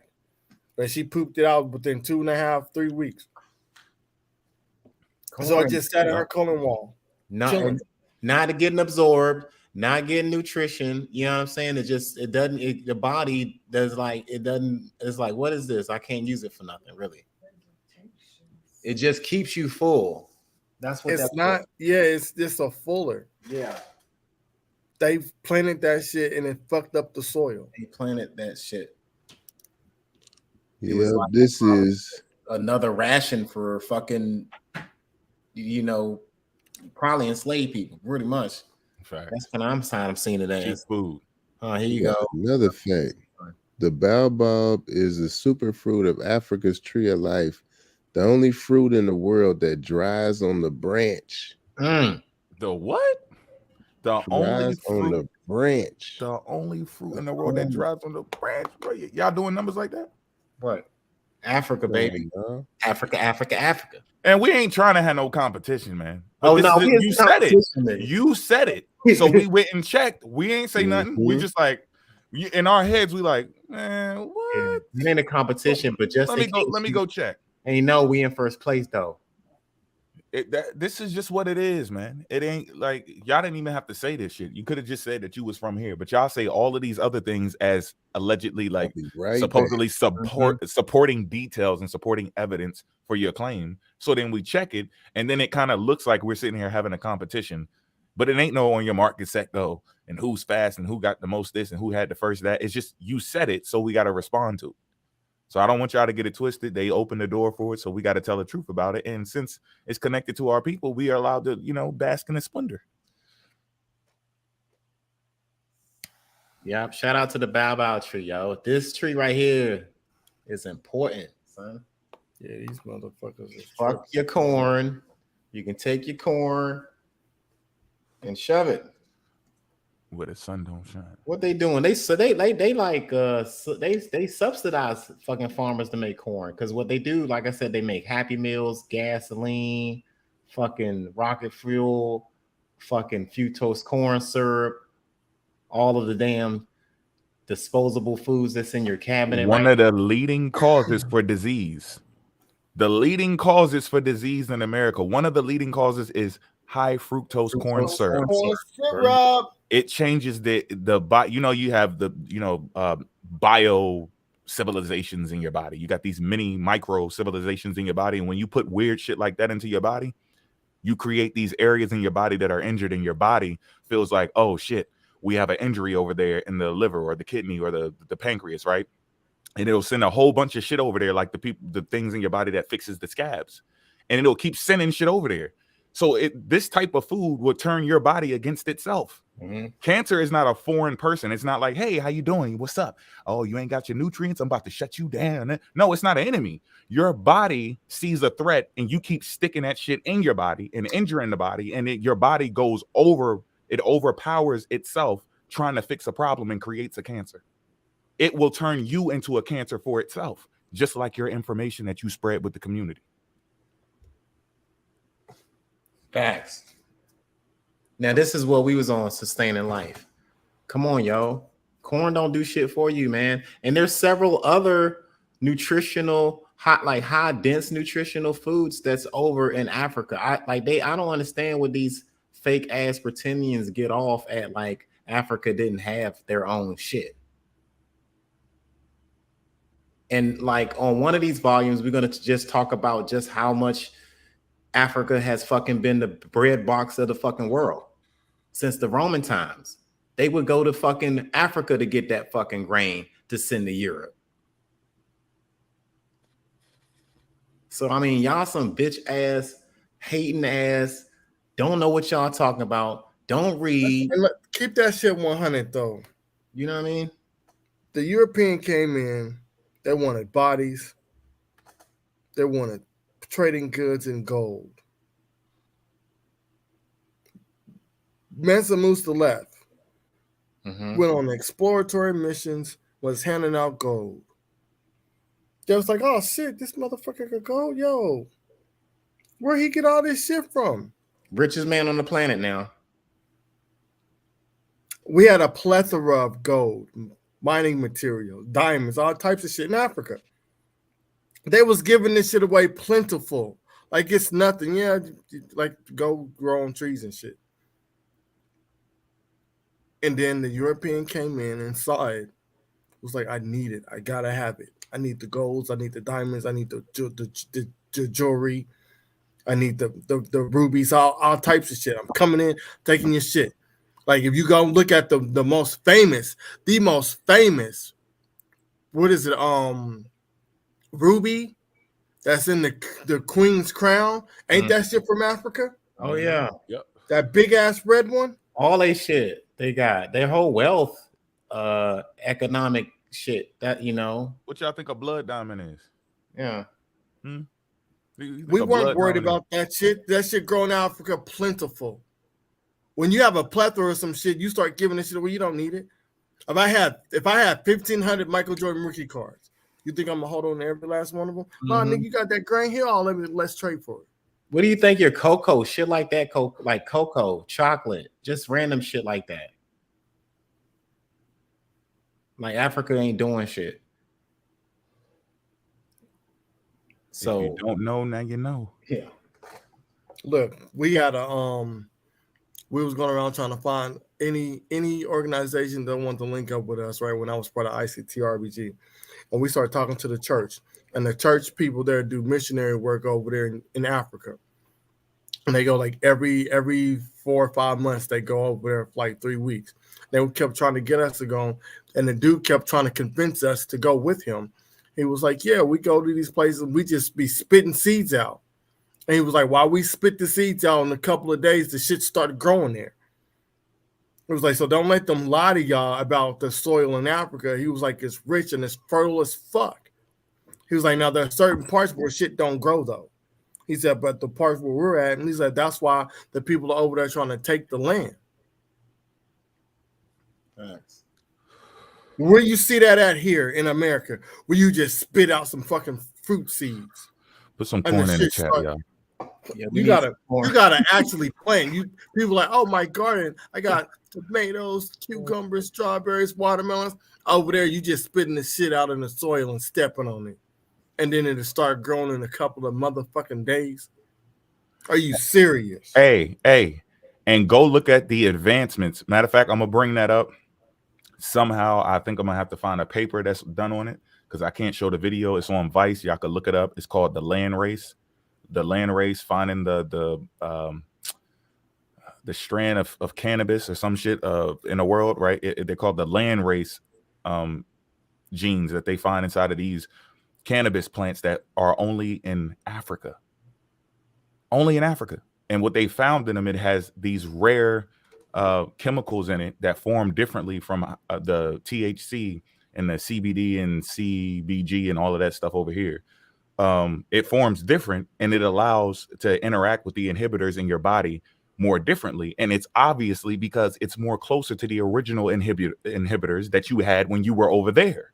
You see what I'm saying? And this is breakthroughs in dealing with certain rare diseases, with anxiety, dealing with your body fighting cancers, all types of shit, right? And this is what happened. They went over there and told them, look, we want these seeds, right? We ain't gonna take the plants or whatever. We just want the seeds from them. Can we get the seeds? Can we make them mate and then get these seeds? We need these, right? And they showed them everything they do on the internet, their businesses. They got real factories. They're real people, legit, and all this stuff. They're like, okay, boom. Then when it was time to talk money, they said, no, we ain't gonna give you anything. That's just how the game goes. They left. The people came back over there because the guy, one of the African dudes, took up for him. I think he was in the Congo. He said, look, man, just let them get it. You know, they was arguing. He was like, oh, no, brother. You know, they speaking in their language, arguing with each other. And then they're translating, telling you, you know, the people who watching a documentary, like, look, one of the guys don't agree that they shouldn't get anything for it, but a little bit of fame on these damn, you know, devices getting put on the internet. You know, we need a cut percentage out of what you're making. We're not stupid. We're not like savages running around in the woods and don't know what we got. We know this is valuable, right? They're not hearing it. He's like, come on, just let them do it. Let him do it. Because the other guy had his fame. He's all in on the camera, taking them on a tour.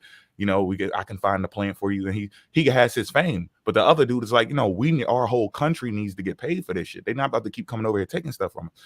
And I want y'all to go look up what happened to him after they came back the second time. I'm gonna leave it right there.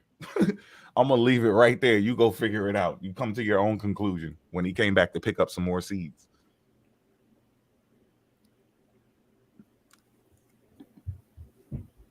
So they know and we know at this point.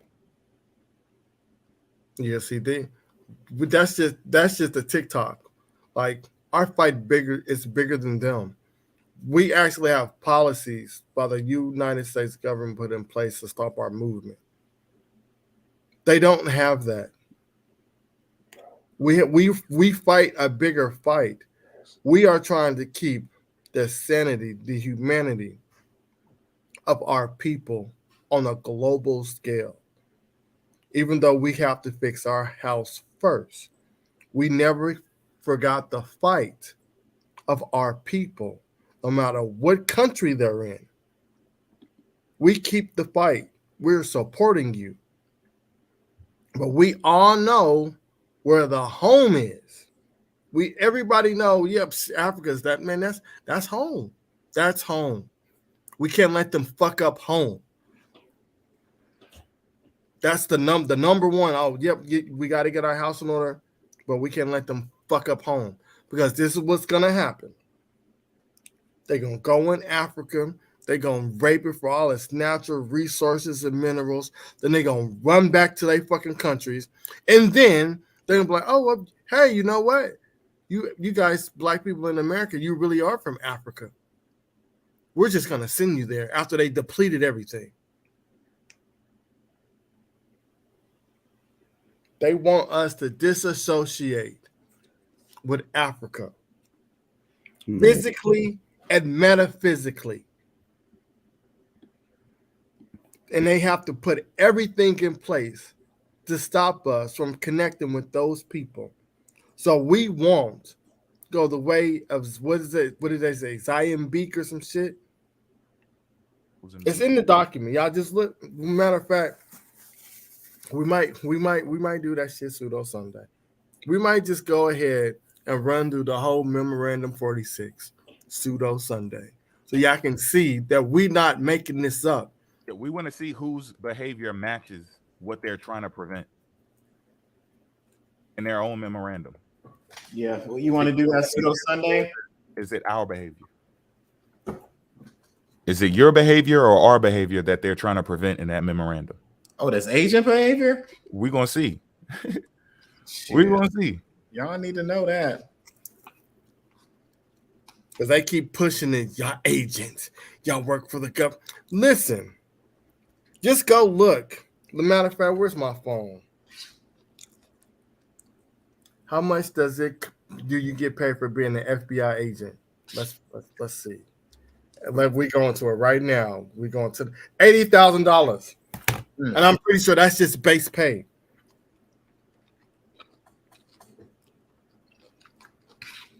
Nice. Base salary is $80,000. Now let's say I'm an agent. I'm an agent and they put me into the community. But I'm not an agent like the Black Indigenous people is that's going against their people. I'm trying to unite the people. So I'm pretty sure I'll probably be getting over 80,000 because my job would be to unite the people and then slowly start tearing the unification apart. They're already tearing up the unification.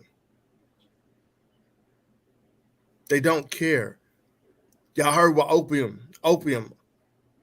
If you Black and you got African or you associate with African, it's fuck you, bitch. You a hoe. That's tough. Goddamn. Like, yo, what? And one of the lives, he was like, I'm just waiting. He's like, Opium, you got something to say? Because, you know, it's let me get the floor. You know how they do with me, right? Talking, boom, doing the thing, yada, yada, yada. They talking back. They trying to, like, fake stab me in the side and all this shit. Then he's like, Opium, you got something to say? Because they skipped them a million times. They know, they know, like, Opium, I don't know what the fuck wrong with you, G. They don't really fuck with you like that. How would they keep skipping over you that many times? We going in circles, and then Opium's next, and Opium's next, and Opium. And when they finally let you talk, they got quiet. I'm just waiting for when y'all ready to get these Pan-Africans out the way so we can pull up. He talking all this greasy shit. You know what I'm saying? Mm-hmm. And they just was all quiet. Yeah. So anyway, so the slave ships, y'all think that they wasn't even hearing that shit. But that's what type of time he's on. He's trying to keep up the division. That's why I don't even really believe he Black like that. I think he got some in there, but it's not enough for him to know that when we talking and ain't no issues, we need to go ahead and continue talking. We're not going to create a problem out of nowhere and everything already going smooth. And he's just sitting there frustrated like, oh, y'all just having a peaceful y'all cool, y'all ain't fighting. I'm like, nah, I mean, we just talking, damn, nigga. When you want to kill the Pan-Africans? Hold on. Man, that's a dead giveaway, Mr. Colonizer. Like, man, you gotta at least make it jump in whenever we do start arguing. He's trying to do it when everybody chilling. Like he's chilling. It's like I might got a problem with all these motherfuckers, but we're talking, yo. Like I'm talking. We're having a conversation. That's what this really supposed to be about. You really on some old let's pull up shit. Like nigga, whatever. You don't really want that either, right? Leave that shit alone. Like that's what happens when people can't handle information. Right. It's really just information. That's all it is. The information is too sharp, and people, we understand. We know how people are. Like, man, I want to put my hands on you because I got you, bro. Because you can't do nothing else. But you know what I'm saying? That's how I get it. I actually like it that I got to you. I got to you. I got you out of pocket when you supposed to stay in the pocket. You see, I got you. So that's actually a compliment to me. But other people be taking it, thinking that they can. I know my brothers. I know how they feel. I know that they just got. I know when they get offline, they like, fuck. Why did I even do that? Why even do that shit? You see what I'm saying? That's their egos getting to them, and this person is trying to exploit it. Everybody got to be the bigger person at some point. You get what I'm saying? You gotta have your spazzing out shit. You gotta have your shit where you out of pocket and then they out of pocket, everything. But when the time comes, you gotta pay attention to the people when there's nothing going on but information. Everybody already has their stance. Everybody disagrees. Beef happened and did what it did. That's it. Now we just here having a conversation. It's haters in the comments. It's people you got personal issues with on the panel and in the comments. Everything's going on. And maybe they live, but they know we got to talk right now. We got to have this talk. Let's put this information out. Boom. And you still over here trying to cause a problem. Right. You still trying to cause an issue. Like that is a dead giveaway. You just always on that type of time. The same thing. It's like a script. Some of these people are scripted and it's chaos. All it is chaos. It's never really going somewhere. You could get in your ego and be like, damn, he got me on that information. So I'm going to respond with a whole bunch of random shit to try to throw him off. That's understandable, even though it's not good behavior for adults, right? But when you just constantly trying to create an issue, like, bro, it's a dead giveaway that your ass is most likely the fucking agent, whether you getting paid or not. That make a whole lot of sense, dog. I'm telling you. That does make a whole lot of sense. Cause like, you know, be for real, like, you know, we got differences, we all do. But it's like we have a conversation, and in the middle of that conversation, I hear like a little chihuahua. I'm like, bro, what is you on? Talking. We literally just talking. Let me get out what the fuck I got to say. Then you come back with the shit. I'm not talking about your grandma and then all this other dumb shit. Like, I don't know. Don't know or don't care. Like it doesn't even like I don't care. I tried to entertain it with just to be nice, but I really don't care. Like I'm talking to people that I get that vibe with. I got that feeling with them like, bro, I gotta approach you on this type of shit. I'm not trying to check you because I really don't feel like you doing anything wrong. I thought he was the whole time. Remember, soon I was confused. I was like, I said, why is he betraying his people? And he like, who, opium? I think he black. Or I was like, yo, I thought he was native. Like I seen one picture of him. I guess maybe the lighting was different or something. I just thought that nigga looked like the dude from Paid in Full, Uncle Ice. I ain't know, man. I was like, yo. Oh my goodness. No, he looked. If you ever open his camera, he looked like Uncle Ice with locks in his head. Paid in Full. Which part of? Uncle Ice, the one who came through in the what in the lobby? Nah, he stayed with the mama. Okay. Huh? Oh, he like you won't even give your mama no real money. Oh, the jealous dude, money making Mitch. You want me to be like you? Money making Mitch. Yep, that dude. You smell like money. Okay, that nigga. Yeah. He do, but lighter. Light, yes. Even lighter, yeah. Sideshow Bob. That's why I heard people sit out there. Yeah, basically, yeah, that too. Yo, I ain't gonna lie, I just typed that shit into Google. I think. Just hating like a mother, but just always hating for nothing. Oh, you talk about my family. Ain't nobody even talking about his family. I made a TikTok meme. Yeah. Now, said, and he takes that. Before I even made that, he kept saying, and y'all be talking about people's families. Y'all talking about everybody and their motherfucking grandma. Yeah, he be talking shit. And then the moment the Empire Strikes Back is a fucking problem. Mm-hmm. Everyone talks shit. It just is what it is, bro. But is it personal? No, we're not like, don't take the shit talking personal. I mean, I've been called Pork Chop City, and I'm not mad. That's new for me, bro. Right? We be laughing at the shit. They be like, yo, no facts. I'm like, man, who the hell is no? Oh shit, y'all stupid. Like it is. No facts in Pork Chop City. I mean, come on, man. It's hilarious. Yo, that's what y'all do. All right, we can take that shit. Y'all just can't take it. Right, but pay attention to those people that don't know how we are. If you don't know that, that's just what the fuck we do. We roast, we joan, we cook people, right? That's what we do. Where's this other shit coming from, though? Where'd that come from? That's what we doing. We into knowledge with the shit, and we still talking that shit. I'm scarred. I don't think they can for life information. They ain't coming, man. Yahweh watched that shit. I mean, they did a whole 10-hour. They did a 10-hour video on me. Well, that means, nigga, you sat there and was really watching it. We want to know. Yeah, how would you know that we did 10 hours on you? It felt like it. The only way right, have been 10 hours on him is if everybody in his community got that information from his ass in the first place. You don't want to see us do a 12-hour video on you, bro.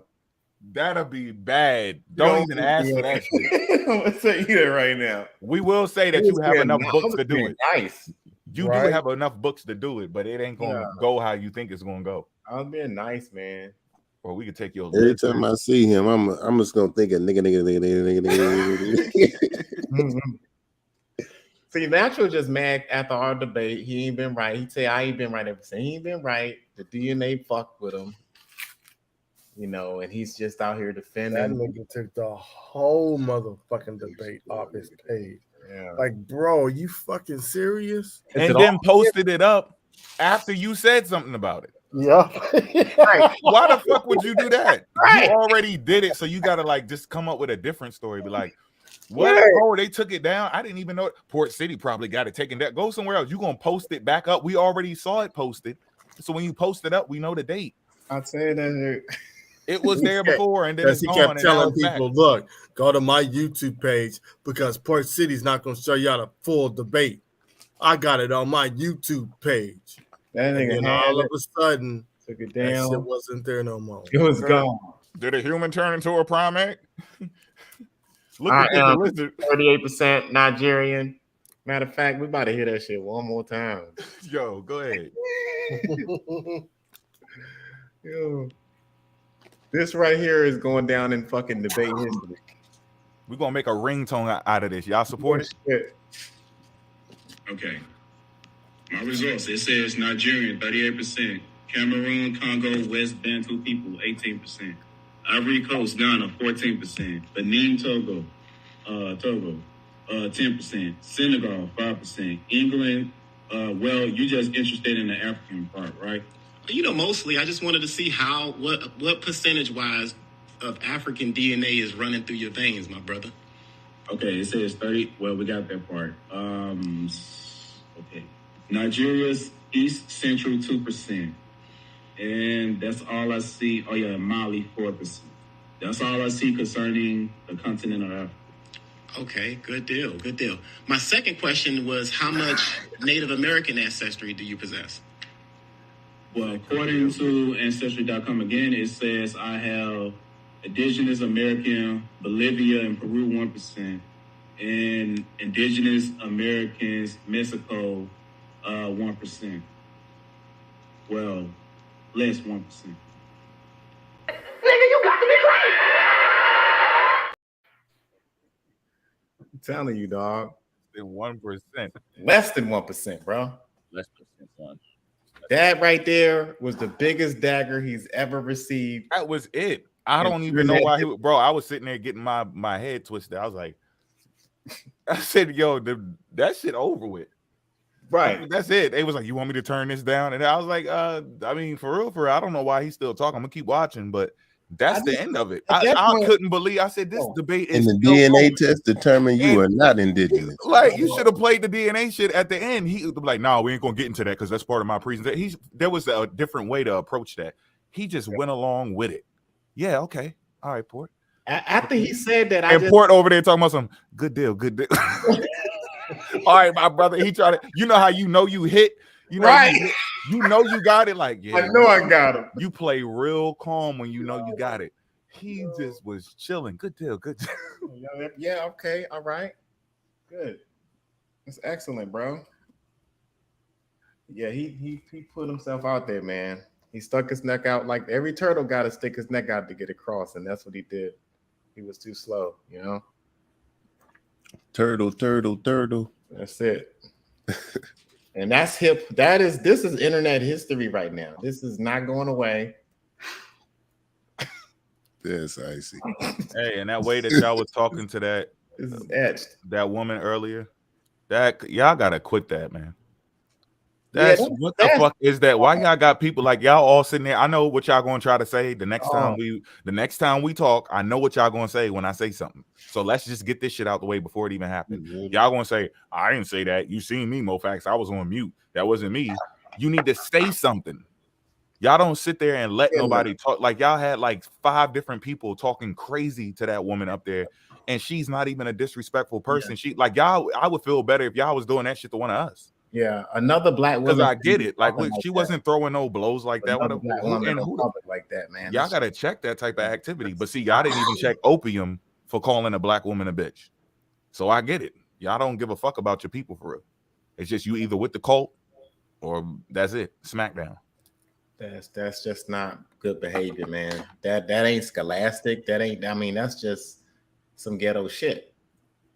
No one want like that's not entertaining nothing, except for people who want to see people look ignorant in front of other people. So, yeah, that's why I jumped on there. I'm like, what the fuck are they saying? And then for like what was like I was like they were saying all of that. She got mad and then she was like, prove y'all shit. And then he gets up there with that picture and I shook my head like, wow, this is the irony of this shit. Where they don't know how lost they are. Yeah, David, go ahead, David. Show them, David.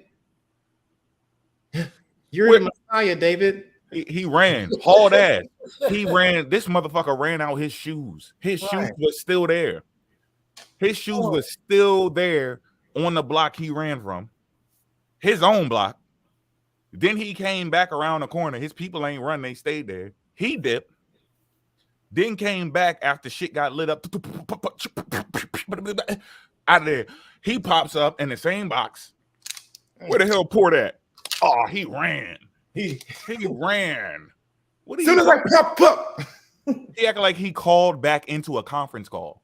Like, bro, you're on a live. We know how these boxes work. You saw, you got down, he got up, he came down, you got up. Like, you were supposed to stay up and say, hey, we know how it works on the panel with the smoky smoke. Yeah. You say, no, I'm staying up here because I got more smoke with this dude. All right, you right. Let me get down. That's why the other people get down, because they know you the one that got to address that smoke. You got the most smoke in the building. And real talk, the link is in the chat. If you listening right now, step up right now. We can go ahead and get it on. I invited you earlier this week. Yeah, so you any one of y'all bitch ass niggas listening, you could redeem yourself. Anybody, somebody, anybody. Show us, tell us about these black when the little white kid walking through that tunnel in the movies, he lost. Somebody, anybody, help. You can send anybody over here. Tia, anybody, any subject. You want to talk about corn? We done ran through everything. We just giving you more sources. We're giving you more sources of the shit that we already tackled. Yeah, this so much jams. Yeah, we can do any subject, but I'm gonna let all them niggas know. If y'all get up here on to the that plate, shit, that's gonna be your downfall. Yeah, step up. Please. I know why your oil light on, nigga, because every time your black ass get out, it come on.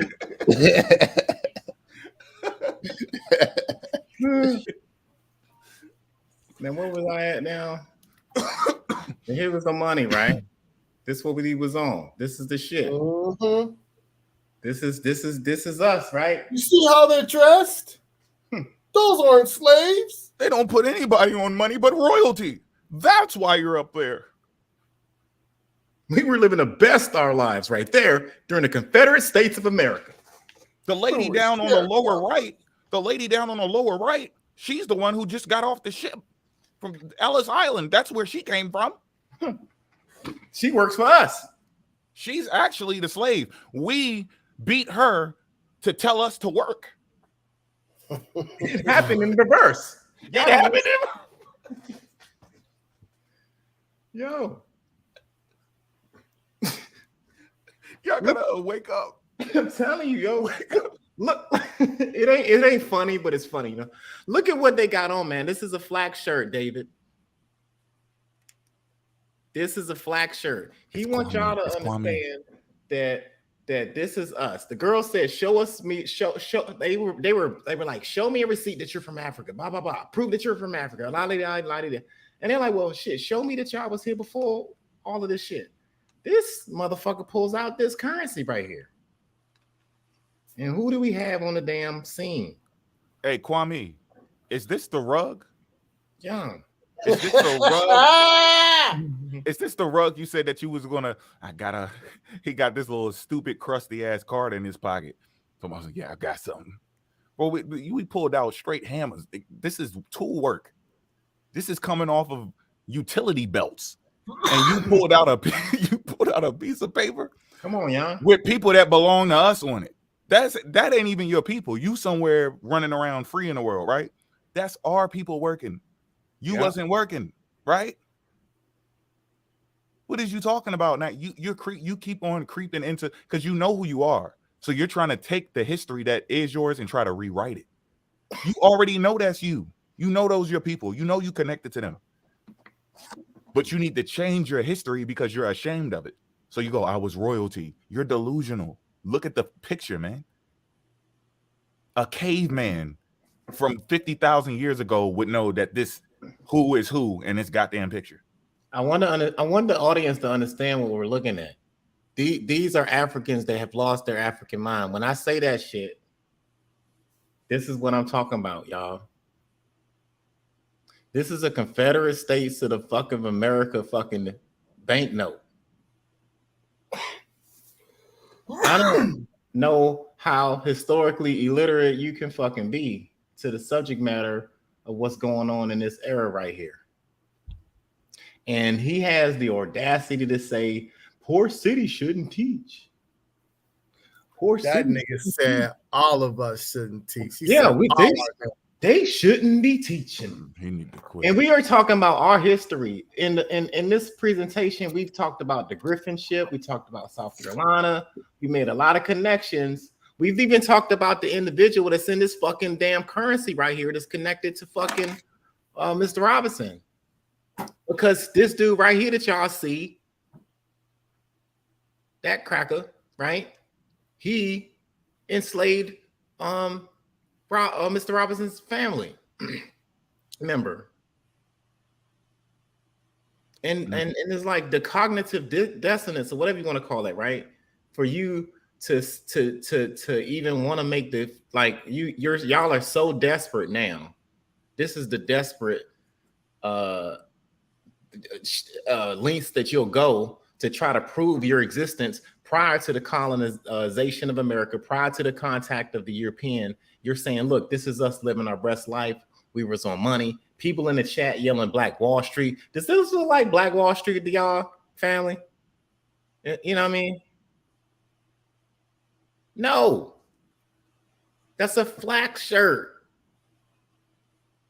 Let me see where. That's a fucking flak shirt. Booker T. Washington talk about this. I'm going to read it again.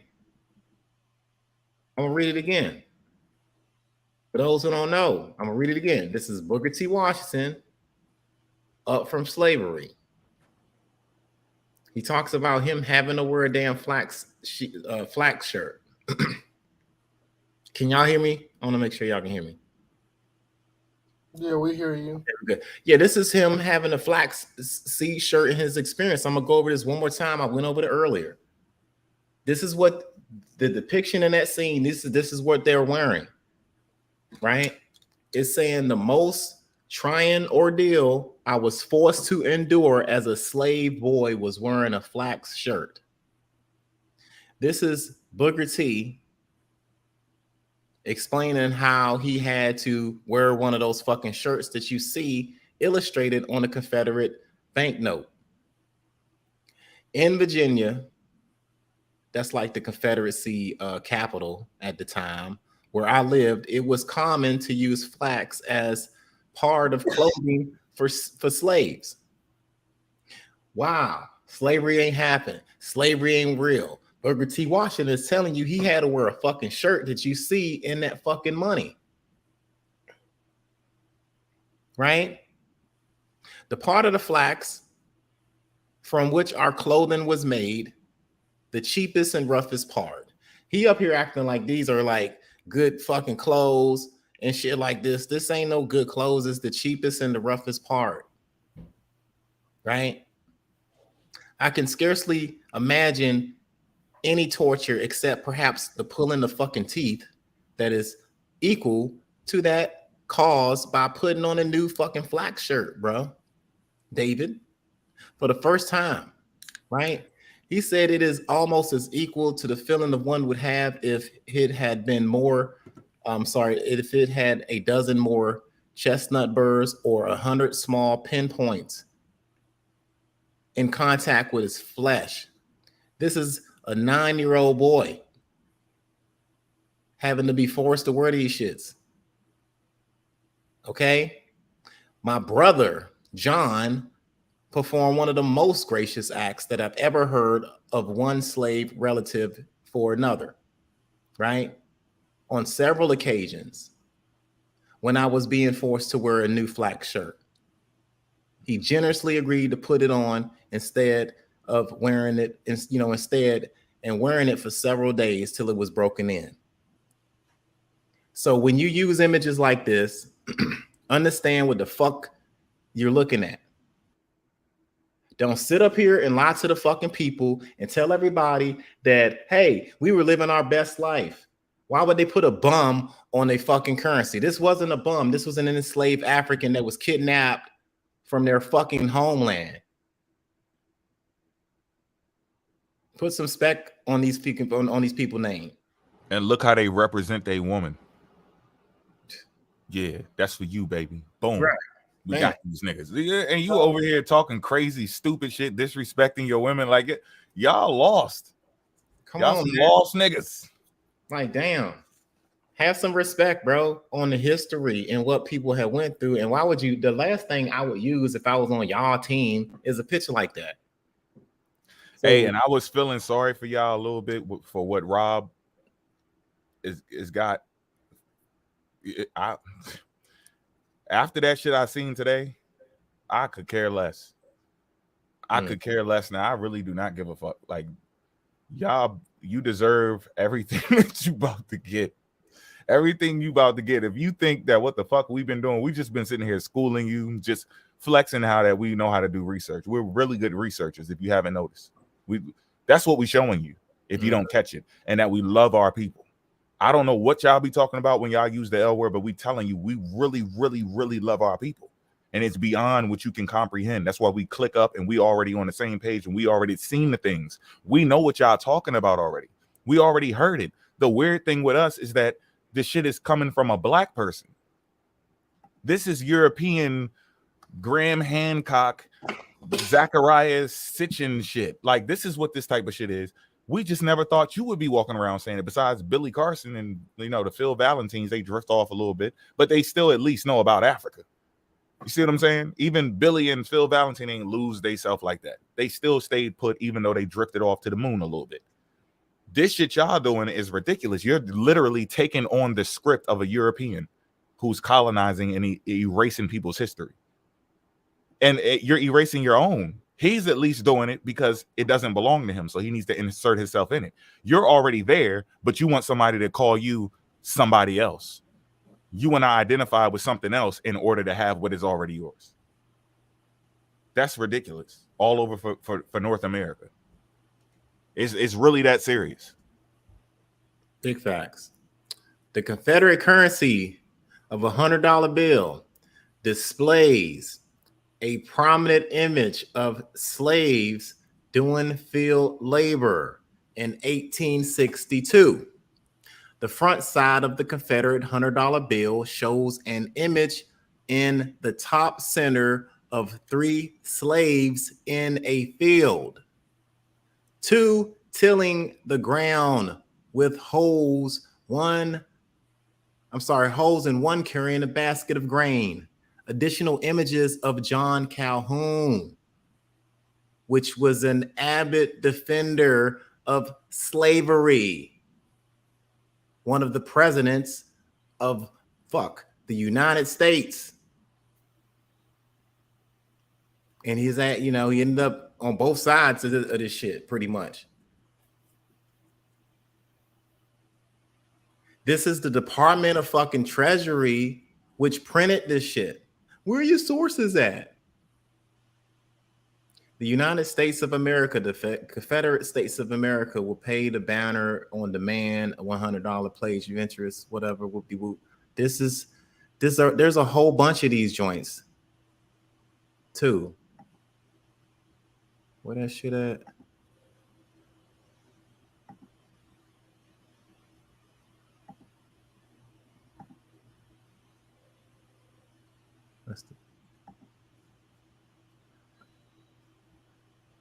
Damn, I only got this one up, y'all. But yeah, there's a bunch of them.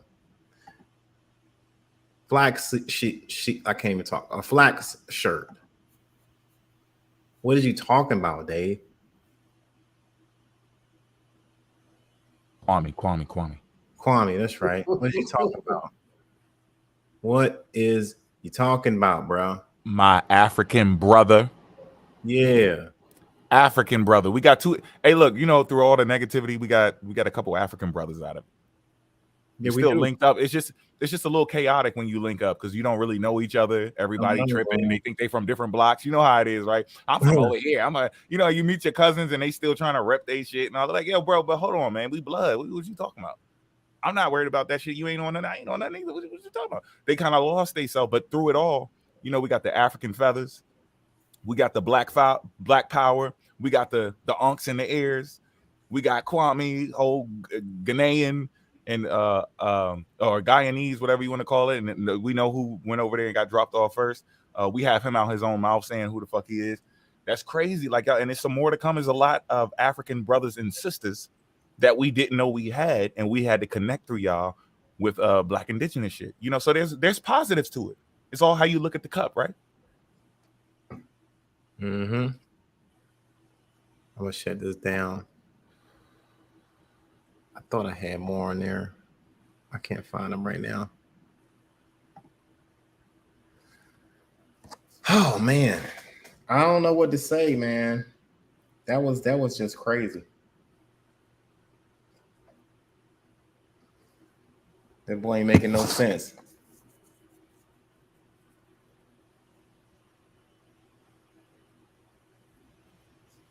And we're on volume 4, and ain't none of y'all motherfuckers stepped up to refute any of the shit that we talked about. In fact, y'all agreed with us more than y'all ever have since we've been putting these joints out. At least publicly. Y'all might talk shit behind our back, which I know y'all do all the time. And that's okay. It's okay to do that. But, you know, when it comes to the facts, let's just go. Now, anybody that was in a little TikTok that was looking, because I had the TikTok live on for a hot minute, the link been in the chat, and I don't see none of you jive ass turkeys in here. What is y'all doing? It's all good. We ain't gonna bite your head off. We putting in hella work. I don't know what the hell they think they doing. That shit just looked fun. They're supposed to get a video out, didn't see that. Like y'all got enough people on y'all team to go ahead and put something out. Let's see it.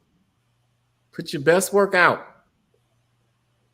And we'll go bar for bar, album for album. You know what I mean? And let the public see. These punches hit. Death Row is no joke. These punches hit. It's rocking you. From any angle. Have y'all not even seen how this happened, bro? We didn't even do this on purpose. Y'all seen it. We was in religion. It drifted. We assembled in the middle of all the chaos and organized it. Like we haven't really cracked down. Like there's so much shit that's out here right now that we're getting into. And is this the tip of the iceberg, man? So they haven't responded, man. No, we ain't got to the tip yet. Wait, we just pointing. We just pointing. Yeah. We pointing at the tip. We like, yo, hey. Hey. We on our way to it right now. See that? You see that? Because I'm telling you, if the top dogs in their organization really are out to be who we think that they are when it comes to these agents, there ain't shit these motherfuckers can say. Man, they fugazi. We want the big chief. Bring the big chief over here right now. I'm gonna be like the general on this one. Bring the big chief over right now. Come on. Man, he ain't gonna leave, dog. We know who they big hitters is. It's David and Yahweh. That's it. And David wasn't even the front runner up. When they saw he started talking shit about us, he became the front runner in a whole shit. Because it was Naturalistic Yahweh, Haitian Los, and Earth Speaks. Yeah, cut out all that division, man. Y'all already dividing with us. Don't divide amongst yourselves. Come on now. I'm rooting for you. I'm rooting for you on that. On that note, I'm rooting for you. Like, come on, man. Keep your team together. You know what I like? I'm gonna tell you though. If I had to pick a team for them, I like the Natural and Musa combination. I just think them two alone to be all right. I think they don't need to fuck with nobody else. That's my opinion. Yeah, they're gonna get into it eventually. I don't think so. I think my man. I think they both got it together. They okay, but I think the rest, the more people they got, I think it'd be a problem for them long term. Yeah, because it get out of hand. Yeah, and who's to say? You know, if you have kids, you learn that, and if we were all kids ourselves, so we know that certain combinations of groups, it does like mess with people's characteristics. So sometimes you don't even get to see who a person really is because they're surrounded by so much fuckery, and then you know they just fall into it, and you with who you with at that point, and you just never really know that person. Come to find out, they was never really like that. They just was loyal to their people. But some people, you know, they burn out, and then eventually they end up showing that they never fuck with somebody in the first place, which then is okay because it's like, okay, see, now you see the light. But then hold up, you said you knew that the whole time because you was talking shit about this person. So now you end up fake, even though you separated from some fake shit, and Slick admitted that, you know, the slavery did happen when you just said it didn't. Like, yo, now we're getting close to the presentation. What you think? Okay, let me take slavery out. Slavery was the main course. That was the main dish. Because Right y'all now was you talking about saying this it shit never ain't happened. Y'all was saying it for a long. Oh, we ain't never say that. Yes, y'all did. A lot of people in y'all camp have said the shit never happened. That why you think all of this pushback has been coming at y'all? Y'all have been denying this shit, and now y'all like, well, y'all said it, and then when we proved it, and when we came with receipts, okay, it happened, but we're saying we didn't. It didn't you have all the numbers that it happened. And Hey, you move the goalposts all the time. Poor, you got one of them bombs on you. Yeah, right. It's somebody in the back acting foolish. Hold on, it's right on the left. You see it? Hold on, let me make sure. Oh man, damn! Oh, I got green shirt. Too comfortable. Where you at? Rhonda. I'm sorry, I had to hit you like that. It's down. Kwame. Who the fuck is David? Get down. Don't. It's the last time I'm gonna tell y'all. Rob said his name is not David. It's Kwame. We cannot be disrespecting the queen like that. Yeah, all right. His mama gave him the name. We gonna call him what his mama call him. The mama call him Kwame. I'm gonna call him Kwame too. Kwame. And y'all bomb on us too when we fuck up and say some shit like that. His name is Kwame. Fuck is David. Kwame. You know.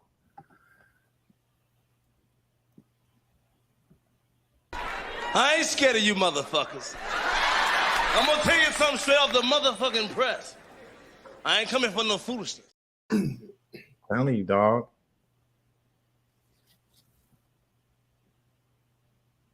Kwame.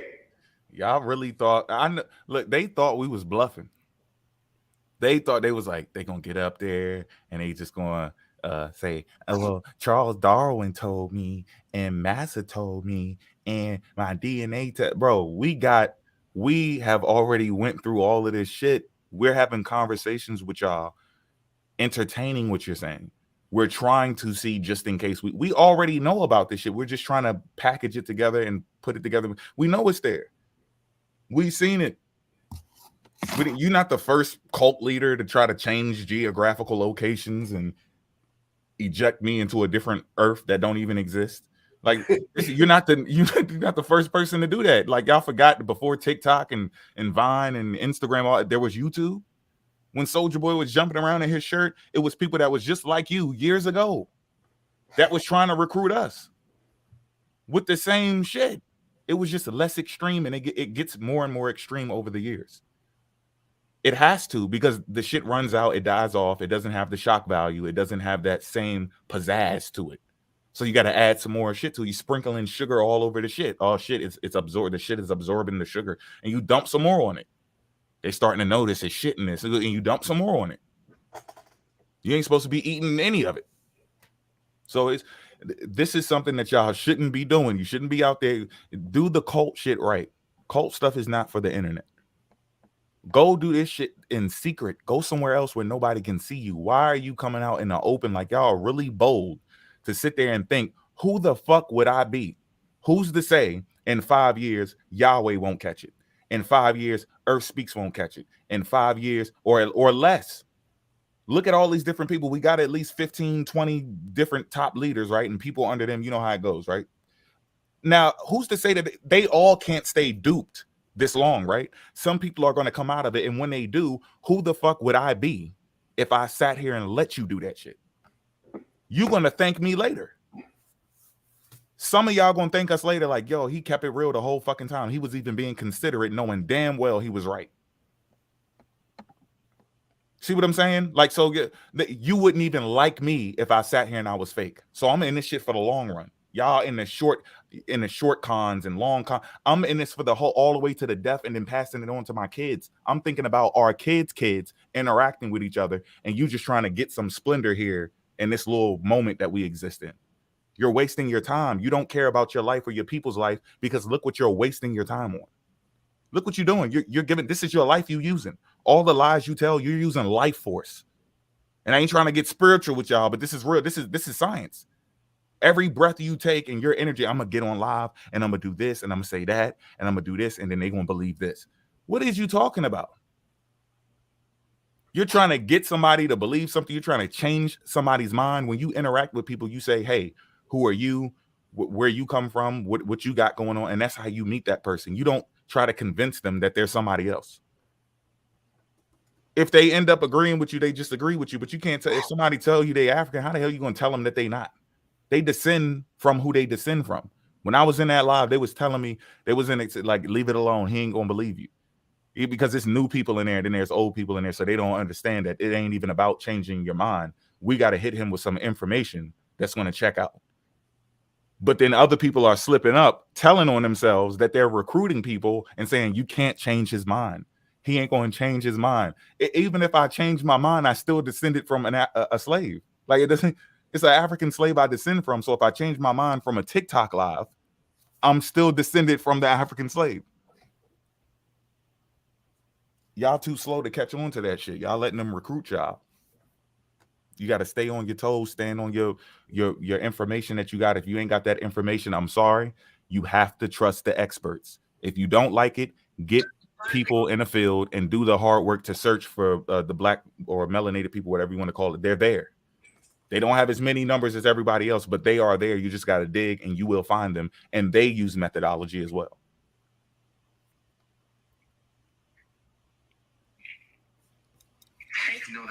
This nigga spazzing on his live, y'all. David.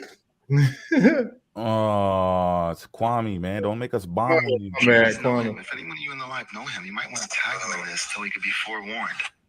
So he could know what's up with him, what's going on in life. Because his life is about to be changed. Who are you talking about? You talking about Robinson? Likeness on your page. I don't talk to you. So the big punch, you know him? You might want to invite him to this live and explain himself about putting people's government names out. Nigga, you fake. Shut up. Yeah, tell him to come on down. You might want the big punch. Who the fuck? What? Rob. It's about the history of that. Oh, that's his TikTok name? No, he's just giving him a name. That's what they do when they can't fuck with your information. They got to give you a name. Put everybody asleep. Kwame, stop. That be everywhere, man. That do like a Some of y'all are real comfortable with the lie. If y'all are comfortable in that lie, that's fine. But you got people that will actually want to be told the truth. So if you do us a favor and stay your ass on the other side of the track with your owner, scratching and picking bugs, that will be A-okay with the rest of us. Yeah. Okay, African sister. We try to say, we try to send his ass on that Starline part too.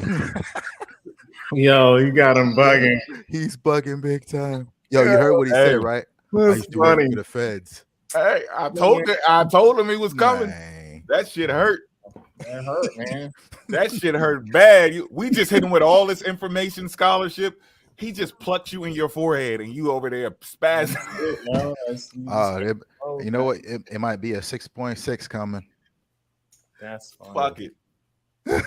Like you said, they taking advantage of the community, so it don't even fucking matter. You want to hear something funny? Everything's public. He put his He's shit like, out. yeah, that's his Facebook. You know how public that is? Yeah, you put that out there, dog. You put your information out there, and it just else happens. You just take the hit. Everybody got to deal with that. And not only is it public, but his stand-ups are on YouTube. You just put it out there, dog. What you talking about? No, not today. He's mad at you. Yeah, he mad. Grab the stick, nigger. He's ashamed of himself.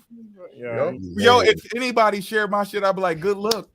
Yeah, like look what Mofax said. I'm about to light Big Punch up. That's the dude I've been just using as a punching bag. This mug, look. He sent a video. Man, it's the most zesty video I've ever seen, right?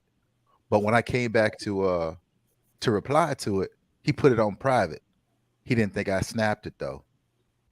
So I got the video. I just didn't want to make a fool out of him. Probably got the fucking. Who the fuck is Big Punch?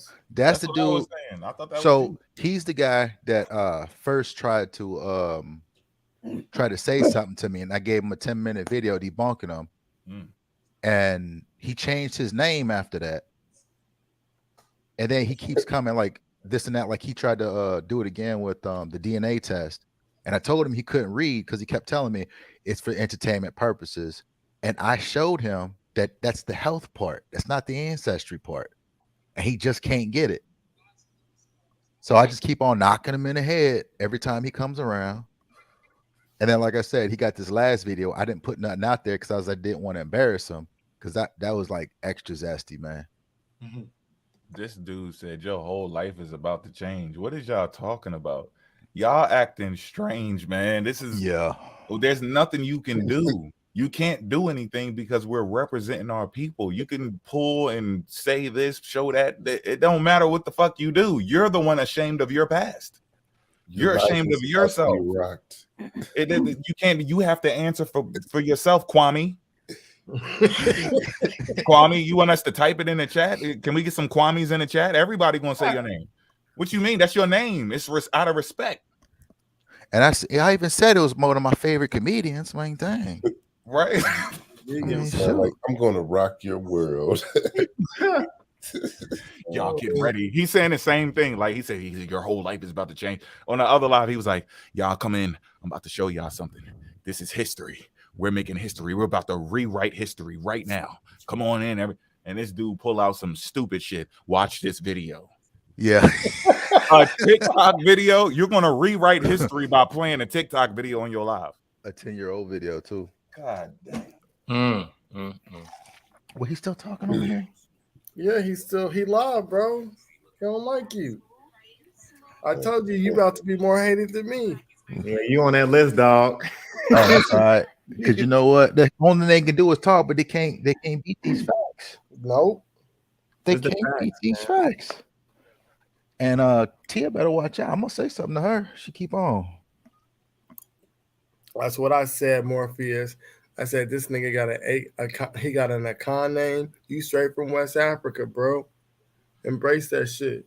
Don't do it as dirty as the brothers though. Get the brothers hella smoke.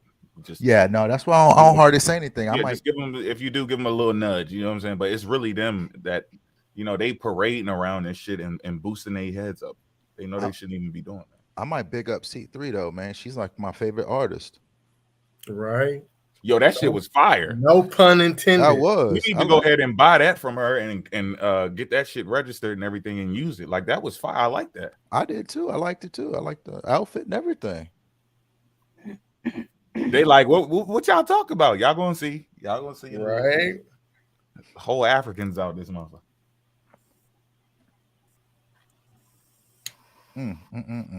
This shit is sad, bro. Those lucky I can't find that video on him talking about, help the gonna get you. They're from Africa. Man, that buddy mad. Look at him. Well, he always get like that. He got mad at me when I told him that John Hanson wasn't the first black president of the United States and he wasn't no black indigenous. And I pulled up the information. And then after I pulled out the information, the next day he went live talking about the same shit. Nope, he really was the black president. John Hanson really was. And bro, stop. That's what I'm saying. Y'all don't understand the information that y'all read. Y'all just read it.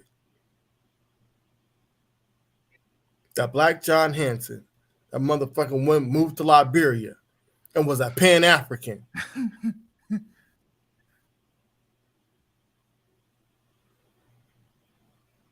Natural know what the fuck he doing. Natural over there talking about anime and shit. Good job, my brother. Good job. Don't fall for that shit because these are traps. You get lured into this motherfucker and you keep on talking. You stay in that anime. Anime has been telling us a lot of stuff lately. You guys got to read between the lines of the code in the Japanese when they say okidikiwa, okidikiwa. They're talking about us. He over there in some other world somewhere. I'm gonna lead them motherfuckers. That's his wife. Mm-hmm. Yeah, that's up there talking cash shit. Mm-hmm. She the one that got him into a lot of shit that he in for real. Oh, she's I ain't gonna lie. I had to come to him straight up though and be honest. Like, yo, I was like, some of that shit is coming from your wife, but she just keep jumping up talking, and we keep asking to talk to you, But then she keep getting in there, and then I kind of lost it a little bit, and then they blamed it on Suiton. I was like, yo, no, I'm the one who disrespected her. I got out of pocket. Like, and they kept going after him. I'm like, yo, I'm the one who did it, and I apologize. I was out of pocket. I shouldn't have been. I said I'm not supposed to even be talking to you while we're in a heated argument. I'm supposed to be talking to him, but he wouldn't show up. So, you know. You want to hear something funny? So just listen to what he's saying. So he's thinking it's just a name, right? He's like, that doesn't mean I'm from Africa. I literally put his stand-up where he said he went to Ghana. Oh, man. He was describing him to a T. He's literally talking about his name. And I literally put his stand-up in there. Yo. Oh. Kwame. I wish I could put that part in there, his joke. I really wish I could. Yeah, you good not to do that. Woo. Man.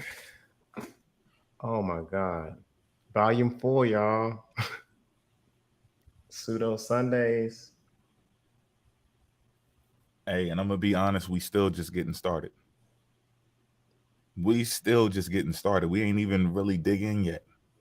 We just trying to keep it educational. We ain't trying to get too personal, but you know, it is what it is, man. Y'all gonna see. Y'all keep on keeping up with this shit that y'all doing. At any moment, they can stop.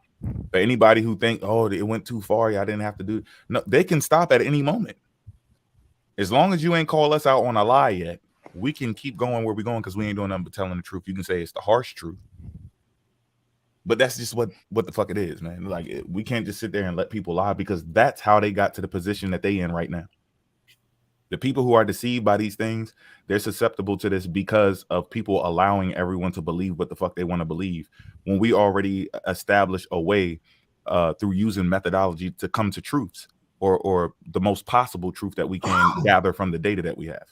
This stuff is really immature and it's unintelligent and it's disingenuous. This is not how we're supposed to practice sharing information, especially about a history such as ours. This is not how you do it. We sit here and study all throughout the week. We call each other, hit each other up. This is what I got. That's what you got. Boom, boom, boom. This is what we're doing. Okay, cool. This direction we're going. All right, boom. That's it. You know what I'm saying? This is what the fuck we do. And then we pass that shit along to everybody else after everything has already checked out. They ain't trying to check out shit. I can use this because this fits my fucking narrative. That's not your history. That's what makes you feel better. But we're not here for the feel good. Big facts.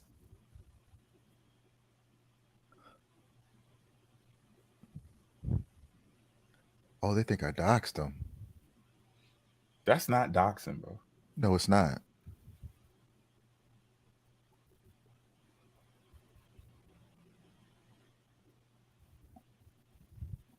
Man, fuck them niggas. No lube. Okay, hold on. Let me see if I can go in there. You about to get blocked. Yeah. Right? Only me and Porky go behind enemy lines. Yeah, oh, I can't do it. They're gonna have to block me. Let me know if you need an account, bro. I'll let you borrow. Oh, I ain't jumping in there, man. They ain't gonna let you talk. No, they not. You still get to get their information though. That's the thing. Like they say so much shit that it gives you stuff to debunk. You know so what? Like they can talk all they want to. I still got a whole bunch. They can come see me. I got a whole bunch. So hold on. Let me see what they.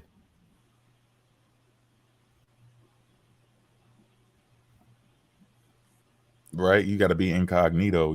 They first shared it to me on my backup, the G14s, the Mayaks, the Black Indies, and you know, the ether beings and all this shit. I got all types of accounts like that, and them shits go up quick. They go up real quick. Just post bullshit, and follow pseudoscientists. Your shit gonna go through the roof. Yep, and once you hit 1,000, it don't matter how many niggas unscribe. You still can go live.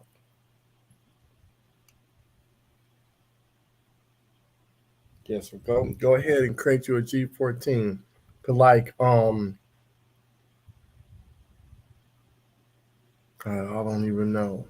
Like the Grand Canyon is Egypt, some dumb shit like that. Like that,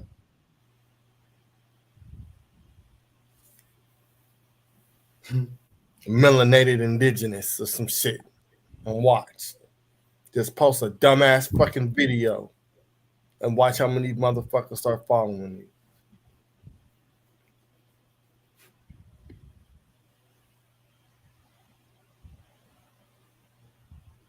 Reverse Geography 369. Right. 15 genome. That's what Vanta need. Vanta needs to create that G14 15 genome. Yeah, dog. I'm gonna make a 15 genome page. Watch how fast that motherfucker go up.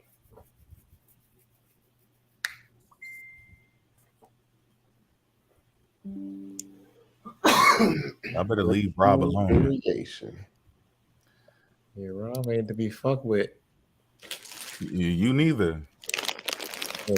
They thought me and Suitin was a problem, yo. It's Vanta, Rob, Patah, Buck, Port. Like that's some shit y'all got worried about. Oh, damn, Smack.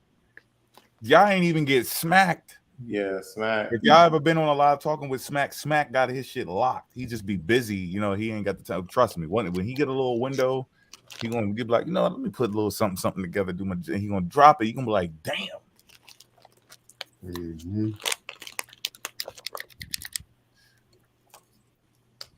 Yeah, it was a mean fucking team, bro.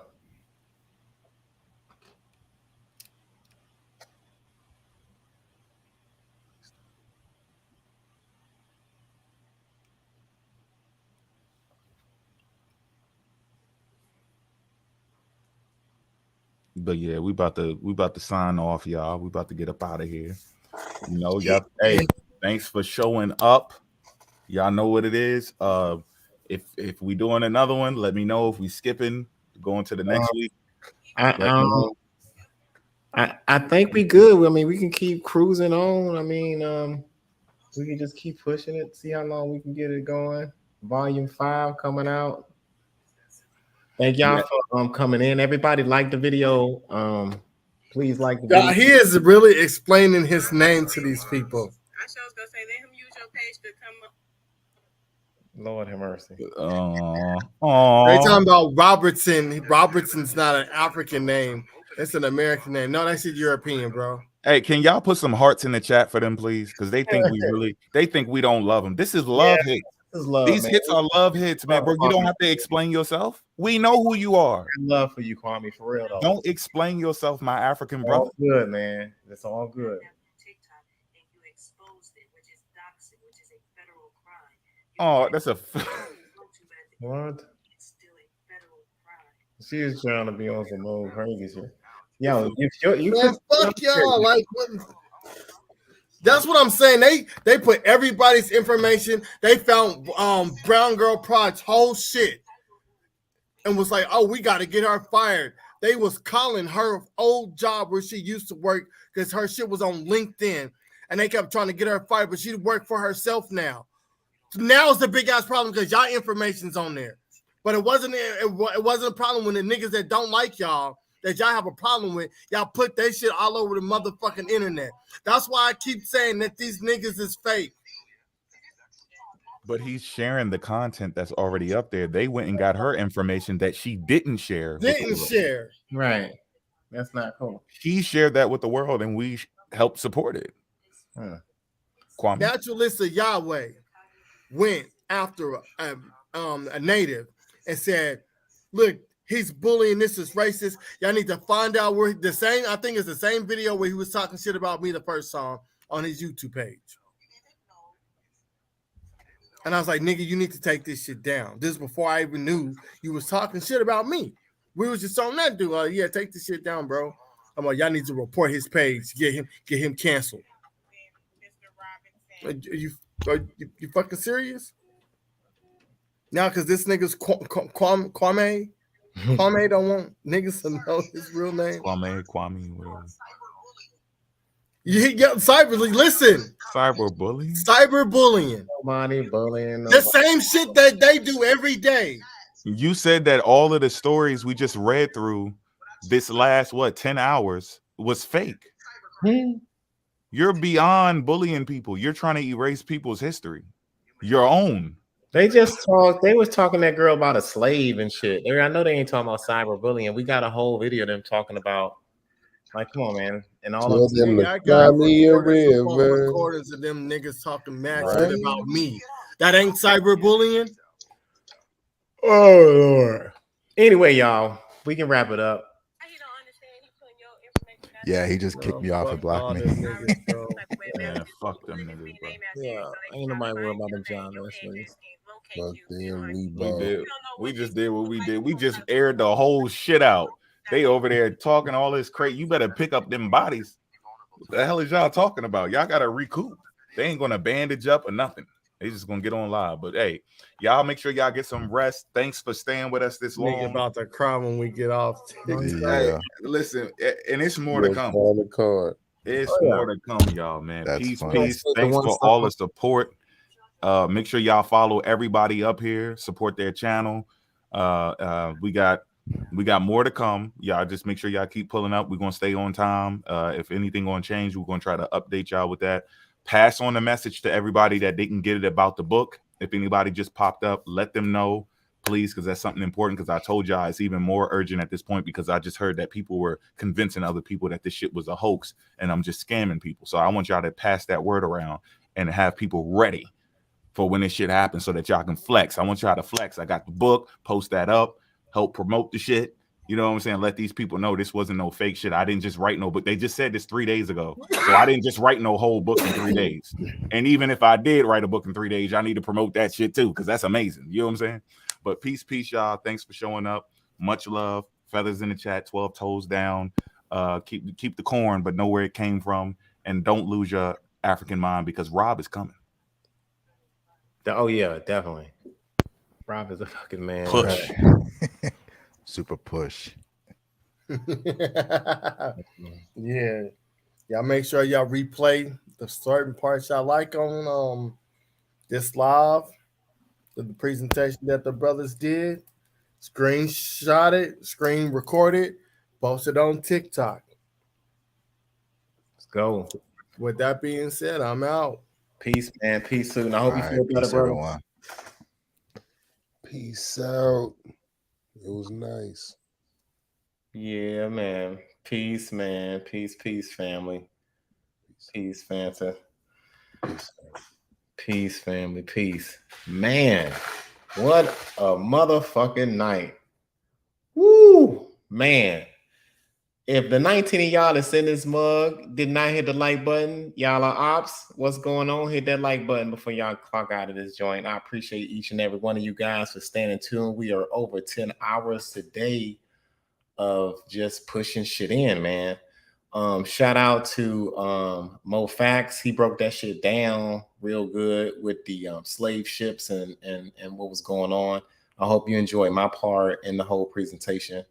We got my man Vansa came in here too with the genomic side of things and reminding you guys that we had a highly nutritious trees in Africa. Okay, but yeah, yo, shout out to Mr. Robinson coming in here doing his thing. Oh man, Mr. Robinson is just a smooth criminal, boy. They're gonna be on his ass, y'all. They are gonna be on his ass. Shout out to Mr. Robinson, yo. But peace, y'all. I appreciate you guys hanging out there with us. I appreciate you guys supporting us. Like I said, if you guys order something from the store, right? And you haven't gotten it yet, don't be tripping. Like, you know, I got you. I'm a one-man show. I get a chance to mail this shit off a little late. And stuff like that, because the mail ain't set up where I'm like right real close to it. So I have to like drive and then I'm in the middle of work and all that yada yada yada. But best believe you'll get your crosses. I mean, not your cross. What I'm saying a cross for? Damn, that's bad. Cross. Whoa. Damn. Port. I'm talking about the African piece. My bad. I'm thinking about them damn caravels for some reason. But anyway, you'll get your merch or whatever. Like I said, it's just in due time. I just got to get a chance to just put it and ship it out and all that good stuff. But thank you guys for supporting. Thank you guys for coming in and watching this whole joint. Stay tuned. Tomorrow I might see if I can do Pseudo Sunday. We're gonna see if I can pull that off. We'll see. If not, I don't know. We're gonna catch you on volume 5. But yeah, we're gonna see if we can do a little Pseudo Sundays tomorrow. We'll see. Get your notifications on for that and all of that. But yeah, shout out to everybody that has came in. Black Cabinet. Who else was in here today? Got the Adjustment Syndicate up in the joint. That's right. What's my man name? I forgot my man name on the show. He was in here today. I don't want to miss nobody.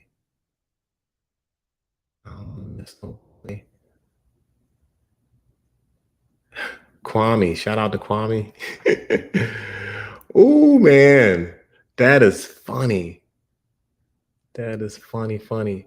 Yeah, shout out to our historic foundation. That's my man. Okay, yeah, okay, that's him. But yeah, yo, thanks for everything, y'all. Peace. I appreciate you. Shout out to Lily, always in the chat, holding us down in the chat. Shout out to the Adjustment Syndicate. Just peace, y'all. I appreciate you guys. You know I'm gonna close you guys out with the closeout music. Like I say, I'm gonna see if I can do Pseudo Sunday tomorrow. If not, like I said, keep your notifications on. And I got the video posted from a TikTok. I might do a little TikTok live or something like that. We'll see what's going on. But yeah, I'm gonna close out real quick with the closeout music. That's how we're gonna do this thing, yo. Let me get you guys right real quick. Peace, family. Happy Mother's Day to all the mommies out there too, by the way. Happy Mother's Day to all the mommies. I repeat, happy Mother's Day to all the mommies. Call your mama. Call your mama, everybody. Call your mama. And shout out to all the mamas and mamas to be and all of that good stuff. Peace out, family.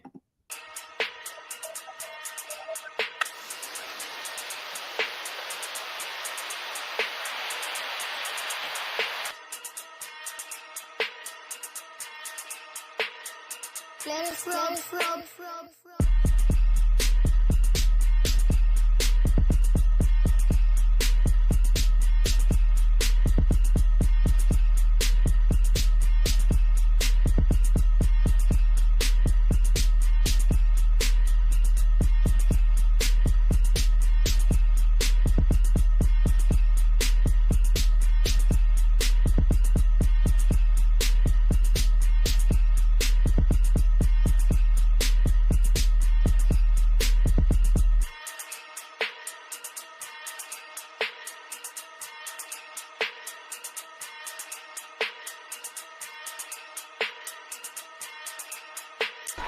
I ain't scared of you motherfuckers. I'm gonna tell you something straight off the motherfucking press. I ain't coming for no foolishness.